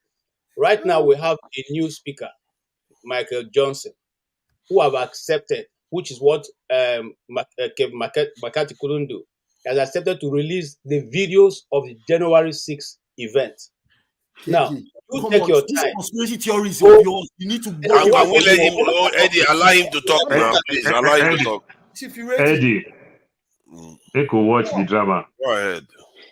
He has accepted to release all this footage that hitherto have been hidden before by all the people who are taking this thing. Please take your time and watch it and see those other videos, those narratives that was never released before. In fact, if you want me to give you a heads up, tell us. The heads up I'll give you is that hitherto, Native Police says she never spoke to the Capitol Police, but on record now, it's shown that she spoke to that Capitol Police guy 6 times on that same day. 6 times. It's being released now. So just like we are releasing Tinubu's file, please hold on and see as they are releasing those batches of video. You watch it and make out the truth for yourself. Nancy Pelosi tell Trump to send it. What about the video you watched live on that day? KJ, what about the video you watched on that day live? Is that okay? Listen, let me tell you. You see, some of you are just talking from point of ignorance, and I want to let you know. I know. You are receiving, hold on, sorry, sir. Listen to me. It's not fair. Let's try to be civil with him now. Come on. If you are receiving news feed from your field, from the field office, from your field, from your guys in the field, you have Sometimes it depends on how you set your machine. You have some fractions, sometimes 3 seconds, sometimes 5 seconds, sometimes 1 minute of delay before it's released to you in your home. So it's not what is coming from the field that you are watching. It's what I want you to watch. Where do you I get can your news decide from? to step down some things and let you watch only what I want. All we are telling you, what you watch live on that day, are they okay by you? So I don't need to argue about it. Where do you get your news from? Keje is trying to tell us that Pelosi planned it. It was Pelosi that invited the mob. It was Pelosi that invited the mob. And they run underground. They run underground. They took over our office. Fellow panelists. You are watching a movie. Fellow Olamide, you have met your match. It looks like I went away for 5 minutes and I want to move away from in the spirit of one Nigeria. I want to be more Nigerian now because I can never be more Nigerian than this. I'm Yoruba and I'm interested in the election coming up in Imo. Okay? Jonaba, are you listening? I'm interested in the election coming up in Imo State in about a week's time. See, I think we've done all this individual politics this thing now. We don't want to do that today. We want to talk some more. I want to see Nigeria get it right. We've done this about discussion before. We don't want to do individual states today now. Today is Sunday evening. We want to keep it I'm light. not doing individual. I'm talking about the election, Nigeria. How we can make change happen in Nigeria. Am I going to go to Nemo? Listen now. I'm not talking about Yoruba nation now. Listen. Your face of Yoruba nation will not work with your face. Listen, just listen. Whether you like it or not, our nation will come. It will exist. The nation is already there. I don't know why you are listening. The Yoruba people are still there. We want to see a free and fair election. One more permission. We want to see INEC They'll still come after you. You're asking one more permission. Okay. Olamide, let him talk. Some very highly placed people who know everything don't want to listen. This is the new speaker of the House of Representatives in America. This is the address he just gave, the press statement he just gave, releasing the video. I'm talking about the video of the conversation between Nancy Pelosi and him release it. The Capitol Police. Look at it. My brother, let him release it. Why? If you have the link, share it in the private chat so I can share it with everybody. Nancy Pelosi has the power to call out National Guard. Exactly. What is the question? Does Nancy Pelosi have the power to call National Guard? Come on now, KJ, why are you talking that kind of thing?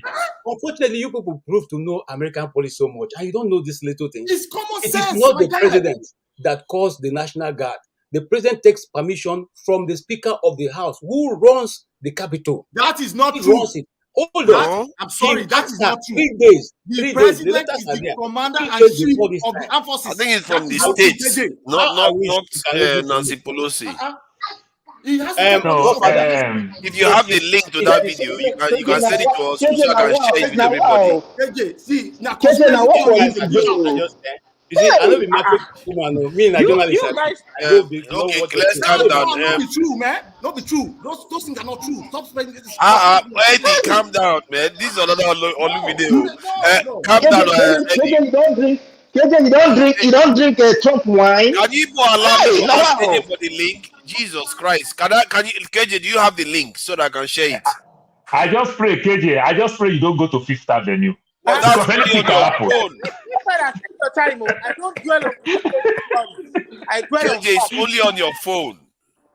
We shouldn't be making a mock, like laughing at somebody too much. I think we have to remember we are in public space. I don't dwell on conspiracy theories. I dwell on fact. You have to worry about somebody who is laughing. The person is totally laughing at his funny. Yeah. Okay, let Jonathan say something. Masker, you know you can interject anytime. Tone, you can interject anytime. None of you have said much, and AY hasn't said much. Mike Johnson as the speaker. If you follow him, you will see it is on his page. You can look at it. KJ, allow you've had your say, please. Eddie, hold on now. You Jesus Christ, Masker, you wanted to say something before Jonathan go ahead. Your audio is gone, Masker again. Forefathers. Since Mr. ID, good evening. Since you're interjecting, why don't you just tell us the correct thing now, Abi? We're learning. Based on Eddie, Eddie, can you hear me? Yeah, I can hear you. Based on what KJ said. Yeah. Just tell us the correct thing. And so we'll fact check It it was a now. simple We're thing all that happened learning. that day. I think it was glaring to everybody. It was glaring to everybody. Trump came up before the day of the when they had to certify Joe Biden's win. Trump told his supporters, "Be in Washington on January 6th. It is going to be wild." They have taken statements from his lawyers. They have his own lawyers who helped him spread those conspiracies are now confessing in court. They are accepting that they lied. So I don't know where KJ is getting his own information. That's true. That's true. So it's not. If the lawyers who stood on behalf of Trump and were making cases, Eddie, lied. Eddie, hold on. Looking call National Guard in D.C.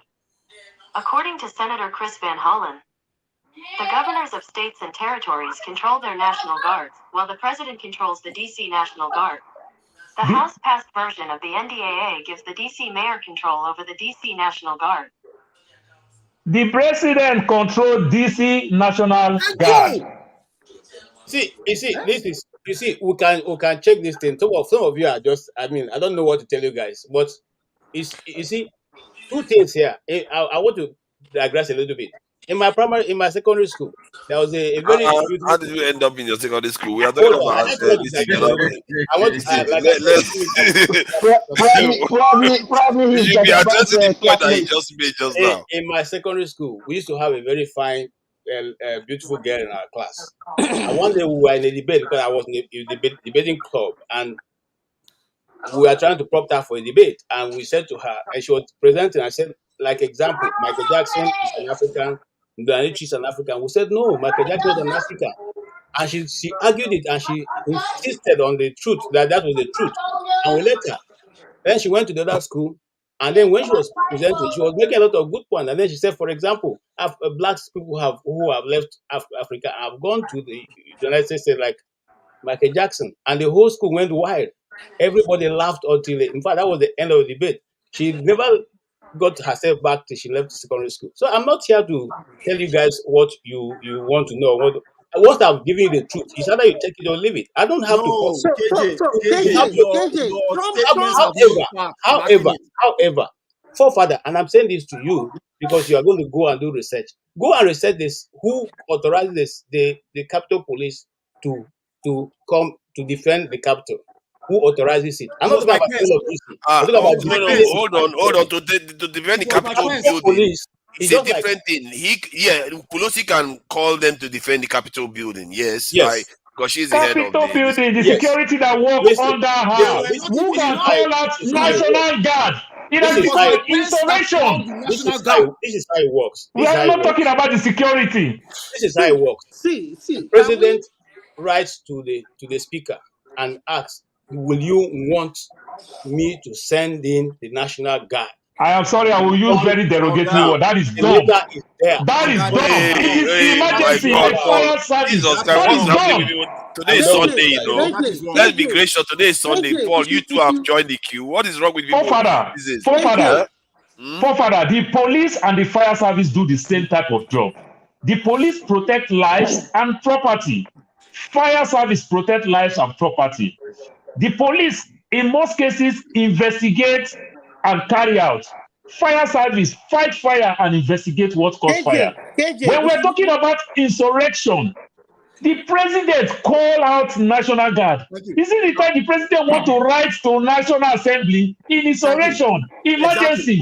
My brother, where is common sense? Come on now.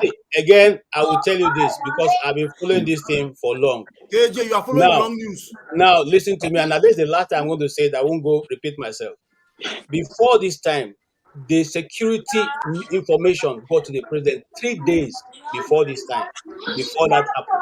That's what? And he called her and she said, no, they don't want it. I'm sorry. The security was come from here. Sorry. I'm done with this, man. I'm not going to say this. Hold on. See, hold on. I think maybe both things can be true to an extent because what he's saying here is slightly different from what the others are saying. He's saying that something about they gave information that something like that was due to happen, but she didn't stand up her own security on her own end. So that is also myopic lie. Okay, You will inform FBI. You will inform FBI. You will inform Homeland Security. Maybe house. Come on now. I beg, I tell you, this kind of nonsense happen at the top here. Because you will inform FBI. You will inform Homeland Security. Come on.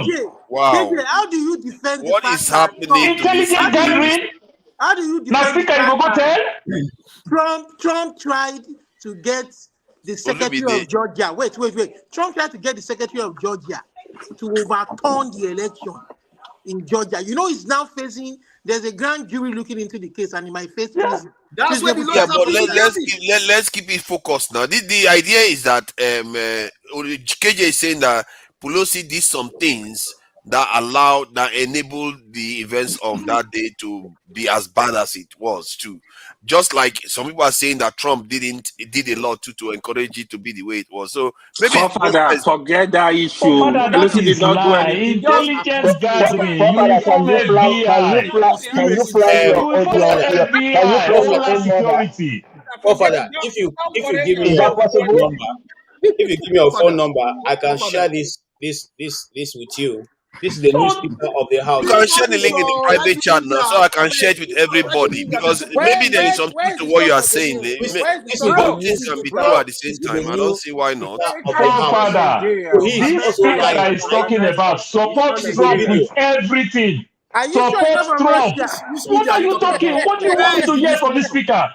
It's like talking about Kolata and Tinubu. Is it not the same of the same? What are you talking about? The speaker was the one who wrote the brief. Who wrote the brief on how to believe what you want to believe. The word is watching against the system. The world is watching. The world is watching us. So let's allow Janaba say something. KJ, simple common sense word. This speaker votes to overturn the election for Trump. Thank you. Is this the speaker you want me to believe? The speaker who supports Trump. We have to be orderly here. We have to be orderly here. Jesus Christ, are we in a beer parlor here? I guess maybe we are. Let's just too close for somebody to look in his face and be telling you blatant lies. See, let me tell you something. Before this is out of control. Before this Trump. Yeah, we can hear you now. Let KJ just round up. They can speak. I can't be sitting down discussing Trump and American politics. Exactly. We are not here to discuss Trump and America. Paul came and we can't escape it anymore. Let's go back to Nigeria, please. No Americans. We're not about Nigeria. We are here and let's go back to Nigeria then. Let's go back to Nigeria. My brother, I have life in America. America and they sustain your Nigeria. So stop that thing. That's what I'm money to support your what do you mean America is sustaining Nigeria? Nigeria is not sustaining. What kind of talk is that? America is sustaining Nigeria. Yes. America is not sustaining Nigeria. What kind of talk is that? America is not sustaining Nigeria. Sustain that country. So you have to respect us when we talk about it. It's the opposite. What kind of talk is that? It's the opposite. Aspara Fund supports the economy of that country right now. What are you talking about? No. We Nigeria, we need to seize power. Nigeria is the one sustaining America. The passport expired since. If you want it, I can't take out. It don't expire long ago. Nigeria is the one sustaining America, and we were discussing the Nigerian issue. We were discussing the Nigerian matter. Sustain that economy. Paul, come on, man. Sorry, before I go, my last suggestion is that you guys, I'm sure there are a lot of technology people. I sometimes Up NEPA. It's gone again. Sorry about that. This is if you can come back again so that we can hear what you are saying, because I think the suggestion may be quite important about technology. And so yeah, Master, off your fan. If like say the fan they blow your wave. So come on, man. You see, this is not an American this thing. If there was something pertinent happening, let's go back to Nigeria. We've gone to this thing. We're gonna talk about America, but we know what happened before now. Let's go back to Nigerians, because that question I was asking was to get us to understand that if you have split organizations, chances are that you're not going to win. Even if what you are arguing is correct, like when Righteous Man said, if the people want to change, they will vote for the other side, which they did. If you think about it, Tinubu won 35% of the vote, which is not normally the share of APC vote. Forefather, that is my second take. Narrow this thing down. 2019, Buhari had a vote of 15.4 million. You understand? Tinubu, as of 2023, Tinubu has 8.6 million votes. So that dropped tremendously. You understand? So Tinubu stood to some extent is also like a loser. Tinubu might happen to be what we call majority loser. There's a greater awakening when it comes to this 2023 election. Young people come out for the first time that you may not use in part of the statistics. So that helps. That's why when I called Obi today, that helped. Remember, Obi won 12 states. Tinubu won 12 states. And Atiku won 12 states. You understand? So don't use from that aspect of two-party break. Every one of us, every one of them get the same 12 states. And the three major states that you use to say, if you win two of these states, you become president. None of them get it. Remember, you either win Lagos and Kano, you become president. Or you either win Kano or Port Harcourt, Rivers State, you become president. Now, in this case, Tinubu only win Rivers. Did not win Kano, did not win Lagos. Yes, but the trends, the trends favored him enough because his own party is not this is where I'm split. going. So this question that you're asking, maybe this question will be good in 2027. For now, this is a different thing. This question does not resonate to anybody because this is a greater awakening. Young people vote. Like I said, so many things go wrong. You understand? Nobody win Lagos Kano. Nobody win Kano Rivers. Does it not defy logic? That it defied logic for the first time. It didn't defy logic. It made sense to me. I don't know why it defied logic. Through so much for 80 years, and you expect that the people would have voted them into power in a free and fair election? After they lost 4 million votes. Why are you talking about the actual vote? It's the percentages because they are all that's in relative terms. You talk in percentages. Don't talk about. That's why I said. Hold on. Let me finish my point. I'm not saying Tinubu rigged now. I said Tinubu is the majority loser. Hold on now. Let me. Okay. He's the majority loser as well. He lost more votes than any side. And him and PDP lost a lot of votes. You are parroting their flawed statistics and flawed. See, hold on. If you look at the structure of the results, in a way, it's not. In many cases, let's say it's not in Nigeria. That's what you should expect to see. If you have a party where they are winning 50-50, then one side breaks apart, and then the one that breaks, let's say 2, not 3. I don't count Kwakwaso as it took a lot of votes. Let's say it broke into 2. And it's clear, in the case of Nigeria, the Southeast was one of the major areas that PDP gets his votes from. And PDP lost all that votes. Southeast get the vote. So they went to be because of your break, according to your logic. That is the same way Tinubu lost Lagos. That's the ruling party winning days. Even when he lost Lagos, because P2B was so popular that he lost Lagos, but he still had enough. He wasn't like his party wasn't split in half. It was PDP that was split in half. His party hold on, Olumide. His own is in the area where APC gets his support. Was boasting that he rigged. The area where APC gets his support. Papa, cannot comment. Oh my God! Olumide, you just don't stop, man. The point I was making was that the area where APC gets his support were not split. Even if they lost Lagos, those areas were not split. Forefathers, I think your point is this: whenever two major parties, I don't want to go to Nigeria on for now. Anywhere, even in America here, let's say the coming election, and there is a merge of maybe somebody break out from Democrat. The chances of Democrats losing the election is high. Because the part of them will vote, and that will cause the party in power or any other party, no matter how popular you are. Because if majority that vote, let's say they go and form another Liberal Party, whatever the name, or independent on the left, and they are with Democrat before, the chances that Democrat will lose the election is higher. Because that's what they do in America with Ross Perot, isn't it? Democrats still blame Ross Perot for losing to George Bush. People lobby to do that in order to break them, to make sure they lose lose the election.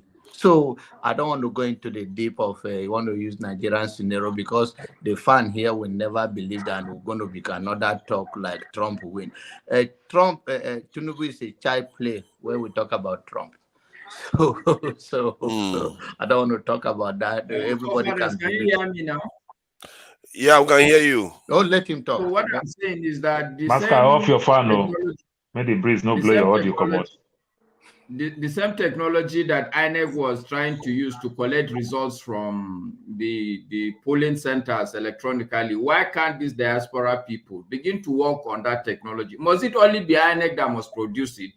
Even INEC has their own. Let there be an independent civil society collation technology. But what does the law? What does the law say, though?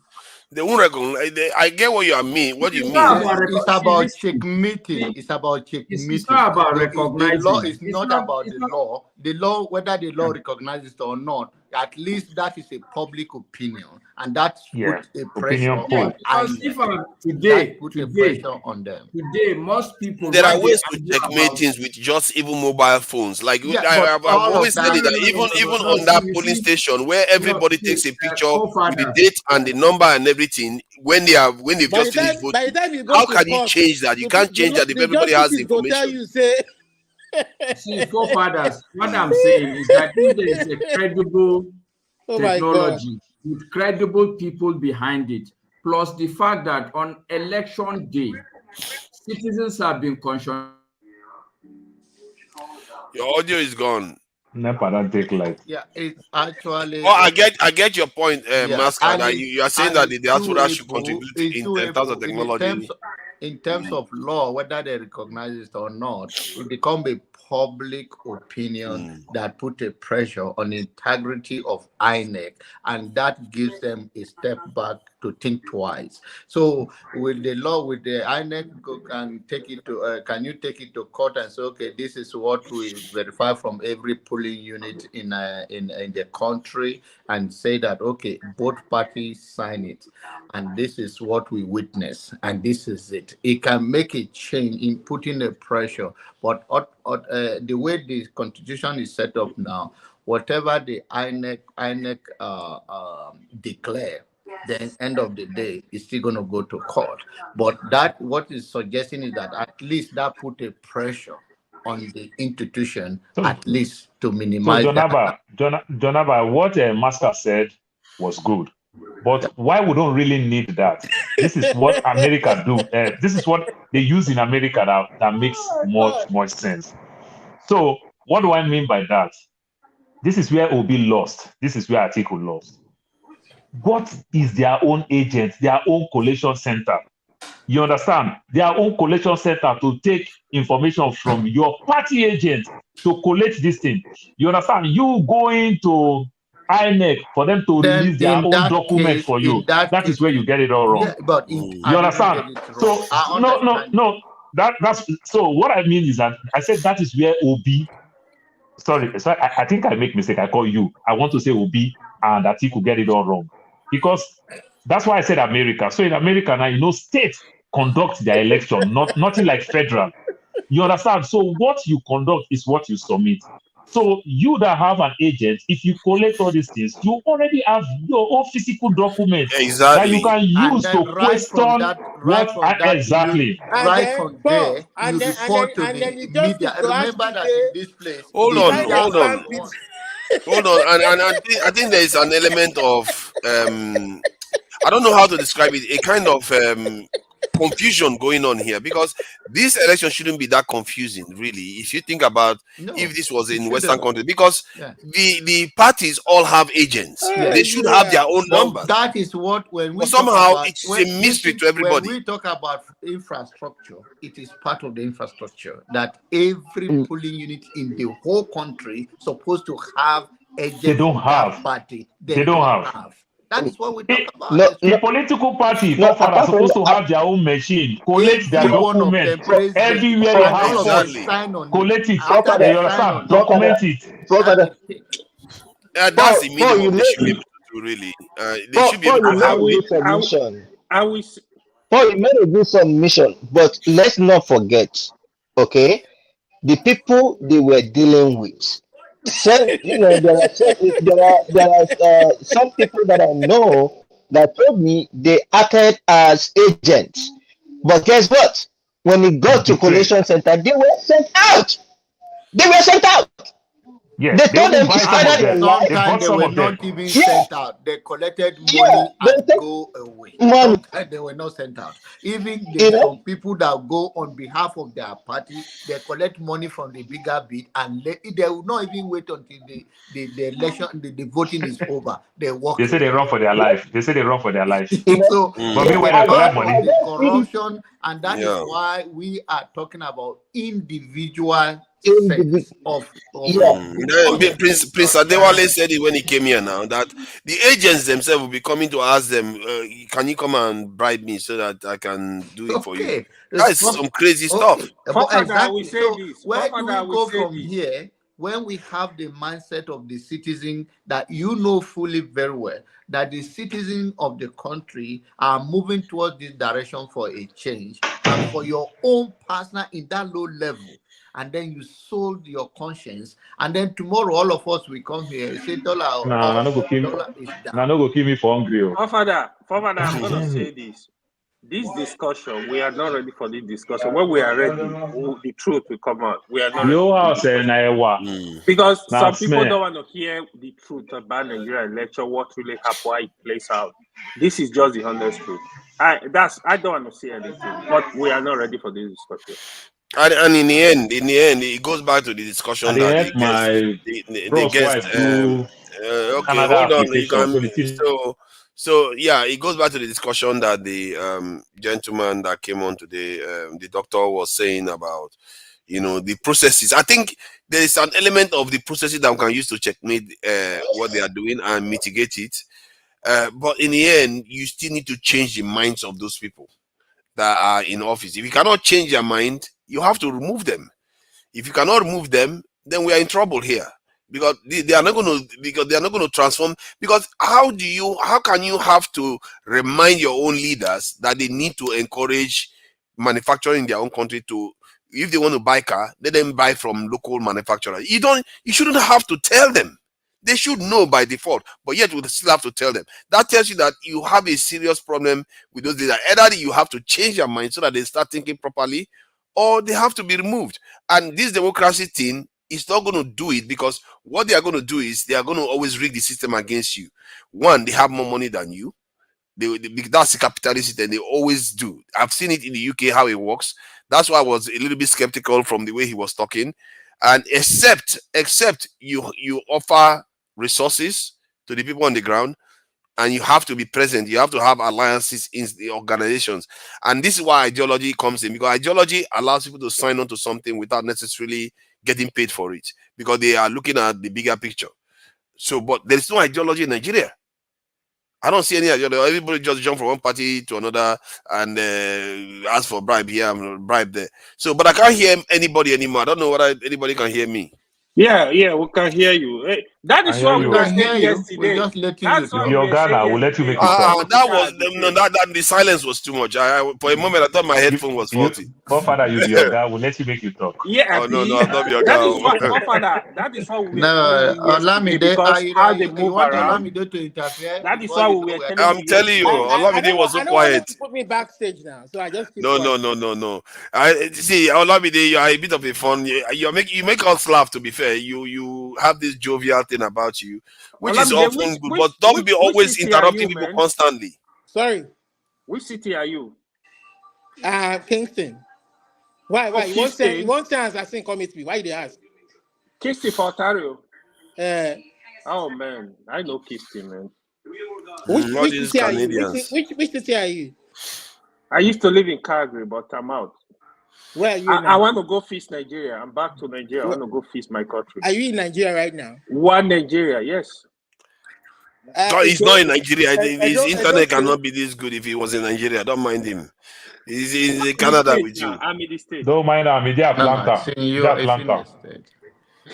Your internet would have blipped a few times if you were in Nigeria. I think the Nigerian. Olumide, so you think Nigerian internet can be this good and you have stable light? One idea I was thinking about, so that I know you're just joking. I was thinking about Starlink in Nigeria. Where? As an option. Olumide, hold on now. Okay. So I was thinking about Starlink in Nigeria during the election, so that people don't lose connection, so that they can be able to stream the video live. Especially, you can target the areas where there are decisive areas during an election. There are decisive areas during an election that you can target. It's not necessarily everywhere. Like if you are carrying an election, you don't need to monitor P2B's polling units as much, is it? Because you know who is going to win. You target the areas that have the issues are going to arise, so you can be more efficient at ensuring that the outcome is not rigged. So, and one of the ways is to ensure that everybody has connectivity, which is you can use Starlink. Starlink is universal. For the 2027, they will not even let you video anything. They will not let you video anything. Mark my words. But my words. See, the institution. Sowore was monitoring the using drone. The police shut it down. Nigerian police, that's when they become active. I think the institution saddled with the most responsibility for ensuring this free and fair election is the institution itself, INEC. Because everything starts and ends with them. You understand? There's some rule of the society. They almost did it. Secret society, what do you mean? No, I mean INEC. Sorry, he said something about secret society, yeah. We are. I think Lamide is talking about INEC. What is expected of the INEC, and I'm saying that in as much as we are talking about building a strong institution, is also the civil society must come out. And I said that before the election, the voting, that there was no demand on anybody, meaning that we have never used our vote to control what the politician will do for you. Rather, you are trying to trust politicians, what they promise you, and they have done that several years. And I gave example about what happened in America. Here, there is a dominant Black community. Most of what you see is where title loan and all of those things that make them more poorer. And then they started changing it. They say, no, we want you to bring business here. We will not vote for you. If you are just trying to take advantage of the poor people, this is the direction we want. We want you to build a complex here. We want to have a clinic here. We want a service to the society here where we have a good road, and we will now vote for you. But you cannot just come here and give us a title loan, which means you want to put us in a perpetual poverty because you want us to borrow money. And then when we borrow this money, if we cannot pay, we will lose our car. And then we cannot even go to take our children to work. We can't go to anywhere, and we will lose everything, even if it's mortgage, even if it is rent. So the point I'm trying to say is that Nigerians have never put a demand on the elected officers. All they want to understand is, oh, election time, they come and promise you. They have been promising you for years. A demand meaning that if it is a road construction that you want them to do, if it is a hospital, one major project that transformed the face of Nigeria, the Decade Road that is a death trap, they never put a demand on the politicians. So in other words, you are saying they don't ask for specifics. Yes. I agree with you on that one. I have criticized them. John Abba, my big brother. Sometimes we talk down on Nigerians too much. Remember that PDP is not complaining about Land Cruiser. Labour is not complaining about Land Cruiser. It's Nigerians that is complaining about it. So don't say Nigerians don't complain. When we complain, you just have not to No, it's not the notice. complain. It's the demand. You demand It's a certain things, not demand. complain. It's a demand meaning because Wow. you are trying to influence. You give the direction. When you give a direction, So my brother, when you demand, sometimes there's a way you push for your demand, and you have a leader. They beat you like Joe Ajero. They beat you say you be opposition, or they beat you say you be terrorist. but that does not change. That is still a It doesn't mean you don't make a demand. Remember, this is how the West call Mandela what type of name? Terrorist, this, that. But when he changed, they call Mandela hero of democracy. Why are we voting then? So, do you know why nobody is complaining? Do you know why all of them are not complaining? Because politicians are the same. Yesterday, we were saying you guys will not listen. They will not complain. PDP, APC, Labour Party. Don't start now. ACP, Let's not go there. Politicians Yes, are the same. not all politicians are the same. Okay. Hey, stop going on. All politicians are the same. See, Lee Kuan Yew is not the same as Peter Obi or Tinubu. There is a difference. But That's my point. I still think that everything boils down, still circles back to a free and fair election. Because, for instance, 4 years, people know that 4 years, they vote, this guy comes in, he didn't do what he was told to do. Everything he promised, he didn't do it because he didn't accomplish those projects. After, if they hold a free and fair election, the people themselves will organize. You know, do what we're supposed to. You know the way that our school. You know, do this. You know, do that. These people themselves will organize themselves and do the campaign. Like when you use that term, free and let me fair, say you're right. All you should just say is that an election that, when conducted on the day, it's counted as the votes are cast. Because free and fair election, I don't think that actually exists. Forefather, but very I few said places it actually does exist. Forefather. It doesn't. You just think it does. It really doesn't. Forefather, I said the same thing to you yesterday morning. You remember? If we have free and fair election, it will solve 50% of Nigeria problem. Because when you have free and fair, just what you said now. When they know that after 4 years, the power is with the people. Now, the power is not with the people because they can manipulate and work with rig election. So they don't care about you. They believe in their money. When we have a system that in the next 4 years, people are going to check, why should we vote for you? Trust me, these guys. But let me ask you though: is it possible? Is there what are the possibilities? Let's say 1 to 10. 10 is very, very likely, and 0 is not likely at all. Could it be that this election actually turned out the winners of this election and the positions were actually the way it was? The results came out, even if it was rigged. Do you believe that? What are the odds that is how it turned out? Like the PDP came third, Atiku came second, Tinubu came first, even if it was rigged. But that is how people actually cast their vote. What are the odds of that? I'm asking the odds. I'm not saying it's true. I'm saying what are the odds that is possible? I believe that this past election, in honest, is no matter. But I have said it here. Everybody ring in the area of endeavor where they can have influence. But in general, the highest bidder take it. And that is what will make it difficult for them to come on the road to rally. It's a human conscience. They are bamboozling the public, and that is what politicians do.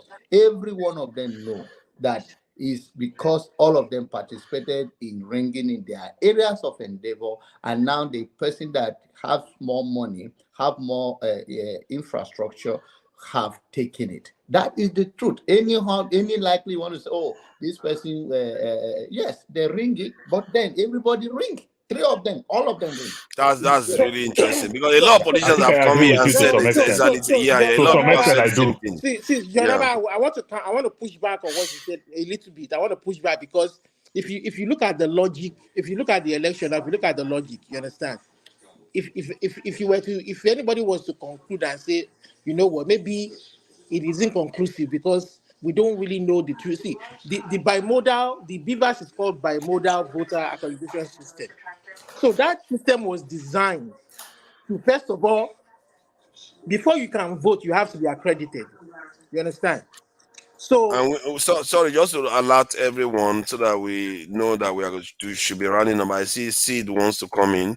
We should be running up in 10 hours because we have something to do during the day in the UK here. Father, be like, say, man, you okay, don't break the money.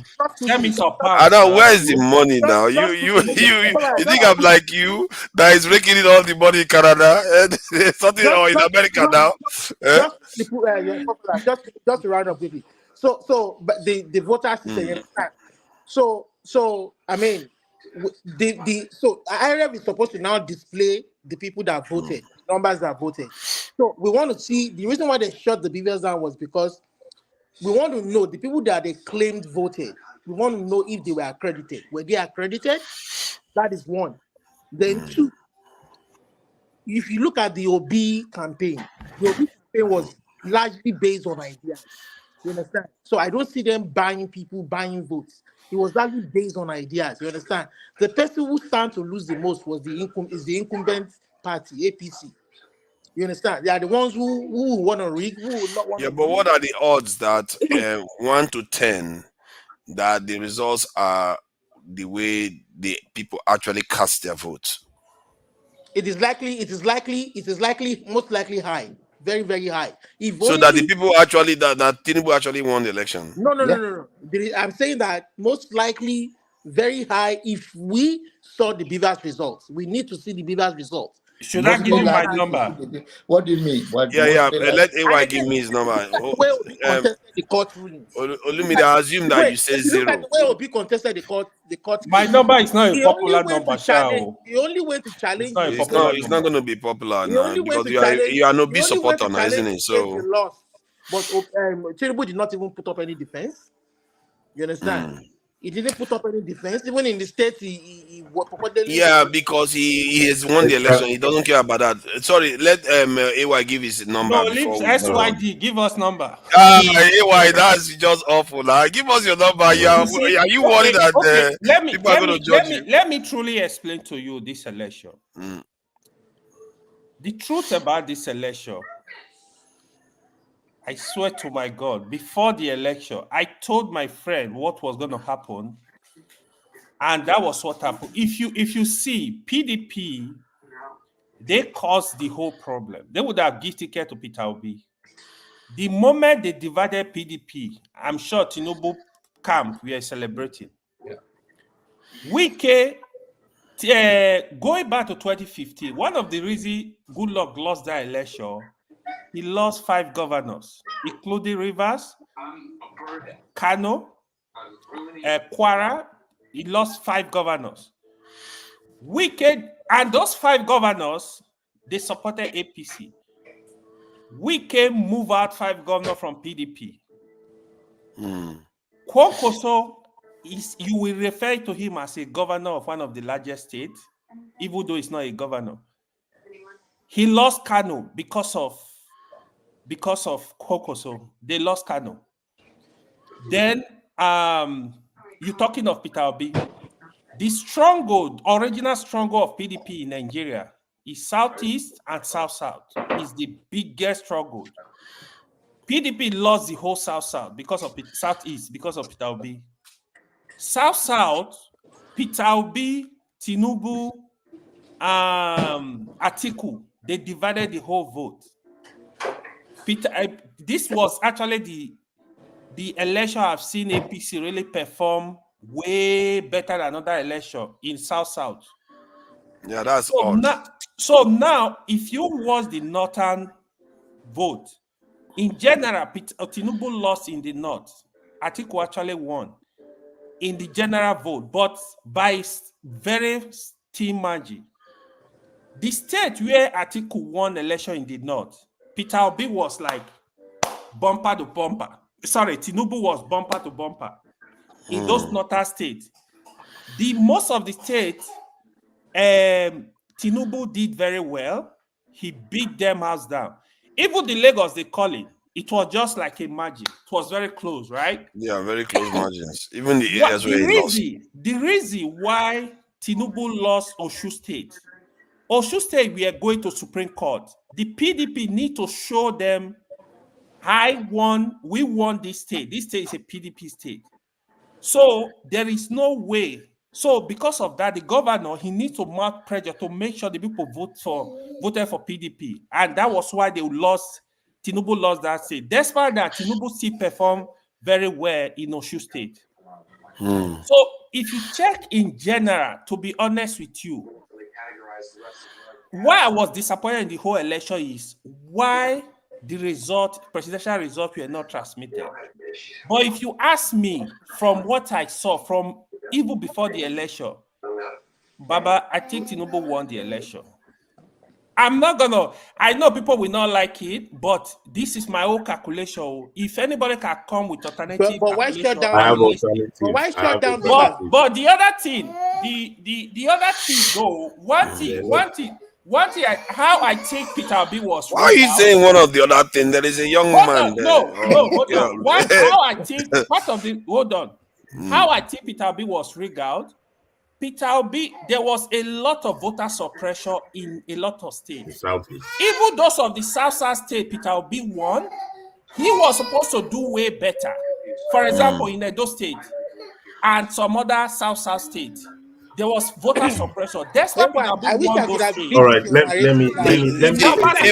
AY, you made a solid case. I wish I You don't have to. narrative. But Olumide, you've made your case. Now it's seats done. Peter Obi was leading when they were showing never the agree. results. The moment they shut down Rivers is when Tinubu started leading. When they were showing through the results with the Bivas. Okay. Thank you. Your narrative does not hold water at all. Thank you. I'm sorry, I respect that, Olumide. I respect that, to be honest. Just to say hello to everyone and all the other people that have been speaking and all that. I came in to just say a few things. I've been listening backstage on all of the things and topics. First of all, I wanted to correct Paul's notion that about the results and having, different people for the parties. All the parties had situation rooms. All parties had situation rooms, especially the three parties. And then they also had the results. There was even one of the results that were called by PDP for Lagos, that actually Peter Obi had almost 900 and something thousand votes. So what you are seeing was not what was in the PDP situation room. That's just to give you an excerpt that they had their situation rooms, even LP. Now, when you go into the courts, Nigeria categorizes results based on, the production of those results based on certain levels. First of all, the polling unit results is premium. Oh my God. So if you're coming to the courts, you must bring your CTCs from INEC. That's the first thing the courts need to see. That's the certified result. So if you don't have your CTCs, the next thing that they ask for is the police results. The police copy. The last copy that can be used is the party copy. So that's how it works. So parties have their copy. So you cannot just go and present party copy without INEC CTCs. It's when you don't have your INEC CTC. There's no INEC CTC, which will be a strange thing, but Nigeria is a strange country. Then they'll ask for police copy. And that was the issue of Imo State elections. When they went to the courts, what brought Hope Uzodinma was that the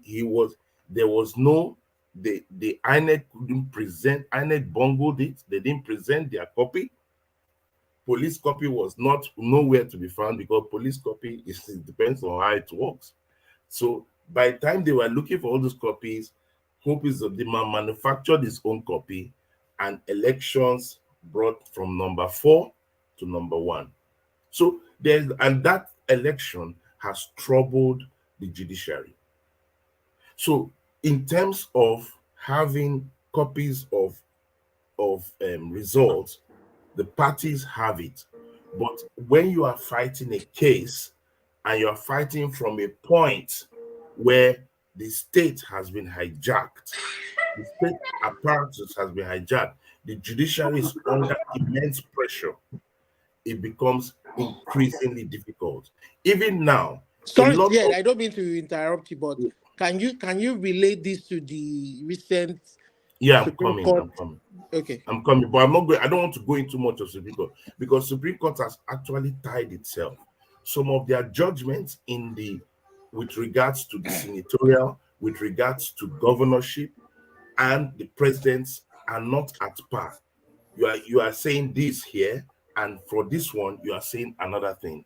So there's a lot of confusion, especially in the judiciary, and they have to clean up that whole mess because what they're agreeing for some things in the Supreme Court, they are not agreeing for certain similar things in governorship or in especially senatorial things. Now, coming to election day proper with regards to what AY said and with regards to the split, in theory, what forefathers and AY is saying and most people are saying is true.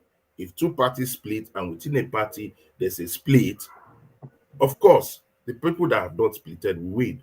But in practical, you have to create other scenarios that happen around it. When there's a split, but that split also, you think of the host party or the party in power, if they have failed in terms of previous years, there's a likelihood of vote shift. Also remember that the complete vote of Buhari was not going into the hands of Tinubu. Tinubu was struggling to hold that base. Tinubu struggled to hold the Buhari base because Buhari was not invested in the election. His body language was not there with him because he was not a Buhari man. That's the obvious truth. Buhari tried to put a lot of bottlenecks for him. But at the end of the day, the Jagaban overthrew him in APC elections. So Buhari just didn't have option than to just go with the flow. That's why Buhari had to, for the first time, he even did something wrong. He showed his election to everybody that he voted APC because he was being doubted. And yet, in that Katsina voted against APC. So what we're saying is that the elections had a lot of things around it. Coming down to the crunch numbers, if you look at the states that you say, okay, PDP took out that state, we're talking of Benue, you called AY called Benue, you called Oyo, you called Abia, you called Rivers. Everybody knows that the Rivers elections were hijacked. Even APC could not believe their votes there. APC themselves don't believe their votes because Rivers State is predominantly PDP. But the people in Rivers, because at least I lived in Rivers State all my life, the people in Rivers were very clear of who they were voting.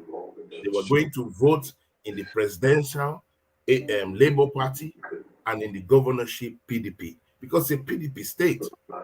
There was a normal agreement. I know people that voted. I saw a polling unit where some of my family voted. And what was called in the polling unit when I went to the IRF, it was wrong. It was different, completely different. So if you know that it was rigged. It was rigged because the people voted who they wanted. So SYD. Wait, I go to Abia, which I'm bringing out the states you are thinking. Abia, no, leave Southeast. Southeast, there is no doubt, but I'll be clear all those stuff. Okay, I go to Benue, the Middle East, the Middle Belt. Benue was predominantly going to be Labour Party because they had connected with Peter Obi. Benue Plateau, all those areas are connected with Peter Obi. Even Otom knew that he was going to, it was a Waterloo for him. He was going to lose that space, and he lost. So at the end of the day, if you actually do you believe the Reverend Father, the governor of Benue, do you believe he won? I believe he won. Okay. I believe the governor of Benue won because my interactions with the most people in the locality in Benue felt that they wanted Reverend Alia to lead Benue because it was now Nigerians were voting individuals. Understand that most people were looking, Nigerians were more sophisticated. Paul said it here. Nigerians were a bit more intelligent and say, no, let's look at this is the election that most people have been invested in from beginning to end, from here to Supreme Court. People have invested in it. So people were watching these elections, and each demographic election was different.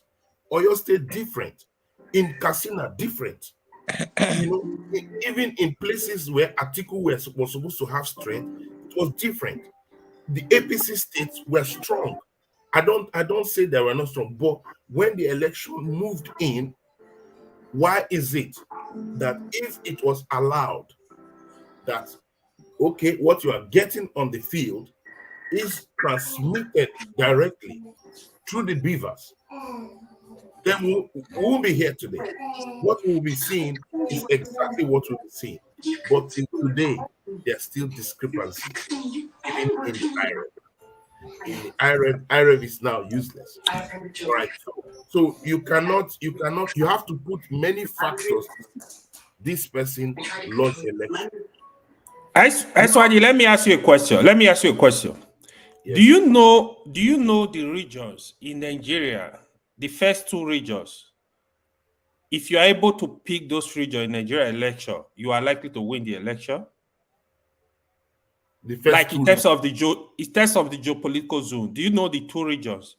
If you pick up those two regions, you are likely to win Nigeria election. Put your word right. You say the first two regions. It's not our south now. Sorry, the top, like those top regions. We have 6 geopolitical zones. Yeah, okay? The top geopolitical zones. If you are able to deliver results. There's that has been because of population. Wait, that has been debunked by this election. That theory was right. We had two-party system, PDP or APC, and then you say if you win the KKK states, if you win the Northwest, No, I'm not talking of states. I'm talking of regions. No, if you win two majority states out of the three big states. If you grab the Northwest, let me land. You asked me a question. I told you in previous elections, where it's a two-party state, all right, PDP, APC. If you grab the Northwest, Northeast, and pick one of the South, either the South, not Northeast. Northeast, no. The first two regions are Northwest and Southwest. In terms of Nigeria election, you can't say that. You know why? The number, not me saying it. Wait. We've done elections. It's not like we've not done elections before. We've done elections. Sorry, I would say, and those numbers, though doctored, those numbers normally are doctored. They are inflated. That was before the Electoral Act, the 2022 but let us say Act. that is our data point. That's what we have. Inflated results. That's what we have. So we look at that numbers. If it was so, then Buhari will always have a chance. Buhari should have been president a long time ago. No. Wait. Let me land. I'm looking at your numbers now. Southwest never voted for Buhari before 2015. They never voted for him. Yes, but Southwest has also voted for somebody like Olufalaye. All right, Southwest voted massively for Olufalaye, but they didn't deliver it. Because Nigerian elections at those times, I don't blame your analysis, because cannot be delivered by. So the only time. SYD. Let me answer that question. Let me tell you why. Let me tell you. Allow me land first, now. You guys have been talking. Allow me land. Let's look at the first elections in Nigeria. We have, and I'm taking out the outlier, which is the MKO election, because the MKO election was a populist election. The people were against the military. Everything in Nigeria just and the whole of Nigeria decided to vote MKO. Period. Not the whole of Nigeria. It's not the whole of Nigeria. I mean, predominantly, yes. Most people in the South and some people in the North took him in. So he must have won the South, the Middle Belt, and part of the North. And that gave him the election. He only lost the Southeast. That's it. All right. So let's take him out. Then you bring in the first elections that we 1999. The 1999 election. We produced two people. All right. There's Obasanjo with an Atiku, who is the leader of the PDM. And the PDM is Yaradua group, very strong in the north. Then you have an Olufalaye, a technocrat. And I think I've forgotten his running mate. But with the combination of an Obasanjo, who the Southwest did not vote, all right, but he had sympathies a lot in the Southeast. That 1999 election was rigged. I know, but you will still have those data points. That's what we are working with. So the South and the Southeast gave them full votes. So he gets the South, and in the North, they get 19 states in the North. Landslide, no stopping him. No, only you cannot be talking. Let me explain that for you. Let me tell you what happened. 1999 election, Southwest, they did not see Obasanjo as their son. So Southwest refused to vote for Obasanjo. Instead, they voted for Olufalaye. Obasanjo got majority vote in the North. More than 70% of the Northerners voted for him. Southeast voted for Obasanjo. South voted for Obasanjo. So the only region Obasanjo really lost in that election was Southwest, because the Yorubas and the Afenifere, they rejected Obasanjo. It was not the second election. Obasanjo now deceived the Afenifere. Don't forget, Afenifere, they were AD. Deceived them to vote for him. After they voted for him, Obasanjo like saying the same thing. I was trying to build a track record for you to see, because you made a statement that I got the number. No one group. These elections have showed us that no one group can deliver any president. No one. It's always a coalition of groups that allows somebody to win. We must come to that point. But Sydney though, one of the things Peter Obi has proved in this election is that you will need a coalition. Tinubu cannot just win all the groups. You need everybody got 12. Yeah, but can you answer the question that was on the table when you came in? Like it was about. The question that you're asking, you already have the answer before you ask the question. That's why sometimes you ask now, to hear what other people think about it. Do you think that the results that came out was rigged? Before you ask that question, let me also contribute. Every one of them has contributed. No, let him answer first, Paul. I will want you to answer that question. No, I have not contributed to what the question for father house or Lumide I only mean I'm not even spoke about that. You understand? About the question, you want to answer the question? Yes. Okay. So now talking because AY tried to bring the whole thing about how Jonathan lost because they lost 5 governors. He tried to just pose the same thing to the breaking of PDP from Peter Obi and Atiku. That's why Tinubu likely won. But while AY was saying everything, I see AY body language very clearly when it comes to that electronic voting machine. I want to use the word well now. The way they are putting these things live for every one of us to see what happened. Because when you look the election very well, from Peter Obi's own aspect now, everywhere Peter Obi is strong. This is where all these unfortunate senators find themselves in Abuja. You understand? But now look the election very well. Tinubu lost Lagos. You understand?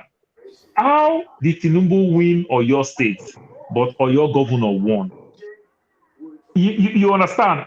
How did PDP APC won as governor in Lagos State, but Labour won presidency?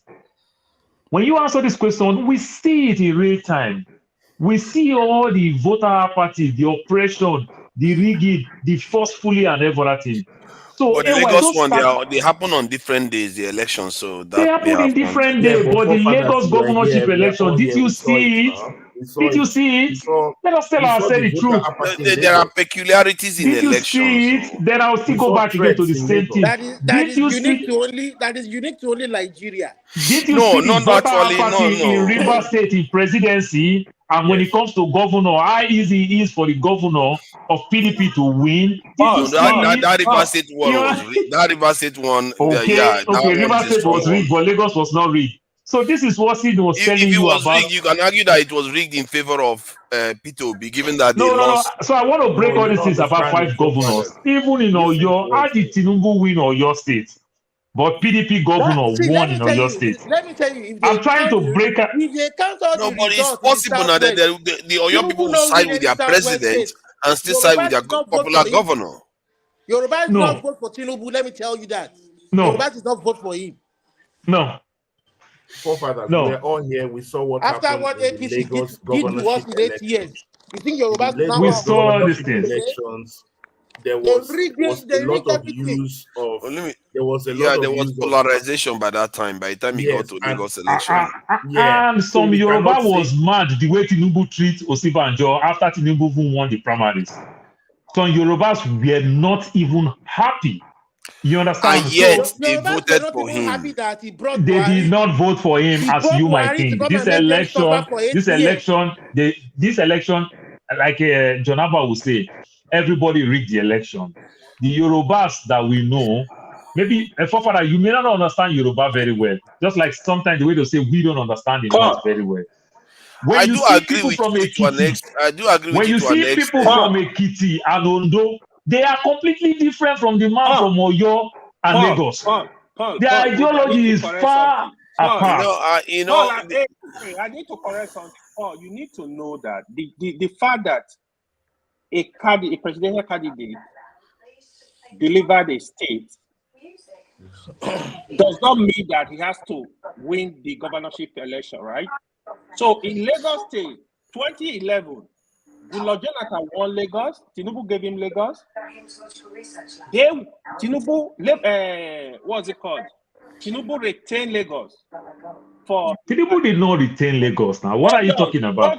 So when you talk about Tinubu retain Lagos, that election that JK won clearly, 2011. it's still answer the truth. That Let me election give you that number. JK. Hold on. In Edo State, Goodluck won Edo State in presidential election, governorship. Oshomole retained, he won Edo State. So there are a lot of states like that, right? What I actually wanted SYD to explain to me when he's explaining is making a lot of sense. I personally believe Peter Obi was rigged out in the South, most of the state. But definitely. I wanted SYD to explain the northern vote. Then you explain to us if you Peter Obi won Plateau. Peter Obi won Taraba. It is clear that Peter Obi would have won Benue State too. Hold on. Or Tom come out completely to vote for Peter Obi, support Obi. Obi would have won all those places. If Peter Obi had won Rivers State and Benue, I don't think he would have still overturned the election. That's the problem. No. Let me explain. Let's SYD explain. Let me explain. No, Father, you this is where you get it all wrong when you said so. We are talk about electoral vote. Yes. When you talk about electoral vote, if Peter Obi won this state, Tinubu would have made it. Let me say he would have made it. If he had won Rivers State, if let's say the Rivers State result was reversed and the Benue result was reversed, let me say I think the result will not change. So how would Tinubu now win? How would Tinubu now win the 2 to 3rd vote? Wait, let me say something. Because those numbers are not enough to overturn the Tinubu lead I had from the other states. No, it's not number. We are telling you how you win that 2 to 3rd. Let me say something. That's what we are talking about. Okay, the 3rd one. Okay. No, Paul, let one person go. Let us one. Number one, there is the results that were called in Lagos. If you actually call the results that were in their possession, in the situation room possession, the gap was massive. We're talking about somebody, Peter be getting 900 and something thousand votes as against Tinubu 100 and something thousand votes. That's a massive gap. And that can be accurate, can wait, it? Wait. Now, that same scenario played in River State. That is why they had to shut but down. But it's impossible. Wait. Yeah. What's impossible? What's impossible? That cannot be true, because if somebody won with 900,000 votes, you will know. I am putting it to AY. Who shot the system? In Nigeria, is it that Obi or Atiku? Why? You guys are saying SYG, sorry. Let me answer Paul question. Sorry. Okay. See here, the question Paul father asked, that was the question I replied. No, I put it to you. Who shot the system? You, I put it to you. I personally believe that this election is supposed to cancel the election because the beavers, I believe the beavers. Now you just changed. So 5 minutes ago, you said you believe Tinubu won. Now you say you believe they're going to cancel the election. From the question he asked, no. I didn't change anything. It's based on the question I asked. Based on the question, I believe Tinubu won. But for me, in general, personally, I believe this election is supposed to be cancelled for the single fact the beavers was shut down. The truth is the answer. I want to really know the truth is this. Forefathers asked the question that it's impossible because it would have been known. Nigeria, you see, we all are Nigerians, and we should be able to say to ourselves the truth. Do you know what it took for them to call the result in Lagos? The Labour leader is a lady. I think they call her Pastor Eno. She insisted in the collation center that some of the results that were being called in were not right, and she stopped it. She stopped it until they called some right results and then gave the victory to the Labour Party. But do you want to let do you want to let Maxi Prince go sleep? Yeah, where is he? Oh yeah.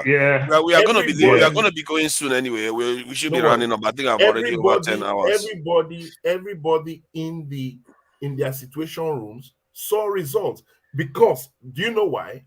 When the elections were going on, 3 hours after the elections, results are coming in through the beavers. Immediately. Every situation room is seeing it, and a trend begins. They see the trend that Peter Obi is on the move, and is on the move in strange places. In strange places in the north. And that's why I want to go to AY. In strange places in the north, places like Bauchi, he's encroaching areas that it's unbelievable.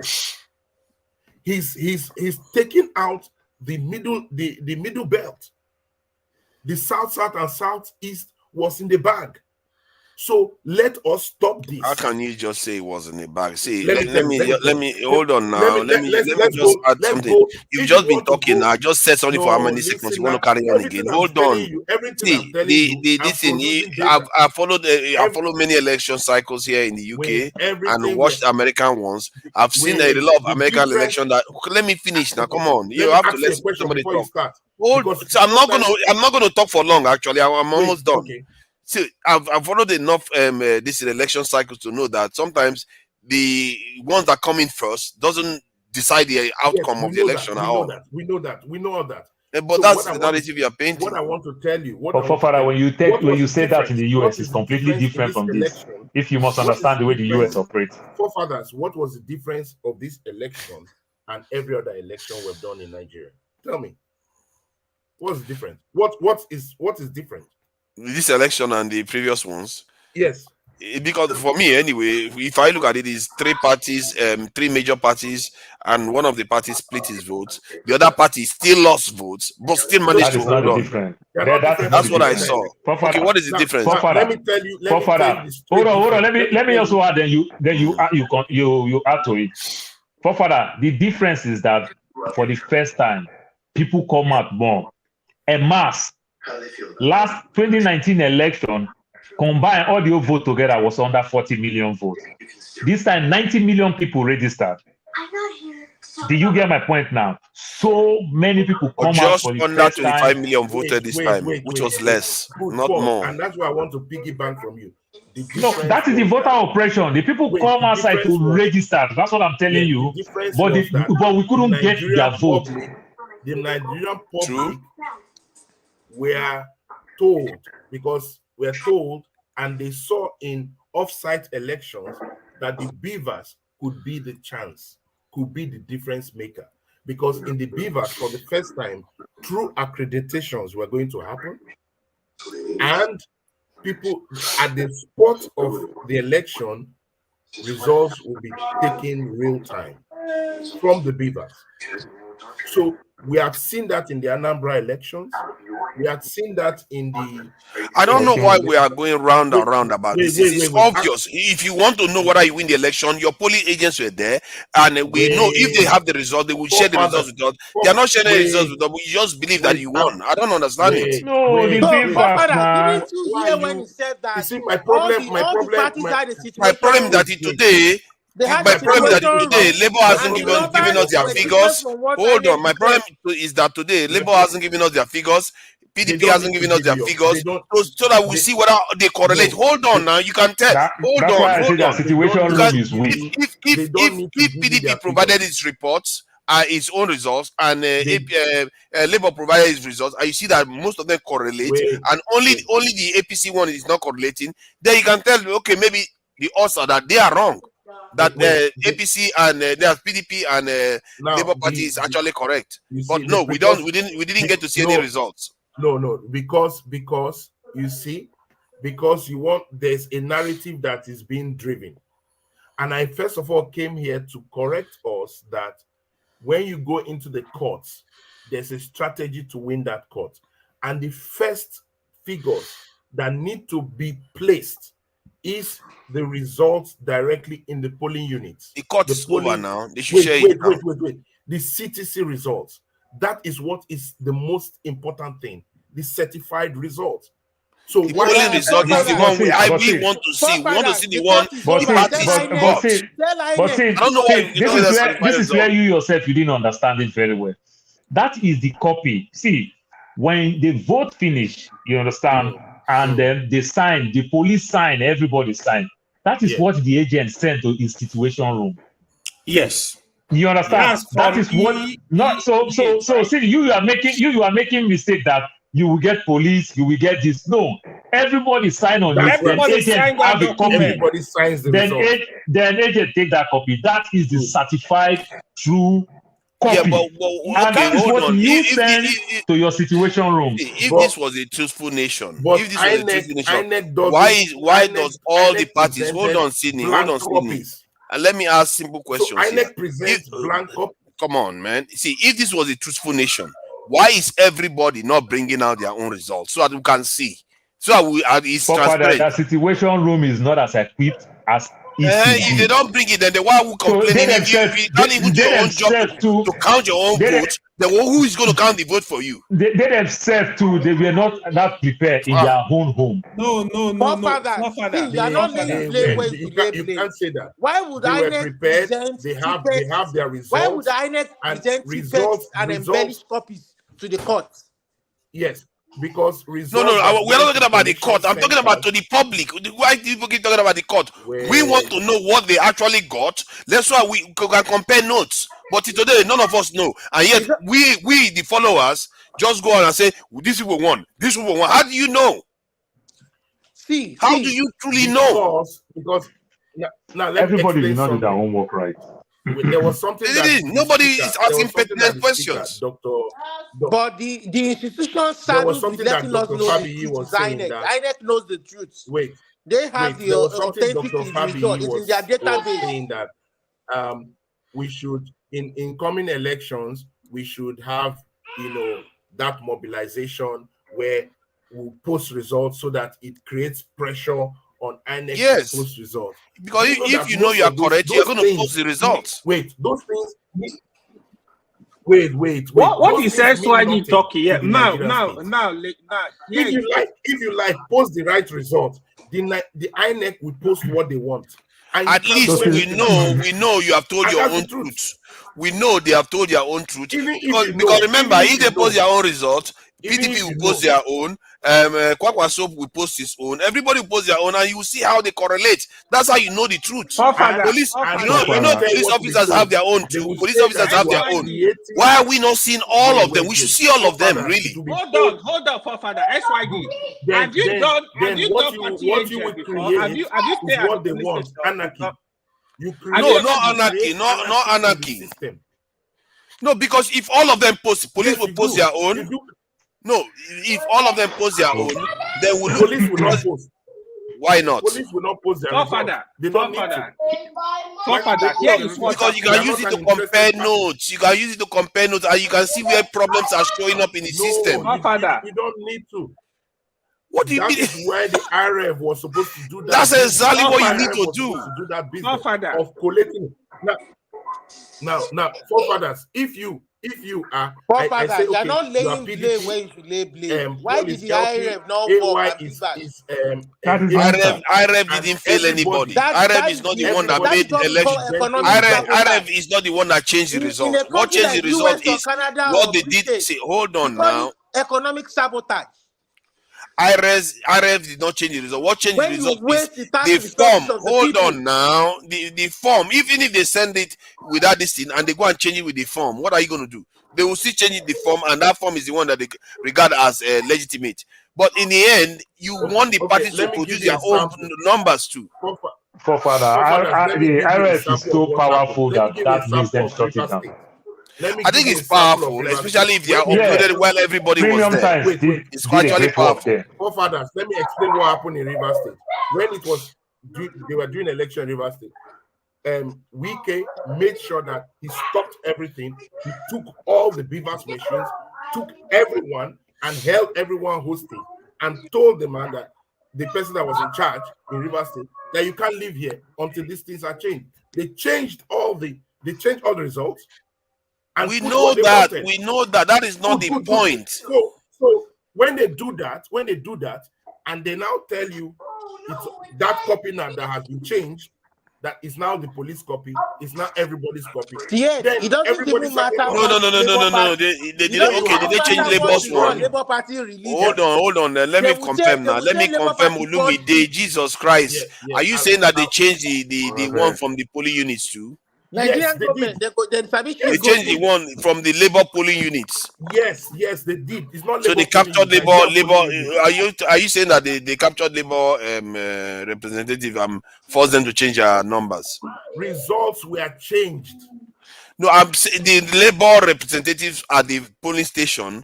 Did they ask them to change their own numbers? Make we see what go happen for him. So if they didn't ask, okay, good. If they didn't ask them to change their own numbers, that's what I'm expecting Labour to release.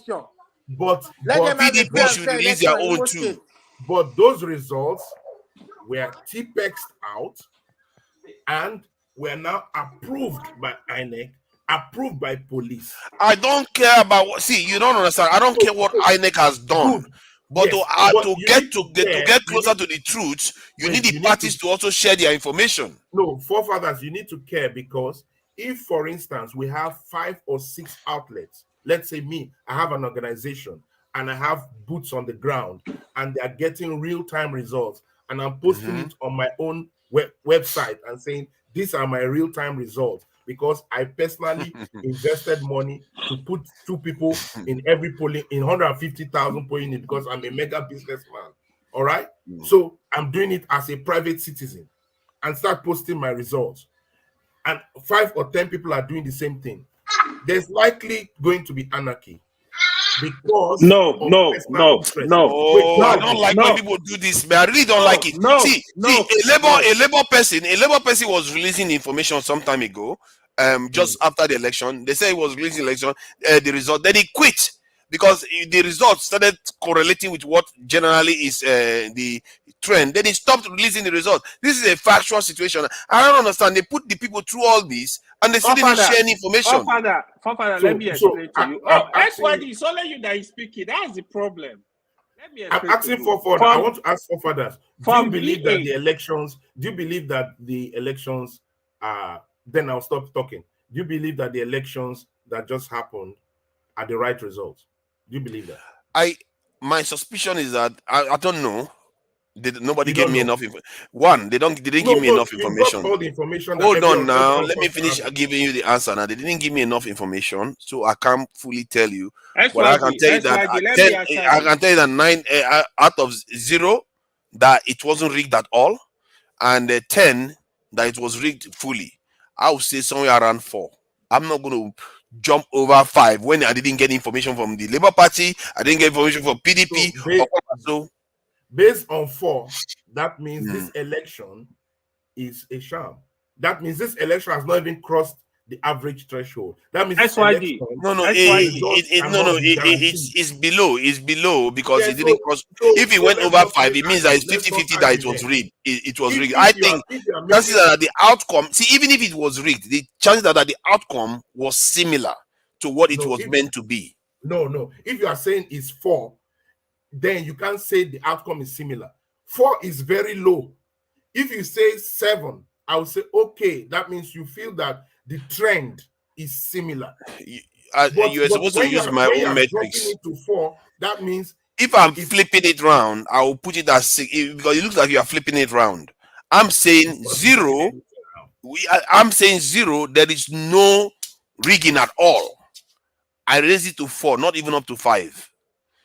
You see what I mean? You are saying that this election is perfect. I just said 4. I just said 4. Not perfect. No rigging. 4 means there's slight rigging. There's a chance of rigging. There's a chance of rigging, and the result may not have been affected. Yeah, the result may not have been affected. The results were heavily affected. That's the truth. That's the problem. Nobody's helping me, giving me more information. Based on the information I have, that's all I know. For now, you cannot have 100% free and fair election in Nigeria. That election, there was level of manipulation, there was voter suppression, there was rigging in all the parties. This is what they do in their struggle. It's normal. This is what they do in Nigeria. Until we get to that point where the vote of the people count. SYD, wait, you follow Nigeria election.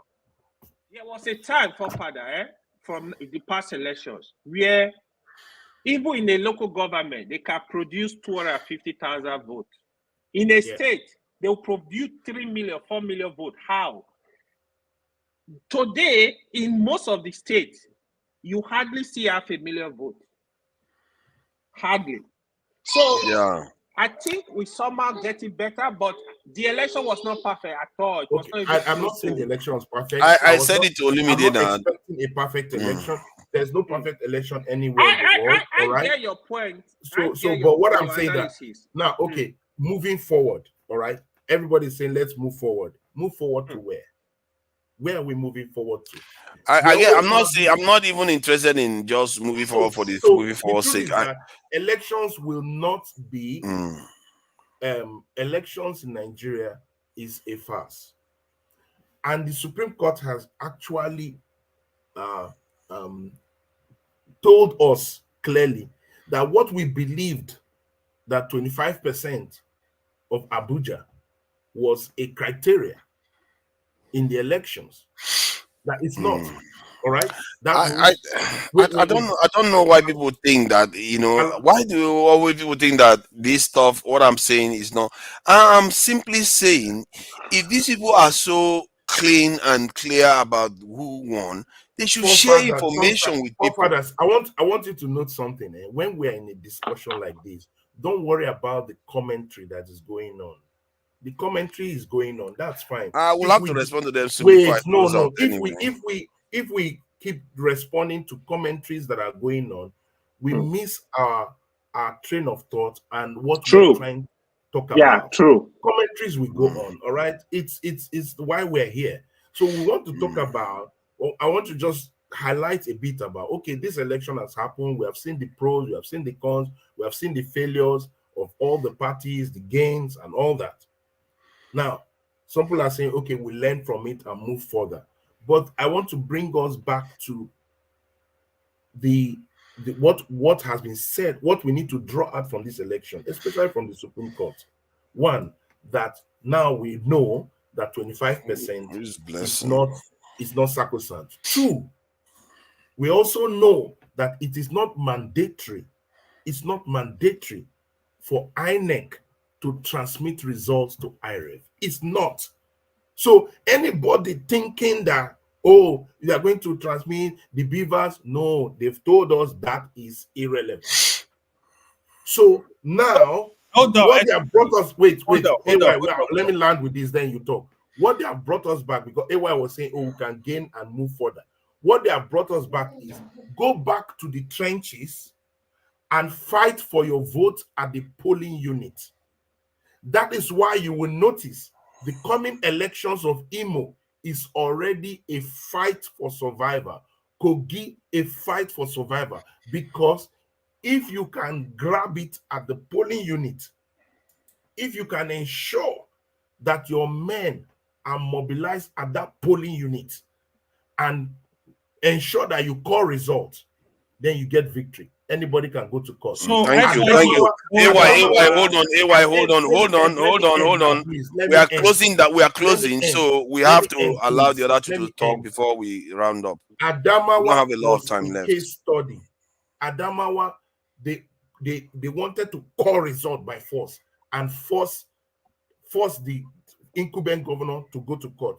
But the Adamawa people resisted it on the spot. They resisted. S1D is the only person talking that is very hard for you. For them Yeah. It makes it a bit difficult to interject. Auguste, a long time I've not seen you.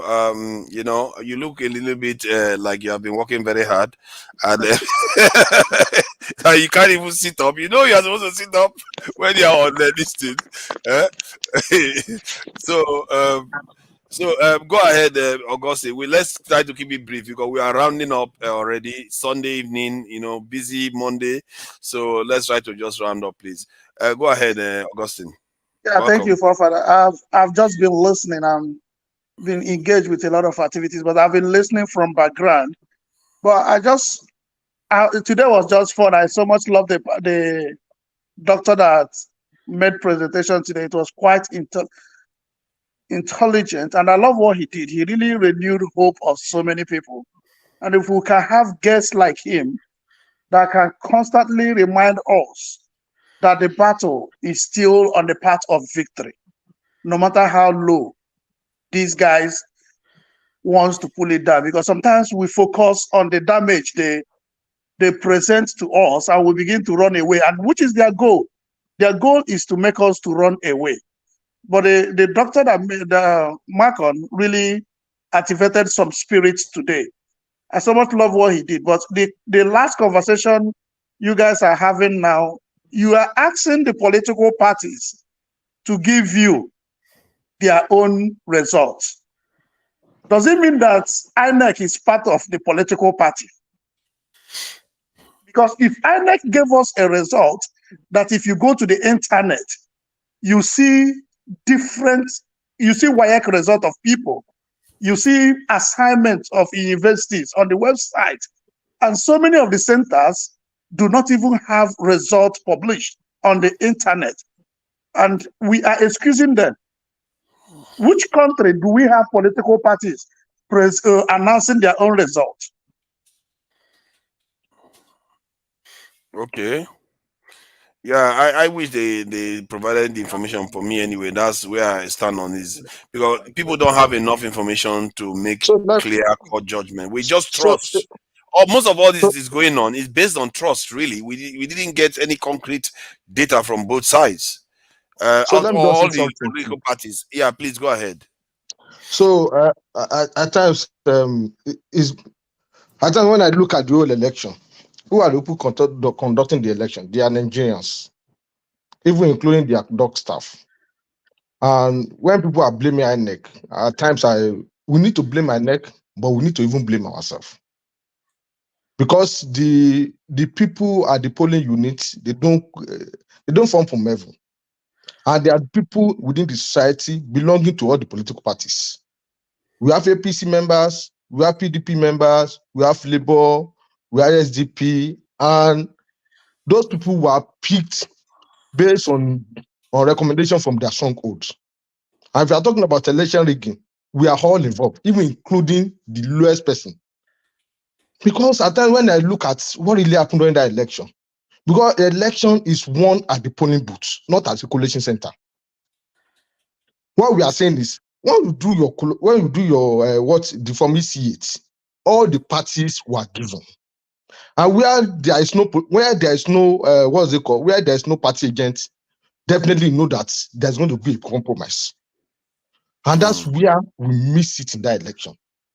If you look at what happened in the former election, how they're able to win, where some of the parties are able to win in Supreme Court, in in the Tribunal and Supreme Court. How did they do it? It's from the polling unit coalition they did to object what the INEC presented. INEC presented the results. They are saying somebody won. They're already a party, either they are biased or not biased. We don't expect them to go to the court to go and present something that will go against them. It's not possible. And this is where the party needs to do something about themselves.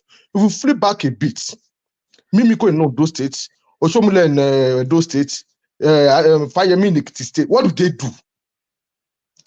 They presented they presented their own polling unit results to counter what INEC presented. And when there was argument, they said, okay, let's go and bring the ballot paper to carry out forensic audits, which they did. From there, they now use that one to attack each ward. They know that they won. And they cancelled those elections in some places, and they even asked for rerun in some of those places.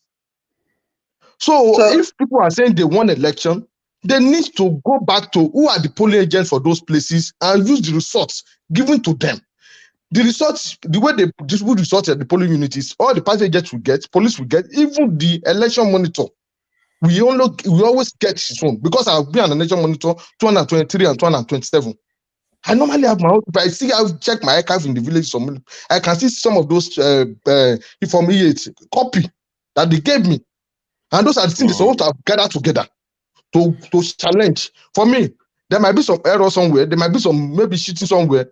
Even when I saw the court paper of Obi and PDP, and I was telling somebody in the office, I said they are not going to win. I was saying, ask why. I said this. Because for me, I would have preferred Obi attack some areas that he knows that he has people. For example, they were saying they have 1 million in Plateau State. If they have those evidence, they would have attacked some of those polling units. They would have even attacked Rivers own for cancellation. That's exactly what concerns me. It's not that they will go to everywhere. They will attack their stronghold where they know they won very well, prove the evidence, and we've for a been through this cancellation now for them to go to now have another election. It's all based on trust. We don't know anything. Yeah, sorry, Fafa. Bibi, I made my own shot so that we can go round. You've raised your own point. Can I come back to what you just said? Yeah.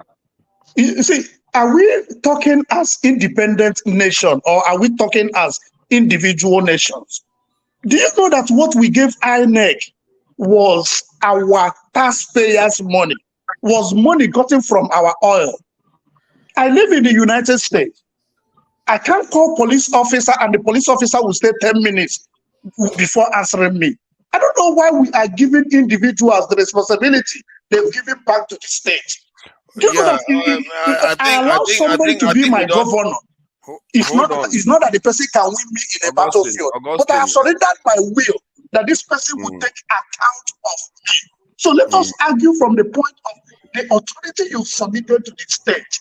Now, yes. Hold on. Let's come back. Hold on. I think we need to. I think I'm worried that this topic is going to get hotter and hotter.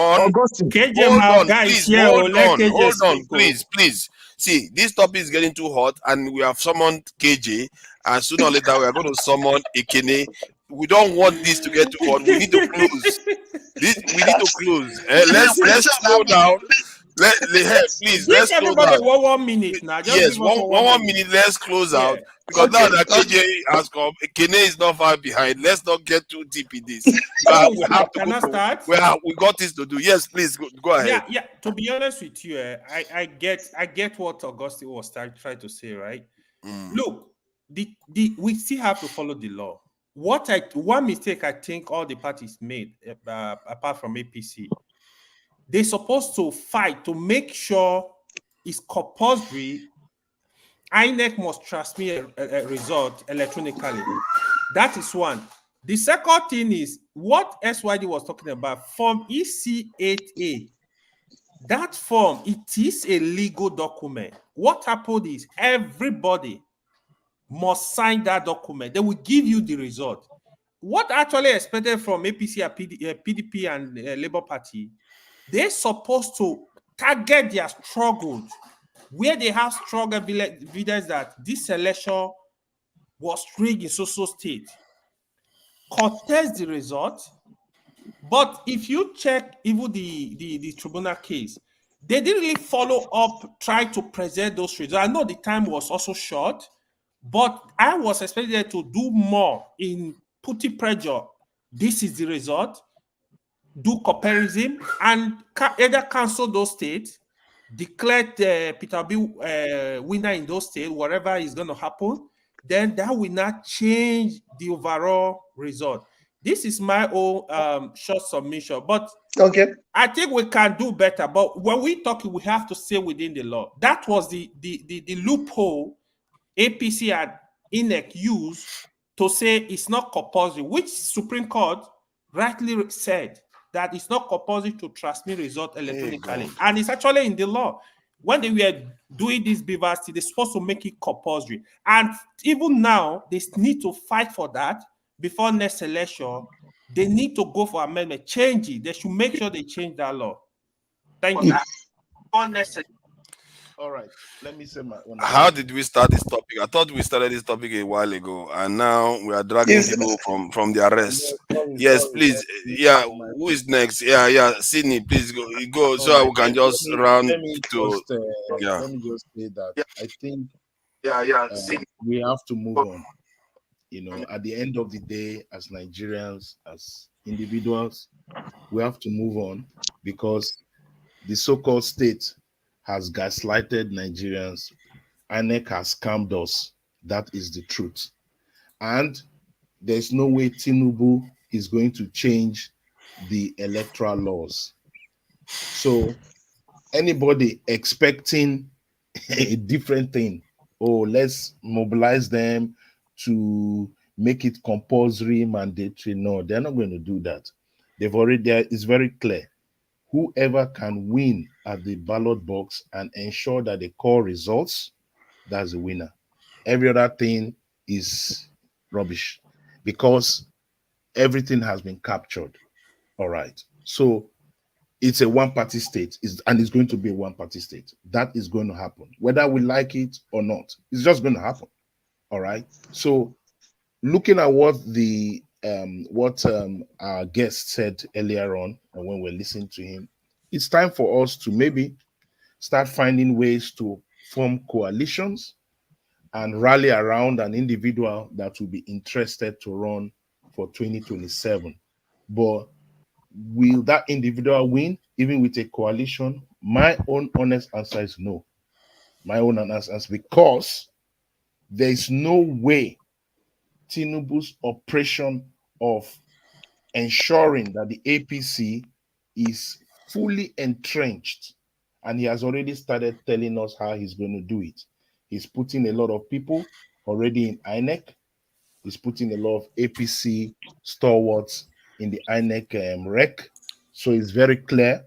It's the handwriting. So when it starts happening, It's supposed to be 1 minute. Let's not come here and start complaining. Oh, this party should have done this. This party, no. They are working from the answer. So when they tell you go to court, they already know what was there. They already know what was going to be predicted, what they would do. So you're working against the state. So for any political party, whatever they're doing, yes, they will implement some of these things we have said, make sure that you bring results and all that. All those things don't matter at the end of the day, because the onus is on INEC at the end of the day in our constitution to call results. So it's whatever INEC calls that becomes results. It doesn't matter whatever we post, whatever we put. It doesn't matter. Those things don't matter to INEC. It actually does. In real terms, there are ways you can do it. It won't matter. And even by in Nigerian parlance, it doesn't matter, They've told us it doesn't See, matter. they didn't share anything now. That's So, this. We are talking about zero sharing any information versus sharing information. Go and look at your constitution and know the role of INEC. Don't look at the I regulations. already know the role of INEC. My point is that why are they not sharing information with us? They don't It's not about INEC. No, it's not compulsory for them to do that. As a Yeah, political of course, party, it's not compulsory, but that's a problem. They are just you see, you give them your vote, but they don't trust you with the results. Let's accept the INEC results. Why are we? You give them your vote, but they don't trust you with the results. Your own political party don't trust you with the results. No, forefathers, I asked you a question. Do you trust this election? You said in the scale of 0 to 10, 4, meaning that you trust the election. All right. So if you trust the result, so let's take it easy so that forefather can give us extra 1 minute. No let's way. go that give us extra 1 minute. No, there's no extra 1 minute on this. This is too much. I think we are going to. I might come in. Let me do my 1 minute. Let me do my 1 minute. Yes, please. Yes, please. Okay, thank you so much. You see how Sid like people to follow the rules, but he didn't follow the rules at all. Sid now, he jumped to 3 minutes, 5 minutes talking. Please, go ahead. Okay, so my point is this. If anyone tells you that the Supreme Court was right, the person is lying to himself. Why do I say so? Forefather, people insult you, people accuse you because you put your face to your position and your opinion. Whoever that is doing anything in that country and fails to put his face is deceiving himself or herself. Now, INEC came on the television, on international space, with organizations and said they are going to do something. And they put it in black and white. And they failed to do what they said. And the Supreme Court said that they are right to fail. What does lie imply? What is law? Law is staying to the facts. If you make the Constitution makes no sense if anybody will say something and do something different. That is one point I want us to raise. Now you are asking them to bring their results. Their testimonies were refused both in appeal court and the Supreme Court. And the agent slips were there. And I was looking at a Supreme Court judge. 7 of them made a decision for the entire nation. But they said that state collation officers were not good enough to make decision for a political party. That they wanted all the world collation officers, party officials, to come to the court. But 7 of them made a decision for over 200 million people. See how insane that position is. Now, we have results, we have reports concerning Rivers State, both in international media. Now, Wike, who orchestrated that, is working with Tinubu. That alone, what does he give us? What impression is that giving us? So when we begin to lie to ourselves, that means we're not going anywhere. And this is a gang of criminals that have hijacked Nigeria, and the judiciary have perfected it. I put my face to this. I want the judges to put their face to whatever they are doing to the nation. That was a bit weird, and they are not showing their face when they are doing that. They are stupid. Let me not call them names. I don't know when I'm going to be standing before them with my big mouth. they will just open the video. Please. I think is it BB's turn to run? BB. Yeah. BB, go ahead. Yeah, 1 minute. Thank you. So we still have hope in this country because I used to say something that as per human being, we like to cheat. But if there's a process in place that will support us, of course, if we go to all those modern countries, people want to steal, but because there are cameras everywhere, and that's why they don't steal. Because I remember what happened in Sunderland and Manchester at a point where people were using wood to steal in shopping mall. But because there are processes in place, that's why that one didn't happen. Then for the courts, I read the document page by page for all the people challenging the election. Court will not give you what we don't ask for. It was very clear. The day I picked that document, I read through overnight, and I was able to even say, this is where the court is going to go. They are not attacking where they're supposed to attack. I know the learned, they are very vast, but that document didn't show me, as I'm not a lawyer, but immediately I look at that document, I said this guy will not get what they are requesting for. Because I've seen that of Ondo State then, Ekiti State then, I know how the structure of those, even Osun State, the structure of those documents, wow. And now they're able to tabulate those areas they want to attack. And they're able to win based on that. Because when the argument came, they went for forensic audit of those ballot paper. Then for the IRS, people cheated. All the polling, all the parties cheated where they were strong. I checked the IRF online. Some of those ones that are there, we see people signing for one particular person signing for all the polling agents in some places, both in the west, in the east, and in the south. They were there. So everybody cheated, including in the southeast, in the south, in the southwest, they all cheated. And that's where we need to have a strong institution in place. People doing what they're supposed to do, and the other staff following up again. If you know that you are not favored in that certain area, you have evidence, attack that polling unit at the courts. And that's just my submission. Thank you. Thank you, Bibi. If you could. Can I say something? KJ. Now, it's only in Nigeria that you spend 360 billion naira. And at the end of the day, the people do not get a result for what they spent. Is any of you who come up to say these things, will you spend that amount of money, of your money, and you don't get a result, and you just say, okay, Sarah, what will be, let it be like that? Is anybody going to do that? No. If you cannot do that for your own, with your own expenses, why do you want Nigeria to spend 360? I will never do that, even for Nigeria. I will not. It's just sad, but we know that. But KJ, I think it's even more than that amount. Hold on, sir. Let me speak. Don't ask for me. Just let me speak. And then you say, let it just go. It's okay.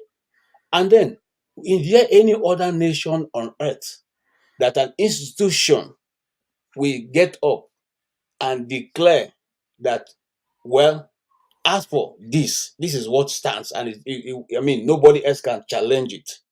In the first place, those of you who are talking about the Supreme Court judgment, let us even leave the judgment. Let us go to the judgment that was delivered on behalf of Nigeria in England. What was the judge's statement?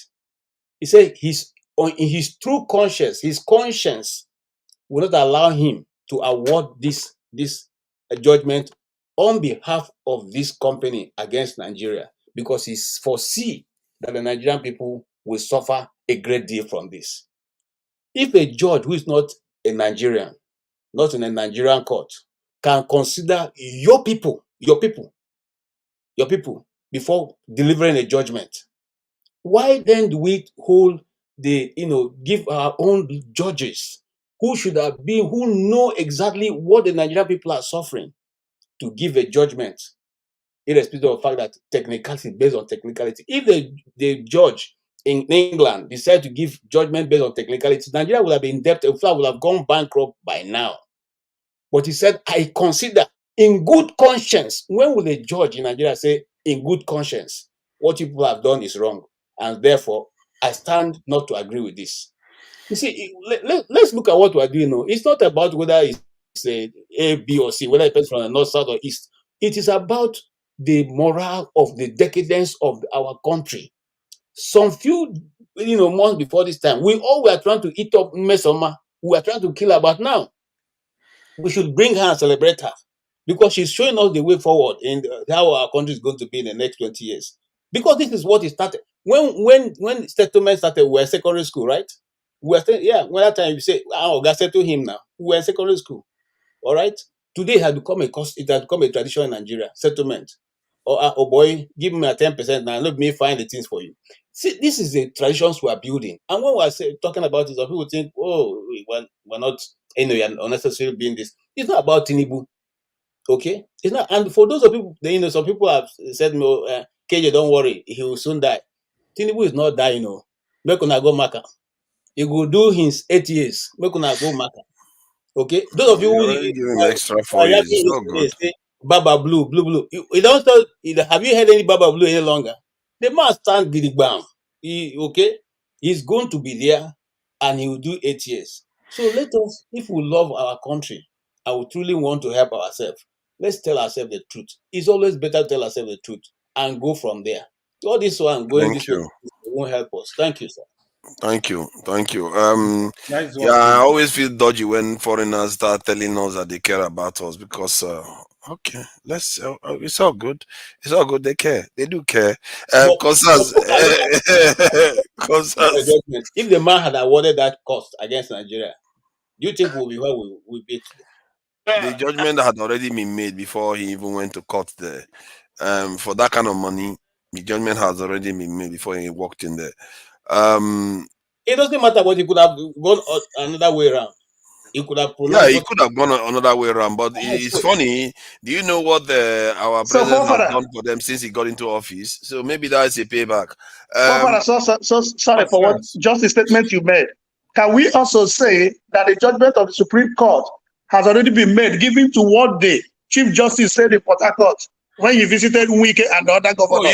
yeah, that's true too. Okay. That's true too. Yeah, most of these things, you see, the judges they rarely, once the case come to them, they are human beings like everyone else. They already have their leanings even before the evidence. Then when they see the evidence, if there's nothing that contravenes their leanings, then they will just go straight and make their decision. That's how it tends to go with these things. Concerns. Thank you for coming in. We are closing out, and we don't want to drag, especially some, hot-headed people into this conversation. So let's keep it gentle and close out peacefully, so that we can go on a smooth week till the next midweek or weekend to come back here again. Okay, concerns. Please go ahead. Yeah, I'm concerned about some people who. Your audio is shaky. Okay. Are you hearing me? Yeah, say something. Are you in Nigeria? Like someone like BB,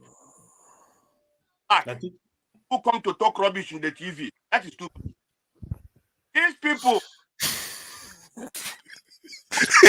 Even KJ is like.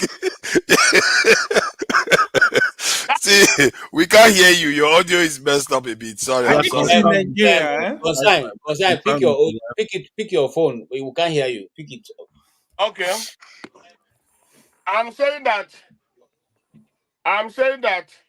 Oh, it's working better now. Whether BB is the son of Mr. Clark, that old man Clark, who come to lie against the people, that is very, very bad. Can you tell if not up till now? I'm talking with you now. What is those people that INEC has not even bring out the pool by pool result of that election? Then how did they decide the election? They have not even bring out the result of pool by pool, polling station result of that election. So how did they declare that this man won the election? How? Let us be honest ourselves. They, at the end of the day, they went and blanked some of the results. And then a good judge, a good lawyer, a good judge come out and say this person won the election. But concerns. Why don't you think that maybe if this INEC is being dodgy and hiding information, that Labour should share the information with us so that we know where we stand? My brother, Labour went to when Labour and the PDP went to that court to do the whole result. But already, but why don't they share it with us so that we know? We the followers, we know. Forefathers, please stop this. Stop this. My brother, Sydney, let me ask my questions, because these are actually important questions. Because why don't we know? It's not. Why? See, no. You see, I don't like what you are saying. Actually, that's extremely dangerous. How can you tell us that we are not allowed to know something? Don't give me that. That is a very, very terrible thing to do. When journalists gatekeep here, we call journalists out, and you are literally telling us not to know is a critical fact. Listen to what Concern said. Listen to his statement. Just but listen. Then maybe you should let him talk instead of interjecting. Are you going to bring out a result when INEC said that even the press, even the government said that result that INEC has given, that's the final result? They say nobody should again bring any result. Are you not hearing when they're saying it? So how can you go and bring another result? The INEC already tell you that and the government are going to tell you that if INEC brings result, that's the final result. So how do you want Yes, people yeah, now it to might be go and the bring the final result and they can result, be arrested? but at least we are hearing from our own party what they got from their polling agents. You see that we want to know. I want to. Maybe others don't want to for some reason. I want to know what the polling agents got when they My were there, brother, because my that's where brother, you start from. That's where you my start brother, your fight from. let's forget I about think the the result. bully agent were sleepy, man. My brother, let's forget about the result. What Shetima was a double nomination. Is it not even not the Shetima was double nomination? Is it not the reason for that election to be cancelled, or for the APC candidate to be I dropped? think that's internal party issues. I think they've No, even it's run not. this out things No, before. it's not internal party. In the other decision they have made, it's not. No, it's not internal party. See Let that? can do speak then now. Yeah. Let can do. I know your frustrations about Father, this. sorry, before I can do say something, let me ask you a question. Ask concerns. No, you, because you made a comment. I'm interested in what the Constitution said about internal party issue. So, like, I have a question. The case Sorry, I'm sorry. We can't do a lot of question on this one. I'm really sorry. No, I just, you Because we might should not have answer it started just this. in 30 seconds. I want to put it in. Okay, Yeah. please. So, if you say that it's internal party issue, that somebody did not have a good, not have, an authentic document, and the entire party candidate shut it down. They didn't raise it up. Now he contests outside party with another party, the political parties, and you're telling me that the other political parties do not have right to do that. Do you know that is the highest level of state capture? I don't know. As a about citizen, Sorry, as a citizen of a Godfather, nation. let me speak. No. Let me speak about I'm sorry. Shetima. I'm sorry. You Let can't. can do speak. Can do. Let's can do because we gotta go. Yeah, We let really can gotta do. go. You can Yeah, send Can let me. please can go do. ahead? You can send me. You can chat me with your email address. I will send No, you the. I will send you the yeah. I will judgment. say I'll You put will my see what email is address. inside there. Please just put it so that you read some of those stuff. You know where the judges are coming from. They're from the Shetima zone. It's not about My this thing. brother, This guy forget about resigned that. The judges before are he coming moved. from judges are those criminals. Those judges are criminals. Stop Okay, telling about Natasha the that judges. won. Stop. Natasha Those that are won. criminals. Hello, Those are criminals. Please, Natasha Those are that just won. Bibi, your this thing Bros, is over now. Let him Those are talk, criminals. please. Natasha that Those just judges are won. criminals. Your turn is up, and Telling us about concerns the judges. yours is up too. Please, can do. Go ahead. Thank you for getting up, can do. I saw Yeah, that you were already sleeping and oh somewhere along the no, line. no, I've been here since the beginning. This Since the man beginning. is Wow. always here, man. Yeah. Well, good Mm. evening, good morning, everyone. I think in general, I understand what forefathers is saying about Labour Party publishing their perceived results. Not that it's going to change anything. Thank you. All he's saying is, let's have your numbers. If you say those are the numbers that you have, put them out there. And at the end of the day, um, since the beavers were shut off for whatever reason, no one can really say who actually won this election. No Thank one. you. We can Thank have you. our own perception, our beliefs, but you see, the most important thing to me right now as a Nigerian citizen is where these people are driving the country economically. You know, they have the edu guy, they have this guy, they have that guy. They've expanded the number of ministers, which cost more money to run. And the fact that human beings don't understand the importance of what, when a leader does something, how that trickles down to the rest of the organization or society. You know, if if if Tinubu or Atiku or Obi got there and say, you know what, send build us a presidential fleet of cars for the president. That in alone will trickle down to average Nigerian saying, hey, me too, I want to drive the type of car that the president drives. Exactly. So when you have people, you see, I don't think a lot of Nigerians understand even the average Nigerian mentality. Over the years, you see people going to Nigeria who just has a regular job. They'll go and buy things on credit for 3,000, 5,000 pounds or dollars to go and impress people in Nigeria. That's the Nigerian mentality. That is the way of thinking. But right now, you see, while we're doing all this buying of yachts and yachts, while we're buying all these cars, if these people are not able to face the economic situation that we have bills, big bills that are due right now, not at the end of the year, that the nation has to pay. We have more bills that will be coming next year. And there's nothing wrong in borrowing money. If these people were talking about borrowing money and building factories and employing people, that would be a different story. But you cannot be borrowing money to buy cars. You can't. Nobody does that. You will never be. I don't care if you go to the mosque 10 times a day. I don't care if you sleep in the church. You will never get out of debt. And the way these people are going right now, you see, there's something in trading that is called dead cat bounce. When anything, a currency, a commodity, when it's going down, it just doesn't go down, down, down, down. It will go down, then it will pull back up a little bit.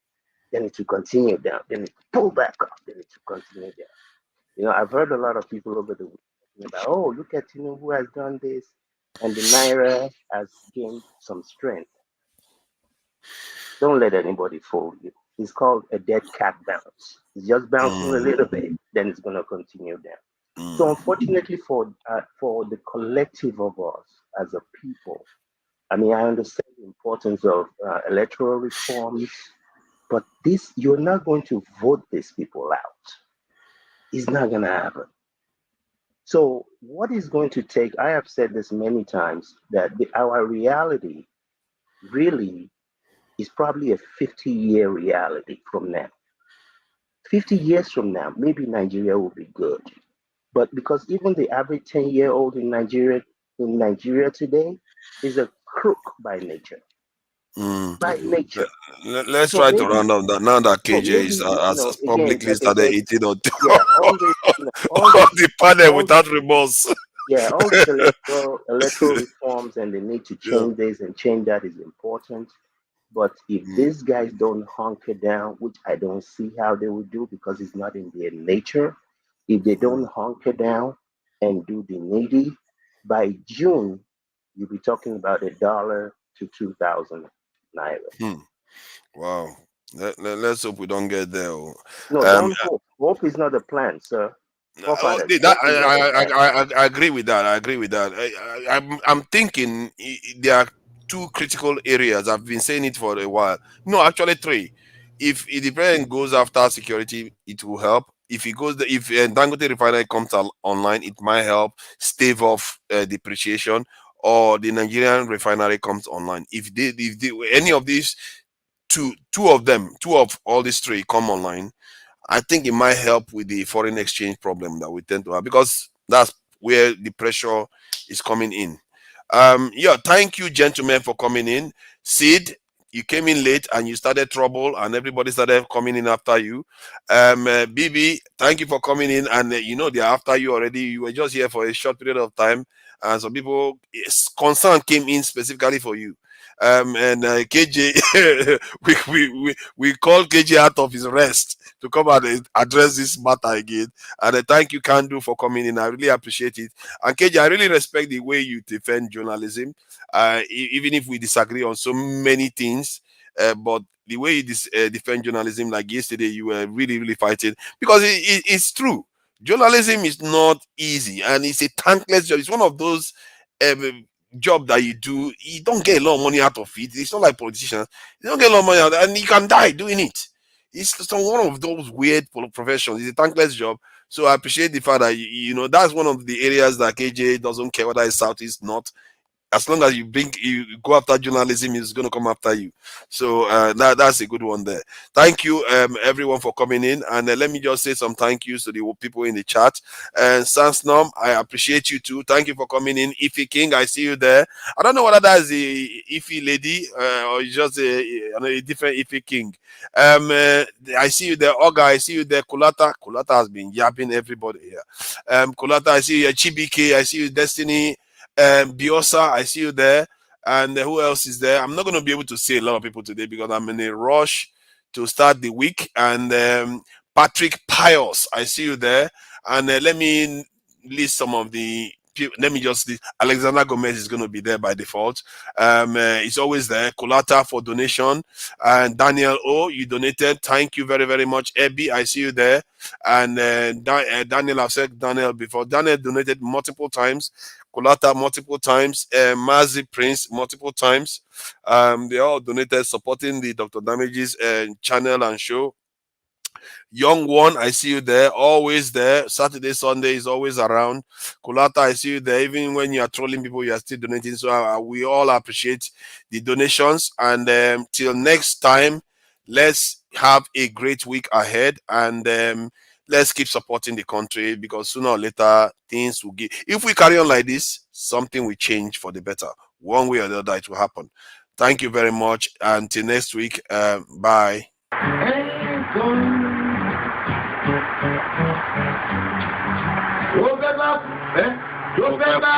Tó fẹ́ kú torí ẹ̀ o.